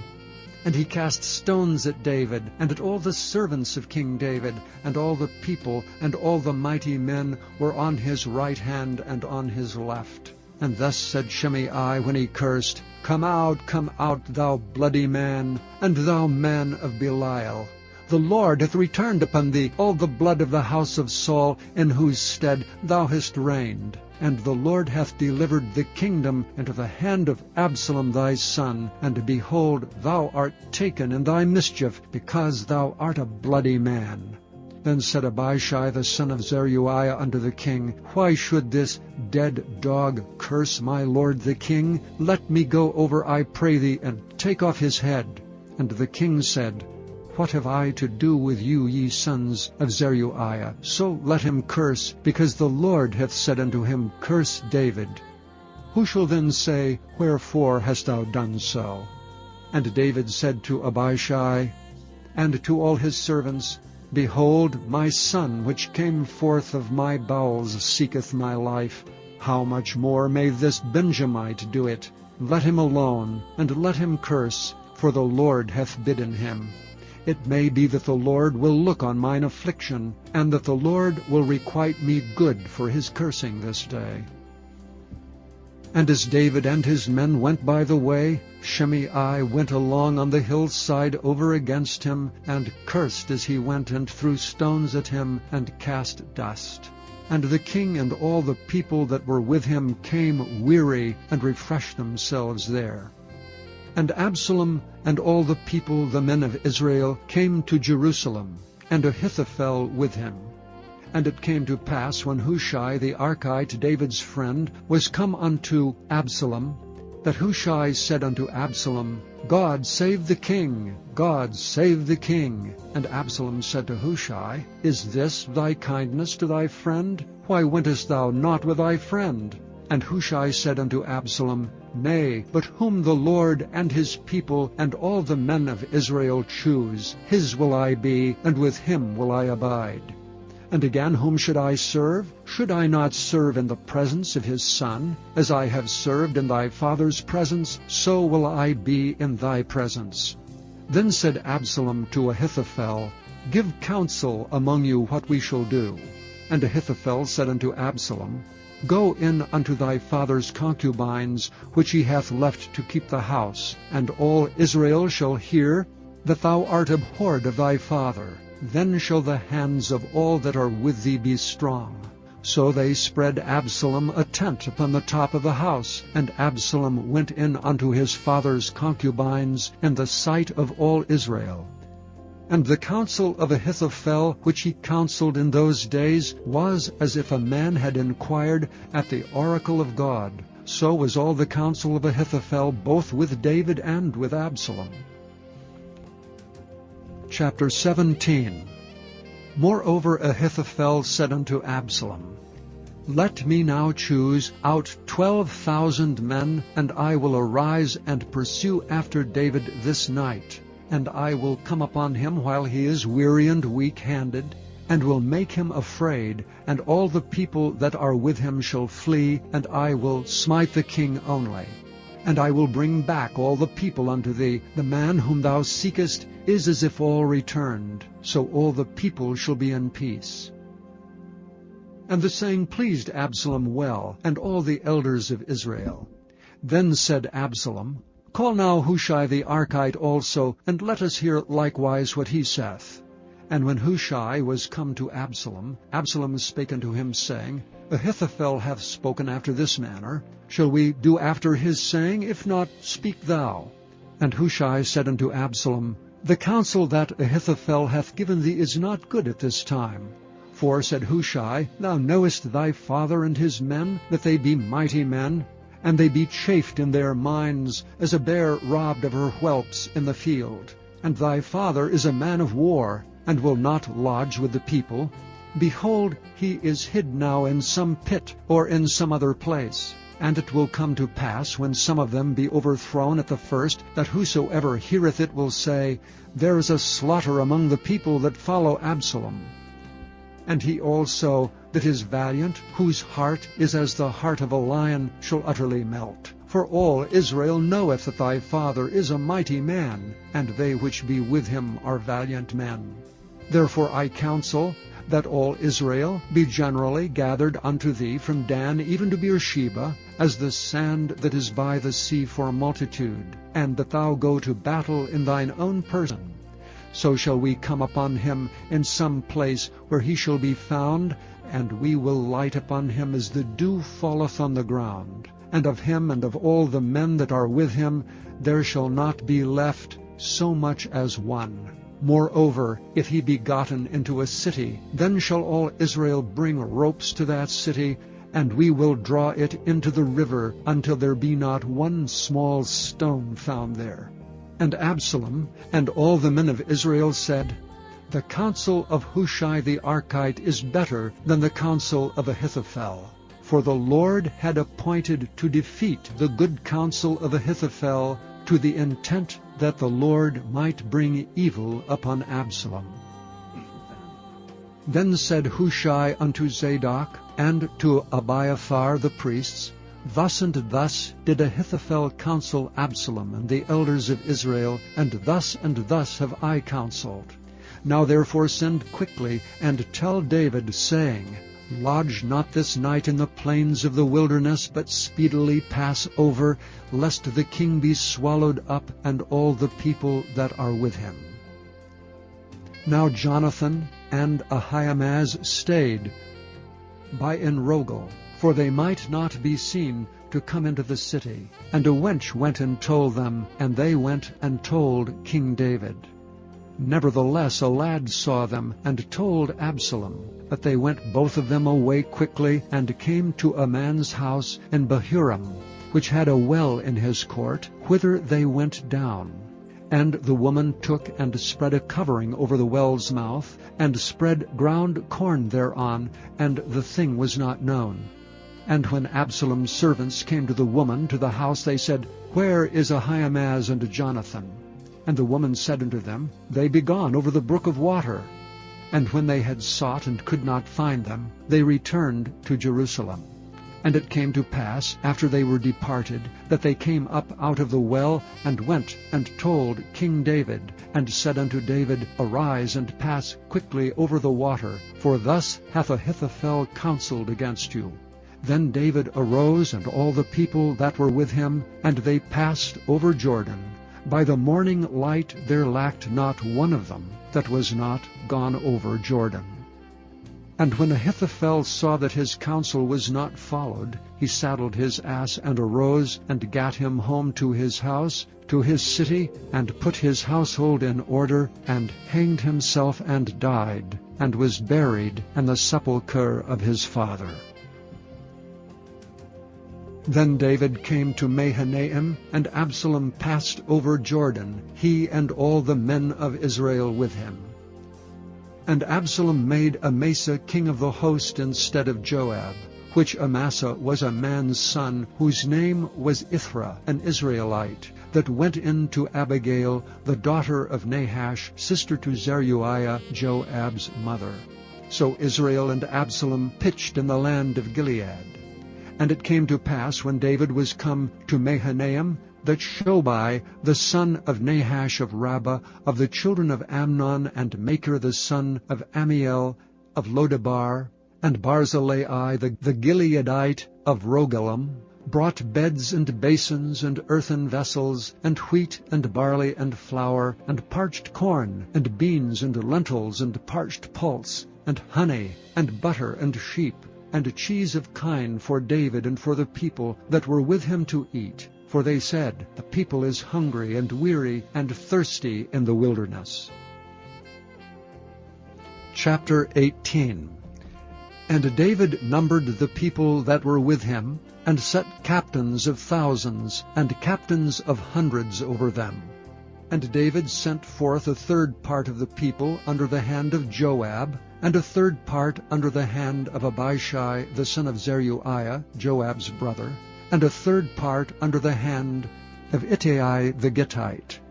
And the king said unto the people, I will surely go forth with you myself also. But the people answered, Thou shalt not go forth. For if we flee away, they will not care for us, neither if half of us die will they care for us.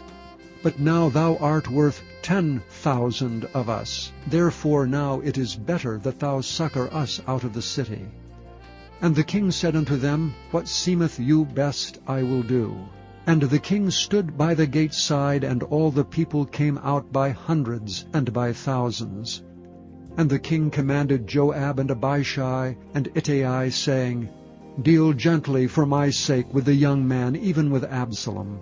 And all the people heard when the king gave all the captains charge concerning Absalom.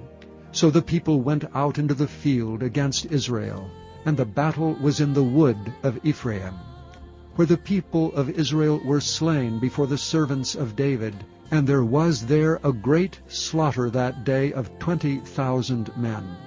For the battle was there scattered over the face of all the country, and the wood devoured more people that day than the sword devoured. And Absalom met the servants of David, and Absalom rode upon a mule, and the mule went under the thick boughs of a great oak, and his head caught hold of the oak, and he was taken up between the heaven and the earth, and the mule that was under him went away. And a certain man saw it, and told Joab, and said, Behold, I saw Absalom hanged in an oak. And Joab said unto the man that told him, And behold, thou sawest him, and why didst thou not smite him there to the ground? And I would have given thee 10 shekels of silver and a girdle. And the man said unto Joab, Though I should receive 1,000 shekels of silver in mine hand, yet would I not put forth mine hand against the king's son. For in our hearing the king charged thee and Abishai and Ittai, saying, Beware that none touch the young man Absalom. Otherwise I should have wrought falsehood against mine own life. For there is no matter hid from the king, and thou thyself wouldst have set thyself against me. Then said Joab, I may not tarry thus with thee. And he took 3 darts in his hand, and thrust them through the heart of Absalom, while he was yet alive in the midst of the oak. And 10 young men that bare Joab's armor compassed about, and smote Absalom, and slew him. And Joab blew the trumpet, and the people returned from pursuing after Israel, for Joab held back the people. And they took Absalom, and cast him into a great pit in the wood, and laid a very great heap of stones upon him. And all Israel fled every one to his tent. Now Absalom in his lifetime had taken and reared up for himself a pillar, which is in the king's dale, for he said, I have no son to keep my name in remembrance. And he called the pillar after his own name, and it is called unto this day Absalom's place. Then said Ahimaaz the son of Zadok, Let me now run, and bear the king tidings, how that the Lord hath avenged him of his enemies. And Joab said unto him, Thou shalt not bear tidings this day, but thou shalt bear tidings another day. But this day thou shalt bear no tidings, because the king's son is dead. Then said Joab to Cushai, Go tell the king what thou hast seen. And Cushai bowed himself unto Joab and ran. Then said Ahimaaz the son of Zadok yet again to Joab, But howsoever let me, I pray thee, also run after Cushai. And Joab said, Wherefore wilt thou run, my son, seeing that thou hast no tidings ready? But howsoever, said he, Let me run. And he said unto him, Run. Then Ahimaaz ran by the way of the plain, and overran Cushai. And David sat between the 2 gates, and the watchman went up to the roof over the gate unto the wall, and looked up his eyes, and looked, and behold, a man running alone. And the watchman cried and told the king, and the king said, If he be alone, there is tidings in his mouth. And he came apace and drew near, and the watchman saw another man running. And the watchman called unto the porter, and said, Behold, another man running alone. And the king said, He also bringeth tidings. And the watchman said, Methinketh the running of the foremost is like the running of Ahimaaz the son of Zadok. And the king said, He is a good man, and cometh with good tidings. And Ahimaaz called, and said unto the king, All is well. And he fell down to the earth upon his face before the king, and said, Blessed be the Lord thy God, which hath delivered up the men that lifted up their hand against my lord the king. And the king said, Is the young man Absalom safe? And Ahimaaz answered, When Joab sent the king's servant and me thy servant, I saw a great tumult, but I knew not what it was. And the king said unto him, Turn aside and stand here. And he turned aside and stood still, and behold, Cushai came. And Cushai said, Tidings, my lord the king, for the Lord hath avenged thee this day of all them that rose up against thee. And the king said unto Cushai, Is the young man Absalom safe? And Cushai answered, The enemies of my lord the king, and all that rise against thee to do thee hurt, be as that young man is. And the king was much moved, and went up to the chamber over the gate, and wept. And as he went, thus he said, O my son Absalom, my son Absalom, would God I had died for thee, O Absalom, my son, my son. Chapter 19. And it was told Joab, Behold, the king weepeth and mourneth for Absalom. And the victory that day was turned into mourning unto all the people. For the people heard say that day how the king was grieved for his son. And the people gat them by stealth that day into the city, as people being ashamed steal away when they flee in battle. But the king covered his face, and the king cried with a loud voice, O my son Absalom, O Absalom, my son, my son.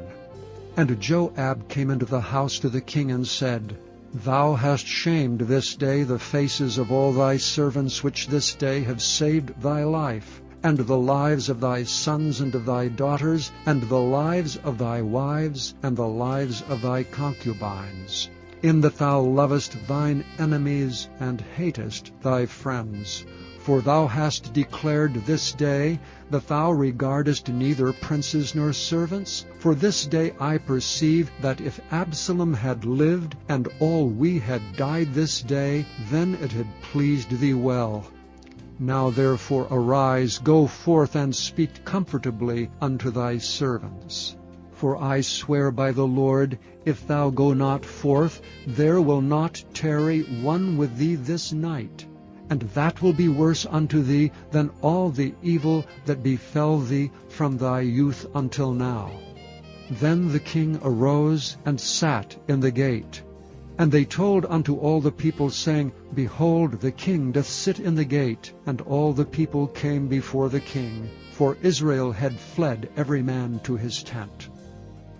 And all the people were at strife throughout all the tribes of Israel, saying, The king saved us out of the hand of our enemies, and he delivered us out of the hand of the Philistines, and now he is fled out of the land for Absalom. And Absalom, whom we anointed over us, is dead in battle. Now therefore, why speak ye not a word of bringing the king back? And King David sent to Zadok and to Abiathar the priest, saying, Speak unto the elders of Judah, saying, Why are ye the last to bring the king back to his house, seeing the speech of all Israel is come to the king, even to his house? Ye are my brethren, ye are my bones and flesh. Wherefore then are ye the last to bring back the king? And say ye to Amasa, Art thou not of my bone and of my flesh? God do so to me, and more also, if thou be not captain of the host before me continually in the room of Joab. And he bowed the heart of all the men of Judah, even as the heart of one man, so that they sent this word unto the king, Return thou and all thy servants. So the king returned and came to Jordan, and Judah came to Gilgal to go to meet the king, to conduct the king over Jordan. And Shimei the son of Gera, a Benjamite, which was of Bahurim, hasted and came down with the men of Judah to meet King David. And there were 1,000 men of Benjamin with him, and Ziba, the servant of the house of Saul, and his 15 sons and his 20 servants with him, and they went over Jordan before the king. And there went over a ferry boat to carry over the king's household, and to do what he thought good. And Shimei the son of Gera fell down before the king as he was come over Jordan, and said unto the king, Let not my lord impute iniquity unto me, neither do thou remember that which thy servant did perversely the day that my lord the king went out of Jerusalem, that the king should take it to his heart. For thy servant doth know that I have sinned. Therefore, behold, I am come the first this day of the house of Joseph to go down to meet my lord the king. But Abishai the son of Zeruiah answered and said, Shall not Shimei be put to death for this, because he cursed the Lord's anointed? And David said, What have I to do with you, ye sons of Zeruiah, that ye should this day be adversaries unto me? Shall there any man be put to death this day in Israel? For do not I know that I am this day king over Israel? Therefore the king said unto Shimei, Thou shalt not die. And the king sware unto him.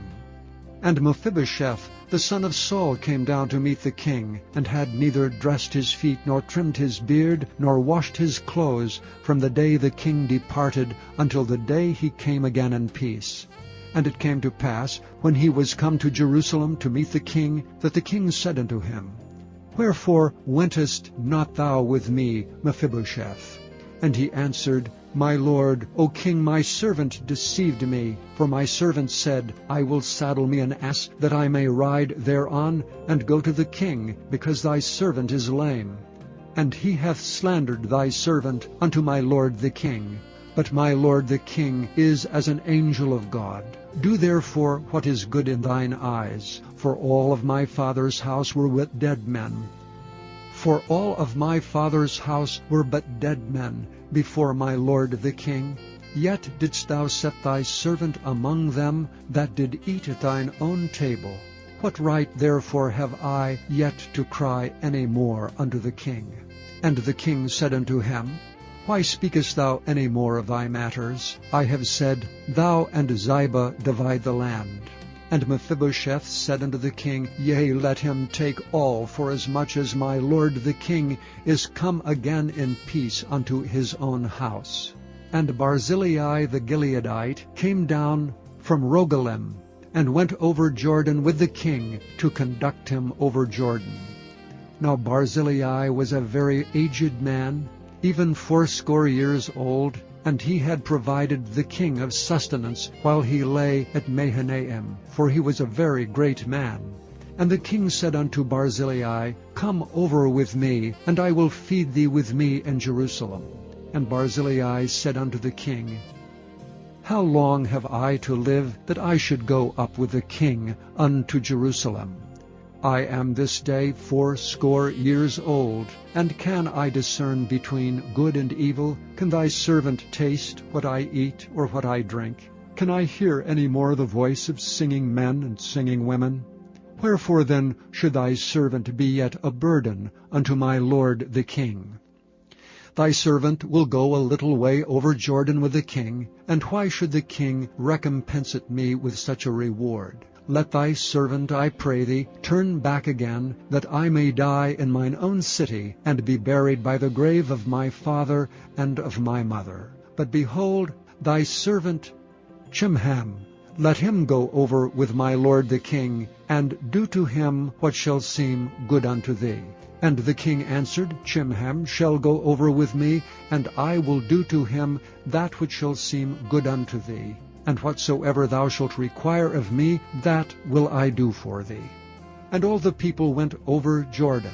And when the king was come over, the king kissed Barzillai and blessed him, and he returned unto his own place. Then the king went on to Gilgal, and Chimham went on with him, and all the people of Judah conducted the king, and also half the people of Israel. And behold, all the men of Israel came to the king, and said unto the king, Why have our brethren, the men of Judah, stolen thee away, and have brought the king and his household, and all David's men with him, over Jordan? And all the men of Judah answered the men of Israel, Because the king is near of kin to us. Wherefore then be ye angry for this matter? Have we eaten at all of the king's cost? Or hath he given us any gift? And the men of Israel answered the men of Judah, and said, We have 10 parts in the king, and we have also more right in David than ye. Why then did ye despise us, that our advice should not be first had in bringing back our king? And the words of the men of Judah were fiercer than the words of the men of Israel. Chapter 20. And there happened to be there a man of Belial, whose name was Sheba, the son of Bichri, a Benjamite, and he blew a trumpet and said, We have no part in David, neither have we inheritance in the son of Jesse. Every man to his tents, O Israel. So every man of Israel went up from after David, and followed Sheba the son of Bichri, but the men of Judah clave unto their king from Jordan even to Jerusalem. And David came to his house at Jerusalem, and the king took the 10 women his concubines, whom he had left to keep the house, and he put them in ward, and fed them, but went not in unto them. So they were shut up unto the day of their death, living in widowhood. Then said the king to Amasa, Assemble me the men of Judah within 3 days, and be thou here present. So Amasa went to assemble the men of Judah, but he tarried longer than the set time which he had appointed him. And David said to Abishai, Now shall Sheba the son of Bichri do us more harm than did Absalom. Take thou my lord's servants, and pursue after him, lest he get him fenced cities and escape us. And there went out after him Joab's men, and the Cherethites, and the Pelethites, and all the mighty men. And they went out of Jerusalem to pursue after Sheba the son of Bichri. When they were at the great stone which is in Gibeon, Amasa went before them, and Joab's garment that he had put on was girded unto him, and upon it a girdle with a sword fastened upon his loins in the sheath thereof. And as he went forth it fell out. And Joab said to Amasa, Art thou in health, my brother? And Joab took Amasa by the beard, and with the right hand to kiss him. But Amasa took no heed to the sword that was in Joab's hand, so he smote him therewith in the 5th rib, and shed out his bowels to the ground, and struck him not again, and he died. So Joab and Abishai his brother pursued after Sheba the son of Bichri. And one of Joab's men stood by him and said, He that favoureth Joab, and he that is for David, let him go after Joab. And Amasa wallowed in blood in the midst of the highway. And when the man saw all the people stood still, he removed Amasa out of the highway into the field, and cast a cloth upon him, when he saw that every one that came by him stood still. When he was removed out of the highway, all the people went on after Joab, to pursue after Sheba the son of Bichri. And he went through all the tribes of Israel unto Abel, and to Beth-maachah, and all the Berites, and they were gathered together, and went also after him. And they came and besieged him in Abel of Beth-maachah, and they cast up a bank against the city, and it stood in the trench. And all the people that were with Joab battered the wall to throw it down. Then cried a wise woman out of the city, Hear, hear, say I pray you unto Joab, Come near hither, that I may speak with thee. And when he was come near unto her, the woman said, Art thou Joab? And he answered, I am he. Then she said unto him, Hear the words of thine handmaid. And he answered, I do hear. Then she spake, saying, They were wont to speak in old times, saying, They shall surely ask counsel at Abel, and so they ended the matter. I am one of them that are peaceable and faithful in Israel. Thou seekest to destroy a city and a mother in Israel. Why wilt thou swallow up the inheritance of the Lord? And Joab answered and said, Far be it from me, that I should swallow up or destroy. The matter is not so, but a man of Mount Ephraim, Sheba the son of Bichri by name, hath lifted up his hand against the king, even against David. Deliver him only, and I will depart from the city. And the woman said unto Joab, Behold, his head shall be thrown to thee over the wall. And the woman went unto all the people in her wisdom, and they cut off the head of Sheba the son of Bichri, and cast it out to Joab. And he blew a trumpet, and they retired from the city, every man to his tent. And Joab returned to Jerusalem unto the king.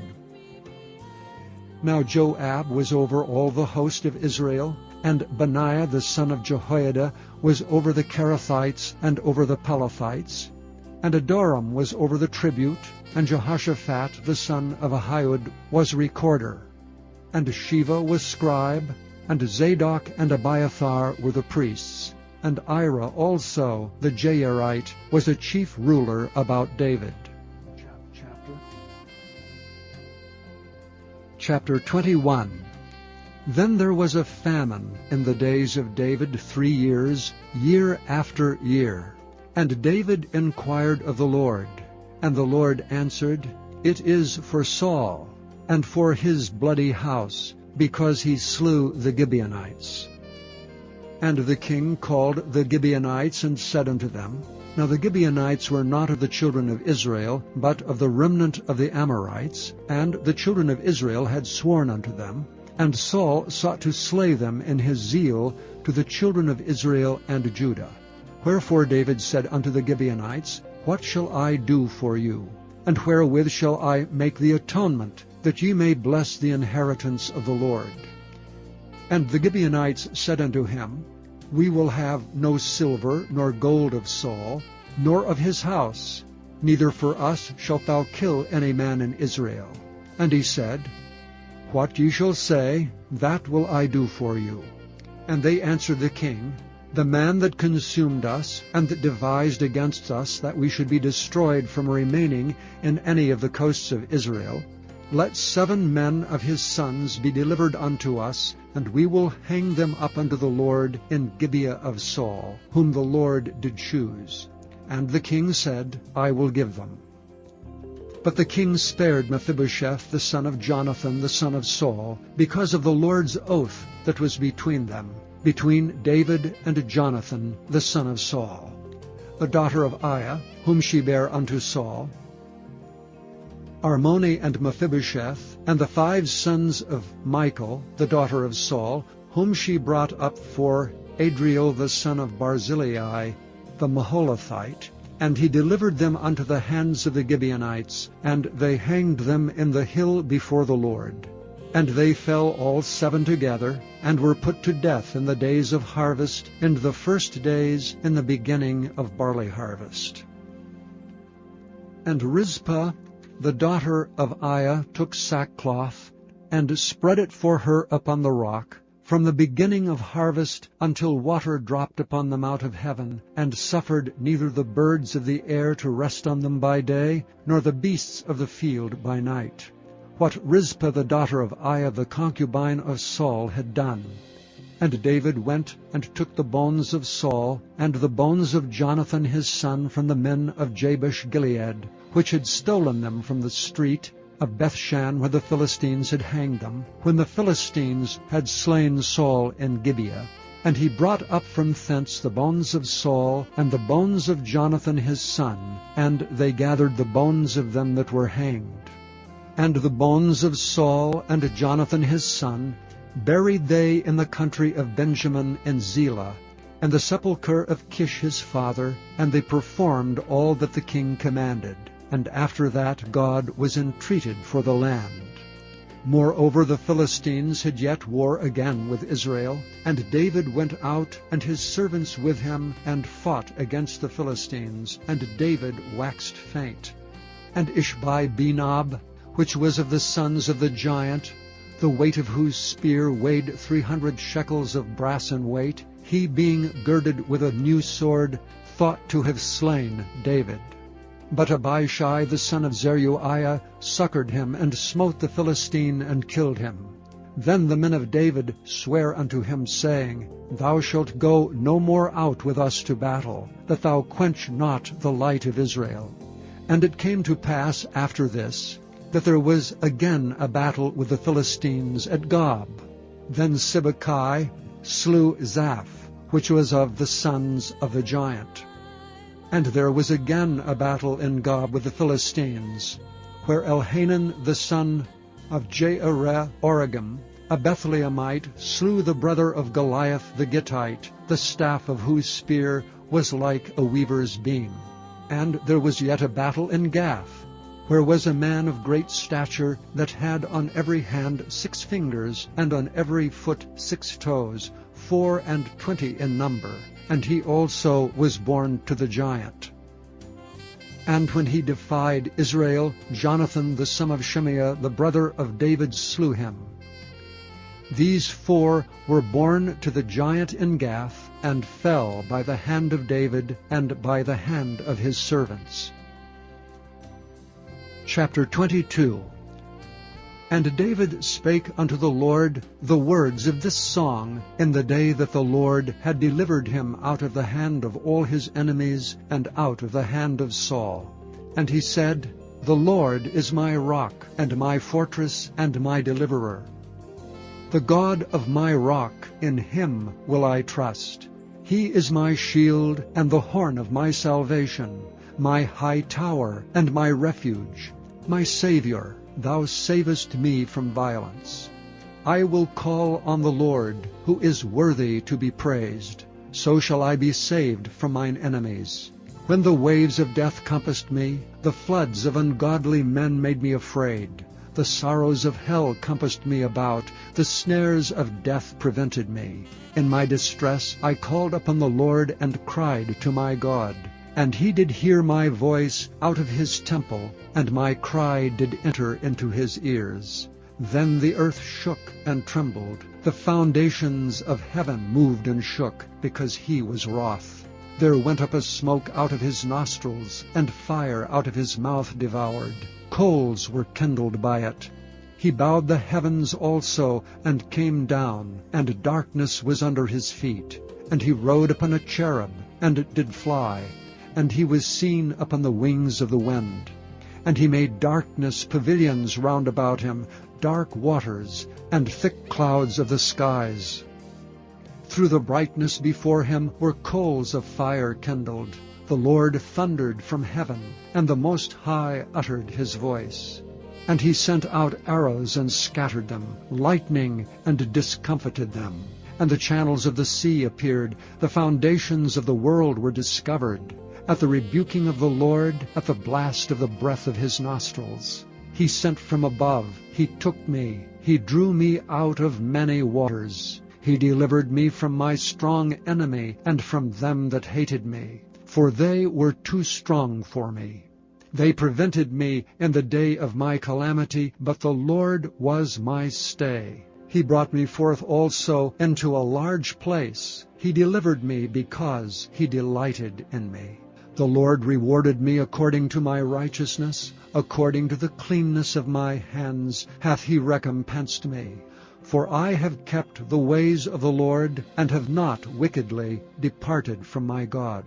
For all his judgments were before me, and as for his statutes I did not depart from them.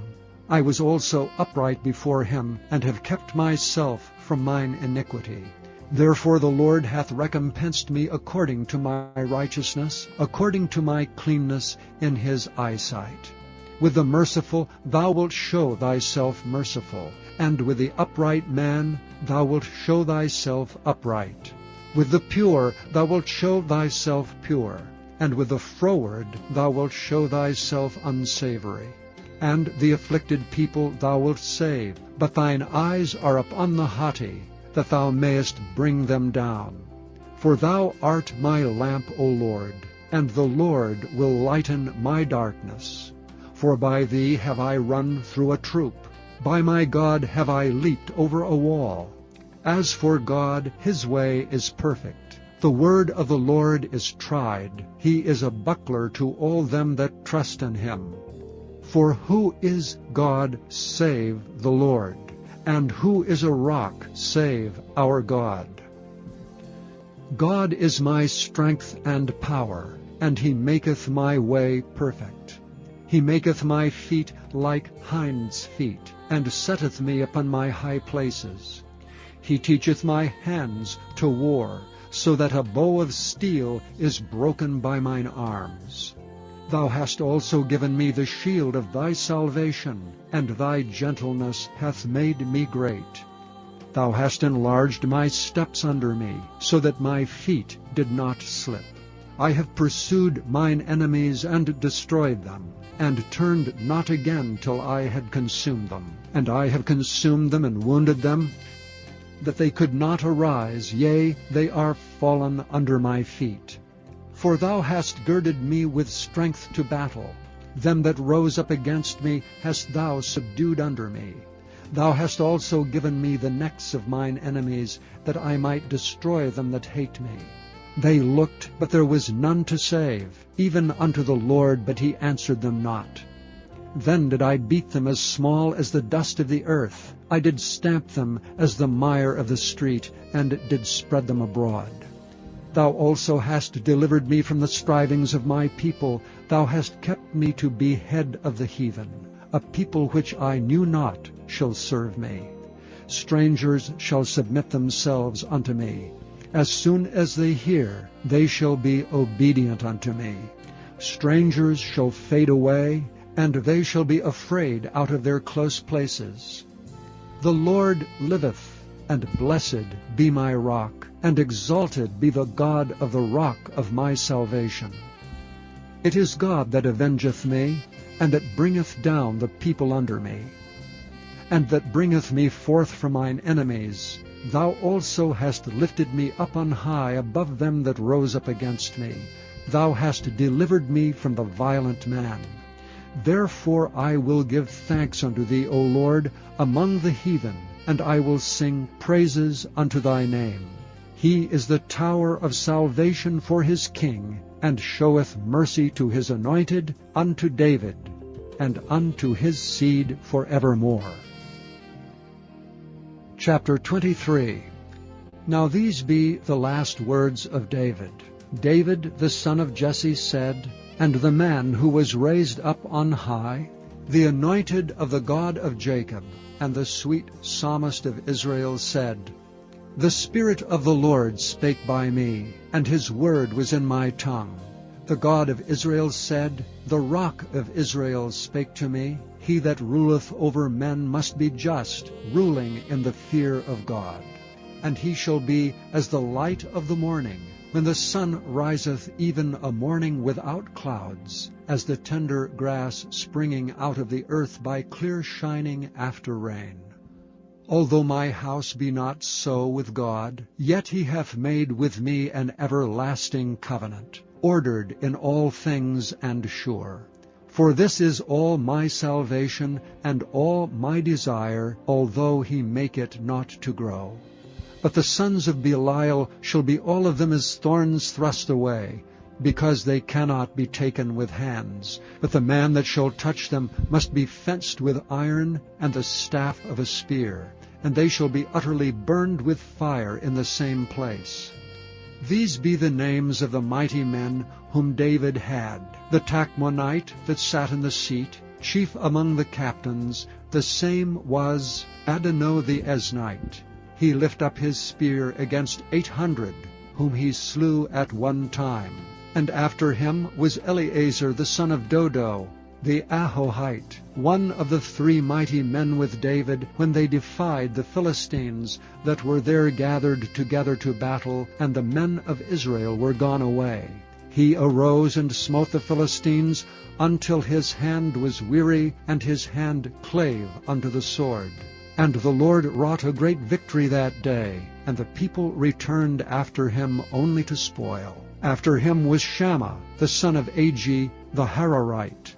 And the Philistines were gathered together into a troop, where was a piece of ground full of lentils, and the people fled from the Philistines. But he stood in the midst of the ground, and defended it, and slew the Philistines, and the Lord wrought a great victory. And 3 of the 30 chief went down and came to David in the harvest time unto the cave of Adullam, and the troop of the Philistines pitched in the valley of Rephaim.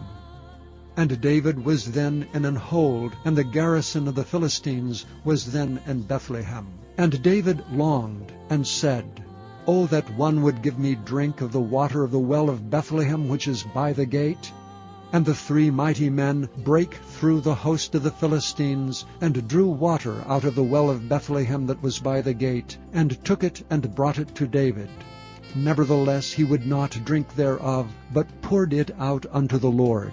And he said, "Far be it from me, O Lord, that I should do this. Is not this the blood of the men that went in jeopardy of their lives?"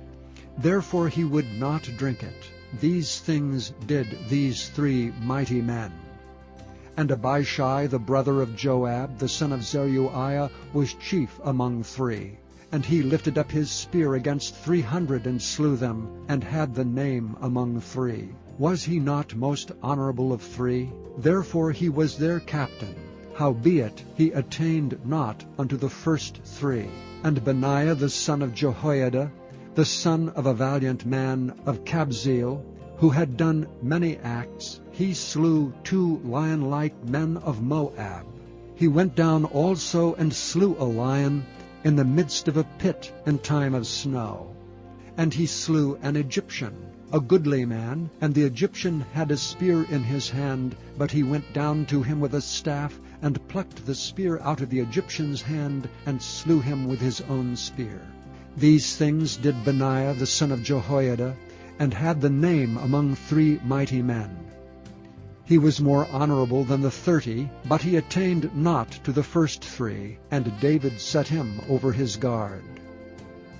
Asahel the brother of Joab was one of the 30, Elhanan the son of Dodo of Bethlehem, Shammah the Harodite, Elika the Harodite, Helez the Paltite, Ira the son of Ikesh, the Tekohite, Abiezer, the Anathothite, Mabunai, the Hushathite, Zalman, the Ahohite, Meharai, the Netophathite, Heleb the son of Baanah, a Netophathite, Ittai the son of Ribai, out of Gibeah of the children of Benjamin, Benaiah, the Pirathonite, Hedai of the brooks of Gaash, Abi Alban, the Arbathite, Asmabeth, the Barhumite,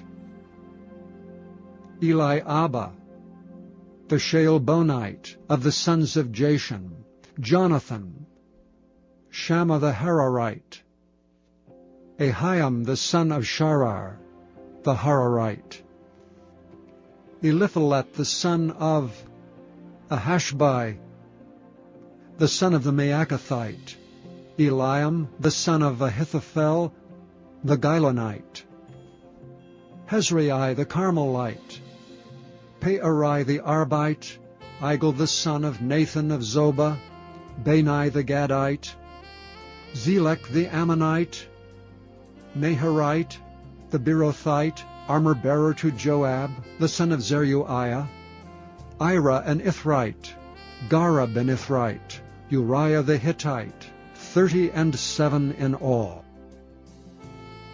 Chapter 24. And again the anger of the Lord was Israel and Judah. For the king said to Joab, the captain of the host which was with him, Go now through all the tribes of Israel from Dan even to Beersheba, and number ye the people, that I may know the number of the people. And Joab said unto the king, Now the Lord thy God add unto the people how many soever they be 100-fold, and that the eyes of my lord the king may see it. But why doth my lord the king delight in this thing? Notwithstanding, the king's word prevailed against Joab and against the captains of the host. And Joab and the captains of the host went from the presence, went out from the presence of the king to number the people of Israel. And they passed over Jordan, and pitched in Aroer, on the right side of the city that lieth in the midst of the river of Gad, and toward Jazer. Then they came to Gilead, and to the land of Tatam-Hadshai, and they came to Dan-Jaan, and about to Zidon. and came to the stronghold of Tyre, and to the cities of the Hivites and of the Canaanites. And they went out to the south of Judah, even to Beersheba. So when they had gone through all the land, they came to Jerusalem at the end of 9 months and 20 days. And Joab gave up the sum of the number of the people unto the king, and there were in Israel 800,000 valiant men that drew the sword, and the men of Judah were 500,000 men.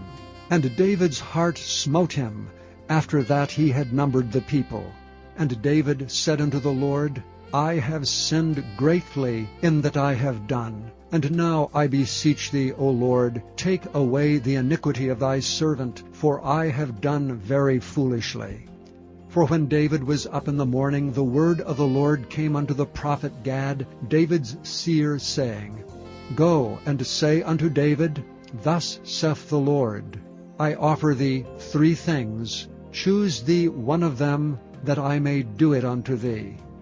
So Gad came to David, and told him, and said unto him, Shall 7 years of famine come unto thee in thy land?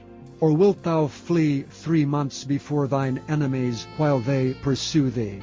Or that there be 3 days pestilence in thy land? Now advise, and see what answer I shall return to him that sent me. And David said unto Gad, I am in a great strait. Let us fall now into the hand of the Lord, for his mercies are great, and let me not fall into the hand of men. So the Lord sent a pestilence upon Israel from the morning even to the time appointed, and there died of the people from Dan even to Beersheba 70,000 men. And when the angel stretched out his hand upon Jerusalem to destroy it, the Lord repented him of the evil, and said to the angel that destroyed the people, It is enough. Stay now thine hand. And the angel of the Lord was by the threshing place of Araunah the Jebusite. And David spake unto the Lord when he saw the angel that smote the people, and said, Lo, I have sinned, and I have done wickedly. But these sheep, what have they done? Let thine hand, I pray thee, be against me, and against my father's house. And Gad came that day to David, and said unto him, Go up, rear an altar unto the Lord in the threshing floor of Araunah the Jebusite. And David, according to the saying of Gad, went up as the Lord commanded. And Araunah looked and saw the king and his servants coming on toward him. And Araunah went out and bowed himself before the king on his face upon the ground. And Araunah said, Wherefore is my lord the king come to his servant? And David said, To buy the threshing floor of thee, to build an altar unto the Lord, that the plague may be stayed from the people. And Araunah said unto David, Let my lord the king take and offer up what seemeth good unto him. Behold, here be oxen for burnt sacrifice, and threshing instruments, and other instruments of oxen for wood, and other instruments of the oxen for wood. All these things did Araunah as a king give unto the king. And Araunah said unto the king, The Lord thy God accept thee. And the king said unto Araunah, Nay, but I will surely buy it of thee at a price. Neither will I offer burnt offerings unto the Lord my God of that which doth cost me nothing. So David bought the threshing floor and the oxen for 50 shekels of silver. And David built there an altar unto the Lord, and offered burnt offerings and peace offerings. So the Lord was entreated for the land, and the plague was stayed from Israel. Thank you for listening to this recording of the King James Bible produced by Audio Scriptures International. Audio Scriptures International believes it is more important to spread the Word of God than to make a large profit. Please feel free to make copies of these recordings and distribute them freely so long as you adhere to the following guidelines. First, you may not charge any more than the cost to duplicate and send them. Secondly, you must make a complete copy of the recording, including this message. For commercial and fundraising distribution, please contact Audio Scriptures International for additional information. The first book of the Kings, commonly called the third book of the Kings. Chapter 1. Now David was old and stricken in years, and they covered him with clothes, but he got no heat. Wherefore his servants said unto him, Let there be sought for my lord the king a young virgin, and let her stand before the king, and let her cherish him, and let her lie in thy bosom, that my lord the king may get heat. So they sought for a fair damsel throughout all the coasts of Israel, and found Abishag, a Shunammite, and brought her to the king. And the damsel was very fair, and cherished the king, and ministered to him, but the king knew her not. Then Adonijah the son of Haggith exalted himself, saying, I will be king. And he prepared him chariots and horsemen, and 50 men to run before him. And his father had not displeased him at any time in saying, Why hast thou done so? And he also was a very goodly man, and his mother bare him after Absalom. And he conferred with Joab the son of Zeruiah, and with Abiathar the priest, and they following Adonijah helped him. But Zadok the priest, and Benaiah the son of Jehoiada, and Nathan the prophet, and Shimei and Rei, and the mighty men which belonged to David, were not with Adonijah. And Adonijah slew sheep and oxen and fat cattle by the stone of Zoheleth, which is by Enrogel, and called all his brethren the king's sons, and all the men of Judah the king's servants. But Nathan the prophet, and Benaiah, and the mighty men, and Solomon his brother he called not. Wherefore Nathan spake unto Bathsheba the mother of Solomon, saying, Hast thou not heard that Adonijah the son of Haggith doth reign, and David our Lord knoweth it not? Now therefore come, let me, I pray thee, give thee counsel, that thou mayest save thine own life, and the life of thy son Solomon. Go and get thee in unto King David, and say unto him, Didst not thou, my lord, O king, swear unto thy handmaid, saying, Assuredly Solomon thy son shall reign after me, and he shall sit upon my throne? Why then doth Adonijah reign? Behold, while thou yet talkest there with the king, I also will come in after thee, and confirm thy words. And Bathsheba went in unto the king unto the chamber, and the king was very old. And Abishag the Shunammite ministered unto the king. And Bathsheba bowed and did obeisance unto the king. And the king said, What wouldst thou? And she said unto him, My lord, thou swearest by the Lord thy God, unto thine handmaid, saying, Assuredly Solomon thy son shall reign after thee, and he shall sit upon thy throne. And now, behold, Adonijah reigneth. And now, my lord the king, thou knowest it not. And he hath slain oxen, and fat cattle, and sheep in abundance, and hath called all the sons of the king, and Abiathar the priest, and Joab the captain of the host, but Solomon thy servant hath he not called. And thou, my lord, O king, the eyes of all Israel are upon thee, that thou shouldest tell them who shall sit on the throne of my lord the king after him. Otherwise it shall come to pass, when my lord the king shall sleep with his fathers, that I and my son Solomon shall be counted offenders. And lo, while she yet talked with the king, Nathan the prophet also came in. And they told the king, saying, Behold, Nathan the prophet. And when he was come in before the king, he bowed himself before the king with his face to the ground. And Nathan said, My lord, O king, hast thou said, Adonijah shall reign after me, and he shall sit upon my throne? For he is gone down this day, and hath slain oxen and fat cattle, and sheep in abundance, and hath called all the king's sons, and the captains of the host, and Abiathar the priest, and behold, they eat and drink before him, saying, God save King Adonijah. But me, even me thy servant, and Zadok the priest, and Benaiah the son of Jehoiada, and thy servant Solomon, hath he not called. Is this thing done by my lord the king? And thou hast not showed it unto thy servant, who should sit on the throne of my lord the king after him? Then King David answered and said, Call me Bathsheba. And she came into the king's presence, and stood before the king. And the king sware and said, As the Lord liveth, that hath redeemed my soul out of all distress, even as I swear unto thee by the Lord God of Israel, saying, Assuredly Solomon thy son shall reign after me, and he shall sit upon my throne in my stead, even so will I certainly do this day. Then Bathsheba bowed her face to the earth, and did reverence to the king, and said, Let my lord King David live forever. And King David said, Call me Zadok the priest, and Nathan the prophet, and Benaiah the son of Jehoiada. And they came before the king. The king also said unto them, Take with you servants of your lord, and cause Solomon my son to ride upon mine own mule, and bring him down to Gihon.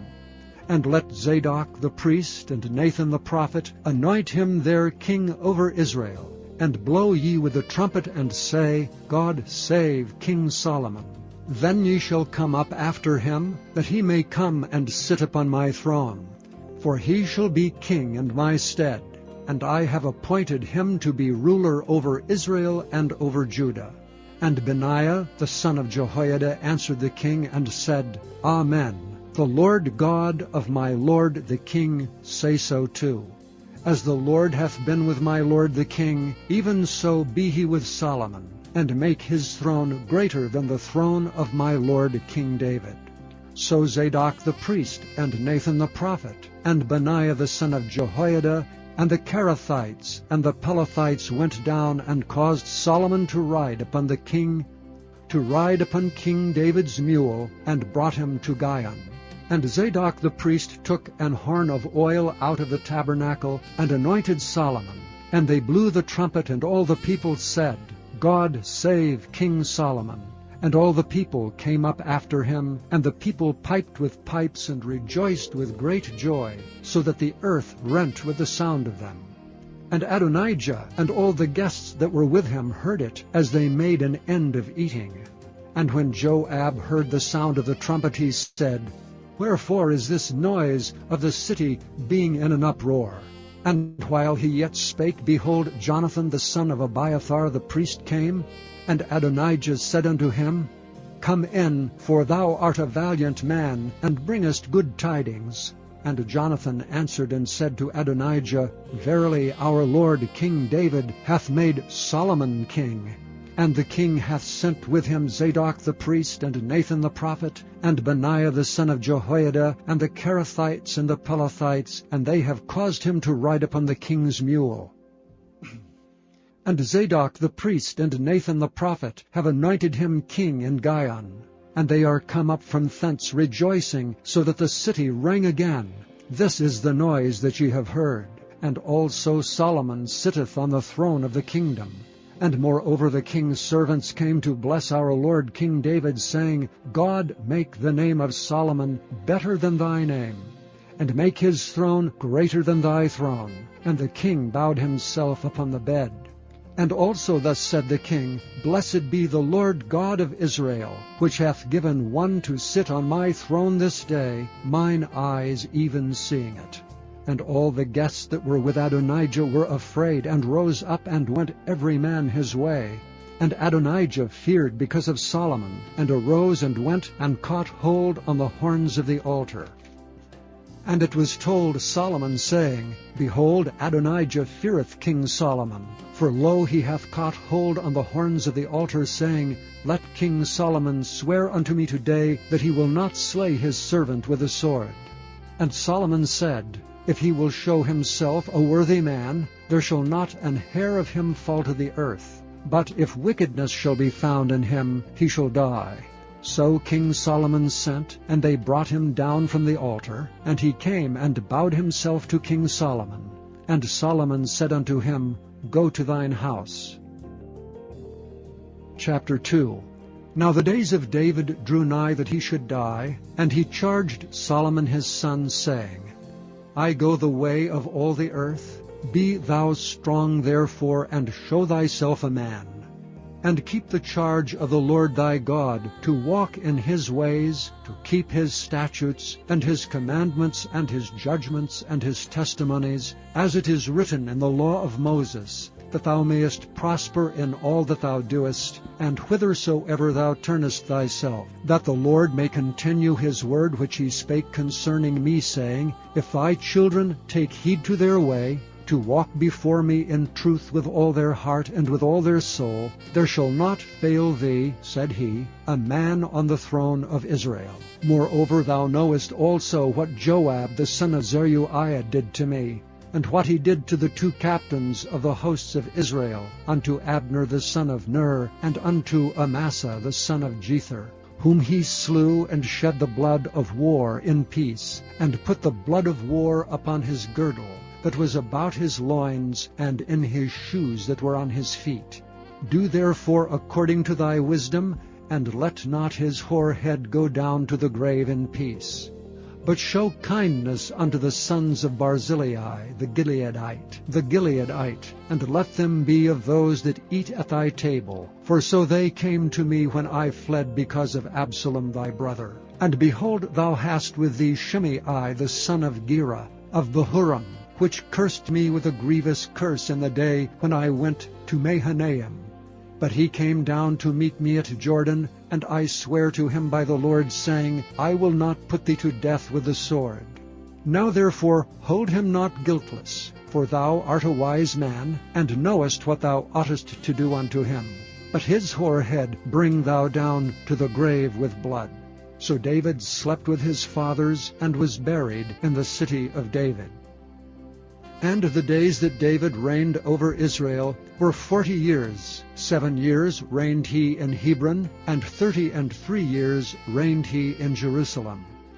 Then sat Solomon upon the throne of David his father, and his kingdom was established greatly.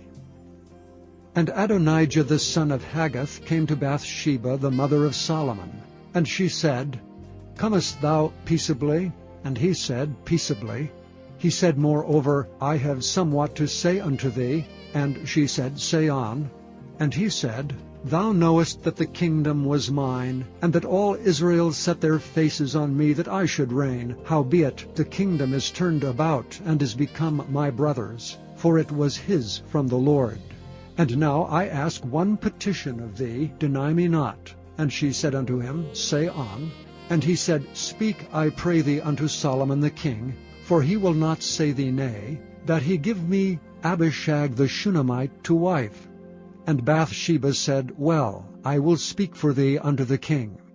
Bathsheba therefore went unto King Solomon to speak unto him for Adonijah. And the king rose up to meet her, and bowed himself unto her, and sat down on his throne, and caused a seat to be set for the king's mother, and she sat on his right hand. And she said, I desire one small petition of thee. I pray thee, say me not nay. And the king said unto her, Ask on, my mother, for I will not say thee nay. And she said, Let Abishag the Shunammite be given to Adonijah thy brother to wife. And King Solomon answered and said unto his mother, And why dost thou ask Abishag the Shunammite for Adonijah? Ask for him the kingdom also, for he is mine elder brother, even for him and for Abiathar the priest and for Joab the son of Zeruiah. Then King Solomon sware by the Lord, saying, God do so to me and more also, if Adonijah have not spoken this word against his own life. Now therefore, as the Lord liveth, which hath established me, and set me on the throne of David my father, and who hath made me an house as he promised, Adonijah shall be put to death this day. And King Solomon sent by the hand of Benaiah the son of Jehoiada, and he fell upon him that he died. And unto Abiathar the priest said the king, Get thee to Anathoth, unto thine own fields, for thou art worthy of death. But I will not at this time put thee to death, because thou bearest the ark of the Lord God before David my father, and because thou hast been afflicted in all wherein my father was afflicted. So Solomon thrust out Abiathar from being priest unto the Lord, that he might fulfill the word of the Lord which he spake concerning the house of Eli in Shiloh. Then tidings came to Joab, for Joab had turned after Adonijah, though he turned not after Absalom. And Joab fled unto the tabernacle of the Lord, and caught hold on the horns of the altar.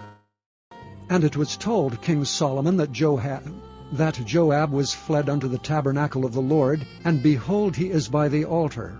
Then Solomon sent Benaiah the son of Jehoiada, saying, Go, fall upon him.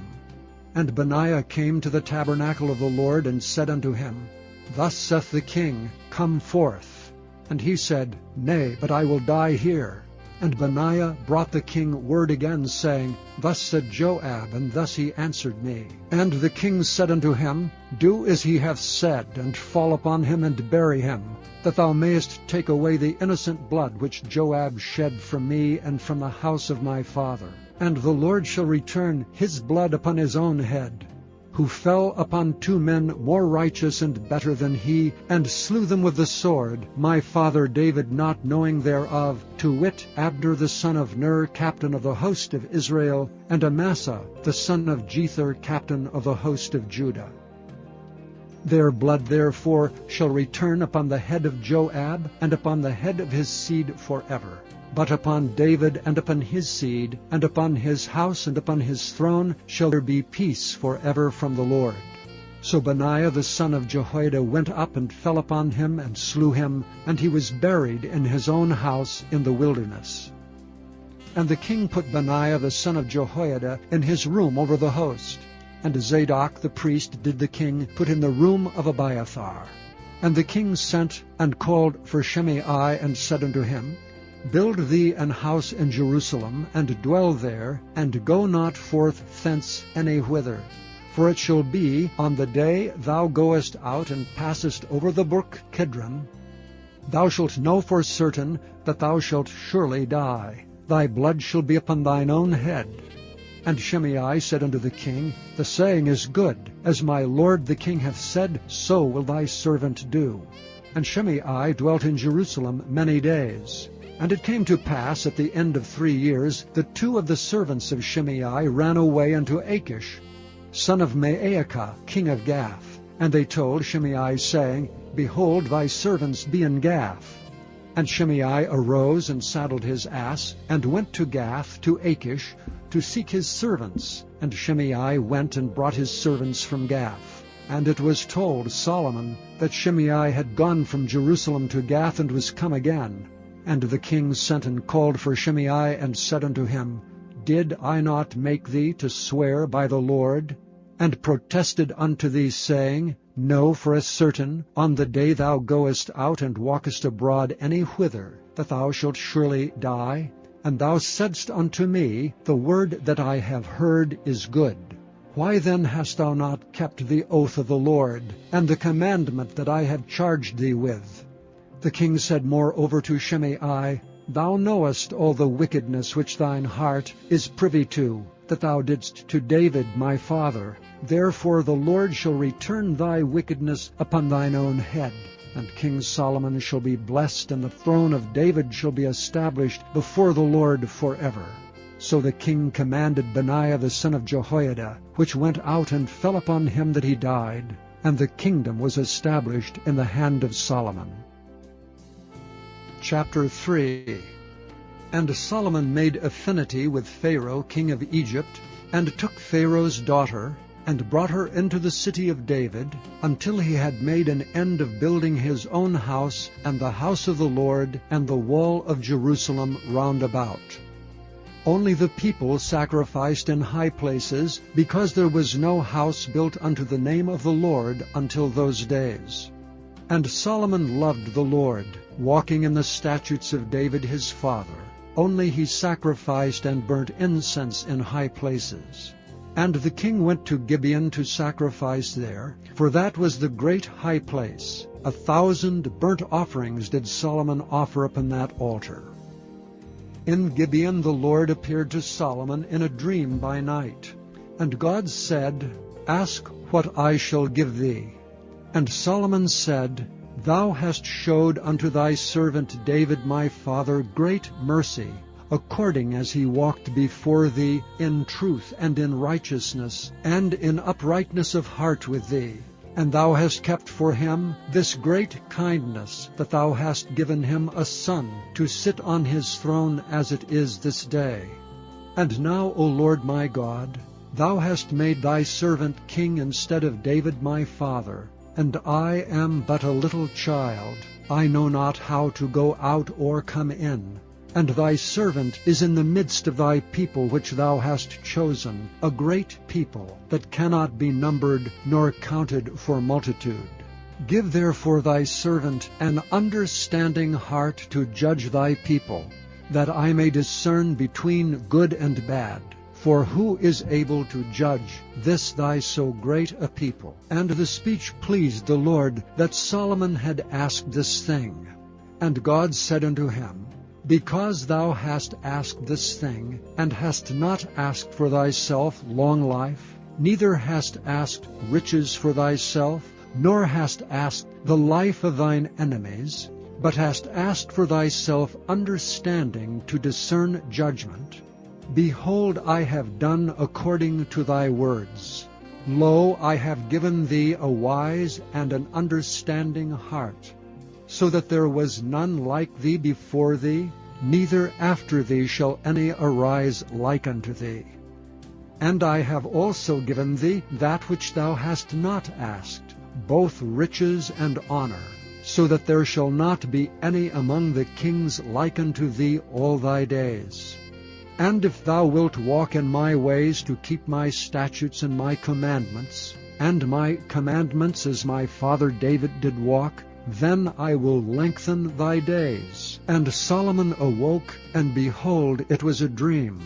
And he came to Jerusalem, and stood before the ark of the covenant of the Lord, and offered up burnt offerings, and offered peace offerings, and made a feast to all his servants. Then came there 2 women that were harlots unto the king, and stood before him. And the one woman said, O my lord, I and this woman dwell in one house, and I was delivered of a child with her in the house. And it came to pass the 3rd day after that I was delivered, that this woman was delivered also. And we were together. There was no stranger with us in the house, save we 2 in the house. And this woman's child died in the night, because she overlaid it.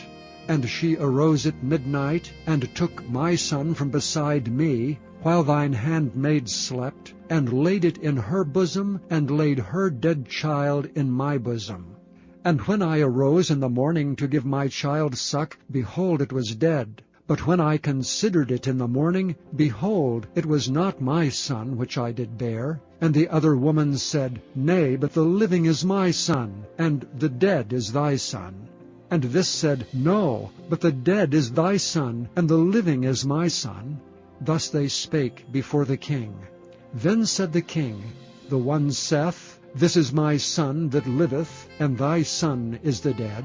And the other saith, Nay, but thy son is the dead, and my son is the living. And the king said, Bring me a sword. And they brought a sword before the king. And the king said, Divide the living child in 2, and give half to the one, and half to the other. Then spake the woman whose the living child was unto the king, for her bowels yearned upon her son. And she said, O my lord, give her the living child, and in no wise slay it. But the other said, Let it be neither mine nor thine, but divide it. Then the king answered and said, Give her the living child, and in no wise slay it. She is the mother thereof. And all Israel heard of the judgment which the king had judged, and they feared the king, for they saw that the wisdom of God was in him to do judgment. Chapter 4.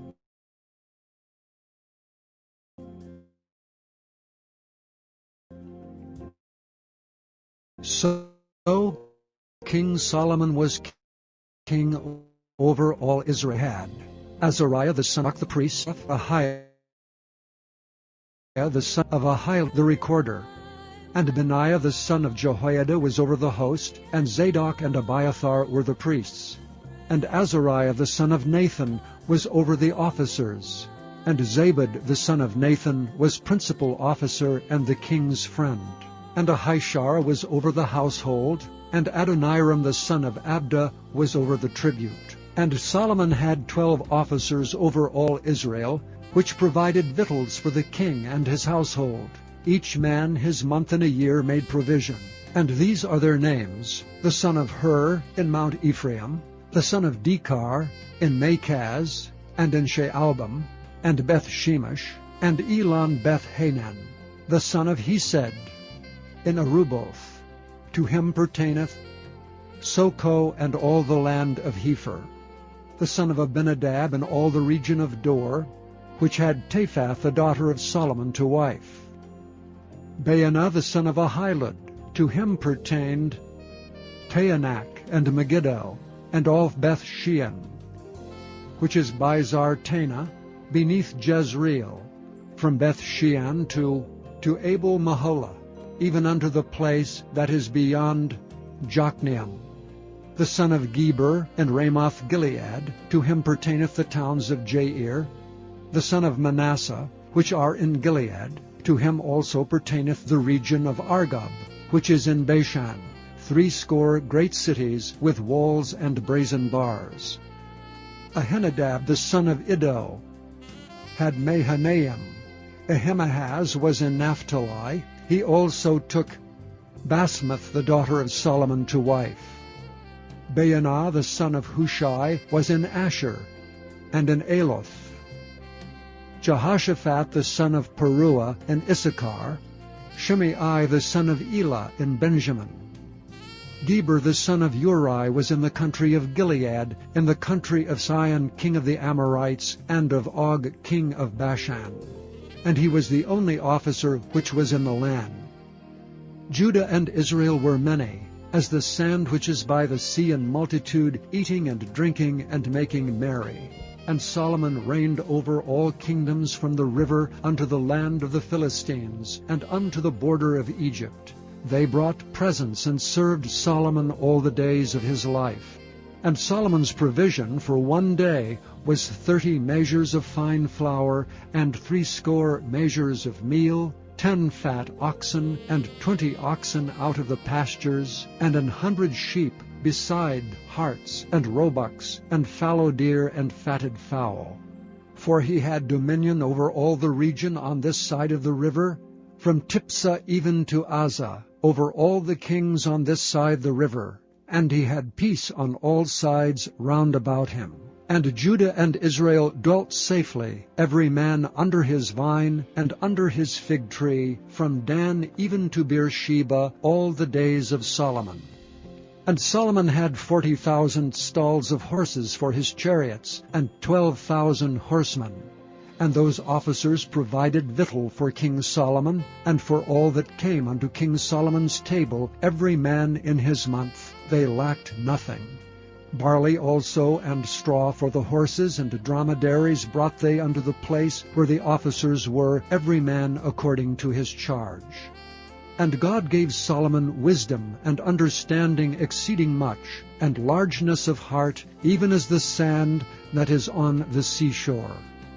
And Solomon's wisdom excelled the wisdom of all the children of the east country, and all the wisdom of Egypt. For he was wiser than all men, than Ethan the Ezrahite, and Heman, and Calcol, and Darda the sons of Mahal, and his fame was in all nations round about. And he spake 3,000 proverbs, and his songs were 1,005.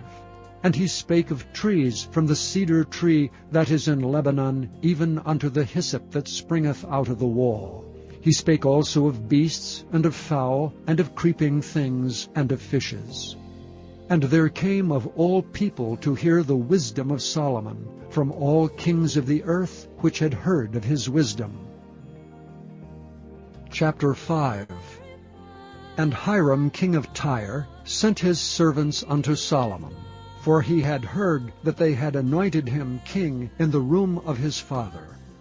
For Hiram was ever a lover of David. And Solomon sent to Hiram, saying, Thou knowest how that David my father could not build an house unto the name of the Lord his God, for the wars which were about him on every side, until the Lord put them under the soles of his feet. But now the Lord my God hath given me rest on every side, so that there is neither adversary nor evil occurrent. And behold, I purpose to build an house unto the name of the Lord my God, as the Lord spake unto David my father, saying, Thy son, whom I will set upon thy throne in thy room, he shall build an house unto my name. Now therefore command thou that they hew me cedar trees out of Lebanon, and my servants shall be with thy servants, and unto thee will I give hire for thy servants according to all that thou shalt appoint.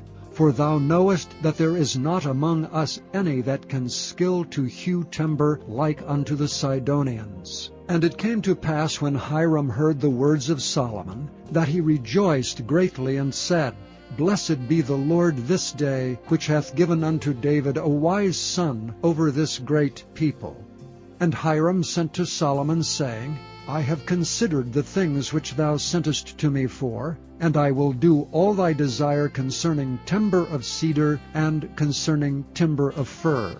My servants shall bring them down from Lebanon unto the sea, and I will convey them by sea in floats unto the place that thou shalt appoint me, and will cause them to be discharged there, and thou shalt receive them, and thou shalt accomplish my desire in giving food for my household. So Hiram gave Solomon cedar trees and fir trees according to all his desire. And Solomon gave Hiram 20,000 measures of wheat for food to his household, and 20 measures of pure oil. Thus gave Solomon to Hiram year by year. And the Lord gave Solomon wisdom, as he promised him.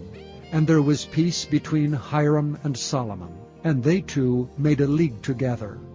And King Solomon raised a levy out of all Israel, and the levy was 30,000 men. And he sent them to Lebanon 10,000 a month by courses. A month they were in Lebanon, and 2 months at home. And Adoniram was over the levy. And Solomon had 70,000 that bare burdens, and 80,000 hewers in the mountains. Beside the chief of Solomon's officers which were over the work, 3,300 which ruled over the people that wrought in the work.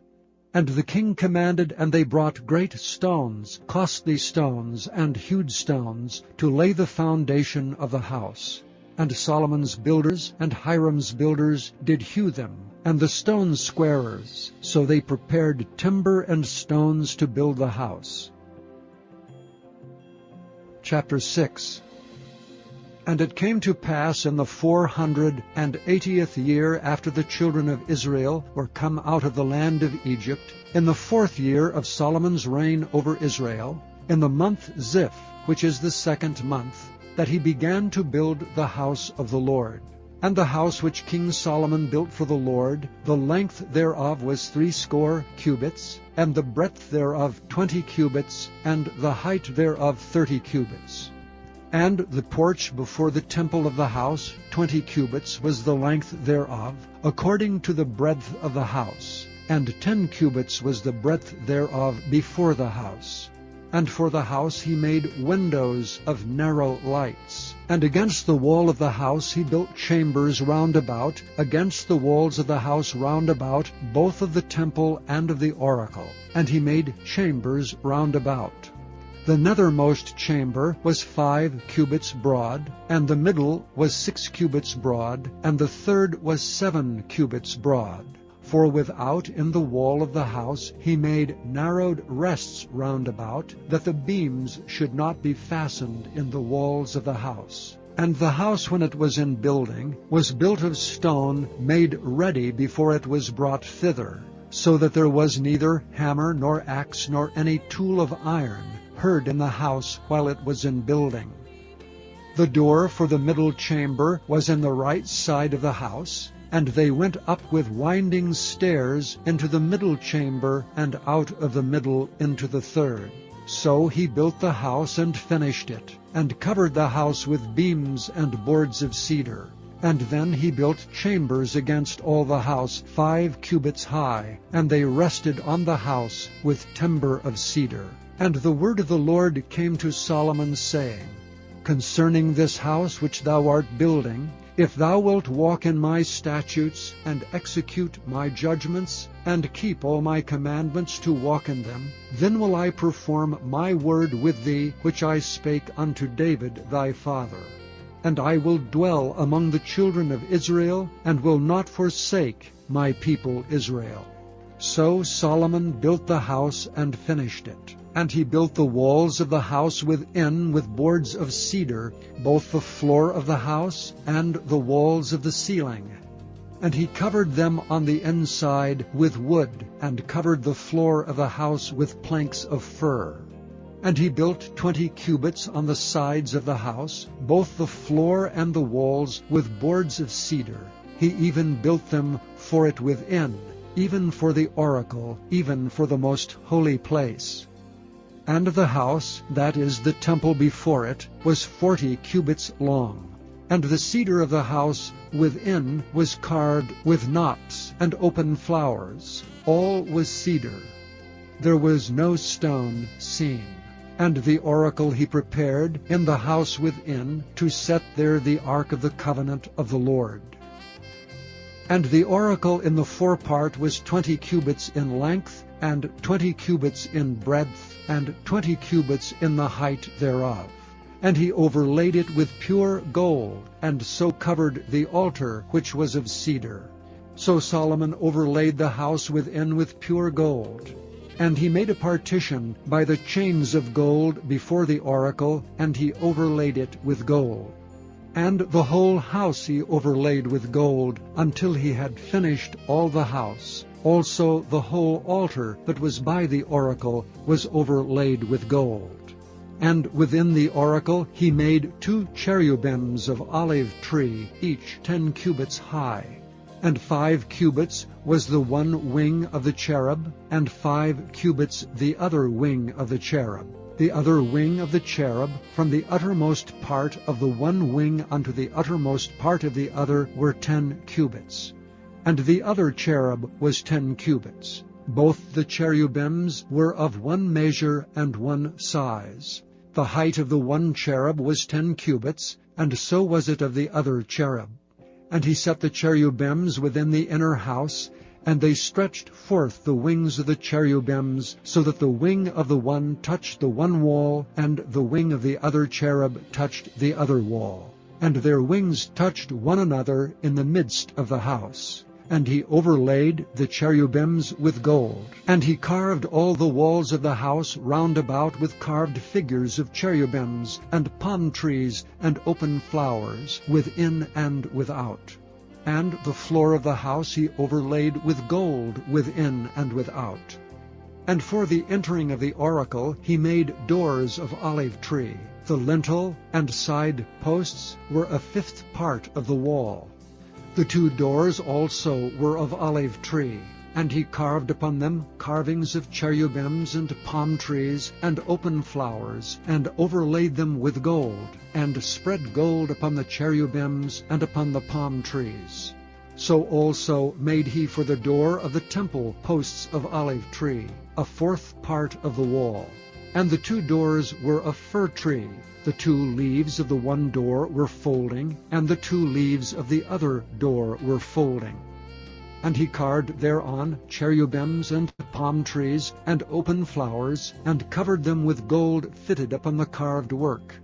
And he built the inner court with 3 rows of hewed stone, and a row of cedar beams. In the 4th year was the foundation of the house of the Lord laid, in the month of Ziph. And in the 11th year, in the month of Bul, which is the 8th month, was the house finished throughout all the parts thereof, and according to all the fashion of it. So was he 7 years in building it. And in the 11th year, in the month Bul, which is the 8th month, was the house finished throughout all the parts thereof, and according to all the fashion of it. So was he 7 years in building it. Chapter 7. But Solomon was building his own house 13 years, and he finished all his house.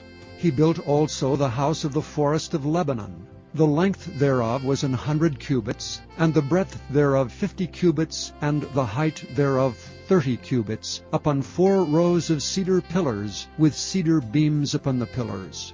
And it was covered with cedar above upon the beams, that lay on 45 pillars, 15 in a row.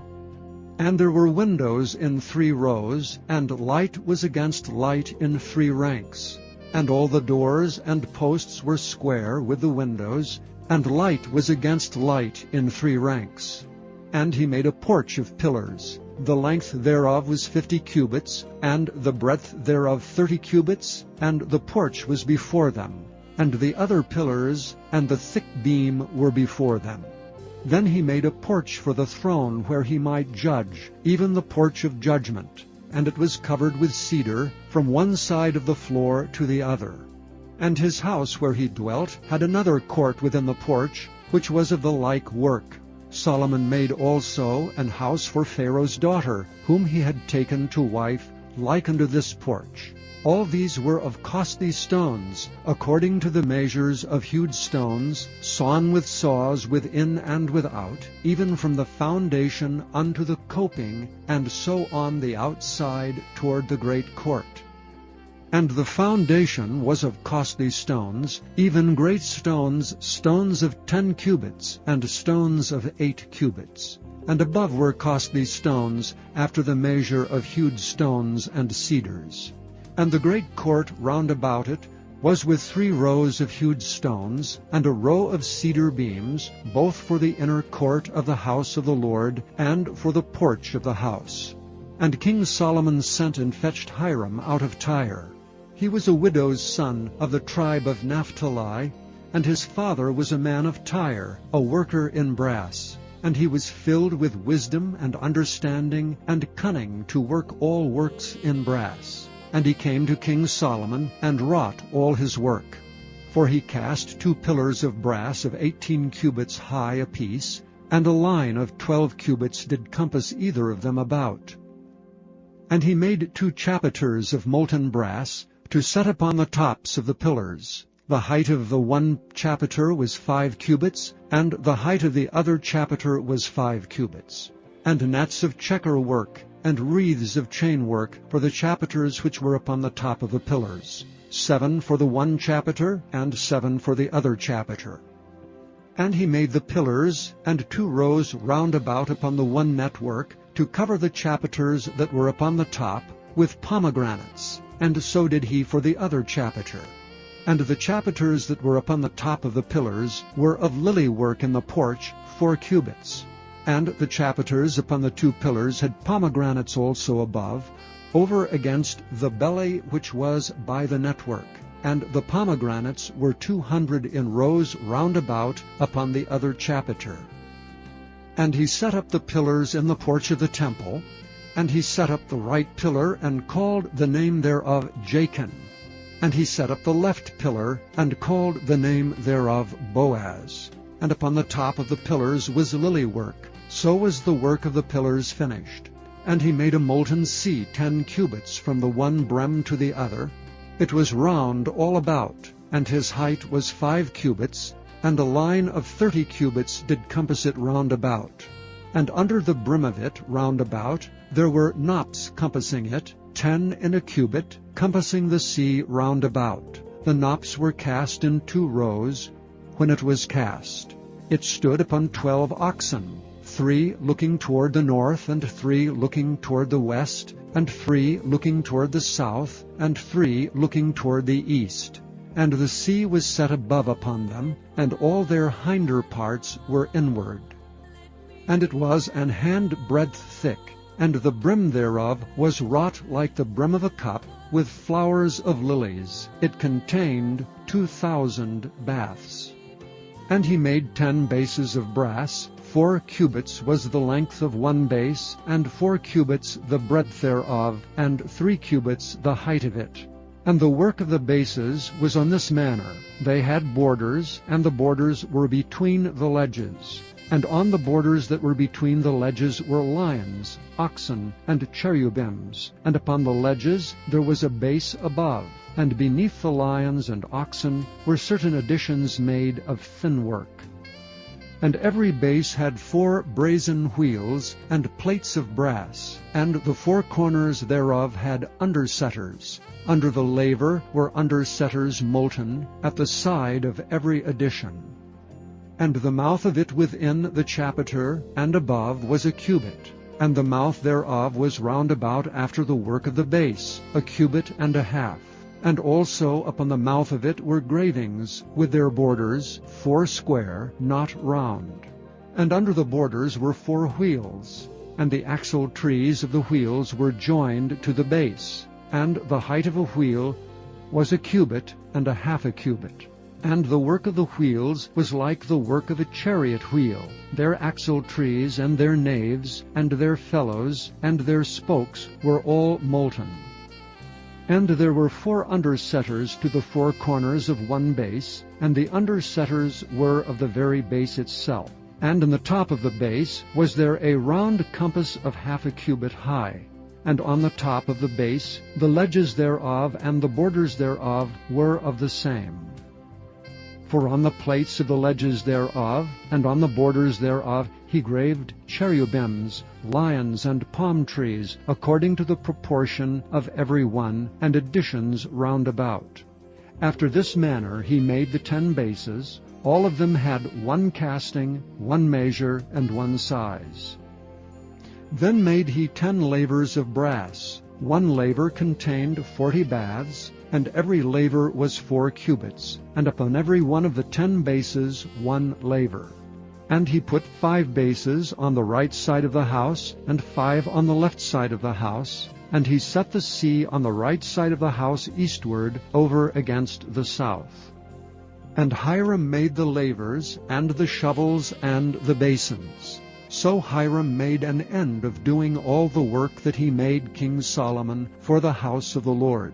The 2 pillars, and the 2 bowls of the chapiters that were on the top of the 2 pillars, and the 2 networks to cover the 2 bowls of the chapiters which were upon the top of the pillars, and 400 pomegranates for the 2 networks, even 2 rows of pomegranates for 1 network, to cover the 2 bowls of the chapiters that were upon the pillars, and the 10 bases, and 10 lavers on the bases, and 1 sea, and 12 oxen under the sea, and the pots, and the shovels, and the basins. And all these vessels which Hiram made to King Solomon for the house of the Lord were of bright brass. In the plain of Jordan did the king cast them, in the city ground between Succoth and Zarthan.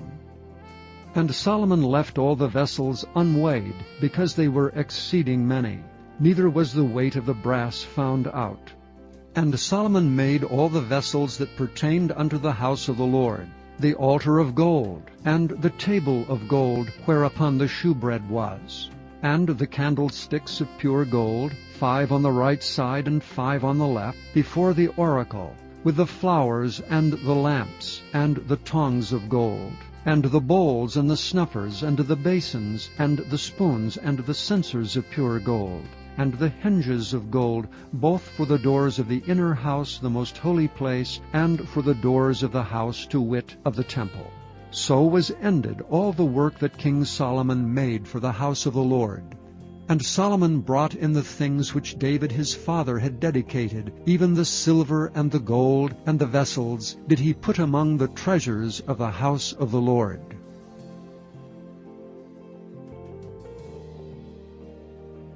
Chapter 8. Then Solomon assembled the elders of Israel, and all the heads of the tribes, the chief of the fathers of the children of Israel, unto King Solomon in Jerusalem, that they might bring up the ark of the covenant of the Lord out of the city of David, which is Zion. And all the men of Israel assembled themselves unto King Solomon at the feast in the month Ethanim, which is the 7th month. And all the elders of Israel came, and the priest took up the ark. And they brought up the ark of the Lord, and the tabernacle of the congregation, and all the holy vessels that were in the tabernacle, even those did the priests and the Levites bring up. And King Solomon and all the congregation of Israel that were assembled unto him were with him before the ark, sacrificing sheep and oxen that could not be told nor numbered for multitude. And the priests brought in the ark of the covenant of the Lord unto his place, into the oracle of the house, to the most holy place, even under the wings of the cherubims. For the cherubims spread forth their two wings over the place of the ark, and the cherubims covered the ark and the staves thereof above. And they drew out the staves, that the ends of the staves were seen out in the holy place before the oracle, and they were not seen without. And there they are unto this day. There was nothing in the ark save the two tables of stone which Moses put there at Horeb, when the Lord made a covenant with the children of Israel when they came out of the land of Egypt. And it came to pass, when the priests were come out of the holy place, that the cloud filled the house of the Lord, so that the priests could not stand to minister because of the cloud, for the glory of the Lord had filled the house of the Lord. Then spake Solomon, The Lord said that he would dwell in the thick darkness. I have surely built thee an house to dwell in, a settled place for thee to abide in forever. And the king turned his face about, and blessed all the congregation of Israel. And all the congregation of Israel stood. And he said, Blessed be the Lord God of Israel, which spake with his mouth unto David my father, and hath with his hand fulfilled it, saying, Since the day that I brought forth my people Israel out of Egypt, I chose no city out of all the tribes of Israel to build an house, that my name might be therein. But I chose David to be over my people Israel. And it was in the heart of David my father to build an house for the name of the Lord God of Israel. And the Lord said unto David my father, Whereas it was in thine heart to build an house unto my name, thou didst well that it was in thine heart.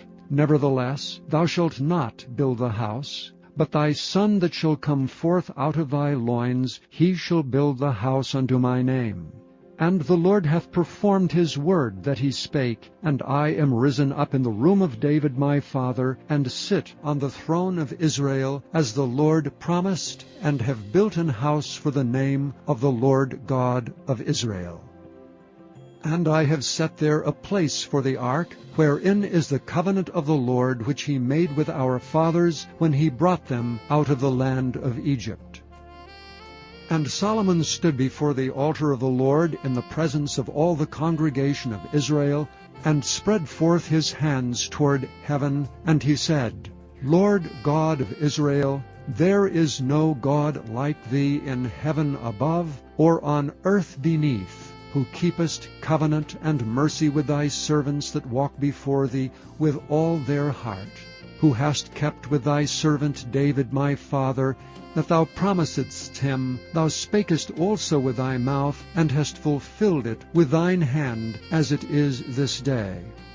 Therefore now, Lord God of Israel, keep with thy servant David my father, that thou promisedst him, saying, There shall not fail thee a man in my sight to sit on the throne of Israel, so that thy children take heed to their way, that they walk before me, as thou hast walked before me.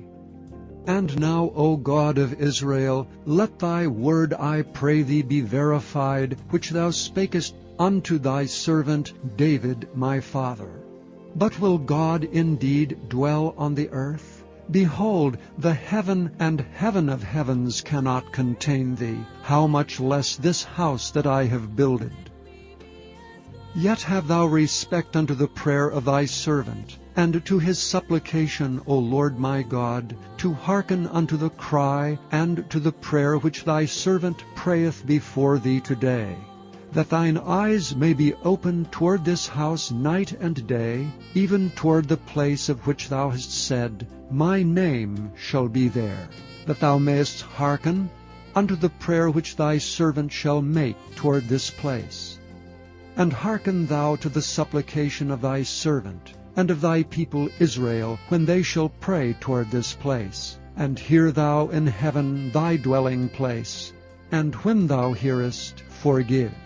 If any man trespass against his neighbor, and an oath be laid upon him to cause him to swear, and the oath come before thine altar in this house, then hear thou in heaven, and do, and judge thy servants, condemning the wicked, to bring his way upon his head, and justifying the righteous, to give him according to his righteousness. When thy people Israel be smitten down before the enemy, because they have sinned against thee, and shall turn again to thee, and confess thy name, and pray, and make supplication unto thee in this house, then hear thou in heaven, and forgive the sin of thy people Israel, and bring them again into the land which thou gavest unto their fathers. When heaven is shut up, and there is no rain, because they have sinned against thee, if they pray toward this place, and confess thy name, and turn from their sin when thou afflictest them, then hear thou in heaven, and forgive the sin of thy servants, and of thy people Israel, that thou teach them the good way wherein they should walk, and give rain upon thy land, which thou hast given to thy people for an inheritance. If there be in the land famine, if there be pestilence, blasting, mildew, locust, or if there be caterpillar, if their enemy besiege them in the land of their cities, whatsoever plague, whatsoever sickness there be, what prayer and supplication soever be made by any man, or by all thy people Israel, which shall know every man the plague of his own heart, and spread forth his hands toward this house, then hear thou in heaven thy dwelling place, and forgive, and do and give to every man according to his ways, whose heart thou knowest. For thou, even thou only, knowest the hearts of all the children of men, that they may fear thee all the days that they live in the land which thou gavest unto our fathers. Moreover, concerning a stranger that is not of thy people Israel, but cometh out of a far country for thy name's sake, for they shall hear of thy great name, and of thy strong hand, and of thy stretched out arm, when he shall come and pray toward this house, hear thou in heaven thy dwelling place, and do according to all that the stranger calleth to thee for, that all people of the earth may know thy name, to fear thee, as do thy people Israel, and that they may know that this house which I have builded is called by thy name.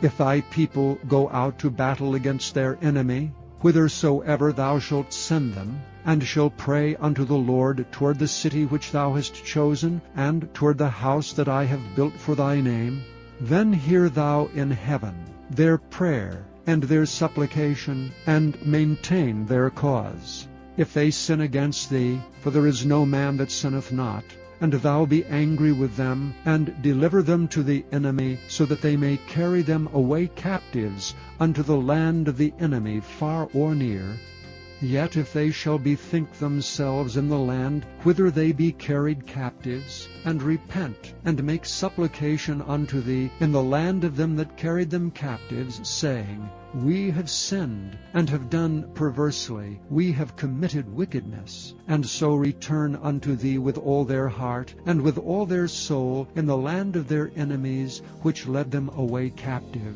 and pray unto thee toward their land which thou gavest unto their fathers, the city which thou hast chosen, and the house which I have built for thy name, then hear thou their prayer, and their supplication in heaven thy dwelling place, and maintain their cause, and forgive thy people that have sinned against thee, and all their transgressions, and give them compassion before them who carried them captive, that they may have compassion on them. For they be thy people, and thine inheritance, which thou broughtest forth out of Egypt, from the midst of the furnace of iron. That thine eyes may be open unto the supplication of thy servant, and unto the supplication of thy people Israel, to hearken unto them in all that they call for unto thee. For thou didst separate them from among all the people of the earth, to be thine inheritance. as thou spakest by the hand of Moses thy servant, when thou broughtest our fathers out of Egypt, O Lord God.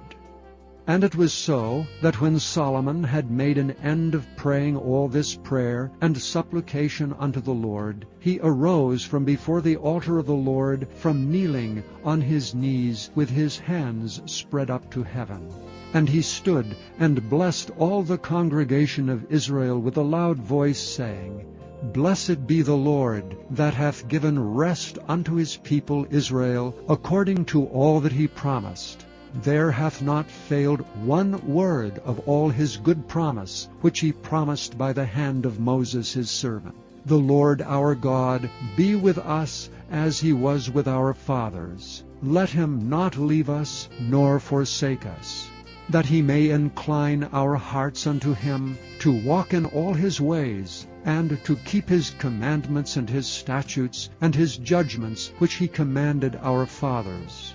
And let these my words wherewith I have made supplication before the Lord be nigh unto the Lord our God day and night, that he maintain the cause of his servant, and the cause of his people Israel at all times, as the matter shall require, that all the people of the earth may know that the Lord is God, and that there is none else.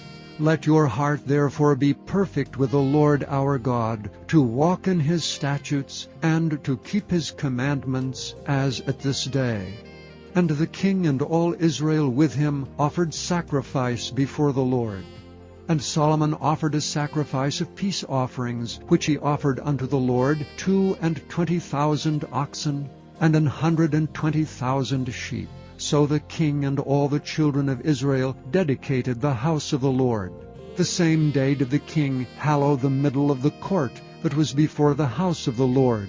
For there he offered burnt offerings and meat offerings, and the fat of the peace offerings, because the brazen altar that was before the Lord was too little to receive the burnt offerings and meat offerings and the fat of the peace offerings. And at that time Solomon held a feast, and all Israel with him, a great congregation, from the entering in of Hamath unto the river of Egypt before the Lord our God 7 days, and 7 days, even 14 days. And on the 8th day he sent the people away, and they blessed the king, and went unto their tents joyful and glad of heart, for all the goodness that the Lord had done for David his servant, and for Israel his people. Chapter 9. And it came to pass, when Solomon had finished the building of the house of the Lord, and the king's house, and all Solomon's desire which he was pleased to do, that the Lord appeared to Solomon the second time, as he had appeared unto him at Gibeon. And the Lord said unto him, I have heard thy prayer and thy supplication that thou hast made before me. I have hallowed this house which thou hast built, to put my name there forever, and mine eyes and mine heart shall be there perpetually. And if thou wilt walk before me as David thy father walked, in integrity of heart and in uprightness, to do according to all that I have commanded thee, and wilt keep my statutes and my judgments, then I will establish the throne of thy kingdom upon Israel forever, as I promised to David thy father, saying, There shall not fail thee a man upon the throne of Israel. But if ye shall at all turn from following me, ye or your children, and will not keep my commandments and my statutes which I have set before you, but go and serve other gods and worship them, then will I cut off Israel out of the land which I have given them, and this house which I have hallowed for my name will I cast out of my sight. And Israel shall be a proverb and a byword among all people. And at this house which is high, every one that passeth by it shall be astonished, and shall hiss, and they shall say, Why hath the Lord done thus unto this land and to this house? And they shall answer, Because they forsook the Lord their God, who brought forth their fathers out of the land of Egypt, and have taken hold upon other gods, and have worshipped them and served them. Therefore hath the Lord brought upon them all this evil. And it came to pass at the end of 20 years, when Solomon had built the 2 houses, the house of the Lord and the king's house. Now Hiram the king of Tyre had furnished King Solomon with cedar trees and fir trees, and with gold, according to all his desire, that then King Solomon gave Hiram 20 cities in the land of Galilee.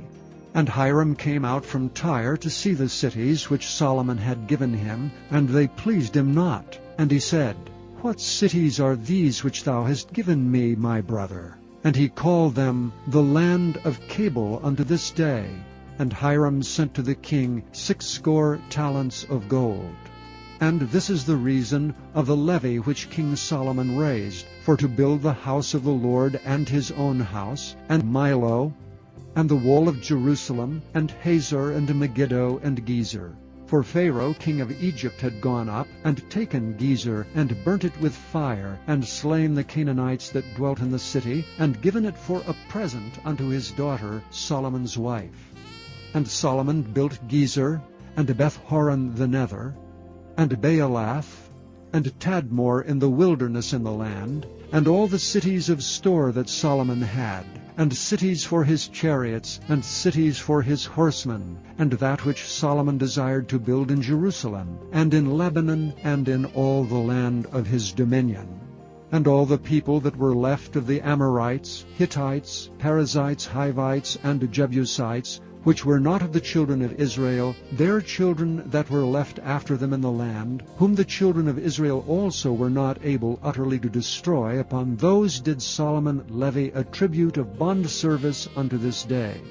But of the children of Israel did Solomon make no bondmen, but they were men of war, and his servants, and his princes, and his captains, and rulers of his chariots, and his horsemen. These were the chief of the officers that were over Solomon's work, 550, which bare rule over the people that wrought in the work. But Pharaoh's daughter came up out of the city of David unto her house which Solomon had built for her. Then did he build Millo. And 3 times in a year did Solomon offer burnt offerings and peace offerings upon the altar which he built unto the Lord, and he burnt incense upon the altar that was before the Lord. So he finished the house.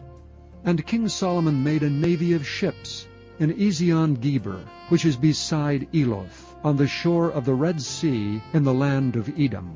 And Hiram sent in the navy his servants, shipmen that had knowledge of the sea, with the servants of Solomon. And they came to Ophir, and fetched from thence gold 420 talents, and brought it to King Solomon. Chapter 10. And when the queen of Sheba heard of the fame of Solomon concerning the name of the Lord, she came to prove him with hard questions. And she came to Jerusalem with a very great train, with camels that bare spices, and very much gold and precious stones. And when she was come to Solomon, she communed with him of all that was in her heart. And Solomon told her all her questions. There was not anything hid from the king which he told her not.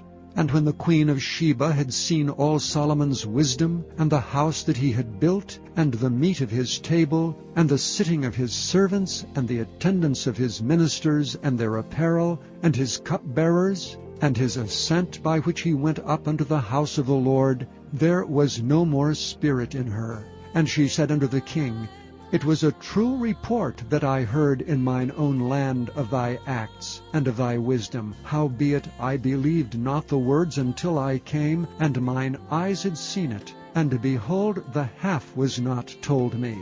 Thy wisdom and prosperity exceedeth the fame which I heard. Happy are thy men, happy are these thy servants which stand continually before thee, and that hear thy wisdom. Blessed be the Lord thy God, which delighteth in thee, to set thee on the throne of Israel. Because the Lord loved Israel, forever therefore made he thee king, to do judgment and justice. And she gave the king 120 talents of gold, and of spices very great store, and precious stones. There came no more such abundance of spices as these which the queen of Sheba gave to King Solomon. And the navies also of Hiram, that brought gold from Ophir, brought in from Ophir great plenty of almug trees and precious stones. And the king made of the almug trees pillars for the house of the Lord, and for the king's house, harps also, and psalteries for singers. There came no such almug trees, nor were seen unto this day. And King Solomon gave unto the queen of Sheba all her desire whatsoever she asked, beside that which Solomon gave her of his royal bounty. So she turned and went to her own country, she and her servants. Now the weight of gold that came to Solomon in 1 year was 666 talents of gold, beside that he had of the merchantmen, and of the traffic of the spice merchants, and of all the kings of Arabia, and of the governors of the country. And King Solomon made 200 targets of beaten gold. 600 shekels of gold went into one target. And he made 300 shields of beaten gold. 3 pound of gold went to one shield, and the king put them in the house of the forest of Lebanon. Moreover the king made a great throne of ivory, and overlaid it with the best gold. The throne had 6 steps, and the top of the throne was round behind, and there were stays in either side on the place of the seat. And 2 lions stood beside the stays. And 12 lions stood there on the one side, and on the other upon the 6 steps. There was not the like made in any kingdom. And all King Solomon's drinking vessels were of gold, and all the vessels of the house of the forest of Lebanon were of pure gold. None were of silver. It was nothing accounted of in the days of Solomon. For the king had at sea a navy of Tarshish with a navy of Hiram. Once in 3 years came the navy of Tarshish, bringing gold and silver, ivory and apes and peacocks. So King Solomon exceeded all the kings of the earth for riches and for wisdom. And all the earth sought to Solomon, to hear his wisdom, which God had put in his heart. And they brought every man his present, vessels of silver and vessels of gold, and garments and armor, and spices, horses and mules, a rate year by year. And Solomon gathered together chariots and horsemen, and he had 1,400 chariots, and 12,000 horsemen, whom he bestowed in the cities for chariots, and with the king at Jerusalem. And the king made silver to be in Jerusalem as stones, and cedars made he to be as the sycamore trees that are in the vale for abundance. And Solomon had horses brought out of Egypt. The king's merchants received the linen yarn at a price. And a chariot came up and went out of Egypt for 600 shekels of silver, and an horse for 150. And so for all the kings of the Hittites, and for the kings of Syria, did they bring them out by their means. Chapter 11. But King Solomon loved many strange women, together with the daughter of Pharaoh, women of the Moabites, Ammonites, Edomites, Zidonians, and Hittites, of the nations concerning which the Lord said unto the children of Israel, Ye shall not go into them, neither shall they come in unto you. For surely they will turn away your heart after their gods. Solomon clave unto these in love. And he had 700 wives, princesses, and 300 concubines, and his wives turned away his heart. For it came to pass when Solomon was old, that his wives turned away his heart after other gods. And his heart was not perfect with the Lord his God, as was the heart of David his father. For Solomon went after Ashtoreth, the goddess of the Zidonians, and after Milcom, the abomination of the Ammonites. And Solomon did evil in the sight of the Lord, and went not fully after the Lord, as did David his father. Then did Solomon build an high place for Chemosh, the abomination of Moab, in the hill that is before Jerusalem, and for Molech, the abomination of the children of Ammon. And likewise did he for all his strange wives, which burnt incense and sacrificed unto their gods. And the Lord was angry with Solomon, because his heart was turned from the Lord God of Israel, which had appeared unto him twice, and had commanded him concerning this thing, that he should not go after other gods. But he kept not that which the Lord commanded. Wherefore the Lord said unto Solomon, Forasmuch as this is done of thee, and thou hast not kept my covenant and my statutes which I have commanded thee, I will surely rend the kingdom from thee, and will give it to thy servant. Notwithstanding in thy days I will not do it for David thy father's sake, but I will rend it out of the hand of thy son. Howbeit I will not rend away all the kingdom, but will give one tribe to thy son for David my servant's sake, and for Jerusalem's sake, which I have chosen. And the Lord stirred up an adversary unto Solomon, Hadad the Edomite. He was of the king's seed in Edom. For it came to pass, when David was in Edom, and Joab the captain of the host was gone up to bury the slain, after he had smitten every male in Edom, for 6 months did Joab remain there with all Israel, until he had cut off every male in Edom, that Hadad fled, he and certain Edomites of his father's servants with him, to go into Egypt, Hadad being yet a little child. And they rose out of Midian, and came to Paran. And they took men with them out of Paran, and they came to Egypt unto Pharaoh king of Egypt, which gave him an house, and appointed him victuals, and gave him land. And Hadad found great favor in the sight of Pharaoh, so that he gave him to wife the sister of his own wife, the sister of Tahpenes the queen. And the sister of Tahpenes bare him Genubath his son, whom Tahpenes weaned in Pharaoh's house. And Genubath was in Pharaoh's household among the sons of Pharaoh. And when Hadad heard in Egypt that David slept with his fathers, and that Joab the captain of the host was dead, Hadad said to Pharaoh, Let me depart, that I may go to mine own country. Then Pharaoh said unto him, But what hast thou lacked with me, that, behold, thou seekest to go to thine own country? And he answered, Nothing. Howbeit, let me go in any wise. And God stirred him up another adversary, Rezon, the son of Eliada, which fled from his lord Hadadezer king of Zobah. And he gathered men unto him, and became captain over a band, when David slew them of Zobah. And they went to Damascus, and dwelt therein, and reigned in Damascus. And he was an adversary to Israel all the days of Solomon, beside the mischief that Hadad did. And he abhorred Israel, and reigned over Syria.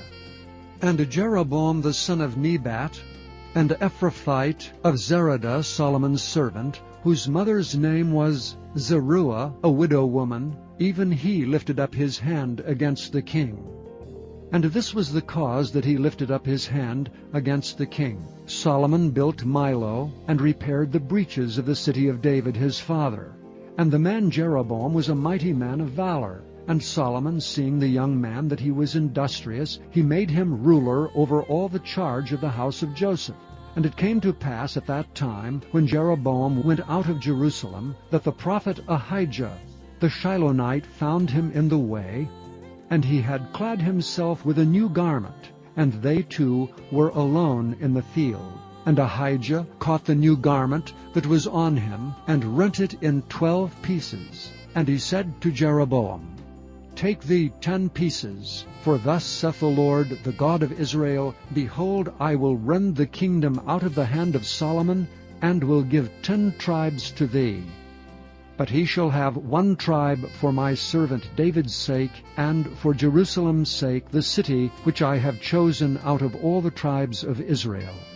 Because that they have forsaken me, and have worshipped Ashtoreth, the goddess of the Zidonians, Chemosh, the god of the Moabites, and Milcom, the god of the children of Ammon, and have not walked in my ways, to do that which is right in mine eyes, and to keep my statutes and my judgments, as did David his father.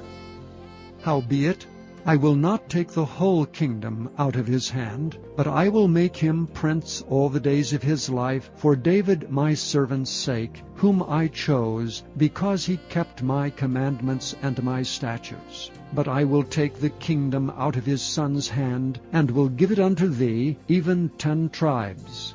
And unto his son will I give 1 tribe, that David my servant may have a light alway before me in Jerusalem, the city which I have chosen me to put my name there.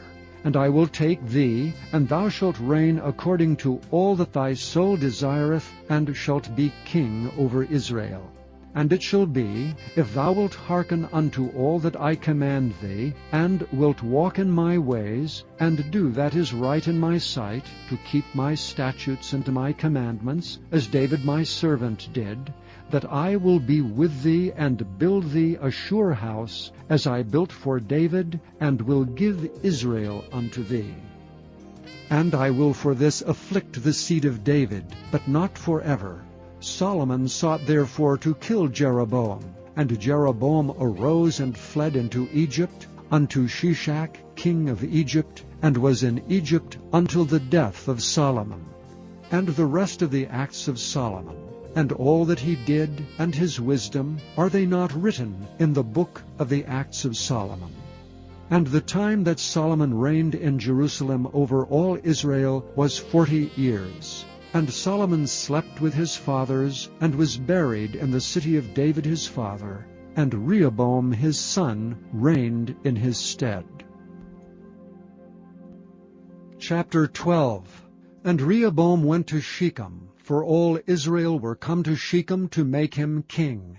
And it came to pass, when Jeroboam the son of Nebat, who was yet in Egypt, heard of it, for he was fled from the presence of King Solomon, and Jeroboam dwelt in Egypt, that they sent and called him. And Jeroboam and all the congregation of Israel came, and spake unto Rehoboam, saying, Thy father made our yoke grievous. Now therefore make thou the grievous service of thy father and his heavy yoke which he put upon us lighter, and we will serve thee.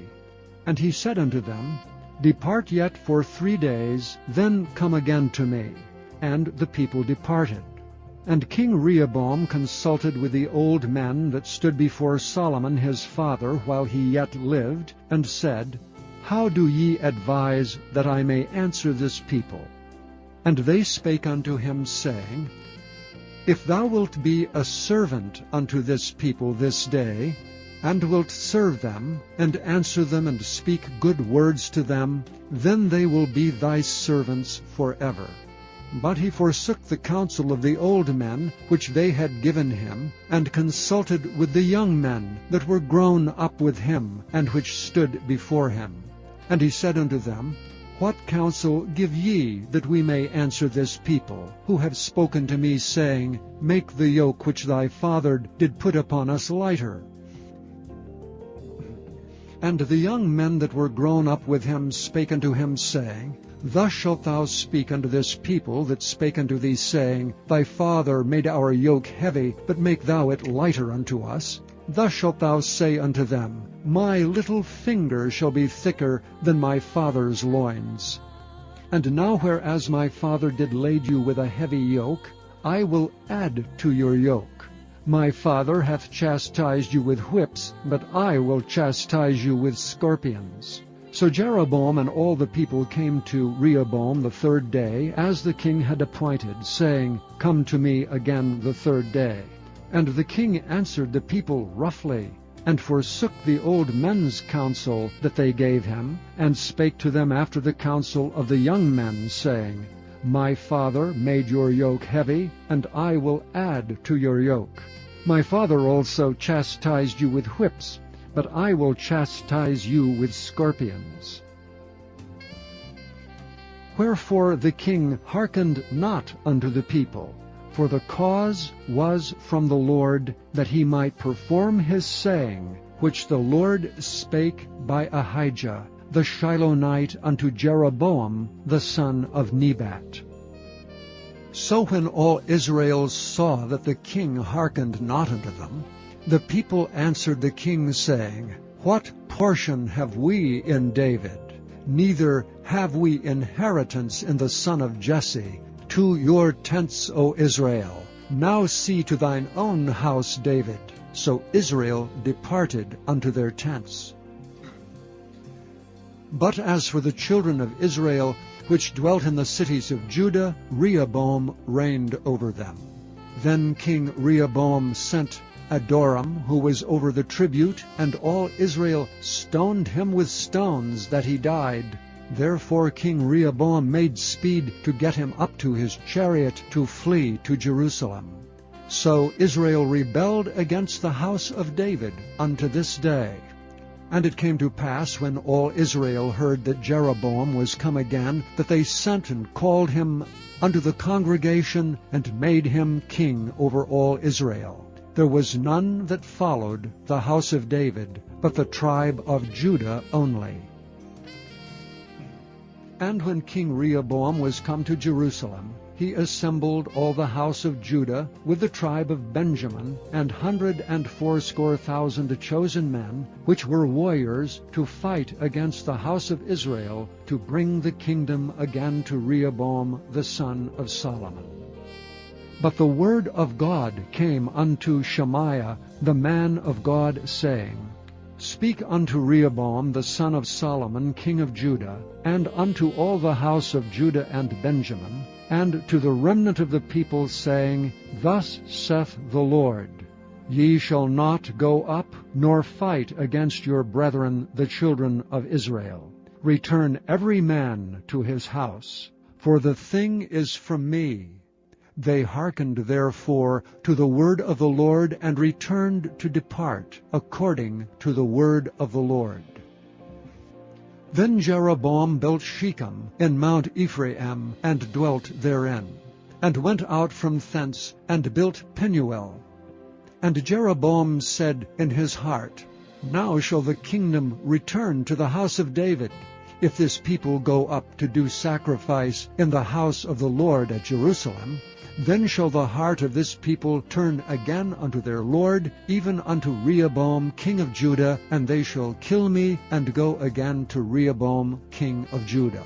Whereupon the king took counsel, and made 2 calves of gold, and said unto them, It is too much for you to go up to Jerusalem. Behold thy gods, O Israel, which brought thee up out of the land of Egypt. And he set the one in Bethel, and the other put he in Dan. And this thing became a sin, for the people went to worship before the one even unto Dan. And he made an house of high places, and made priests of the lowest of the people, which were not of the sons of Levi. And Jeroboam ordained a feast in the 8th month, on the 15th day of the month, like unto the feast that is in Judah, and he offered upon the altar. So did he in Bethel, sacrificing unto the calves that he had made. And he placed in Bethel the priest of the high places which he had made. So he offered upon the altar which he had made in Bethel, the 15th month of the 8th month, even in the month which he had devised of his own heart, and ordained a feast unto the children of Israel, and he offered upon the altar, and burnt incense. Chapter 13. And behold, there came a man of God out of Judah by the word of the Lord unto Bethel. And Jeroboam stood by the altar to burn incense. And he cried against the altar in the word of the Lord, and said, O altar, altar, thus saith the Lord, Behold, a child shall be born unto the house of David, Josiah by name. And upon thee shall he offer the priests of the high places that burn incense upon thee, and men's bones shall be burnt upon thee. And he gave a sign the same day, saying, This is the sign which the Lord hath spoken. Behold, the altar shall be rent, and the ashes that are upon it shall be poured out. And it came to pass, when King Jeroboam heard the saying of the man of God, which had cried against the altar in Bethel, that he put forth his hand from the altar, saying, Lay hold on him. and his hand which he put forth against him dried up, so that he could not pull it in again to him. The altar also was rent, and the ashes poured out from the altar, according to the sign which the man of God had given by the word of the Lord. And the king answered and said unto the man of God, Entreat now the face of the Lord thy God, and pray for me, that my hand may be restored me again. And the man of God besought the Lord, and the king's hand was restored him again, and became as it was before. And the king said unto the man of God, Come home with me, and refresh thyself, and I will give thee a reward. But the man of God said unto the king, If thou wilt give me half thine house, I will not go in with thee, neither will I eat bread nor drink water in this place. For so is it charged me by the word of the Lord, saying, Eat no bread, nor drink water, nor turn again by the same way that thou camest. So he went another way, and returned not by the way that he came to Bethel. Now there dwelt an old prophet in Bethel, and his sons came and told him all the works that the man of God had done that day in Bethel. The words which he had spoken unto the king, them they told also to their father. And their father said unto them, What way went he? For his sons had seen what way the man of God went, which came from Judah. And he said unto his sons, Saddle me the ass. So they saddled him the ass, and he rode thereon, and went after the man of God, and found him sitting under an oak. And he said unto him, Art thou the man of God that camest from Judah? And he said, I am. Then he said unto him, Come home with me, and eat bread. And he said, I may not return with thee, nor go in with thee, neither will I eat bread nor drink water with thee in this place. For it was said to me by the word of the Lord, Thou shalt eat no bread nor drink water there, nor turn again to go by the way that thou camest. He said unto him, I am a prophet also as thou art. And an angel spake unto me by the word of the Lord, saying, Bring him back with thee into thine house, that he may eat bread and drink water. But he lied unto him. So he went back with him, and did eat bread in his house, and drink water.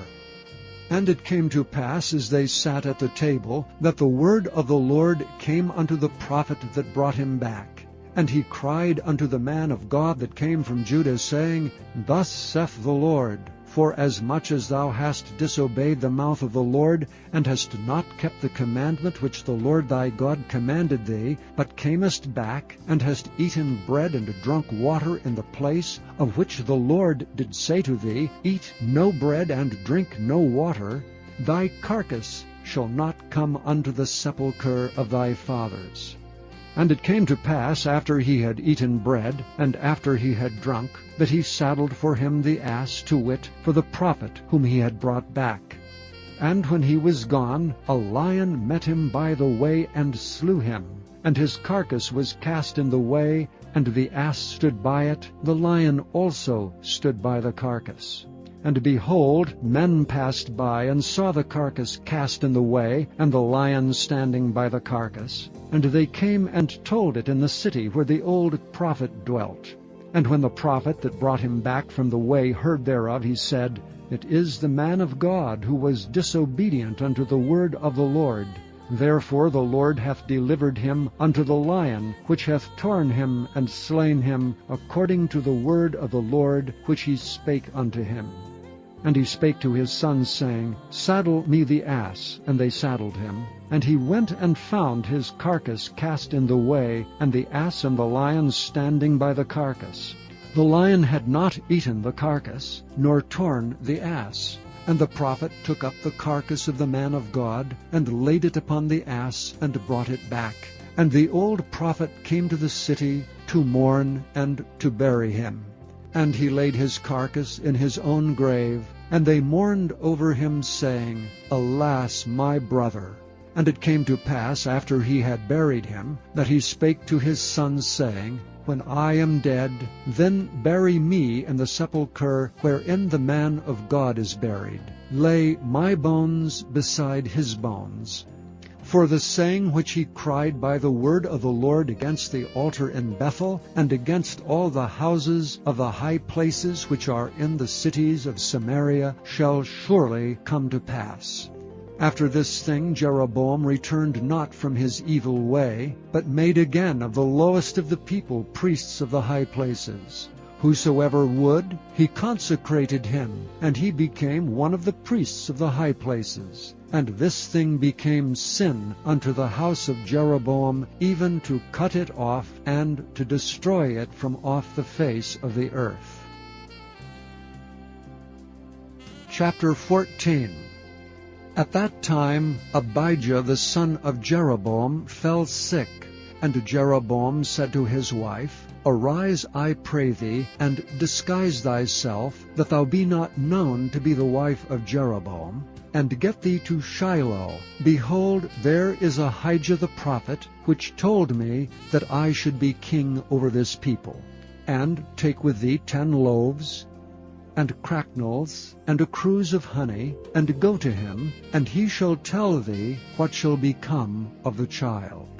And Jeroboam's wife did so, and arose, and went to Shiloh, and came to the house of Ahijah. But Ahijah could not see, for his eyes were set by reason of his age. And the Lord said unto Ahijah, Behold, the wife of Jeroboam cometh to ask a thing of thee for her son, for he is sick. Thus and thus shalt thou say unto her, for it shall be when she cometh in, that she shall feign herself to be another woman. And it was so, when Ahijah heard the sound of her feet as she came in at the door, that he said, Come in, thou wife of Jeroboam. Why feignest thou thyself to be another? For I am sent to thee with heavy tidings. Go tell Jeroboam, Thus saith the Lord God of Israel, Forasmuch as I exalted thee from among the people, and made thee prince over my people Israel, and rent the kingdom away from the house of David, and gave it thee, and yet thou hast not been as my servant David, who kept my commandments, and who followed me with all his heart, to do that only which was right in mine eyes, but hast done evil above all that were before thee, for thou hast gone and made thee other gods and molten images to provoke me to anger, and hast cast me behind thy back. Therefore, behold, I will bring evil upon the house of Jeroboam, and will cut off from Jeroboam him that pisseth against the wall, and him that is shut up and left in Israel, and will take away the remnant of the house of Jeroboam, as a man taketh away dung, till it be all gone. Him that dieth of Jeroboam in the city shall the dogs eat, and him that dieth in the field shall the fowls of the air eat, for the Lord hath spoken it. Arise thou therefore, get thee to thine own house, and when thy feet enter into the city, the child shall die. And all Israel shall mourn for him and bury him, for he only of Jeroboam shall come to the grave, because in him there is found some good thing toward the Lord God of Israel in the house of Jeroboam. Moreover, the Lord shall raise him up a king over Israel, who shall cut off the house of Jeroboam that day. But what? Even now. For the Lord shall smite Israel as a reed is shaken in the water. And he shall root up Israel out of this good land which he gave to their fathers, and shall scatter them beyond the river, because they have made their groves, provoking the Lord to anger. And he shall give Israel up because of the sins of Jeroboam, who did sin, and who made Israel to sin. And Jeroboam's wife arose and departed, and came to Tirzah. And when she came to the threshold of the door, the child died. And they buried him, and all Israel mourned for him, according to the word of the Lord, which he spake by the hand of his servant Ahijah the prophet. And the rest of the acts of Jeroboam, how he warred, and how he reigned, behold, they are written in the book of the Chronicles of the kings of Israel. And the days which Jeroboam reigned were 22 years, and he slept with his fathers, and Nadab his son reigned in his stead. And Rehoboam the son of Solomon reigned in Judah. Rehoboam was 41 years old when he began to reign, and he reigned 17 years in Jerusalem, the city which the Lord did choose out of all the tribes of Israel to put his name there. And his mother's name was Naamah, and Ammonitis. And Judah did evil in the sight of the Lord, and they provoked him to jealousy with their sins which they had committed above all that their fathers had done. For they also built them high places and images, and groves on every high hill and under every green tree. And there were also Sodomites in the land, and they did according to all the abominations of the nations which the Lord cast out before the children of Israel. And it came to pass in the 5th year of King Rehoboam that Shishak king of Egypt came up against Jerusalem. And he took away the treasures of the house of the Lord, and the treasures of the king's house. He even took away all, and he took away all the shields of gold which Solomon had made. And King Rehoboam made in their stead brazen shields, and committed them unto the hands of the chief of the guard, which kept the door of the king's house. And it was so, when the king went into the house of the Lord, that the guard bare them, and brought them back into the guard chamber. Now the rest of the acts of Rehoboam, and all that he did, are they not written in the book of the Chronicles of the kings of Judah? And there was war between Rehoboam and Jeroboam all their days. And Rehoboam slept with his fathers, and was buried with his fathers in the city of David. And his mother's name was Naamah, and Ammonitis, and Abijam his son reigned in his stead. Chapter 15. Now in the 18th year of King Jeroboam the son of Nebat reigned Abijam over Judah. 3 years reigned he in Jerusalem, and his mother's name was Maacah, the daughter of Abishalom. And he walked in all the sins of his father, which he had done before him. And his heart was not perfect with the Lord his God, as the heart of David his father. Nevertheless, for David's sake did the Lord his God give him a lamp in Jerusalem, to set up his son after him, and to establish Jerusalem. Because David did that which was right in the eyes of the Lord, and turned not aside from anything that he commanded him all the days of his life, save only in the matter of Uriah the Hittite. And there was war between Rehoboam and Jeroboam all the days of his life.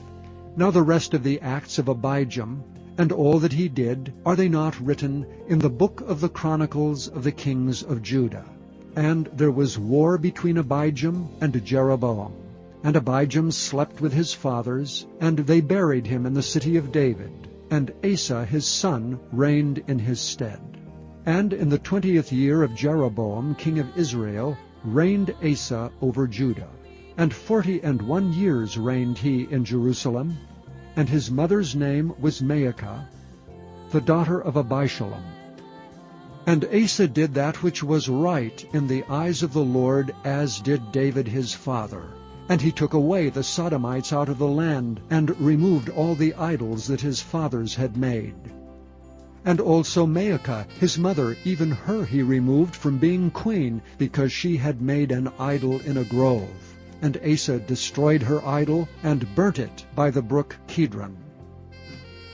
But the high places were not removed. Nevertheless, Asa's heart was perfect with the Lord all his days. And he brought in the things which his father had dedicated, and the things which himself had dedicated, into the house of the Lord, silver and gold and vessels. And there was war between Asa and Baasha king of Israel all their days. And Baasha king of Israel went up against Judah, and built Ramah, that he might not suffer any to go out or come in to Asa king of Judah.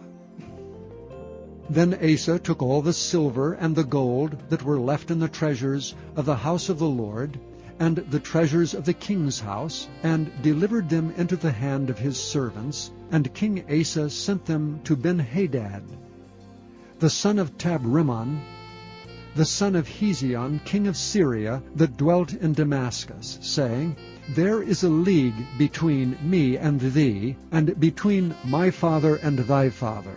Behold, I have sent unto thee a present of silver and gold. Come and break thy league with Baasha king of Israel, that he may depart from me. So Benhadad hearkened unto King Asa, and sent the captains of the host which he had against the cities of Israel, and smote Ijon and Dan, and Abel-Beth-maachah, and all Kinneroth, with all the land of Naphtali. And it came to pass, when Baasha heard thereof, that he left off building of Ramah, and dwelt in Tirzah. Then King Asa made a proclamation throughout all Judah, none was exempted. And they took away the stones of Ramah, and the timber thereof wherewith Baasha had builded, and King Asa built with them Geba of Benjamin and Mizpah. The rest of all the acts of Asa, and all his might, and all that he did, and the cities which he built, are they not written in the book of the Chronicles of the kings of Judah?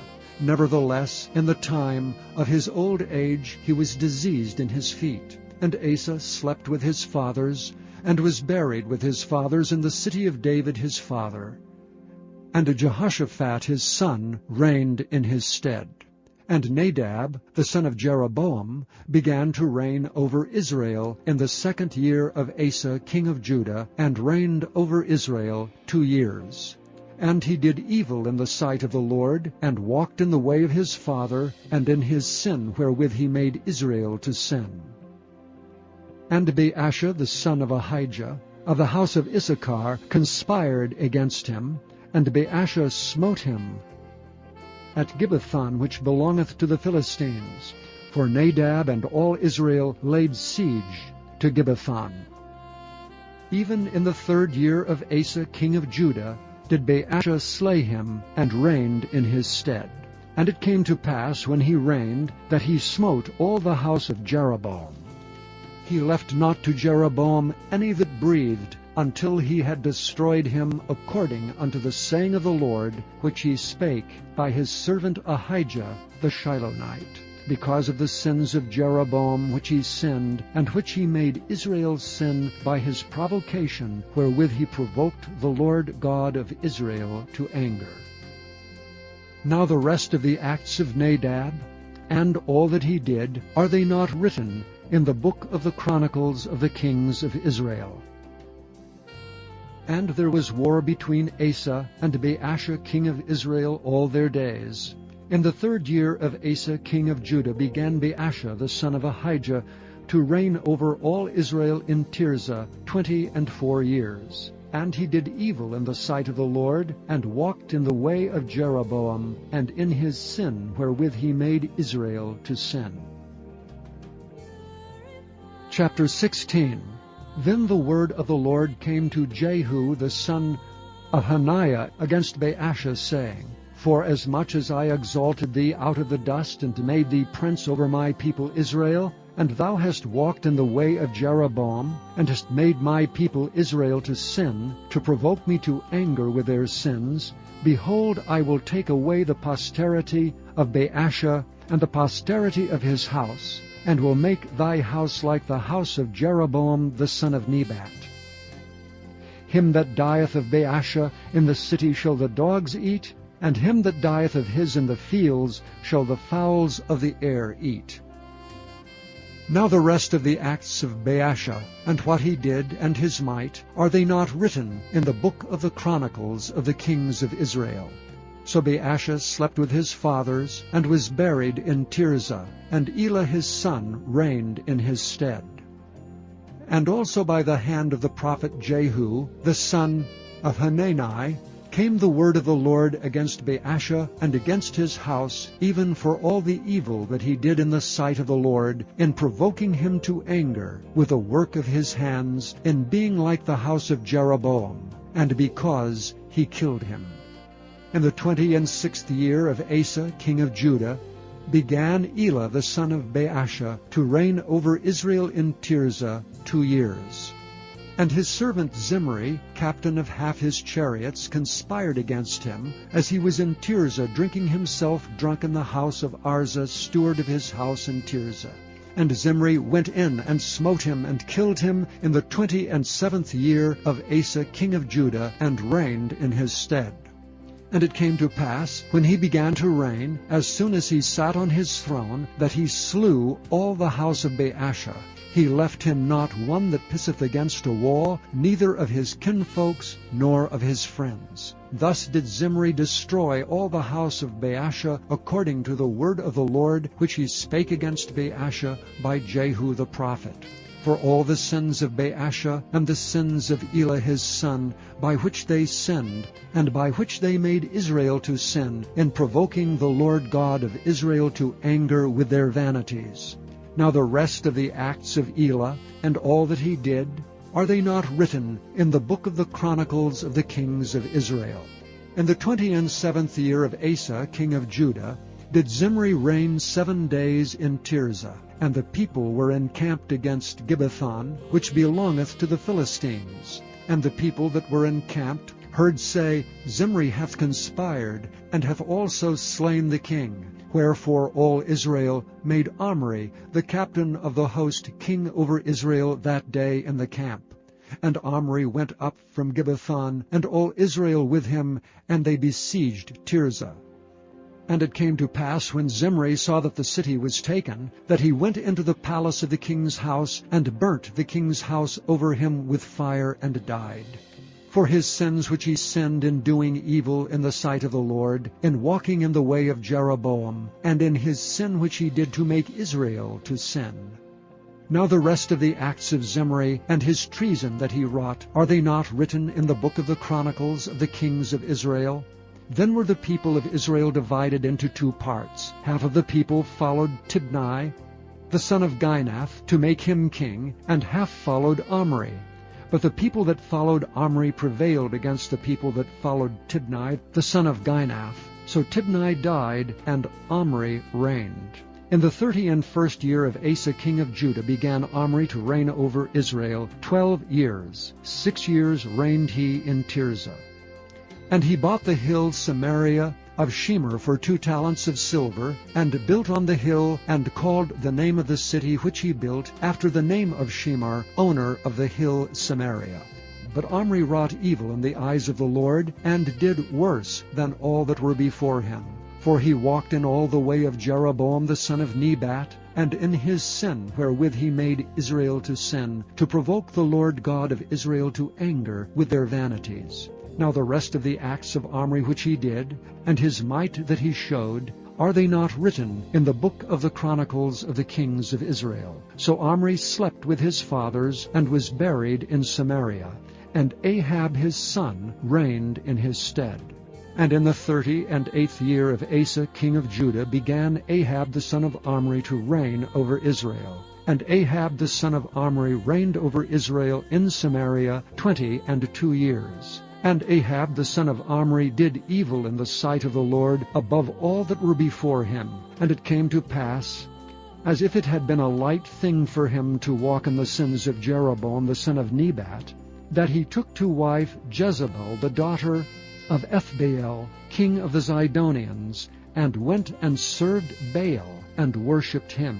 And he reared up an altar for Baal in the house of Baal which he had built in Samaria. And Ahab made a grove. And Ahab did more to provoke the Lord God of Israel to anger than all the kings of Israel that were before him. In his days did Hiel the Bethelite build Jericho. He laid the foundation thereof, and Abiram his firstborn, and set up the gates thereof, and his youngest son Zegub, according to the word of the Lord, which he spake by Joshua the son of Nun. Chapter 17. And Elijah the Tishbite, who was of the inhabitants of Gilead, said unto Ahab, As the Lord God of Israel liveth, before whom I stand, there shall not be dew or rain these years, but according to my word. And the word of the Lord came unto him, saying, Get thee hence, and turn thee eastward, and hide thyself by the brook Cherith, that is before Jordan.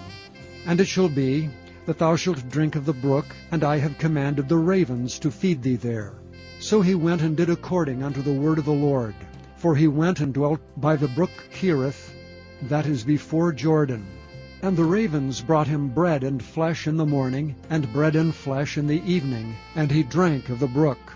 And came to pass after a while, that the brook dried up, because there had been no rain in the land. And the word of the Lord came unto him, saying, Arise, get thee to Zarephath, which belongeth to Zidon, and dwell there. Behold, I have commanded a widow woman there to sustain thee. So he arose and went to Zarephath. And when he came to the gate of the city, behold, the widow woman was there gathering of sticks. And he called to her and said, Fetch me, I pray thee, a little water in a vessel, that I may drink. And as she was going to fetch it, he called to her and said, Bring me, I pray thee, a morsel of bread in thine hand.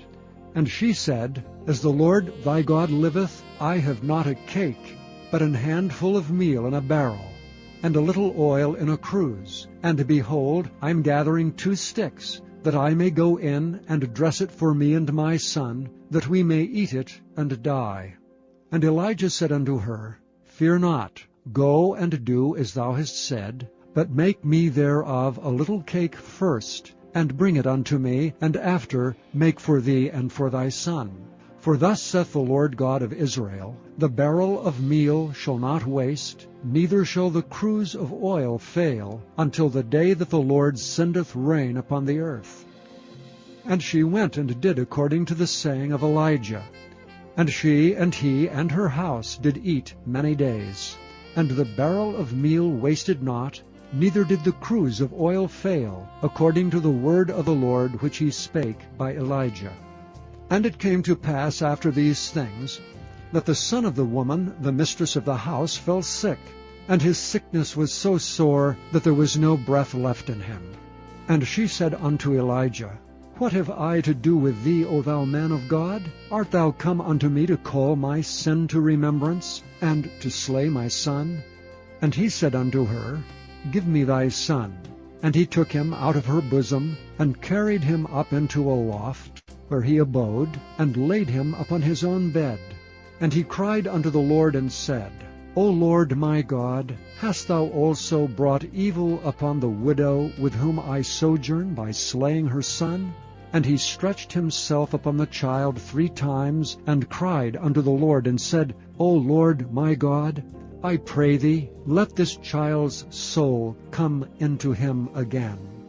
And the Lord heard the voice of Elijah, and the soul of the child came into him again, and he revived. And Elijah took the child, and brought him down out of the chamber into the house, and delivered him unto his mother. And Elijah said, See, thy son liveth. And the woman said to Elijah, Now by this I know that thou art a man of God, and that the word of the Lord in thy mouth is truth. Chapter 18. And it came to pass after many days, that the word of the Lord came to Elijah in the 3rd year, saying, Go, show thyself unto Ahab, and I will send rain upon the earth. And Elijah went to show himself unto Ahab, and there was a sore famine in Samaria. And Ahab called Obadiah, which was the governor of his house. Now Obadiah feared the Lord greatly, for it was so, when Jezebel cut off the prophets of the Lord, that Obadiah took 100 prophets, and hid them by 50 in a cave, and fed them with bread and water. And Ahab said unto Obadiah, Go into the land, unto all fountains of water, and unto all brooks. Peradventure we may find grass to save the horses and mules alive, that we lose not all the beasts. So they divided the land between them to pass throughout it. Ahab went one way by himself, and Obadiah went another way by himself. And as Obadiah was in the way, behold, Elijah met him. And he knew him, and fell on his face, and said, Art thou that my lord Elijah? And he answered him, I am. Go tell thy lord, Behold, Elijah is here. And he said, What have I sinned, that thou wouldest deliver thy servant into the hand of Ahab to slay me? As the Lord thy God liveth, there is no nation or kingdom whither my Lord hath not sent to seek thee. And when they said, He is not there, he took an oath of the kingdom and nation, that they found thee not. And now thou sayest, Go, tell thy Lord, Behold, Elijah is here. And it shall come to pass, as soon as I am gone from thee, that the Spirit of the Lord shall carry thee whither I know not. And so when I come and tell Ahab, and he cannot find thee, he shall slay me. But I thy servant fear the Lord from my youth. Was it not told my Lord what I did when Jezebel slew the prophets of the Lord? How I hid 100 men of the Lord's prophets by 50 in a cave, and fed them with bread and water? And now thou sayest, Go, tell thy Lord, Behold, Elijah is here, and he shall slay me. And Elijah said, As the Lord of hosts liveth, before whom I stand, I will surely show myself unto him today. So Obadiah went to meet Ahab, and told him, and Ahab went to meet Elijah. And it came to pass, when Ahab saw Elijah, that Ahab said unto him, Art thou he that troubleth Israel? And he answered, I have not troubled Israel, but thou and thy father's house, in that ye have forsaken the commandments of the Lord, and thou hast followed Baalim. Now therefore send and gather to me all Israel unto Mount Carmel, and the prophets of Baal 450, and the prophets of the groves 400, which eat at Jezebel's table. So Ahab sent unto all the children of Israel, and gathered the prophets together unto Mount Carmel. And Elijah came unto all the people, and said, How long halt ye between two opinions? If the Lord be God, follow him. But if Baal, then follow him. And the people answered him not a word. Then said Elijah unto the people, I, even I only, remain a prophet of the Lord. But Baal's prophets are 450 men. Let them therefore give us 2 bullocks, and let them choose 1 bullock for themselves, and cut it in pieces, and lay it on wood, and put no fire under. And I will dress the other bullock, and lay it on wood, and put no fire under. And call ye on the name of your gods, and I will call on the name of the Lord. And the God that answereth by fire, let him be God. And all the people answered and said, It is well spoken. And Elijah said unto the prophets of Baal, Choose you 1 bullock for yourselves, and dress it first, for ye are many, and call on the name of your gods, but put no fire under. And they took the bullock which was given them, and they dressed it, and called on the name of Baal from morning even until noon, saying, O Baal, hear us. But there was no voice, nor any that answered. And they leaped upon the altar which was made. And it came to pass at noon that Elijah mocked them, and said, Cry aloud, for he is a god. Either he is talking, or he is pursuing, or he is in a journey, or peradventure he sleepeth, and must be awaked. And they cried aloud, and cut themselves after their manner, with knives and lancets, till the blood gushed out upon them. And it came to pass, when midday was past, that they prophesied until the time of the offering of the evening sacrifice, that there was neither voice, nor any to answer, nor any that regarded. And Elijah said unto all the people, Come near unto me. And all the people came near unto him, and he repaired the altar of the Lord that was broken down. And Elijah took 12 stones, according to the number of the tribes of the sons of Jacob, unto whom the word of the Lord came, saying, Israel shall be thy name. And with the stones he built an altar in the name of the Lord. And he made a trench about the altar, as great as would contain 2 measures of seed. And he put the wood in order, and cut the bullock in pieces, and laid him on the wood, and said, Fill 4 barrels with water, and pour it on the burnt sacrifice and on the wood. And he said, Do it the 2nd time. And they did it the 2nd time. And he said, Do it the 3rd time. And they did it the 3rd time. And the water ran round about the altar, and he filled the trench also with water.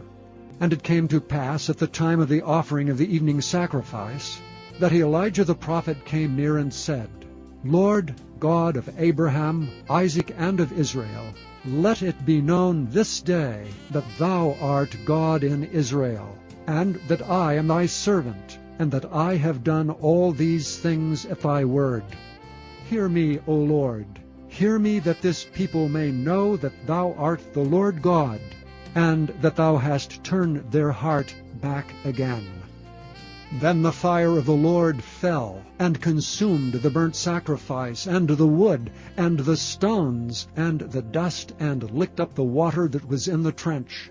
And when all the people saw it, they fell on their faces, and they said, The Lord, he is the God. The Lord, he is the God. And Elijah said unto them, Take the prophets of Baal, let not one of them escape. And they took them, and Elijah brought them down to the brook Kishon, and slew them there. And Elijah said unto Ahab, Get thee up, eat and drink, for there is a sound of abundance of rain. So Ahab went up to eat and to drink, and Elijah went up to the top of Carmel. And he cast himself down upon the earth, and put his face between his knees, and said to his servant, Go up now, look toward the sea. And he went up and looked, and said, There's nothing. And he said, Go again 7 times.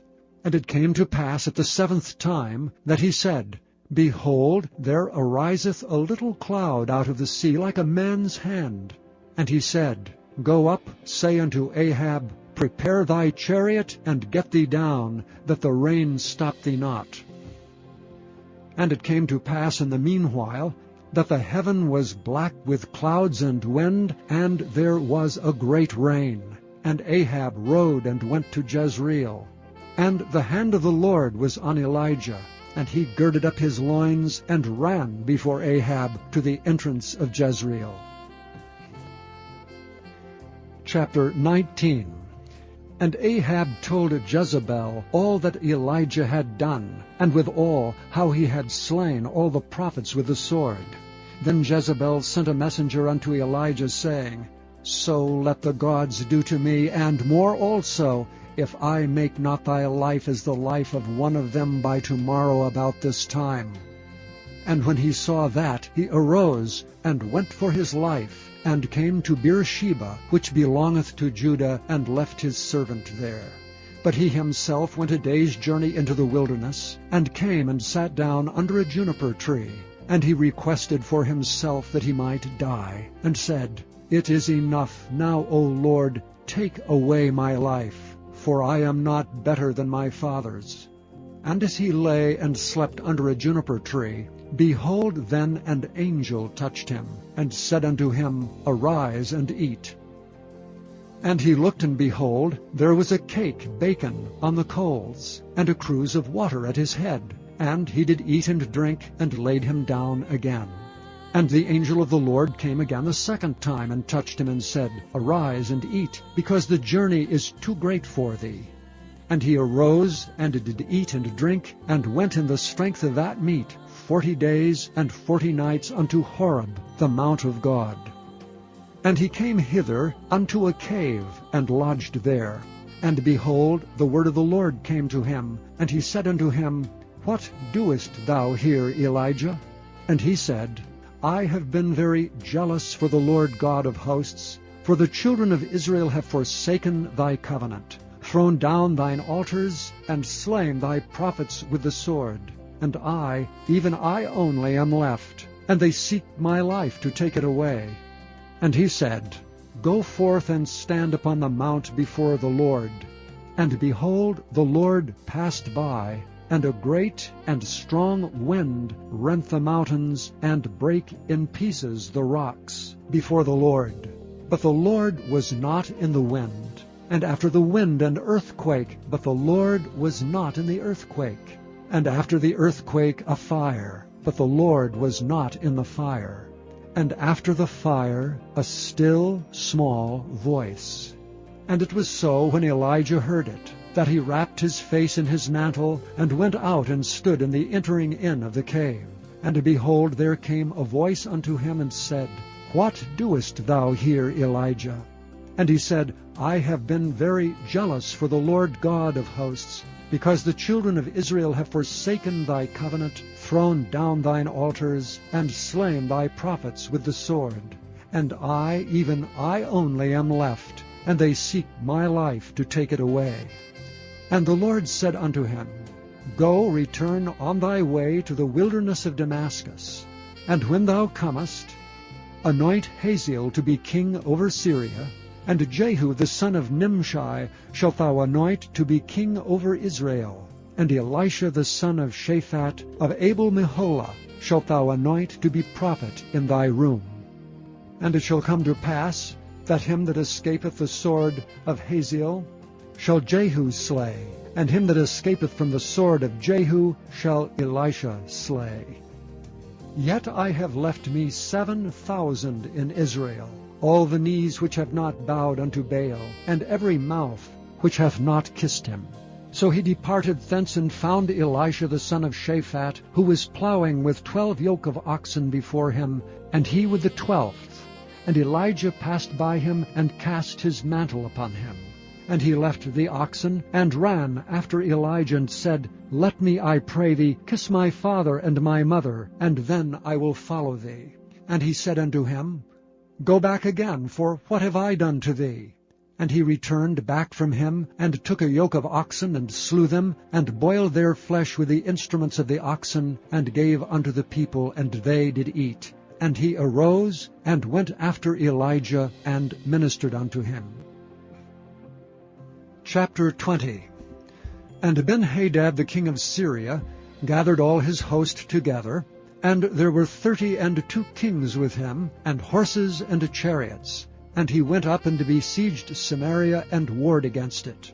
And he sent messengers to Ahab king of Israel into the city, and said unto him, Thus saith Ben-Hadad, Thy silver and thy gold is mine, thy wives also, and thy children, even the goodliest, are mine.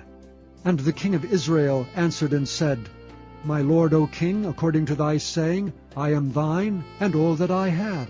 And the messengers came again and said, Thus speaketh Ben-Hadad, saying, Although I have sent unto thee, saying, Thou shalt deliver me thy silver and thy gold, and thy wives and thy children, yet I will send my servants unto thee tomorrow about this time, and they shall search thine house and the houses of thy servants. And it shall be, that whatsoever is pleasant in thine eyes, they shall put it in their hand and take it away. Then the king of Israel called all the elders of the land, and said, Mark, I pray you, and see how this man seeketh mischief. For he sent unto me for my wives, and for my children, and for my silver, and for my gold, and I denied him not. And all the elders and all the people said unto him, Hearken not unto him, nor consent. Wherefore he said unto the messengers of Ben-Hadad, Tell my lord the king, all that thou didst send for to thy servant at the first I will do, but this thing I may not do. And the messengers departed, and brought him word again.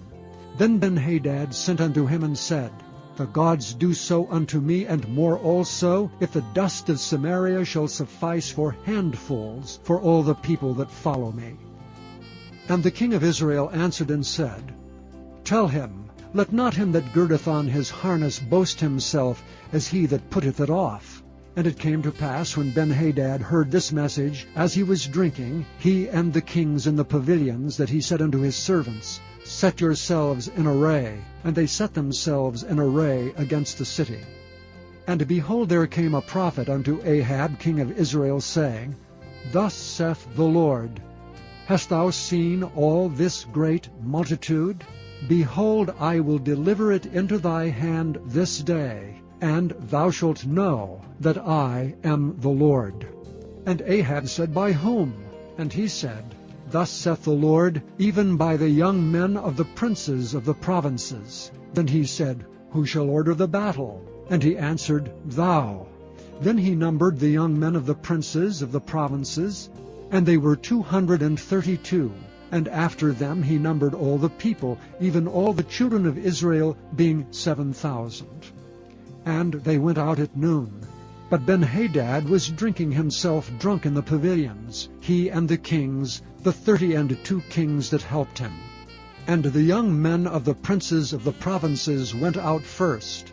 And Benhadad sent out, and they told him, saying, There are men come out of Samaria. And he said, Whether they be come out for peace, take them alive, or whether they come out for war, take them alive. So these young men of the princes of the provinces came out of the city, and the army which followed them. And they slew every one his man, and the Syrians fled, and Israel pursued them. And Benhadad the king of Syria escaped on an horse with the horsemen. And the king of Israel went out and smote the horses into chariots, and slew the Syrians with a great slaughter. And the prophet came to the king of Israel, and said unto him, Go, strengthen thyself, and mark, and see what thou doest. For at the return of the year the king of Syria will come up against thee. And the servants of the king of Syria said unto him, Their gods are gods of the hills. Therefore they were stronger than we. But let us fight against them in the plain, and surely we shall be stronger than they. And do this thing, take the kings away, every man out of his place, and put captains in their rooms. And number thee an army like the army that thou hast lost, horse for horse, and chariot for chariot. And we will fight against them in the plain, and surely we shall be stronger than they. And he hearkened unto their voice, and did so.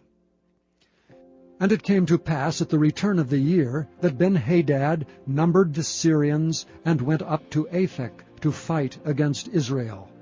And the children of Israel were numbered, and were all present, and went against them. And the children of Israel pitched before them like 2 little flocks of kids, but the Syrians filled the country. And there came a man of God, and spake unto the king of Israel, and said, Thus saith the Lord, Because the Syrians have said, The Lord is God of the hills, but he is not God of the valleys, therefore will I deliver all this great multitude into thine hand, and ye shall know that I am the Lord.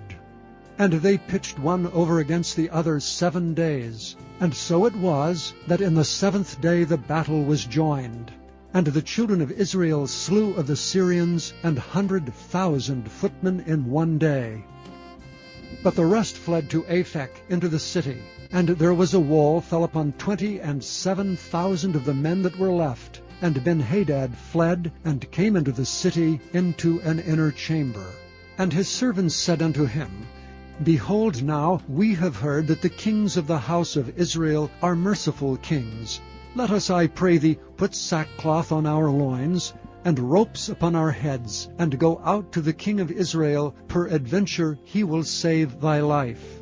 So they girded sackcloth on their loins, and put ropes on their heads, and came to the king of Israel, and said, Thy servant Benhadad saith, I pray thee, let me live.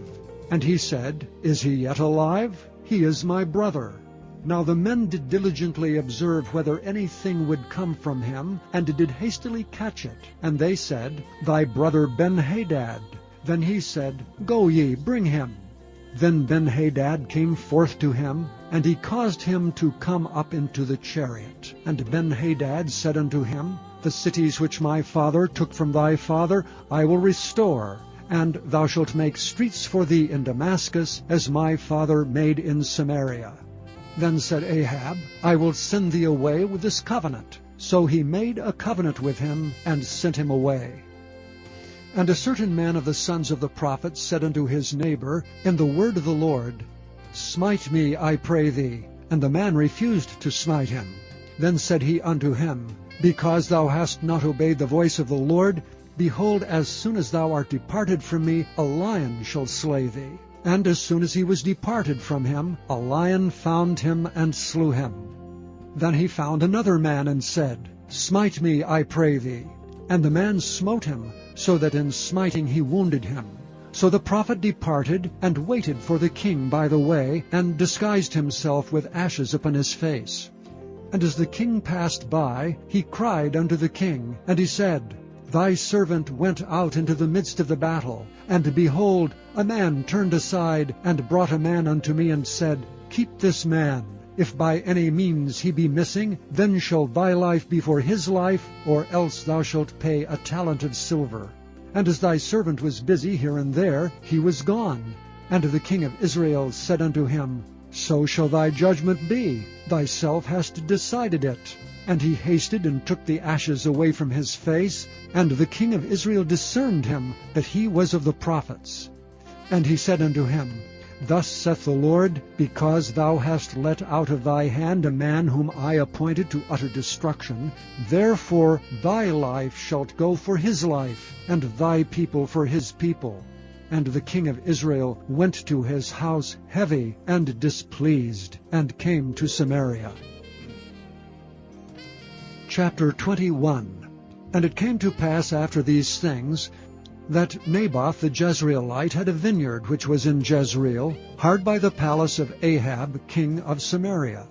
And Ahab spake unto Naboth, saying, Give me thy vineyard, that I may have it for a garden of herbs, because it is near unto my house, and I will give thee for it a better vineyard than it, or, if it seem good to thee, I will give thee the worth of it in money.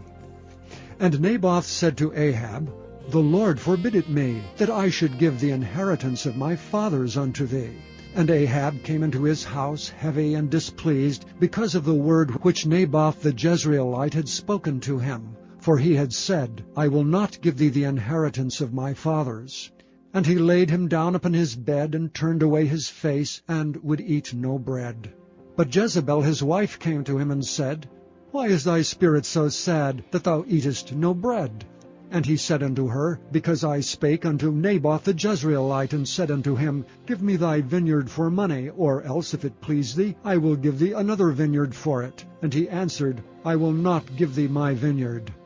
And Jezebel his wife said unto him, Dost thou now govern the kingdom of Israel?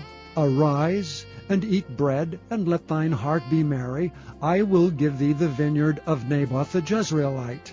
So she wrote letters in Ahab's name, and sealed them with his seal, and sent the letters unto the elders and to the nobles that were in his city, dwelling with Naboth.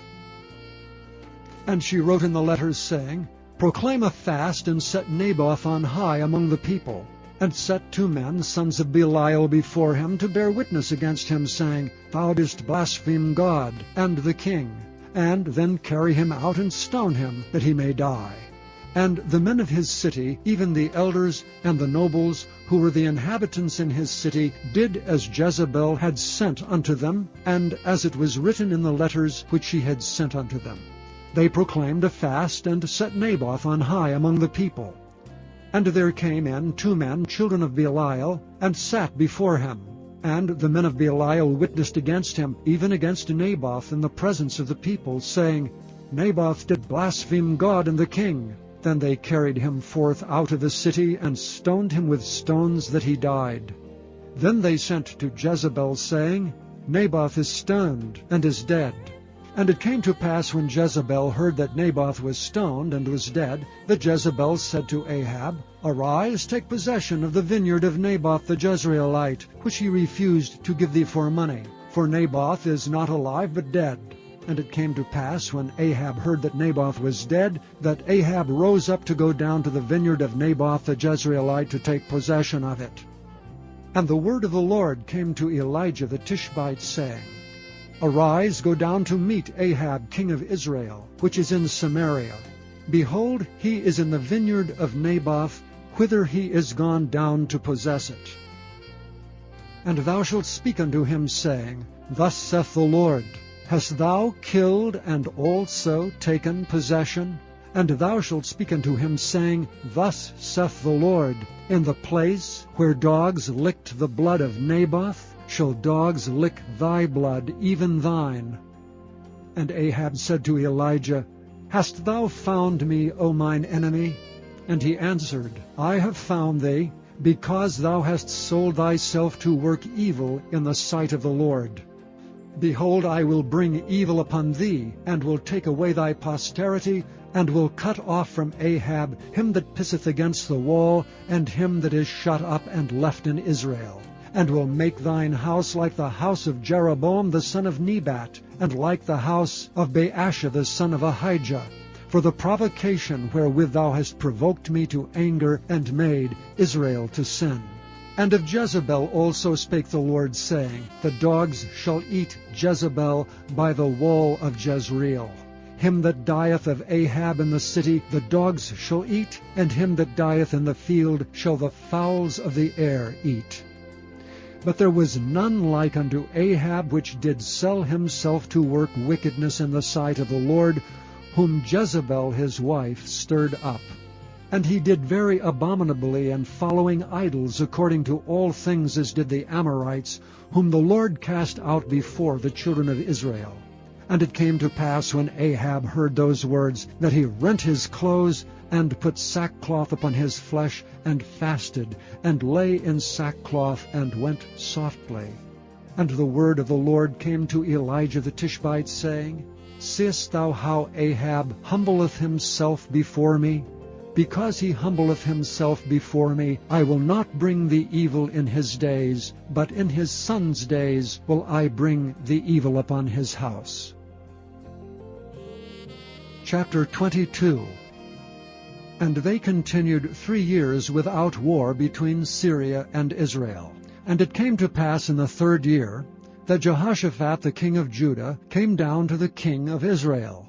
And the king of Israel said unto his servants, Know ye that Ramoth in Gilead is ours? And we be still, and take it not out of the hand of the king of Syria?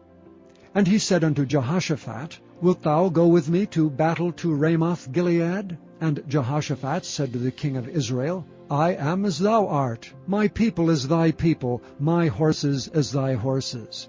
And Jehoshaphat said unto the king of Israel, Inquire, I pray thee, at the word of the Lord today. Then the king of Israel gathered the prophets together, about 400 men, and said unto them, Shall I go against Ramoth Gilead to battle, or shall I forbear? And they said, Go up, for the Lord shall deliver it into the hand of the king. And Jehoshaphat said, Is there not here a prophet of the Lord besides, that we may inquire of him? And the king of Israel said unto Jehoshaphat, There is yet one man, Micaiah the son of Imlah, by whom we may inquire of the Lord, but I hate him, for he doth not prophesy good concerning me, but evil. And Jehoshaphat said, Let not the king say so. Then the king of Israel called an officer, and said, Hasten hither Micaiah the son of Imlah. And the king of Israel and Jehoshaphat the king of Judah sat each on his throne, having put on their robes, in a void place in the entrance of the gate of Samaria, and all the prophets prophesied before them. And Zedekiah the son of Chenaanah made him horns of iron. And he said, Thus saith the Lord, With these shalt thou push the Syrians until thou have consumed them. And all the prophets prophesied so, saying, Go up to Ramoth Gilead and prosper, for the Lord shall deliver it into the king's hand. And the messenger that was gone to call Micaiah spake unto him, saying, Behold now, the words of the prophets declare good unto the king with one mouth. Let thy word, I pray thee, be like the word of one of them, and speak that which is good. And Micaiah said, As the Lord liveth, what the Lord saith unto me, that will I speak. So he came to the king, and the king said unto him, Micaiah, shall we go against Ramoth Gilead to battle, or shall we forbear? And he answered him, Go and prosper, for the Lord shall deliver it into the hand of the king. And the king said unto him, How many times shall I adjure thee that thou tell me nothing but that which is true in the name of the Lord? And he said, I saw all Israel scattered upon the hills as sheep that have not a shepherd. And the Lord said, These have no master, let them return every man to his house in peace. And the king of Israel said unto Jehoshaphat, Did I not tell thee that he would prophesy no good concerning me, but evil? And he said, Hear thou therefore the word of the Lord. I saw the Lord sitting on his throne, and all the host of heaven standing by him on his right hand and on his left. And the Lord said, Who shall persuade Ahab that he may go up and fall at Ramoth Gilead? And one said on this manner, and another said on that manner. And there came forth a spirit, and stood before the Lord, and said, I will persuade him. And the Lord said unto him, Wherewith? And he said, I will go forth, and I will be a lying spirit in the mouth of all his prophets. And he said, Thou shalt persuade him, and prevail also. Go forth and do so. Now therefore, behold, the Lord hath put a lying spirit in the mouth of all these thy prophets, and the Lord hath spoken evil concerning thee. But Zedekiah the son of Chenaanah went near and smote Micaiah on the cheek, and said, Which way went the Spirit of the Lord from me to speak unto thee? And Micaiah said, Behold, thou shalt see in that day, when thou shalt go into an inner chamber to hide thyself. And the king of Israel said, Take Micaiah, and carry him back unto Ammon, the governor of the city, and to Joash the king's son, and say, Thus saith the king, Put this fellow in the prison, and feed him with bread of affliction, and with water of affliction, until I come in peace. And Micaiah said, If thou return at all in peace, the Lord hath not spoken by me. And he said, Hearken, O people, every one of you. So the king of Israel and Jehoshaphat the king of Judah went up to Ramoth-Gilead. And the king of Israel said unto Jehoshaphat, I will disguise myself, and enter into the battle, but put thou on thy robes. And the king of Israel disguised himself, and went into the battle. But the king of Syria commanded his 32 captains, that had rule over his chariots, saying, Fight neither with small nor great, save only with the king of Israel. And it came to pass, when the captains of the chariots saw Jehoshaphat, that they said, Surely it is the king of Israel. And they turned aside to fight against him, and Jehoshaphat cried out. And it came to pass, when the captains of the chariots perceived that it was not the king of Israel, that they turned back from pursuing him. And a certain man drew a bow at a venture, and smote the king of Israel between the joints of the harness. Wherefore he said unto the driver of his chariot, Turn thine hand, and carry me out of the host, for I am wounded. And the battle increased that day, and the king was stayed up in his chariot against the Syrians, and died at even, and the blood ran out of the wound into the midst of the chariot. And there went a proclamation throughout the host about the going down of the sun, saying, Every man to his city, and every man to his own country. So the king died, and was brought to Samaria. And they buried the king in Samaria. And one washed the chariot in the pool of Samaria, and the dogs licked up his blood, and they washed his armor, according unto the word of the Lord which he spake. Now the rest of the acts of Ahab, and all that he did, and the ivory house which he made, and all the cities that he built, are they not written in the book of the Chronicles of the kings of Israel? So Ahab slept with his fathers, and Ahaziah his son reigned in his stead. And Jehoshaphat the son of Asa began to reign over Judah in the 4th year of Ahab king of Israel. Jehoshaphat was 35 years old when he began to reign, and he reigned 25 years in Jerusalem. And his mother's name was Azubah, the daughter of Shilhi. And he walked in all the ways of Asa his father. He turned not aside from it, doing that which was right in the eyes of the Lord. Nevertheless the high places were not taken away, for the people offered and burnt incense yet in the high places. And Jehoshaphat made peace with the king of Israel.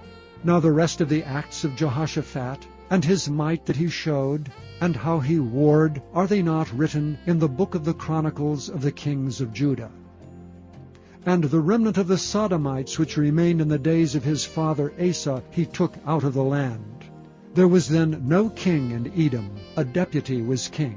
Jehoshaphat made ships of Tharshish to go to Ophir for gold, but they went not, for the ships were broken at Ezion-Geber. Then said Ahaziah the son of Ahab unto Jehoshaphat, Let my servants go with thy servants in the ships. But Jehoshaphat would not. And Jehoshaphat slept with his fathers, and was buried with his fathers in the city of David his father, and Jehoram his son reigned in his stead. Ahaziah the son of Ahab began to reign over Israel in Samaria, the 17th year of Jehoshaphat king of Judah, and reigned 2 years over Israel. And he did evil in the sight of the Lord, and walked in the way of his father, and in the way of his mother, and in the way of Jeroboam the son of Nebat, who made Israel to sin. For he served Baal, and worshipped him, and provoked to anger the Lord God of Israel, according to all that his father had done. Thank you for listening to this recording of the King James Bible produced by Audio Scriptures International.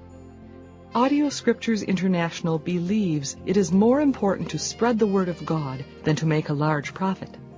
Please feel free to make copies of these recordings and distribute them freely so long as you adhere to the following guidelines. First, you may not charge any more than the cost to duplicate and send them.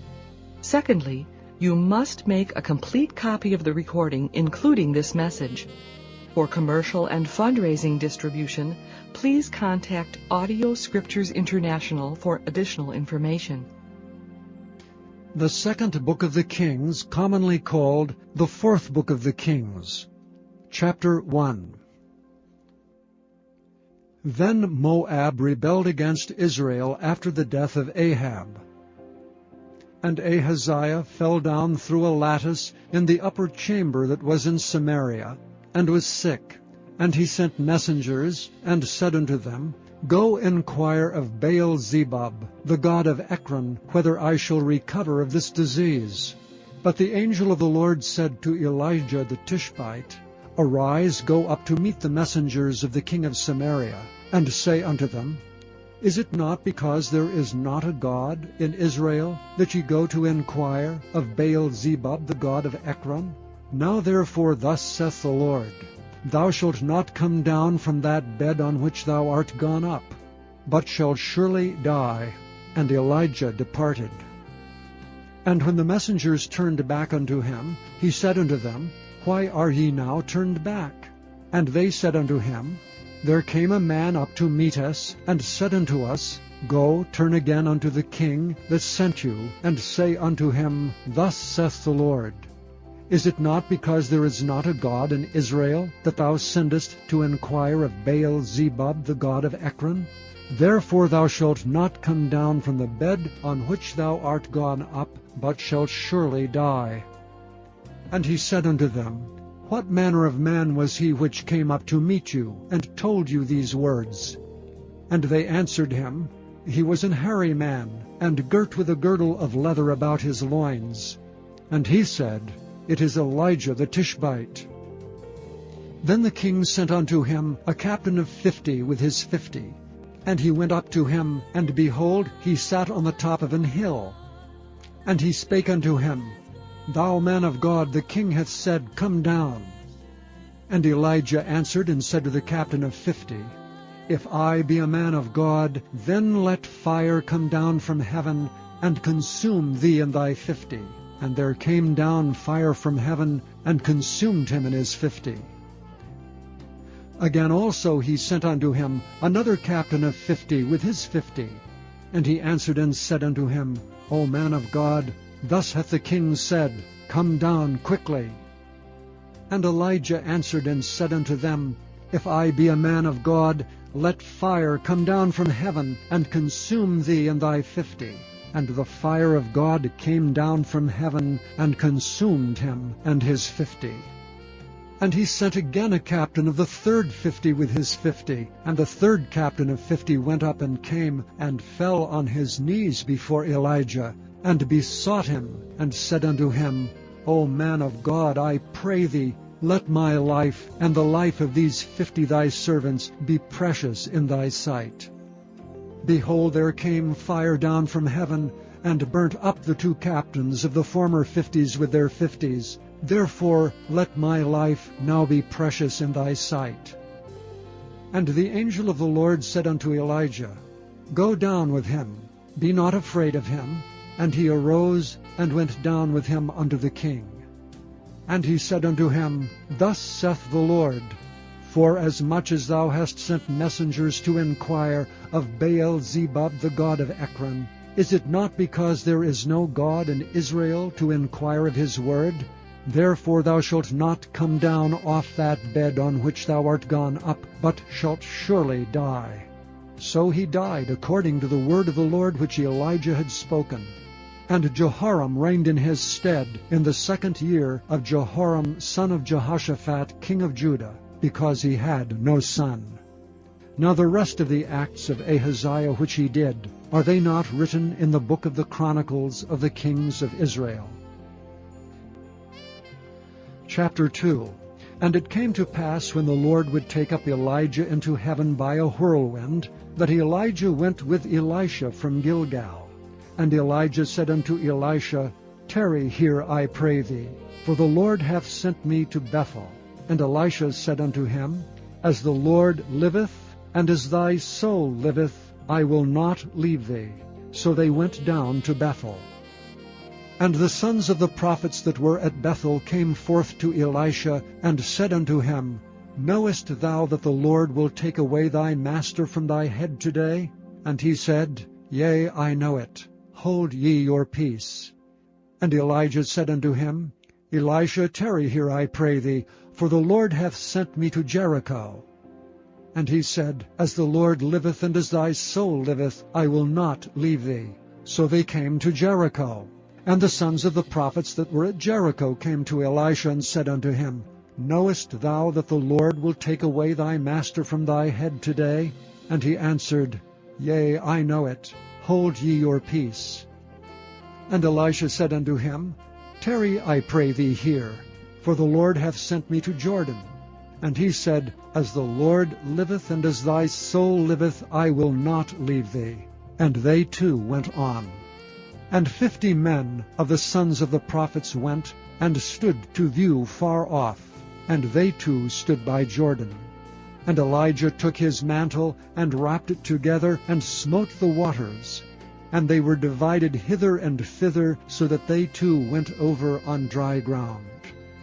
And it came to pass, when they were gone over, that Elijah said unto Elisha, Ask what I shall do for thee, before I be taken away from thee. And Elisha said, I pray thee, let a double portion of thy spirit be upon me. And he said, Thou hast asked a hard thing. Nevertheless, if thou see me when I am taken from thee, it shall be so unto thee, but if not, it shall not be so. And it came to pass, as they still went on and talked, that behold, there appeared a chariot of fire and horses of fire, and parted them both asunder. And Elijah went up by a whirlwind into heaven. And Elisha saw it, and he cried, my father, the chariot of Israel, and the horsemen thereof. And he saw him no more. And he took hold of his own clothes, and rent them in 2 pieces. He took up also the mantle of Elijah that fell from him, and went back, and stood by the bank of Jordan. And he took the mantle of Elijah that fell from him, and smote the waters, and said, Where is the Lord God of Elijah? And when he also had smitten the waters, they parted hither and thither, and Elisha went over. And when the sons of the prophets which were to view at Jericho saw him, they said, The spirit of Elijah doth rest on Elisha. And they came to meet him, and bowed themselves to the ground before him. And they said unto him, Behold, now there be with thy servants 50 strong men. Let them go, we pray thee, and seek thy master, lest peradventure the Spirit of the Lord hath taken him up, and cast him upon some mountain, or into some valley. And he said, Ye shall not send. And when they argued him till he was ashamed, he said, Send. They sent therefore 50 men, and they sought 3 days, but found him not. And when they came again to him, for he tarried at Jericho, he said unto them, Did I not say unto you, Go not? And the men of the city said unto Elisha, Behold, I pray thee, the situation of this city is pleasant, as my Lord seeth, but the water is not, and the ground barren. And he said, Bring me a new cruse, and put salt therein. And they brought it to him. And he went forth unto the spring of the waters, and cast the salt in there, and said, Thus saith the Lord, I have healed these waters. There shall not be from thence any more death or barren land. So the waters were healed unto this day, according to the saying of Elisha which he spake. And he went up from thence unto Bethel, and as he was going up by the way, there came forth little children out of the city, and mocked him, and said unto him, Go up, thou bald head, go up, thou bald head. And he turned back, and looked on them, and cursed them in the name of the Lord. And there came forth 2 she-bears out of the wood, and tare 42 children of them. And he went from thence to Mount Carmel, and from thence he returned to Samaria. Chapter 3. Now Jehoram the son of Ahab began to reign over Israel in Samaria the 18th year of Jehoshaphat king of Judah, and reigned 12 years. And he wrought evil in the sight of the Lord, but not like his father and like his mother, for he put away the image of Baal that his father had made. Nevertheless he cleaved unto the sins of Jeroboam the son of Nebat, which made Israel to sin. He departed not therefrom. And Mesha king of Moab was a sheep master, and rendered unto the king of Israel 100,000 lambs and 100,000 rams with the wool. But it came to pass, when Ahab was dead, that the king of Moab rebelled against the king of Israel. And King Jehoram went out of Samaria the same time, and numbered all Israel. And he went and sent to Jehoshaphat the king of Judah, saying, The king of Moab hath rebelled against me. Wilt thou go with me against Moab to battle? And he said, I will go up. I am as thou art, my people as thy people, and my horses as thy horses. And he said, Which way shall we go up? And he answered, The way through the wilderness of Edom. So the king of Israel went, and the king of Judah, and the king of Edom, and they fetched a compass of 7 days' journey, and there was no water for the host, and for the cattle that followed them. And the king of Israel said, Alas, that the Lord hath called these 3 kings together, to deliver them into the hands of Moab. But Jehoshaphat said, Is there not here a prophet of the Lord, that we may inquire of the Lord by him? And one of the king of Israel's servants answered and said, Here is Elisha the son of Shaphat, which poured water on the hands of Elijah. And Jehoshaphat said, The word of the Lord is with him. So the king of Israel and Jehoshaphat and the king of Edom went down to him. And Elisha said unto the king of Israel, What have I to do with thee? Get thee to the prophets of thy father, and to the prophets of thy mother. And the king of Israel said unto him, Nay, for the Lord hath called these 3 kings together, to deliver them into the hand of Moab. And Elisha said, As the Lord of hosts liveth, before whom I stand, surely, were it not that I regard the presence of Jehoshaphat, the king of Judah, I would not look toward thee nor see thee. But now bring me a minstrel. And it came to pass, when the minstrel played, that the hand of the Lord came upon him. And he said, Thus saith the Lord, Make this valley full of ditches. For thus saith the Lord, Ye shall not see wind, neither shall ye see rain, yet that valley shall be filled with water, that ye may drink, both ye and your cattle and your beasts. And this is but a light thing in the sight of the Lord. He will deliver the Moabites also into your hand. And ye shall smite every fenced city, and every choice city, and shall fell every good tree, and stop all wells of water, and mar every good piece of land with stones. And it came to pass in the morning, when the meat offering was offered, that, behold, there came water by the way of Edom, and the country was filled with water. And when all the Moabites heard that the kings were come up to fight against them, they gathered all that were able to put on armor, and upward, and stood in the border. And they rose up early in the morning, and the sun shone upon the water, and the Moabites saw the water on the other side as red as blood. And they said, This is blood. The kings are surely slain, and they have smitten one another. Now therefore Moab to the spoil. And when they came to the camp of Israel, the Israelites rose up and smote the Moabites, so that they fled before them. But they went forward, smiting the Moabites, even in their country. And they beat down the cities, and on every good piece of land cast every man his stone, and filled it. And they stopped all the wells of water, and felled all the good trees. only in Kirharaseth left they the stones thereof. Howbeit the slingers went about it and smote it. And when the king of Moab saw that the battle was too sore for him, he took with him 700 men that drew swords, to break through even unto the king of Edom, but they could not. Then he took his eldest son, that should have reigned on his stead, and offered him for a burnt offering upon the wall. And there was great indignation against Israel, and they departed from him, and returned to their own land. Chapter 4. Now there cried a certain woman of the wives of the sons of the prophets unto Elisha, saying, Thy servant, my husband, is dead, and thou knowest that thy servant did fear the Lord. And the creditor is come to take unto him my 2 sons to be bondmen. And Elisha said unto her, What shall I do for thee? Tell me, what hast thou in the house? And she said, Thine handmaid hath not anything in the house save a pot of oil. Then he said, Go borrow thee vessels abroad of all thy neighbors, even empty vessels, borrow not a few, and when thou art come in, thou shalt shut the door upon thee and upon thy sons, and shalt pour out into all those vessels, and thou shalt set aside that which is full.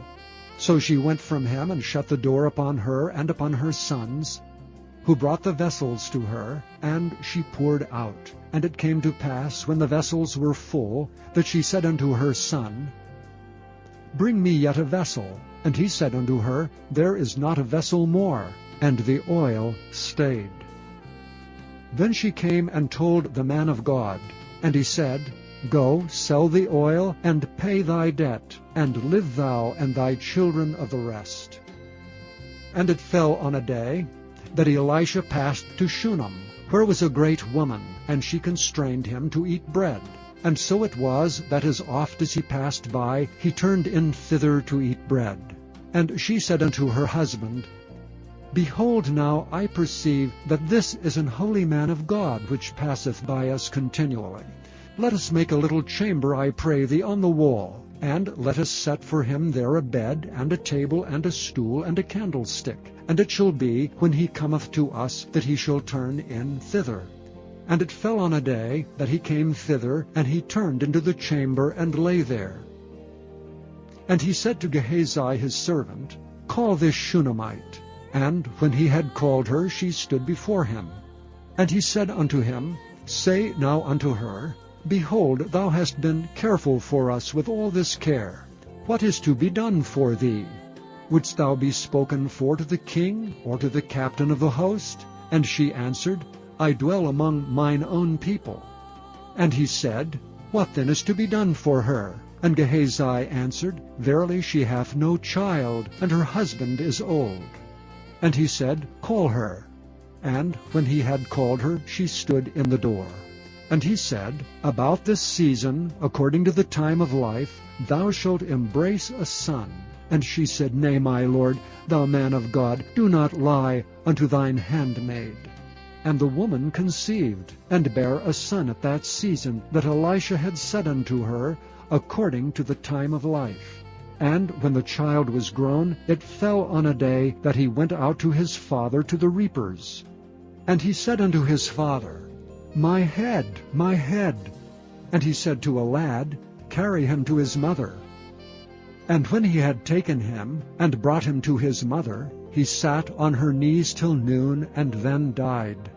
And she went up and laid him on the bed of the man of God, and shut the door upon him, and went out. And she called unto her husband, and said, Send me, I pray thee, one of the young men, and one of the asses, that I may run to the man of God, and come again. And he said, Wherefore wilt thou go to him today? It is neither new moon nor Sabbath. And she said, It shall be well. Then she saddled an ass, and said to her servant, Drive, and go forward. Slack not thy riding for me, except I bid thee. So she went and came unto the man of God to Mount Carmel. And it came to pass, when the man of God saw her afar off, that he said to Gehazi his servant, Behold, yonder is that Shunammite. Run now, I pray thee, to meet her, and say unto her, Is it well with thee? Is it well with thy husband? Is it well with the child? And she answered, It is well. And when she came to the man of God to the hill, she caught him by the feet. But Gehazi came near to thrust her away, and the man of God said, Let her alone, her soul is vexed within her, and the Lord hath hid it from me, and hath not told me. Then she said, Did I desire a son of my Lord? Did I not say, Do not deceive me? Then he said to Gehazi, Gird up thy loins, and take my staff in thine hand, and go thy way. If thou meet any man, salute him not, and if any salute thee, answer him not again. And lay my staff upon the face of the child. And the mother of the child said, As the Lord liveth, and as thy soul liveth, I will not leave thee. And he arose and followed her. And Gehazi passed on before them, and laid the staff upon the face of the child. But there was neither voice nor hearing. Wherefore he went again to meet him, and told him, saying, The child is not awakened. And when Elisha was come into the house, behold, the child was dead, and laid upon his bed. He went in therefore, and shut the door upon them twain, and prayed unto the Lord. And he went up and lay upon the child, and put his mouth upon his mouth, and his eyes upon his eyes, and his hands upon his hands. And he stretched himself upon the child, and the flesh of the child waxed warm. Then he returned and walked in the house to and fro, and went up and stretched himself upon him. And the child sneezed 7 times, and the child opened his eyes. And he called Gehazi, and said, Call this Shunammite. So he called her. And when she was come in unto him, he said, Take up thy son. Then she went in, and fell at his feet, and bowed herself to the ground, and took up her son, and went out. And Elisha came again to Gilgal, and there was a dearth in the land, and the sons of the prophets were sitting before him. And he said unto his servant, Set on the great pot, and seethe pottage for the sons of the prophets. And one went out into the field to gather herbs, and found a wild vine, and gathered thereof wild gourds his lap full, and came and shred them into the pot of pottage, for they knew them not. So they poured out for the men to eat. And it came to pass, as they were eating of the pottage, that they cried out and said, O thou man of God, there is death in the pot. And they could not eat thereof. But he said, Then bring meal. And he cast it into the pot, and he said, Pour out for the people, that they may eat. And there was no harm in the pot. And there came a man from Baal-Shalishah, and brought the man of God bread of the firstfruits, 20 loaves of barley, and full ears of corn in the husk thereof. And he said, Give unto the people, that they may eat. And his servitor said, What should I set this before 100 men? And he said again, Give the people, that they may eat. For thus saith the Lord, They shall eat, and shall leave thereof. So he set it before them, and they did eat, and left thereof according to the word of the Lord. Chapter 5. Now Naaman, captain of the host of the king of Syria, was a great man with his master, and honorable, because by him the Lord had given deliverance unto Syria. He was also a mighty man in valor, but he was a leper. And the Syrians had gone out by companies, and had brought away captive out of the land of Israel a little maid, and she waited on Naaman's wife. And she said unto her mistress, Would God my Lord were with the prophet that is in Samaria, for he would recover him of his leprosy. And one went in, and told his lord, Thus and thus said the maid that is of the land of Israel. And the king of Syria said, Go, and I will send a letter unto the king of Israel. And he departed, and took with him 10 talents of silver, and 6,000 pieces of gold, and 10 changes of raiment. And he brought the letter to the king of Syria, saying, Now when this letter is come unto thee, behold, I have therewith sent Naaman my servant to thee, that thou mayest recover him of his leprosy. And it came to pass, when the king of Israel had read the letter, that he rent his clothes, and said, Am I God to kill and to make alive, that this man doth send unto me to recover a man of his leprosy? Wherefore consider, I pray you, and see how he seeketh a quarrel against me. And it was so, when Elisha the man of God had heard that the king of Israel had rent his clothes, that he sent to the king, saying, Wherefore hast thou rent thy clothes? Let him come now to me, and he shall know that there is a prophet in Israel. So Naaman came with his horses and with his chariot, and stood at the door of the house of Elisha. And Elisha sent a messenger unto him, saying, Go and wash in Jordan 7 times, and thy flesh shall come again to thee, and thou shalt be clean. But Naaman was wroth, and went away, and said, Behold, I thought, he will surely come out to me, and stand and call on the name of the Lord his God, and strike his hand over the place, and recover the leper. Are not Abana and Parphar, rivers of Damascus, better than all the waters of Israel? May I not wash in them and be clean? So he turned and went away in a rage. And his servants came near and spake unto him, and said, My father, if the prophet had bid thee do some great thing, wouldest thou not have done it? How much rather then, when he saith to thee, Wash and be clean? Then went he down, and dipped himself 7 times in Jordan, according to the saying of the man of God. And his flesh came again, like unto the flesh of a little child, and he was clean. And he returned to the man of God, he and all his company, and came, and stood before him, and he said, Behold, now I know that there is no God in all the earth but in Israel. Now therefore, I pray thee, take a blessing of thy servant. But he said, As the Lord liveth before whom I stand, I will receive none. And he urged him to take it, but he refused.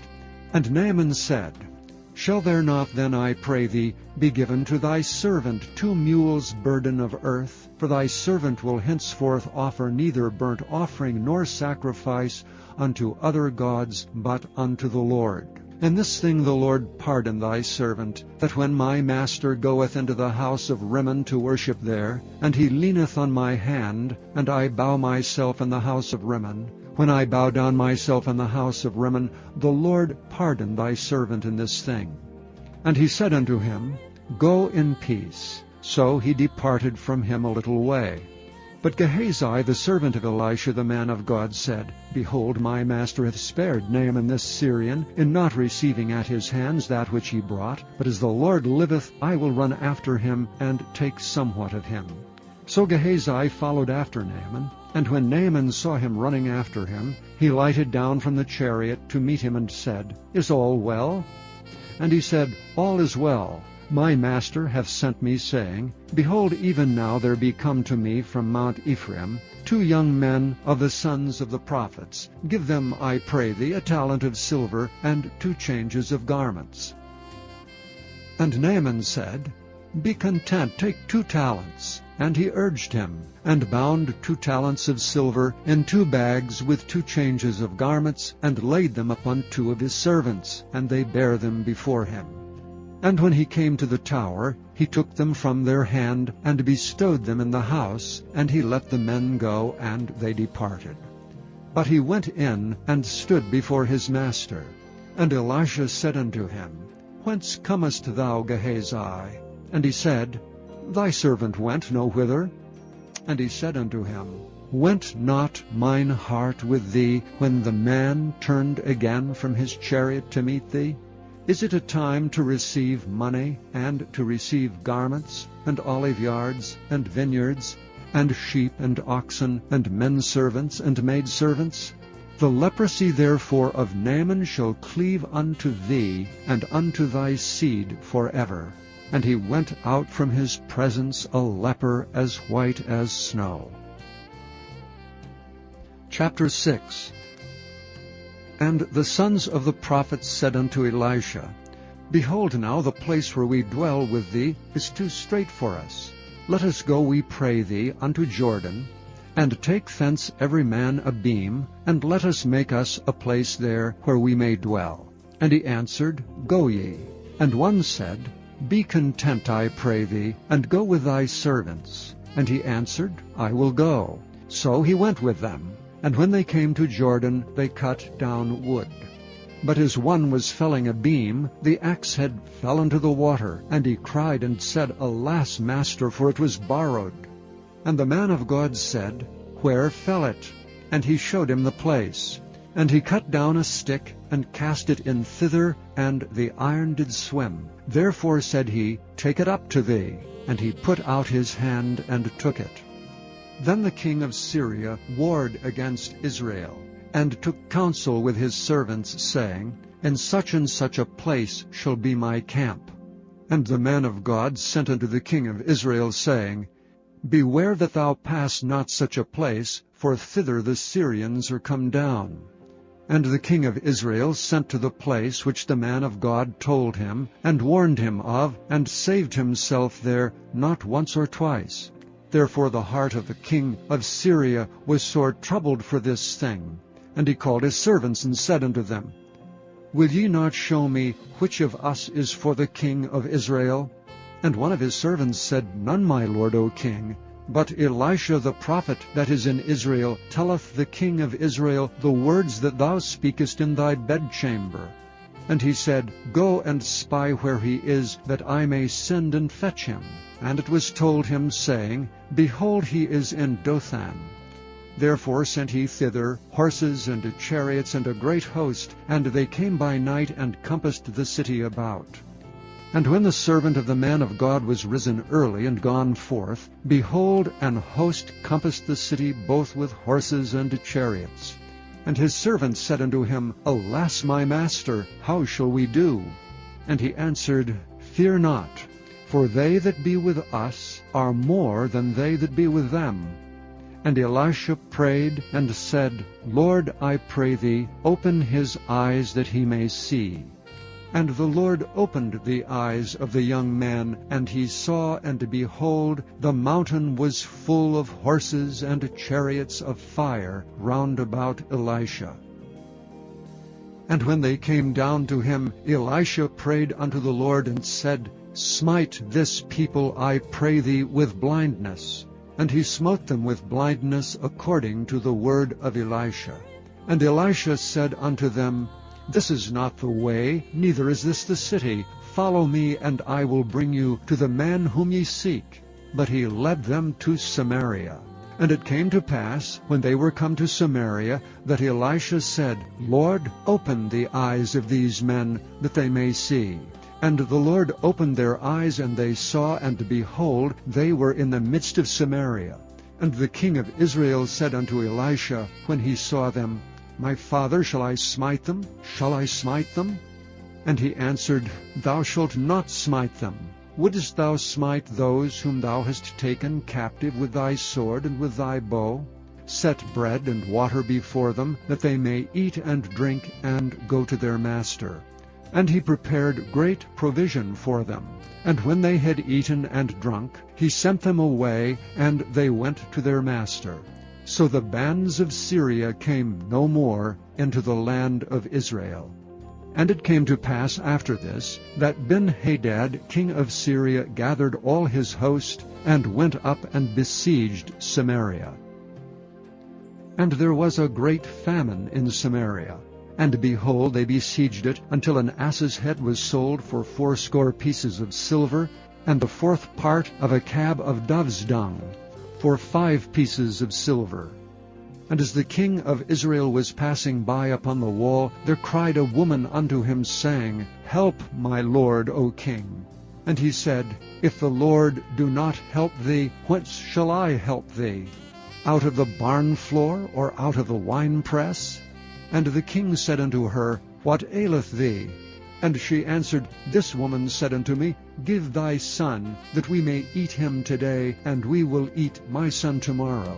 So we boiled my son, and did eat him. And I said unto her on the next day, Give thy son, that we may eat him. And she hath hid her son. And it came to pass, when the king heard the words of the woman, that he rent his clothes, and he passed by upon the wall. And the people looked, and behold, he had sackcloth within upon his flesh. Then he said, God do so, and more also to me, if the head of Elisha the son of Shaphat shall stand on him this day. But Elisha sat in his house, and the elders sat with him. And the king sent a man from before him. But ere the messenger came to him, he said to the elders, See ye how this son of a murderer hath sent to take away mine head?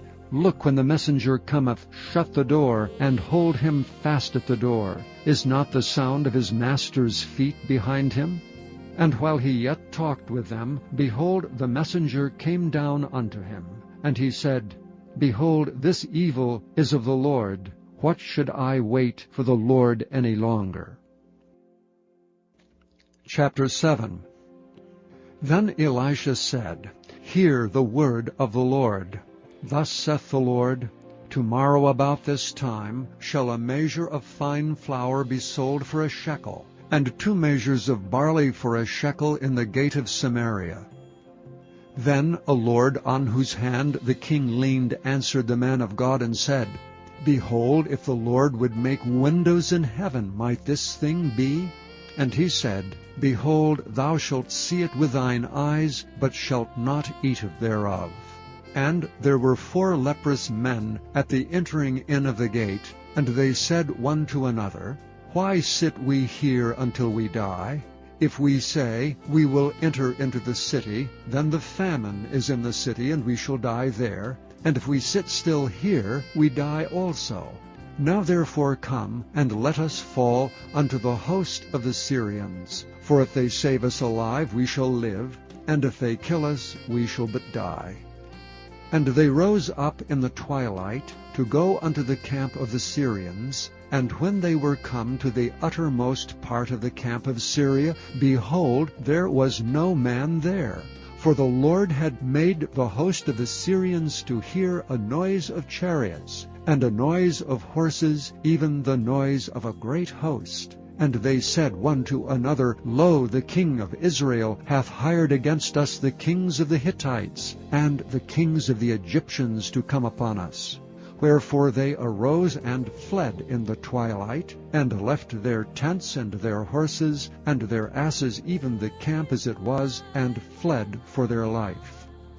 And when these lepers came to the uttermost part of the camp, they went into one tent, and did eat and drink, and carried thence silver and gold, and raiment, and went and hid it, and came again, and entered into another tent, and carried thence also, and went and hid it.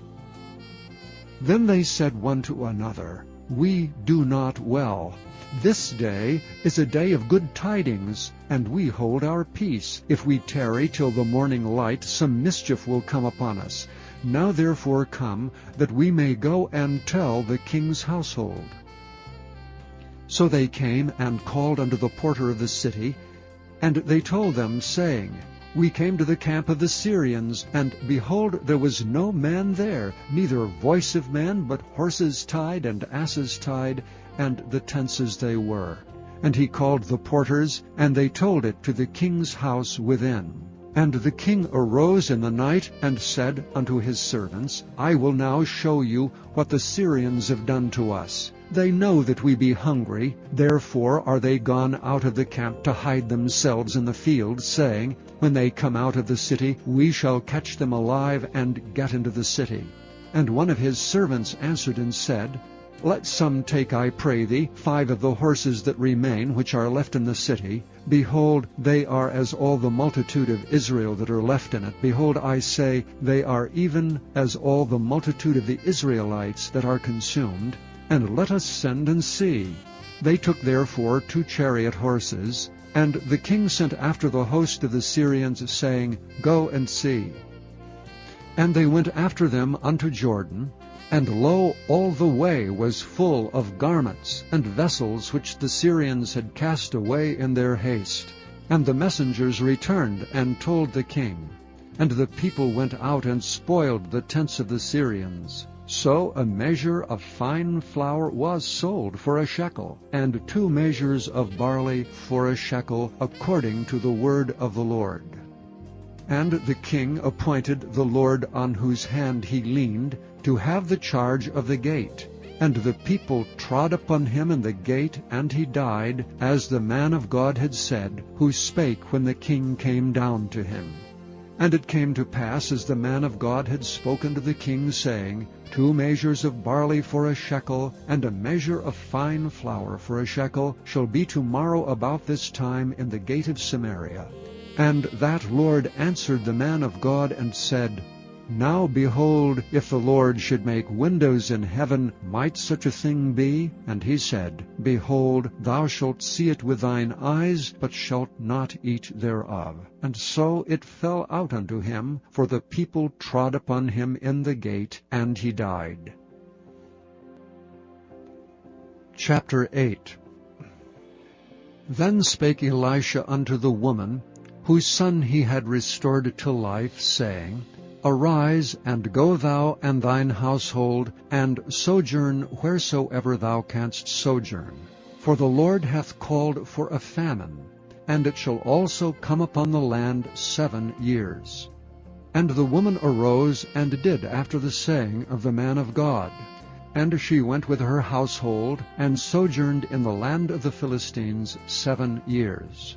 And it came to pass at the 7 years' end, that the woman returned out of the land of the Philistines, and she went forth to the city unto the king for her house and for her land. And the king talked with Gehazi the servant of the man of God, saying, Tell me, I pray thee, all the great things that Elisha hath done. And it came to pass, as he was telling the king how he had restored a dead body to life, that behold, the woman, whose son he had restored to life, cried to the king for her house and for her land. And Gehazi said, My lord, O king, this is the woman, and this is her son, whom Elisha restored to life. And when the king asked the woman, she told him. So the king appointed unto her a certain officer, saying, Restore all that was hers, and all the fruits of the field, since the day that she left the land, even until now. And Elisha came to Damascus. And Ben-Hadad the king of Syria was sick, and it was told him, saying, The man of God is come hither. And the king said unto Hazael, Take a present in thine hand, and go, meet the man of God, and inquire of the Lord by him, saying, Shall I recover of this disease? So Hazael went to meet him, and took a present with him, even of every good thing of Damascus, 40 camels' burden, and came and stood before him, and said, Thy son Ben-Hadad, king of Syria, hath sent me to thee, saying, Shall I recover of this disease? And Elisha said unto him, Go, say unto him, Thou mayest certainly recover. Howbeit, the Lord hath showed me that he shall surely die. And he settled his countenance steadfastly until he was ashamed, and the man of God wept. And Hazael said, Why weepeth my Lord? And he answered, Because I know the evil that thou wilt do unto the children of Israel. Their strongholds wilt thou set on fire, and their young men wilt thou slay with the sword, and wilt dash their children, and rip up their women with child. And Hazael said, But what, is thy servant a dog, that he should do this great thing? And Elisha answered, The Lord hath showed me that thou shalt be king over Syria. So he departed from Elisha, and came to his master, who said to him, What said Elisha to thee? And he answered, He told me that thou shouldst surely recover. And it came to pass on the morrow, that he took a thick cloth, and dipped it in water, and spread it on his face, so that he died. And Hazael reigned in his stead. And in the 5th year of Joram, the son of Ahab, king of Israel, Jehoshaphat being then king of Judah, Jehoram the son of Jehoshaphat, king of Judah, began to reign. 32 years old was he when he began to reign, and he reigned 8 years in Jerusalem. And he walked in the way of the kings of Israel, as did the house of Ahab. For the daughter of Ahab was his wife, and he did evil in the sight of the Lord. Yet the Lord would not destroy Judah for David his servant's sake, as he promised him, to give him alway a light and to his children. In his days Edom revolted from under the hand of Judah, and made a king over themselves. So Joram went over to Zair, and all the chariots with him, and he rose by night and smote the Edomites which compassed him about, and the captains of the chariots, and the people fled into their tents. Yet Edom revolted from under the hand of Judah unto this day. Then Libnah revolted at the same time. And the rest of the acts of Joram, and all that he did, are they not written in the book of the Chronicles of the kings of Judah? And Joram slept with his fathers, and was buried with his fathers in the city of David, and Ahaziah his son reigned in his stead. In the 12th year of Joram the son of Ahab king of Israel did Ahaziah the son of Jehoram king of Judah begin to reign. 22 years old was Ahaziah when he began to reign, and he reigned 1 year in Jerusalem. And his mother's name was Athaliah, the daughter of Omri, king of Israel. And he walked in the way of the house of Ahab, and did evil in the sight of the Lord, as did the house of Ahab, for he was the son-in-law of the house of Ahab. And he went with Joram the son of Ahab to the war against Hazael king of Syria, and Ramoth-Gilead, and the Syrians wounded Joram. And King Joram went back to be healed in Jezreel of the wounds which the Syrians had given him in Ramah, when he fought against Hazael king of Syria. And Ahaziah the king of Jehoram king of Judah went down to see Joram the son of Ahab in Jezreel, because he was sick. Chapter 9.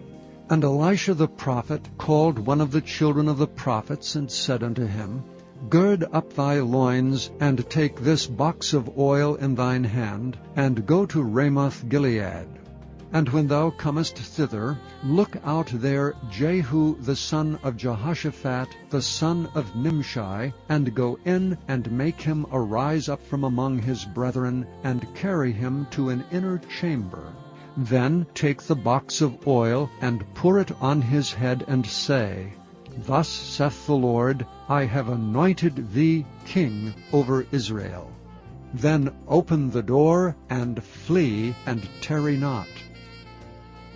So the young man, even the young man the prophet, went to Ramoth-Gilead. And when he came, behold, the captains of the host were sitting, and he said, I have an errand to thee, O captain. And Jehu said, Unto which of all us? And he said, To thee, O captain. And he arose and went into the house, and he poured the oil on his head, and said unto him, Thus saith the Lord God of Israel, I have anointed thee king over the people of the Lord, even over Israel. And thou shalt smite the house of Ahab thy master, that I may avenge the blood of my servants the prophets, and the blood of all the servants of the Lord at the hand of Jezebel. For the whole house of Ahab shall perish, and I will cut off from Ahab him that pisseth against the wall, and him that is shut up and left in Israel. And I will make the house of Ahab like the house of Jeroboam the son of Nebat, and like the house of Baasha the son of Ahijah. And the dogs shall eat Jezebel in the portion of Jezreel, and there shall be none to bury her. And he opened the door and fled. Then Jehu came forth to the servants of his Lord, and one said unto him, Is all well? Wherefore came this mad fellow to thee? And he said unto them, Ye know the man and his communication. And they said, It is false. Tell us now. And he said, Thus and thus spake he to me, saying, Thus saith the Lord, I have anointed thee king over Israel. Then they hasted, and took every man his garment, and put it under him on the top of the stairs, and blew with trumpets, saying, Jehu is king. So Jehu the son of Jehoshaphat, the son of Nimshi, conspired against Joram.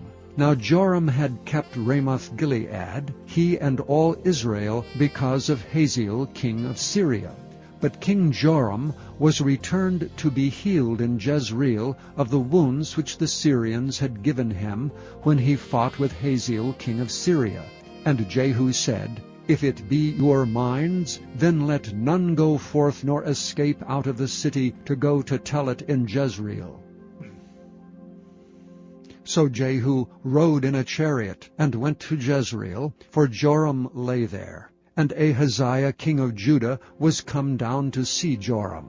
And there stood a watchman on the tower in Jezreel, and he spied the company of Jehu as he came, and said, I see a company. And Joram said, Take an horseman, and send to meet them, and let him say, Is it peace? So there went one on horseback to meet him, and said, Thus saith the king, Is it peace? And Jehu said, What hast thou to do with peace? Turn thee behind me.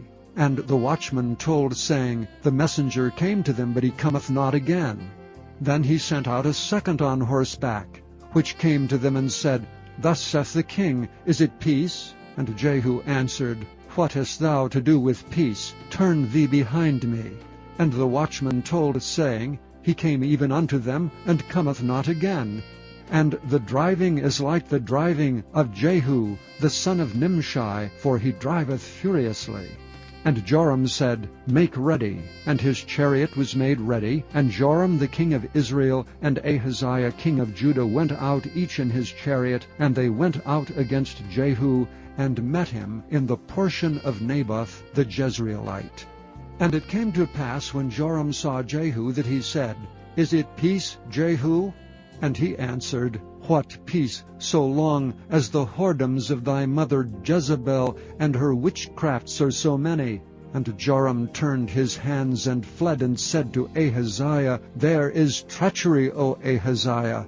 And Jehu drew a bow with his full strength, and smote Jehoram between his arms, and the arrow went out at his heart, and he sunk down in his chariot.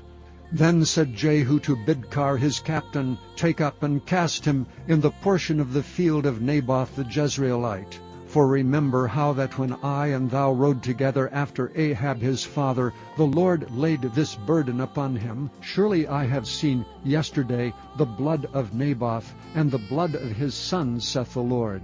And I will requite thee in this plat, saith the Lord. Now therefore take and cast him into the plat of ground, according to the word of the Lord. But when Ahaziah the king of Judah saw this, he fled by the way of the garden house.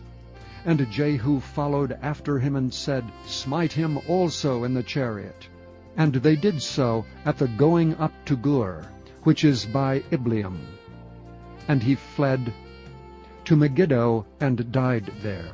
And his servants carried him in a chariot to Jerusalem, and buried him in his sepulchre with his fathers in the city of David. And in the 11th year of Joram the son of Ahab began Ahaziah to reign over Judah. And when Jehu was come to Jezreel, Jezebel heard of it, and she painted her face, and tied her head, and looked out at a window. And as Jehu entered in at the gate, he said, Had Zimri peace who slew his master? And he lifted up his face to the window, and said, Who is on my side, who? And there looked out to him 2 or 3 eunuchs. And he said, Throw her down. So they threw her down, and some of her blood was sprinkled on the wall and on the horses, and he trode her under foot. And when he was come in, he did eat and drink, and said, Go see now this cursed woman, and bury her, for she is a king's daughter. And they went to bury her, but they found no more of her than the skull and the feet and the palms of her hands. Wherefore they came again and told him. And he said, This is the word of the Lord, which he spake by his servant Elisha the Tishbite, saying, In the portion of Jezreel shall dogs eat the flesh of Jezebel. And the carcass of Jezebel shall be as dung upon the face of the field in the portion of Jezreel, so that they shall not say, This is Jezebel. Chapter 10. And Ahab had 70 sons in Samaria, and Jehu wrote letters, and sent to Samaria unto the rulers of Jezreel, to the elders, and to them that brought up Ahab's children, saying, Now as soon as this letter cometh to you, seeing your master's sons are with you, and there are with you chariots and horses, a fenced city also and armor, look even out the best and meetest of your master's sons, and set him on his father's throne, and fight for your master's house. And they were exceedingly afraid, and said, Behold, 2 kings stood not before him, how then shall we stand? And he that was over the house, and he that was over the city, the elders also, and the bringers up of the children, sent to Jehu, saying, We are thy servants, and we will do all that thou shalt bid us. We will not make any king. Do that which is good in thine eyes.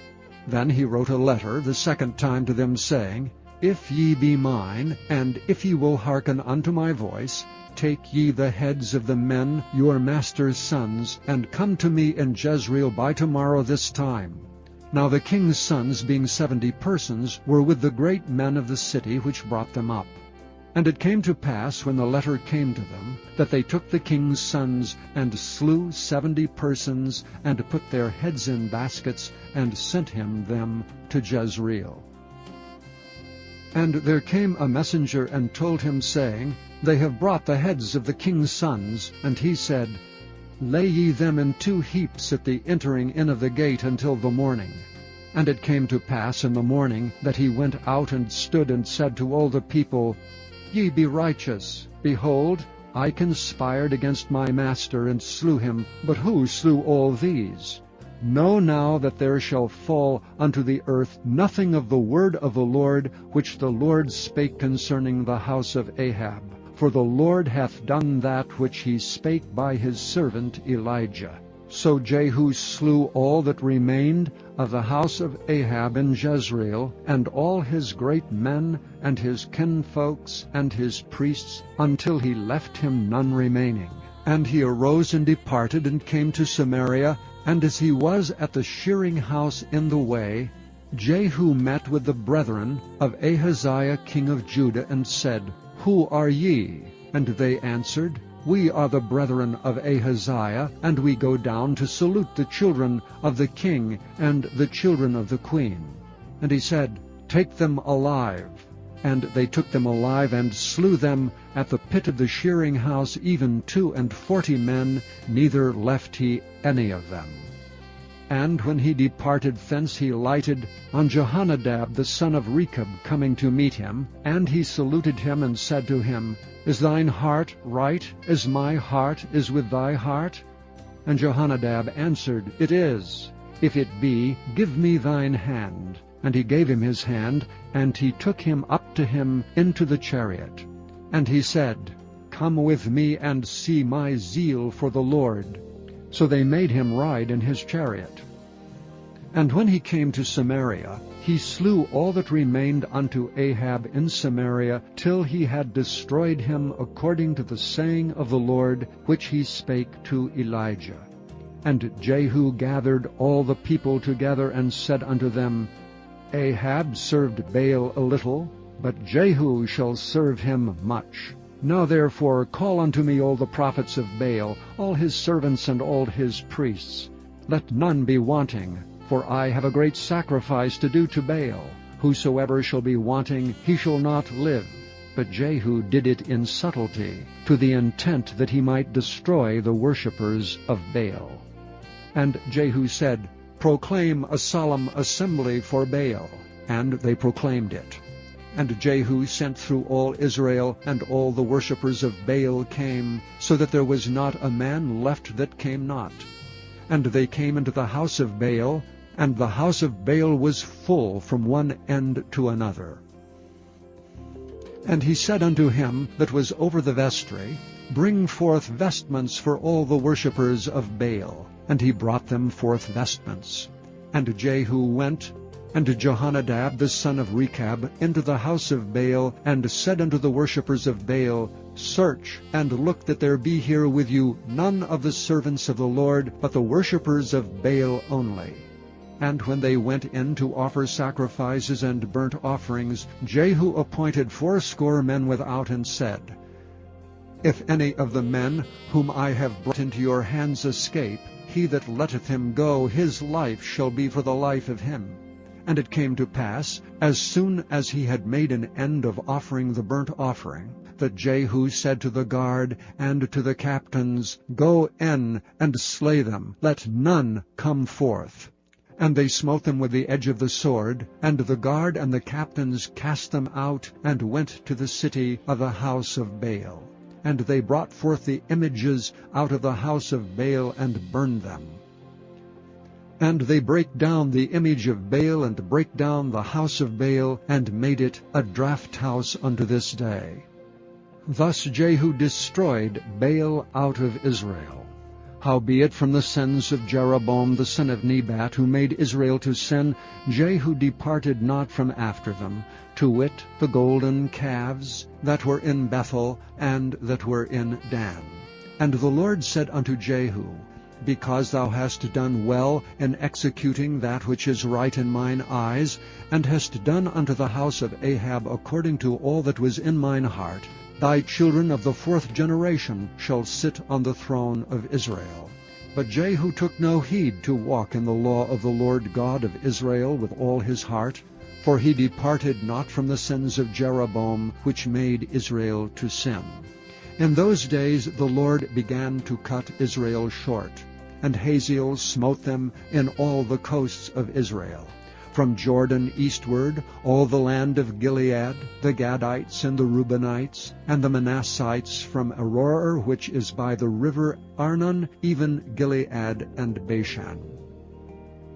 Now the rest of the acts of Jehu, and all that he did, and all his might, are they not written in the book of the chronicles of the kings of Israel? And Jehu slept with his fathers, and they buried him in Samaria.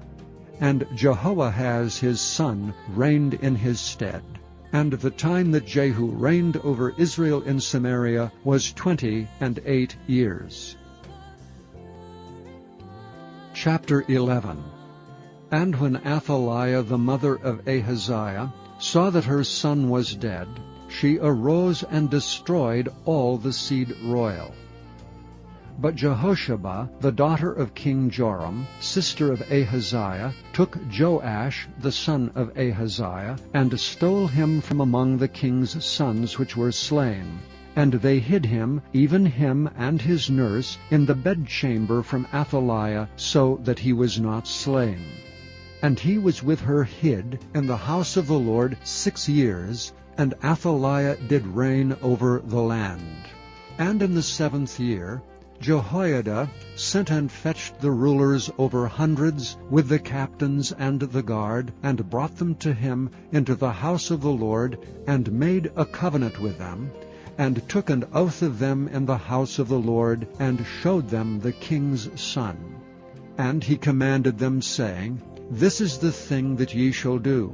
A third part of you that enter in on the Sabbath shall even be keepers of the watch of the king's house. And a third part shall be at the gate of Sur, and a third part at the gate behind the guard. So shall ye keep the watch of the house, that it be not broken down. And 2 parts of all you that go forth on the Sabbath, even they shall keep the watch of the house of the Lord about the king. And ye shall compass the king round about, every man with his weapons in his hand, and he that cometh within the ranges let him be slain. And be ye with the king as he goeth out and as he cometh in. And the captains over the hundreds did according to all things that Jehoiada the priest commanded. And they took every man his men that were to come in on the Sabbath, with them that should go out on the Sabbath, and came to Jehoiada the priest. And to the captains over hundreds did the priest give King David's spears and shields that were in the temple of the Lord. And the guards stood, every man with his weapons in his hand, round about the king, from the right corner of the temple to the left corner of the temple, along by the altar and the temple. And he brought forth the king's son, and put the crown upon him, and gave him the testimony. And they made him king, and anointed him, and they clapped their hands, and said, God save the king. And when Athaliah heard the noise of the guard and of the people, she came to the people into the temple of the Lord. And when she looked, behold, the king stood by a pillar, as the manner was, and the princes and the trumpeters by the king, and all the people of the land rejoiced and blew with trumpets. And Athaliah rent her clothes and cried, Treason, treason! But Jehoiada the priest commanded the captains of the hundreds, the officers of the host, and said unto them, Have her forth without the ranges, and him that followeth her kill with the sword. For the priest had said, Let her not be slain in the house of the Lord. And they laid hands on her, and she went by the way by the which the horses came into the king's house, and there was she slain. And Jehoiada made a covenant between the Lord and the king and the people, that they should be the Lord's people, between the king also and the people. And all the people of the land went into the house of Baal, and brake it down. His altars and his images brake they in pieces thoroughly, and slew Mattan the priest of Baal before the altars. And the priest appointed officers over the house of the Lord. And he took the rulers over hundreds, and the captains, and the guard, and all the people of the land. And they brought down the king from the house of the Lord, and came by the way of the gate of the guard to the king's house. And he sat on the throne of the kings. And all the people of the land rejoiced, and the city was in quiet. And they slew Athaliah with the sword beside the king's house. 7 years old was Jehoash when he began to reign. Chapter 12. In the 7th year of Jehu, Jehoash began to reign, and 40 years reigned he in Jerusalem. And his mother's name was Zibiah of Beersheba. And Jehoash did that which was right in the sight of the Lord all his days, wherein Jehoiada the priest instructed him. But the high places were not taken away. The people still sacrificed and burnt incense in the high places. And Jehoash said to the priests, All the money of the dedicated things that is brought into the house of the Lord, even the money of every one that passeth the account, the money that every man is set at, and all the money that cometh into any man's heart to bring into the house of the Lord, let the priests take it to them, every man of his acquaintance, and let them repair the breaches of the house, wheresoever any breach shall be found. And it was so, that in the 23 year of King Jehoash, priests had not repaired the breaches of the house. Then King Jehoash called for Jehoiada the priest, and the other priests, and said unto them, Why repair ye not the breaches of the house? Now therefore receive no more money of your acquaintance, but deliver it for the breaches of the house. And the priests consented to receive no more money of the people, neither to repair the breaches of the house. But Jehoiada the priest took a chest, and bored a hole in the lid of it, and set it beside the altar on the right side, as one cometh into the house of the Lord. And the priest that kept the door put therein all the money that was brought into the house of the Lord. And it was so, when they saw that there was much money in the chest, that the king's scribe and the high priest came up, and they put up in bags, and told the money that was found in the house of the Lord. And they gave the money, being told, into the hands of them that did the work, that had the oversight of the house of the Lord, and they laid it out to the carpenters and builders that wrought upon the house of the Lord, and to masons and hewers of stone, and to buy timber and hewed stone to repair the breaches of the house of the Lord, for all that was laid out for the house to repair it. Howbeit, there were not made for the house of the Lord bowls of silver, snuffers, basins, trumpets, any vessels of gold or vessels of silver, of the money that was brought into the house of the Lord. But they gave that to the workmen, and repaired therewith the house of the Lord. Moreover, they reckoned not with the men into whose hand they delivered the money to be bestowed on workmen, for they dealt faithfully. The trespass money and sin money was not brought into the house of the Lord, it was the priests. Then Hazael king of Syria went up, and fought against Gath, and took it, And Hazael set his face to go up to Jerusalem. And Jehoash king of Judah took all the hallowed things that Jehoshaphat and Jehoram and Ahaziah his fathers, kings of Israel, had dedicated, and his own hallowed things, and all the gold that was found in the treasures of the house of the Lord, and in the king's house, and sent it to Hazael king of Syria, and he went away from Jerusalem. And the rest of the acts of Joash, and all that he did, are they not written in the book of the Chronicles of the kings of Judah? And his servants arose and made a conspiracy, and slew Joash in the house of Milo, which goeth down to Silla. For Jozachar, the son of Jimaath, and Jehozabad the son of Shomer, his servants, smote him, and he died. And they buried him with his fathers in the city of David, and Amaziah his son reigned in his stead. Chapter 13. In the 23 year of Joash the son of Ahaziah king of Judah, Jehoahaz the son of Jehu began to reign over Israel in Samaria, and reigned 17 years. And he did that which was evil in the sight of the Lord, and followed the sins of Jeroboam the son of Nebat, which made Israel to sin. He departed not therefrom. And the anger of the Lord was kindled against Israel, and he delivered them into the hand of Hazael king of Syria, and into the hand of Ben-Hadad the son of Hazael all their days. And Jehoahaz besought the Lord, and the Lord hearkened unto him, for he saw the oppression of Israel, because the king of Syria oppressed them. And the Lord gave Israel a Savior, so that they went out from under the hand of the Syrians. And the children of Israel dwelt in their tents as before time. Nevertheless they departed not from the sins of the house of Jeroboam, who made Israel sin, but walked therein. And there remained the grove also in Samaria. Neither did he leave of the people to Jehoahaz but 50 horsemen, and 10 chariots, and 10,000 footmen. For the king of Syria had destroyed them, and had made them like the dust by threshing. Now the rest of the acts of Jehoahaz, and all that he did, and his might, are they not written in the book of the Chronicles of the kings of Israel? And Jehoahaz slept with his fathers, and they buried him in Samaria, and Joash his son reigned in his stead. In the 37th year of Joash king of Judah began Jehoash the son of Jehoahaz to reign over Israel in Samaria, and reigned 16 years. And he did that which was evil in the sight of the Lord. He departed not from all the sins of Jeroboam the son of Nebat, who made Israel sin, but he walked therein.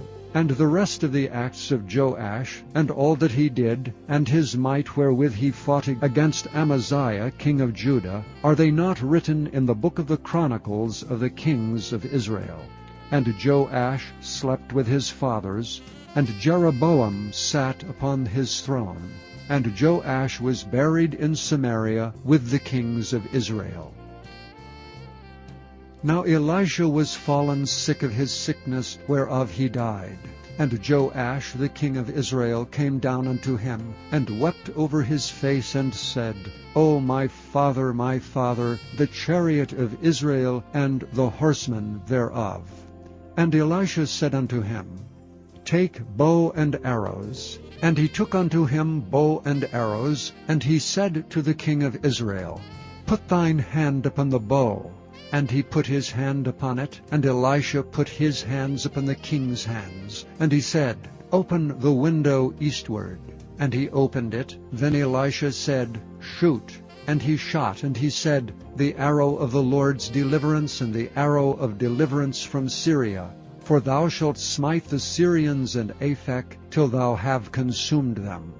And he said, Take the arrows. And he took them. And he said unto the king of Israel, Smite upon the ground. And he smote thrice and stayed. And the man of God was wroth with him, and said, Thou shouldest have smitten 5 or 6 times. Then hadst thou smitten Syria, till thou hadst consumed it. Whereas now thou shalt smite Syria but thrice. And Elisha died, and they buried him. And the bands of the Moabites invaded the land at the coming in of the year. And it came to pass, as they were burying a man, that, behold, they spied a band of men, and they cast the man into the sepulchre of Elisha. And when the man was let down, and touched the bones of Elisha, he revived, and stood up on his feet. But Hazael king of Syria oppressed Israel all the days of Jehoahaz.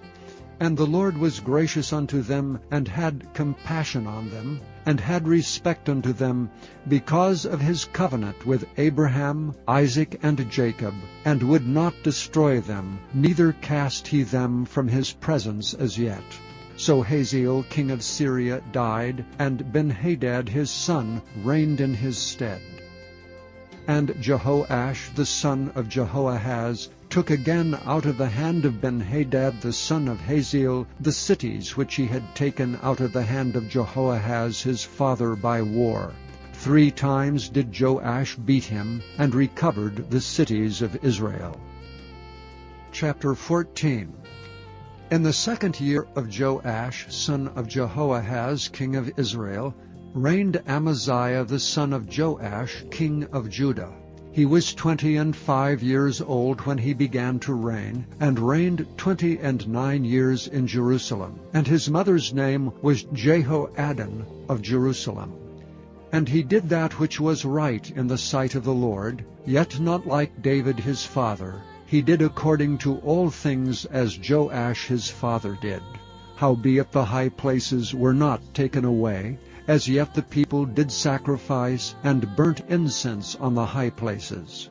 And it came to pass, as soon as the kingdom was confirmed in his hand, that he slew his servants, which had slain the king his father. But the children of the murderers he slew not, according unto that which is written in the book of the law of Moses, wherein the Lord commanded, saying, The father shall not be put to death for the children, nor the children be put to death for the fathers, but every man shall be put to death for his own sin.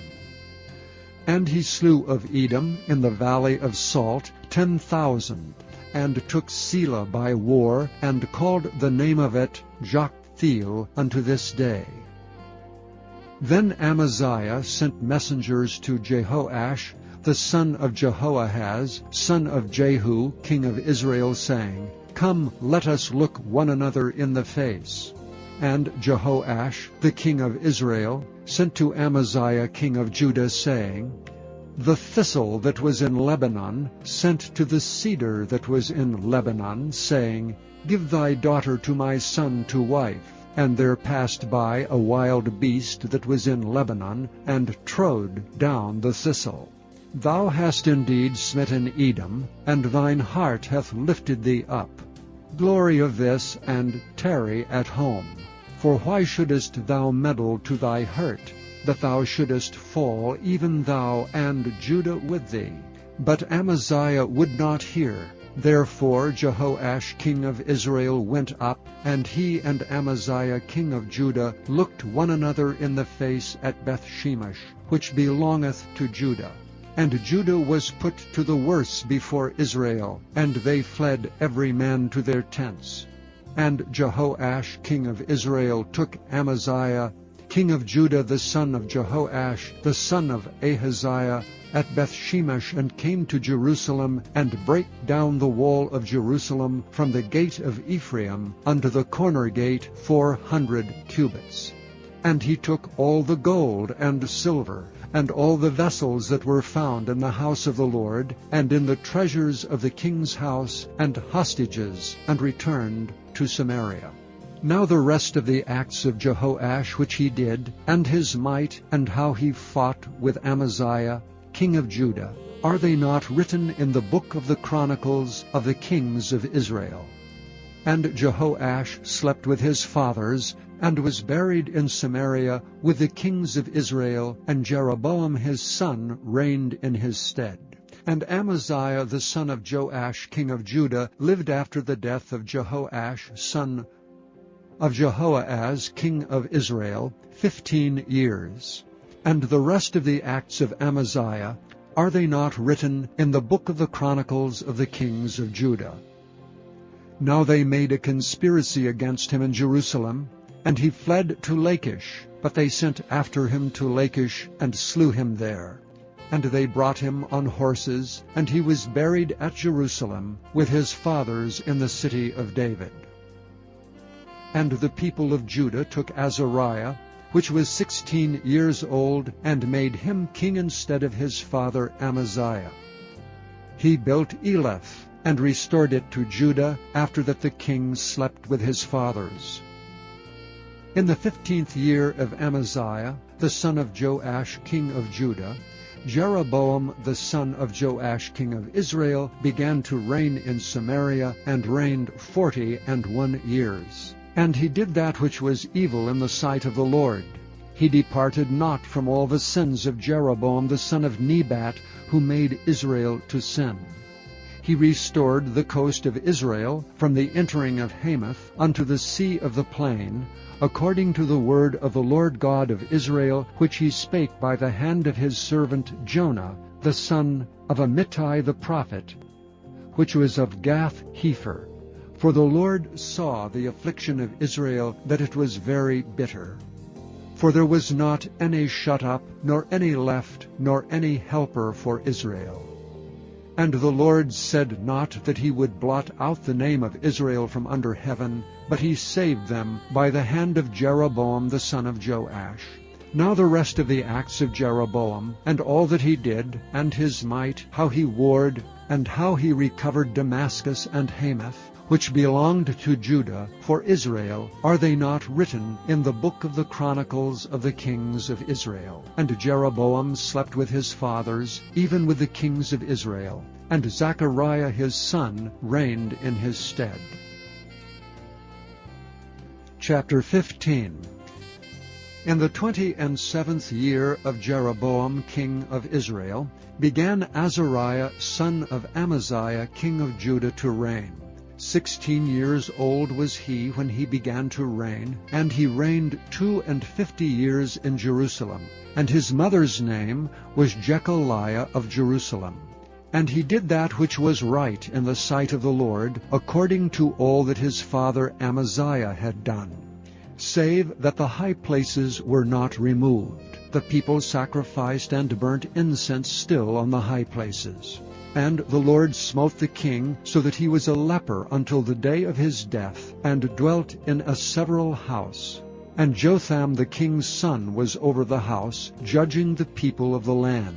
And the rest of the acts of Azariah, and all that he did, are they not written in the book of the Chronicles of the kings of Judah?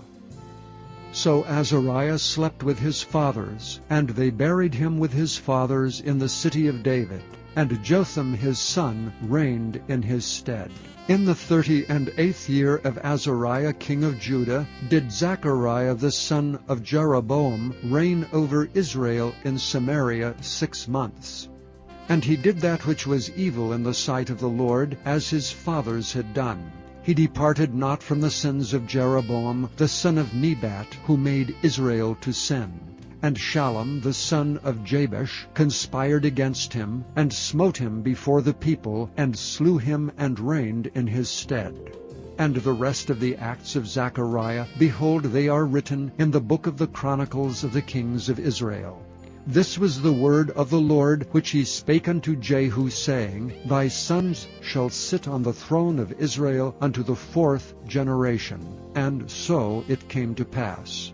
Shallum the son of Jabesh began to reign in the 39th year of Uzziah king of Judah, and he reigned a full month in Samaria. For Menahem the son of Gadai went up from Tirzah, and came to Samaria, and smote Shallum the son of Jabesh in Samaria, and slew him, and reigned in his stead. And the rest of the acts of Shallum, and his conspiracy which he made, behold, they are written in the book of the Chronicles of the kings of Israel. Then Menahem smote Tiphsah, and all that were therein, and the coasts thereof from Tirzah. Because they opened not to him, therefore he smote it, and all the women therein that were with child he ripped up. In the 39th year of Azariah king of Judah began Menahem the son of Gadai to reign over Israel, and reigned 10 years in Samaria. And he did that which was evil in the sight of the Lord. He departed not all his days from the sins of Jeroboam the son of Nebat, who made Israel to sin. And Pul, the king of Assyria, came against the land, and Menahem gave Pul 1,000 talents of silver, that his hand might be with him to confirm the kingdom in his hand. And Menahem exacted money of Israel, even all the mighty men of wealth, of every man 50 shekels of silver, to give to the king of Assyria. So the king of Assyria turned back, and stayed not there in the land. And the rest of the acts of Menahem, and all that he did, are they not written in the book of the Chronicles of the kings of Israel? And Menahem slept with his fathers, and Pekahiah his son reigned in his stead. In the 50th year of Azariah king of Judah, Pekahiah the son of Menahem began to reign over Israel in Samaria, and reigned 2 years. And he did that which was evil in the sight of the Lord. He departed not from the sins of Jeroboam the son of Nebat, who made Israel to sin. But Pekah the son of Remaliah, a captain of his, conspired against him, and smote him in Samaria, in the palace of the king's house, with Argob and Arai with him, 50 men of the Gileadites, and he killed him, and reigned in his room. And the rest of the acts of Pekahiah, and all that he did, behold, they are written in the book of the Chronicles of the kings of Israel. In the 52nd year of Azariah king of Judah, Pekah the son of Remaliah began to reign over Israel in Samaria, and reigned 20 years. And he did that which was evil in the sight of the Lord. He departed not from the sins of Jeroboam the son of Nebat, who made Israel to sin. In the days of Pekah king of Israel came Tiglath-Pileser king of Assyria, and took Ijon, and Abel-Beth-Maacah, and Genoa, and Kedesh, and Hazor, and Gilead, and Galilee, all the land of Naphtali, and carried them captive to Assyria. And Hoshea the son of Elah made a conspiracy against Pekah the son of Remaliah, and smote him and slew him, and reigned in his stead in the 20th year of Jotham the son of Uzziah. And the rest of the acts of Pekah, and all that he did, behold, they are written in the book of the Chronicles of the kings of Israel. In the 2nd year of Pekah the son of Remaliah, king of Israel, began Jotham the son of Uzziah, king of Judah, to reign. 25 years old was he when he began to reign, and he reigned 16 years in Jerusalem. And his mother's name was Jerusha, the daughter of Zadok. And he did that which was right in the sight of the Lord. He did according to all that his father Uzziah had done. Howbeit the high places were not removed, the people sacrificed and burned incense still in the high places. He built the higher gate of the house of the Lord. Now the rest of the acts of Jotham, and all that he did, are they not written in the book of the Chronicles of the kings of Judah? In those days the Lord began to send against Judah Rezin the king of Syria, and Pekah the son of Remaliah. And Jotham slept with his fathers, and was buried with his fathers in the city of David his father, and Ahaz his son reigned in his stead. Chapter 16. In the 17th year of Pekah, the son of Remaliah, Ahaz the son of Jotham, king of Judah, began to reign. 20 years old was Ahaz when he began to reign, and reigned 16 years in Jerusalem, and did not that which was right in the sight of the Lord his God, like David his father.